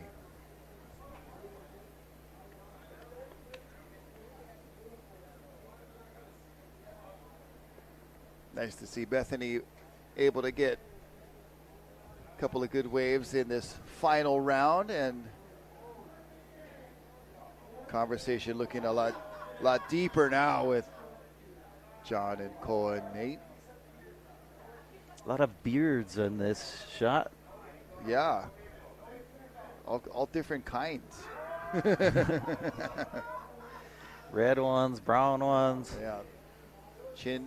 Chin music, full side cheek action. All varieties. Oh, look at that wave just peeling off left and right. 2022, the Hui Backdoor Shootout, Surfline.com, Salt in Air Studios. Want to say mahalo to our sponsors, Keiki Bungalows, the Hui Wax Odom Corporation, Sinaloa, Aloha Salads, Body Armor, Kona Brewing Hawaii, Monster Energy, Defend Hawaii, Oahu Golf Apparel, Himiko Organic, Kinui Kitchen, Konos Hawaii, Pupukea Grill, and Two Thumbs Tattoo, just to name a few. Thank you to all of our support and sponsors that have been part of this year's the Hui Backdoor Shootout. It's been historical. It's been one to remember. We've had the first time our Wahine competing with us here at the Hui Backdoor Shootout, and first time we've had a husband-wife combo with Tehotu Wong slated to compete in the SUP, and Moana Wong in the Wahine competition, and two international teams that are very well deserved for their invitation. The Peruvian Tubos team, I believe they had a historic session in round 4 with that 30 minutes of pumping pipeline, and also Team Japan answering the call and showing up big time in the Hui Backdoor Shootout. They kind of had a super heat today in this last round 6. They did have a great heat. Yep. And the ever-present Team Quicksilver, always job well done. Team Volcom. Volcom, thank you for the hospitality. The Volcom house right here has been our studio and presentation point for the Backdoor Shootout. So mahalo to Volcom, all of the team riders. Mahalo to all of the folks that help keep these Volcom houses nice and clean and orderly. You guys know who I'm talking about. Mahalo. Thank you so much. Hippo Films bringing you this slow-mo, and we'll let you enjoy.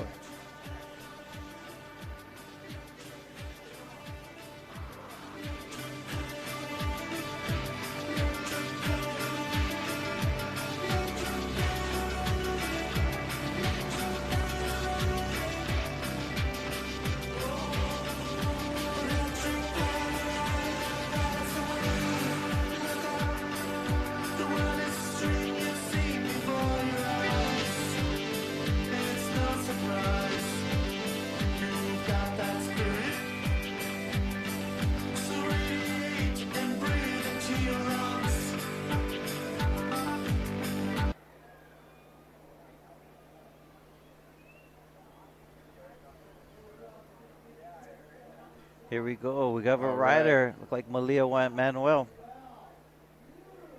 Oh, going backhand. Okay. That was a nice wave. It's a big one. Didn't get super deep. You see but was the nonetheless crowd heading out for the post-session, post-contest session. It is a fierce crowd that regularly surfs here at Pipeline, and there's Brother Cliff Botello and Ha'a Foster Bloomfield, two incredibly talented Hawaiians. Malia Manuel grabbing the rail. There's Bethany Hamilton pulling in, just charging into a pipe closeout. That was the replay that occurred while we were watching those slow-mo clips. I don't know if she realizes that she does have the option of straightening out on a closeout. She seems to just pull into every wave that she goes on. Yeah. She's like, I'm not going to straighten out. Why would I do that? Yeah, she does not want to waste any opportunity, and she shows it by, you know, pulling into every closeout, making the best of it. I heard her even talking, you know, up here on the porch earlier. She's like, the safest place to be is in the barrel. So that's where I want to be. Yeah. Oh, wow. So that's the shoulder right now. Next heat, 25 guys. Yeah, I think maybe double that number, quite potentially, Yeah. when it comes down to it. On a day like today, man, it's still pumping, and the conditions have held. So it's been a very worthy final day here at the Hui Backdoor Shootout. Whoa, KK. Oh, KK thought about it for a moment and realized that lip was coming down quite fast. Oh. Whew.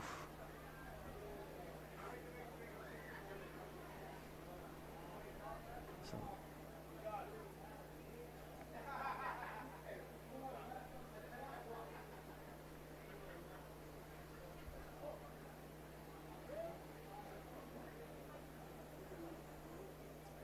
Well, Rocky, as this heat is coming to a close, just want to mahalo you for spending time with me in here, allowing me to join you guys. And mahalo to Mahina and all those who make this event possible, to all of our sponsors, of course. But yeah, Always a pleasure, Isaiah. Thank you very much, and always appreciate the knowledge and manao and ike that you share every time you come along with us. And I think it's very important, the stuff that you do and the stuff that you talk about. So I'm glad that you are able to bring it here to this platform and share with, you know, maybe a little different audience than you're used to speaking to daily down at the university, and folks that have chimed in and gave us great feedback of the items and information that you present has been really worth it. So I thank you, and we'll hopefully keep it up. Yeah. No, it's something I really look forward to doing, and it's cool that I'm able to kind of combine my, you know, my research interests and my surfing interests. Yeah. And having been surfing for most of my life, that it gives me the chance to kind of combine my passions. And right. So my privilege of being here at this event for sure. I'd like to thank all of you watching on Surfline and Hui.com. Remember to subscribe to the Surfline YouTube page, YouTube channel, and like all the stuff there, and also to join that Surfline Premium membership. It is totally well worth it to know before you go, and get your immediate forecast, get your extended forecast, all that great stuff. Surfline, Salt and Air Studios, thank you guys so very much. As we wrap up this final heat, historic performances from our Wahine competitors, and it's going to be a great year next year. Already looking forward to it. But man, we have scored in the way of surf, conditions, waves, all of it coming together to give us a great 2022, the Hui Backdoor Shootout. And all in memory of Duke Kahanamoku and some great sponsors that we've had this year to make this possible. It's been awesome. Thank you. Yeah, mahalo nui loa to all of our listeners. And man, it's been, 4 days, a lot of action.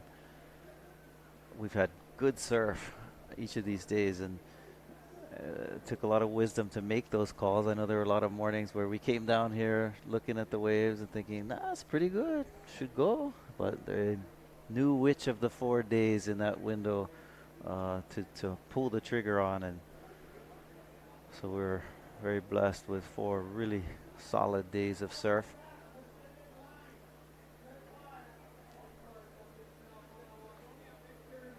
And heat isn't over yet. We see some sets approaching. Yeah, we might have a last opportunity. We could see just an amazing ride here to end the Wahine Heat. I know all the free surfers are frothing, waiting, standing by, but here we go. We're not pow yet. Moana Wong off the bottom, tucking in, getting slotted, coming out. The kids are going wild, cheering on Moana.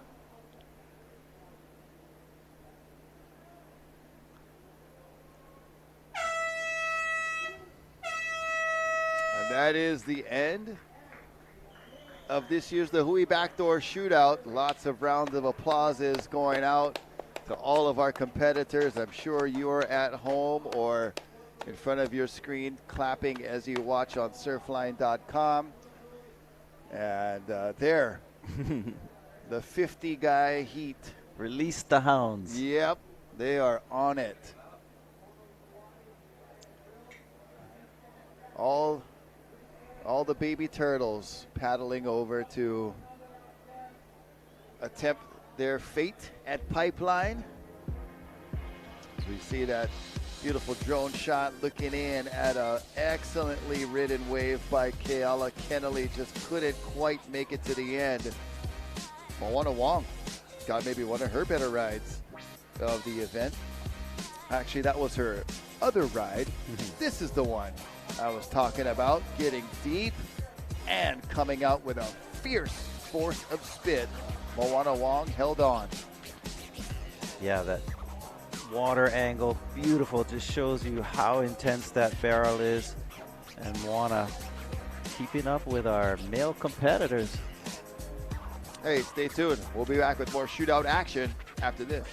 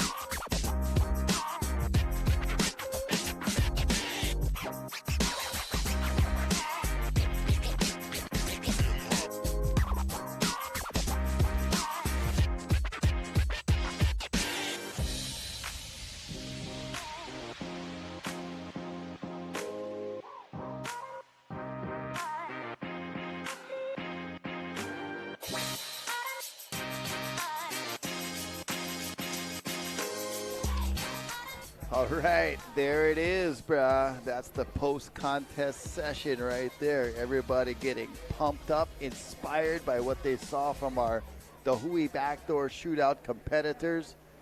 Now they're trying to get their piece of the pipeline as the sun goes down here in Hawaii. A beautiful afternoon.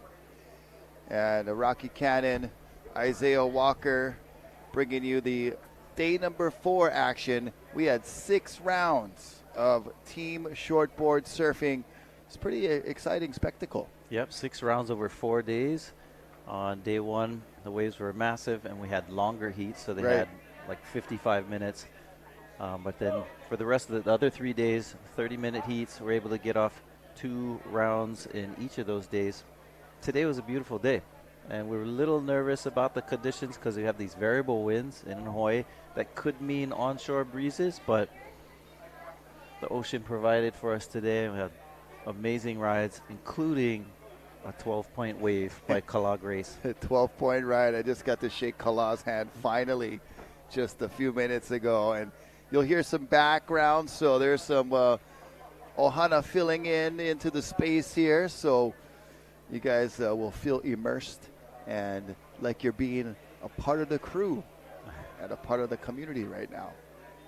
Yep. We're going to throw through some daily recaps. There's some sounds good action that we got to relive because it was so epically entertaining that we want to show all of you these things again. Hanaho with all of those cool clips and waves that we got. So this was starting our morning. Sun filtering in. Team Hui Wax getting us started. Kai Lenny. Yep. Couple of backdoor waves. Kai had a good showing, but he also had some rough moments with broken boards and a little injury. That was Kala Grace in that early morning heat. Jack Robinson. Yeah, he was just on fire for a Team Volcom. Getting a couple nice pipe waves, slotting in that one and looking quite comfortable. And this looks like Eli, yep. On Team Florence, who's been actually leading our rankings throughout the event. John let go of the rail. Got another 10-point ride in this heat. Brother Nate straight. Oh. Nate had to go straight. That was a straight Nate. We got our Team Dahui Japan. I think that's Ryaru Ito. Had a real strong showing throughout this event. Of course, Moana Long. Oh, wow. Pulled into some big bombs today. Yeah, great showing for Moana. This was early on in round 5. And more of Moana here in round 5. Posing for selfies, the ever gracious Bethany Hamilton. Pretty good beach crowd amassing here today. That was J.O.B. Yep. Jamie O'Brien. This is the 12-pointer. That's the 12.0 gem from Kala Grace. Just barely making that drop, getting in and getting exploded out into the flats. I still don't know how he even accomplished making the drop, then getting in the barrel, and then staying on it and coming out. Might have been one of the best pipe waves I've seen in a really long time, maybe ever. That was incredible. Balaram stack charging for Team Volcom. And there was Jack Robinson. J-Rob doing great work at Pipeline. Speeds so up. Comfortable. Speeds up, slows down. You can see how much control he has over the throttle on his surfboard. John Florence stalling on this backdoor gem. Deep, stays in it, sneaks out. Big smiles, a lot of smiles today at Pipeline. Brother Ivan standing up tall, paying tribute to the likes of Jerry Lopez and others. Eli Olsen. Eli Hanai surfing with the Florence Ohana.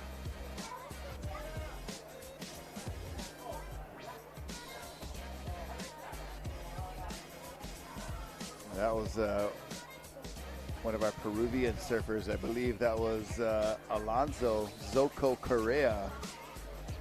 Kaimana Henry, or excuse me, Reef McIntosh. 14 Quicksilver sliding into a couple pipe barrels. We were blessed with great weather today too, Rocky. And watching all these amazing waves. I believe this one is Cody Young. Yep. Mason Ho. 10.0. The air. Oh, big boost. Joey Johnston.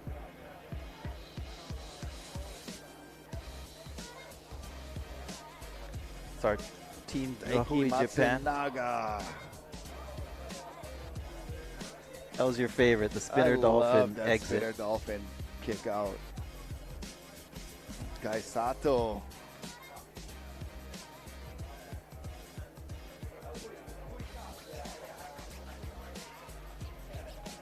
Moana Wong on a Moana bomb. on her more recent campaign. And we're going to take you to some slow-mo Eric Ippel footage that is just going to mesmerize you for a few minutes while we get our awards set up down there with Ezra Rodriguez and the gang. So stay tuned. Aloha. Check out these epic water shots. Ahui ho.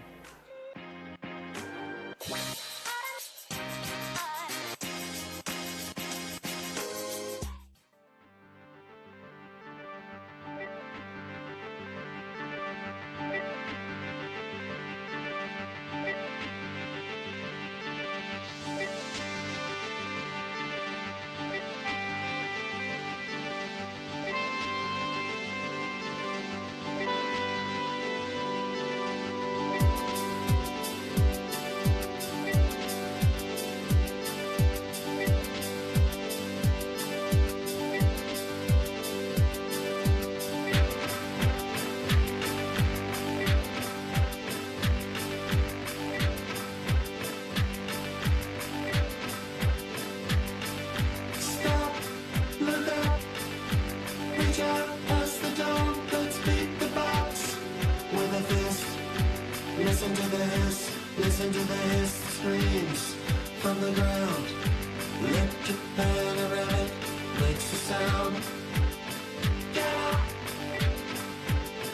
You've got the strength, you're alive. In every imperfection, let it drive like a bull. Use it as a tool, use it as a tool to fix your canopy. Turn the engines on and go beyond. You've got a ride, panoramic. Turn around, look through the widest lens and twist. Listen to the hiss, listen to the hiss that screams from the mouth. Electric panorama goes even out.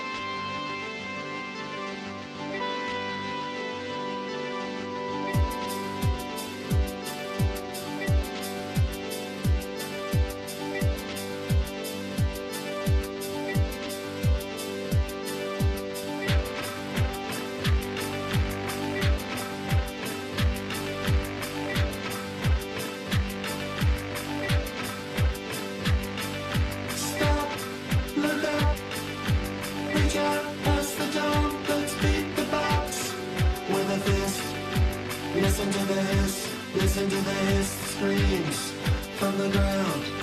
Electric panoramic makes the sound. Get up! You've got the strength. You're alive. In every in.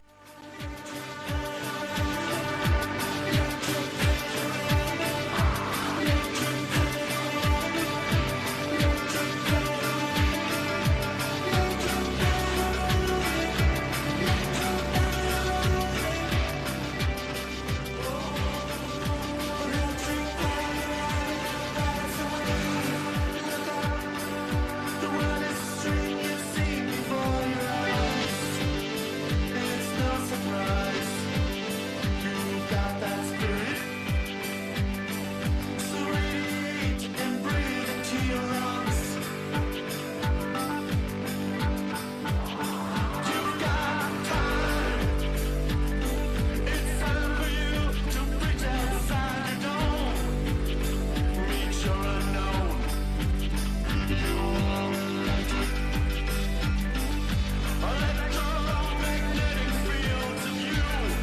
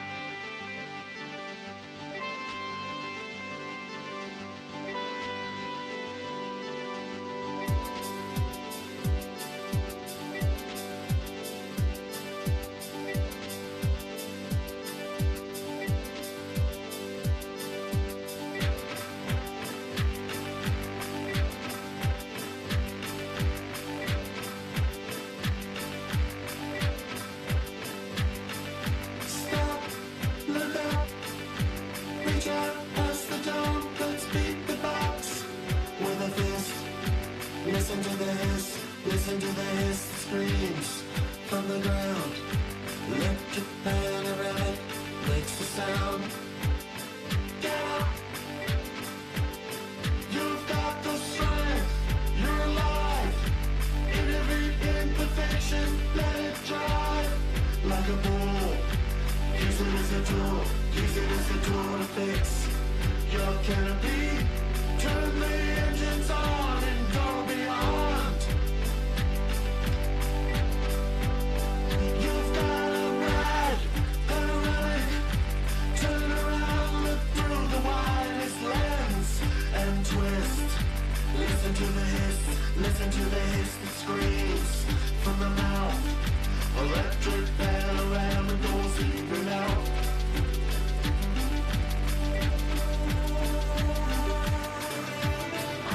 Electric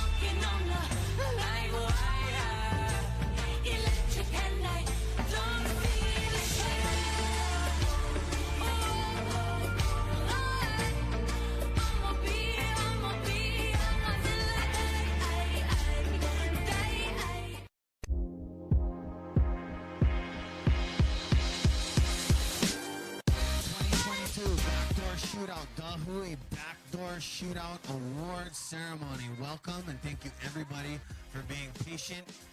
It takes a small village to run an amazing event like this.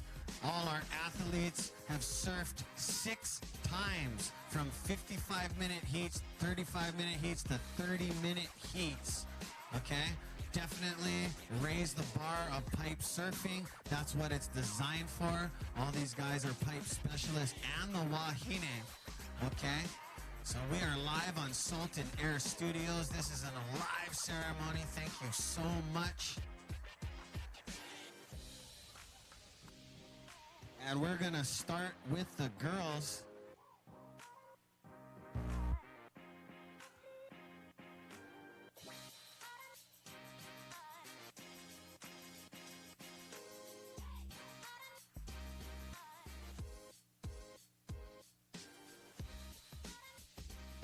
Okay, we're gonna have the special awards for our Mana Wahine. As you can see, the 4 right there: Keala Kenley, Moana Wong, Bethany Hamilton, and Bianca Valente. Great job. Give these women a round of applause.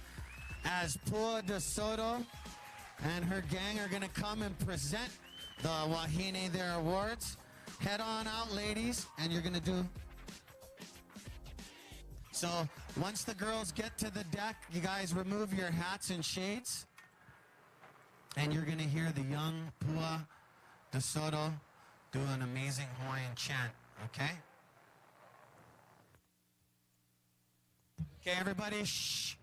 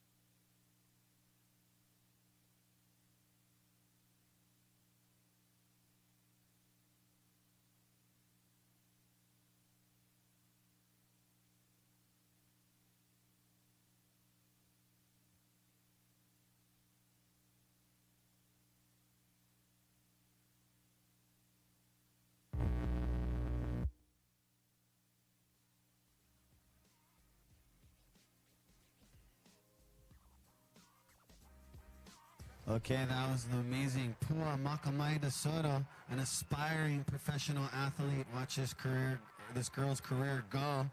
This is the special award for our team Mana Wahine. First time ever. These women made history since last week, Thursday. No joke. Massive pipe. 15-foot bomb. So proud of you, ladies. Awesome.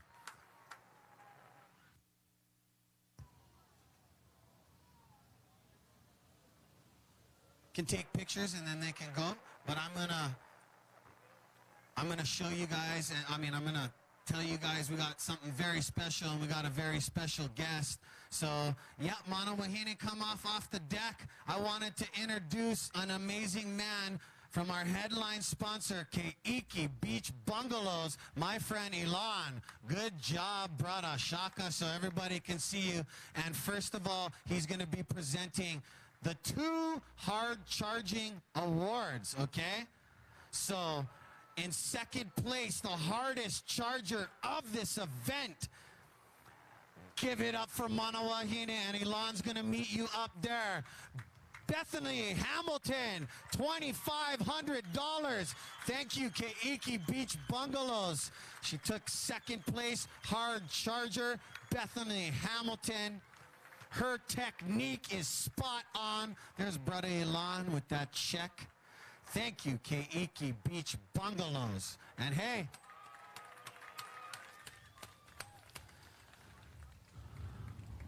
so awesome. Take your pictures. Bethany, great job.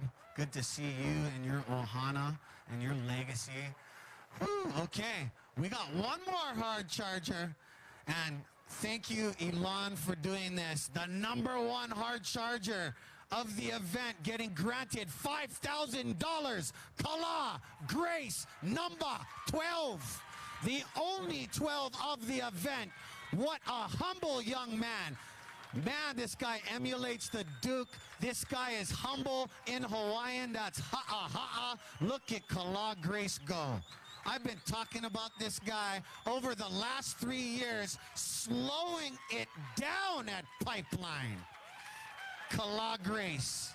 Woo! Well deserved. Elon, thank you. Mahalo, mahalo to Elon. You guys make friends. This guy is one cool brother. Okay? Keiki Beach Bungalows, one of our headline sponsors, dropping the kala for you guys. Okay. Now, we're going to move on.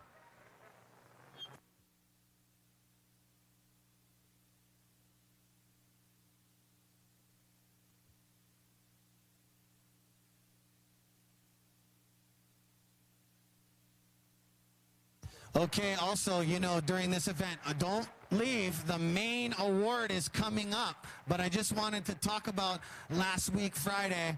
The Hui implements a lot of disciplines, and they involved longboarding and SUP, stand-up paddling, and I just wanted to award those guys. If you're here, just give a holler. Has anybody seen longboard champion the Hui Backdoor Shootout, Kaneala Stewart? Just give him a round of applause. He might not be here, but that guy got the covenant title of the Hui Backdoor Shootout, and that is big, you know? Longboarding, putting on sideshow and stuff, not the Hui. They put them right here at Pipe, right on this reef. Okay, the guy standing out in the stand-up paddleboard was Zane Schweitzer. You hear? Congratulations. You were packing it on that thing. That ain't no joke. And if you guys aren't here, right on. I just wanted to commemorate you because that is a big feat. And we are moving on to the main event. And I'm just going to call out the main team.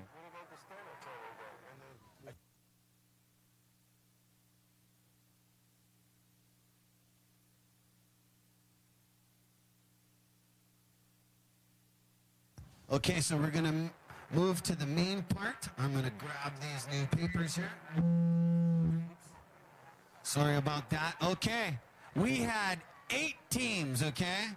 Team Florence, Team Quicksilver, Team Snap, Team Dahui Japan, Team Peruvian Tubos, and Team Volcom, Team Dahui Wax, and WSL Wahine. And before I get started, I just wanted to thank John, another headline sponsor from Dahui Wax. Brother John, wave your hand, you and your wife. Amazing 10 days with you guys here at Pipeline. And if you guys didn't know, I told you guys a ton of times, all these athletes here in this yard, they wax their boards with Dahui Wax. So come on, let's get on board. And these teams had 10s, 9s, 8s, 7 5s, and I'm going to tell you the team that won it, some of you guys might know, but there's so many awesome athletes. I'll tell you right now, this is the team to win and beat next year, and they have a video out. It is Snapped 4. Give it up for Snap 4. Mason Ho, Benji Brand, Baron Mamiya, Parker Coffin, and alternate Ethan Osborne. That is your Dahui Backdoor champions.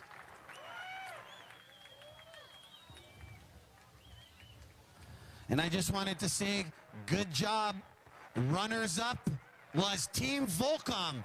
Kaimana Henry, you guys were the runner-up team. It was Kaimana Henry, Jack Robinson, Makanapang, Balaram Stack, one of the highest scores of the event, on 11. Mikey O'Shaughnessy and Kanehi Hunt. Great job, gang. Second place, the Proving Grounds Volcom House. In third place, and you guys know these guys well, they work very hard.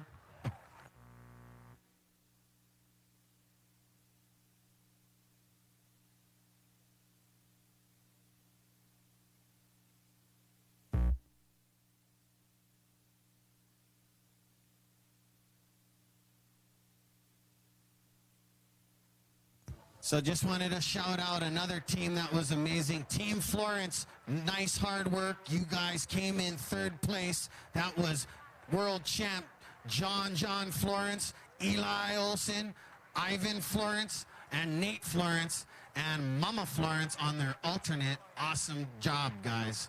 So this year, first place, team snapped. Great job. Congratulations. Another round of applause for Team Snap. These guys put it under the hook at Beasley Pipeline.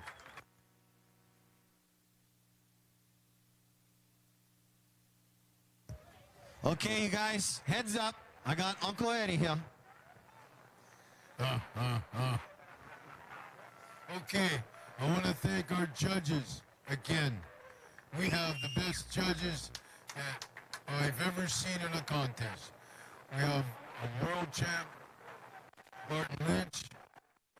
We have Dingo Morrison, who surfed on the CT for years, one snapper rock. He's now into the big waves at the Terror Vault and the Right. You can see him on Australian TV all the time. And also, a guy that's sitting here judging that could be surfing and maybe winning this contest, Flint Novak. I want to thank all of them. All of us want to thank you. What a good job. These guys, after they judge, they go and watch the videos over and over and make sure they were right. And I'd like to thank Hawaiian Water Patrol, Terry Hui and his gang. They are the best water patrol in the world.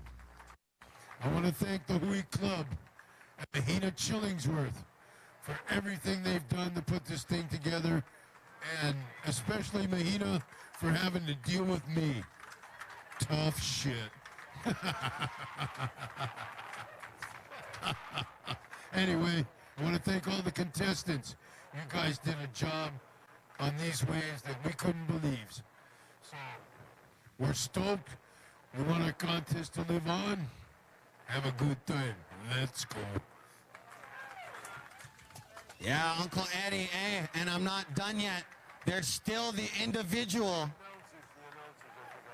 The individual. Okay, let's go. I'm going to start back from third place. The Hui Backdoor Shootout. And thank you to our sponsors, Ilan, Keiki Bungalows. Go check them out. And the Hui Wax, okay? Thank you, Odom Corporation. And in third place of the Hui Backdoor Shootout is the infamous John Florence. Give him a massive round of applause. This guy was slamming 10s and 9.5s. When the ocean is busy and scary, he seems to just make it go. Look at that check. Brother John Florence.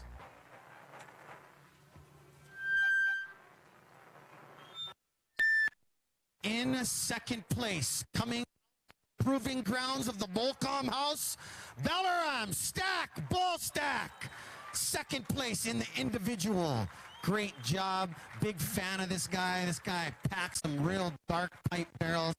Along with John. These guys are always elevating pipe surfing just alone. I mean, these guys are next level. And I got a special treat for you. It is the Hui Backdoor Shootout champion. And he's a frothy guy. Mason Ho. Woo! Good job, Mason Ho. Slamming it down with some 10s. But you know, Mason was trying to go for that 12. Switch hand grab, pig dogs in the tube. The whole legacy. Hey, and I can't believe it. You just won $50,000. Somebody from Hui Backdoor escort this young man to his car. That's why Uncle never gave you cash. It's a check for now. $50,000 for the frothy Mason Ho. Thank you to Defend Hawaii. You can still go to defendhawaii.com and check out these amazing shirts that you see all the Hui Nalu members, okay? And never mistake aloha. Never mistake aloha for weakness, gang. You are watching the Hui Backdoor Shootout. History in the making. I love that. Duke Kahanamoku.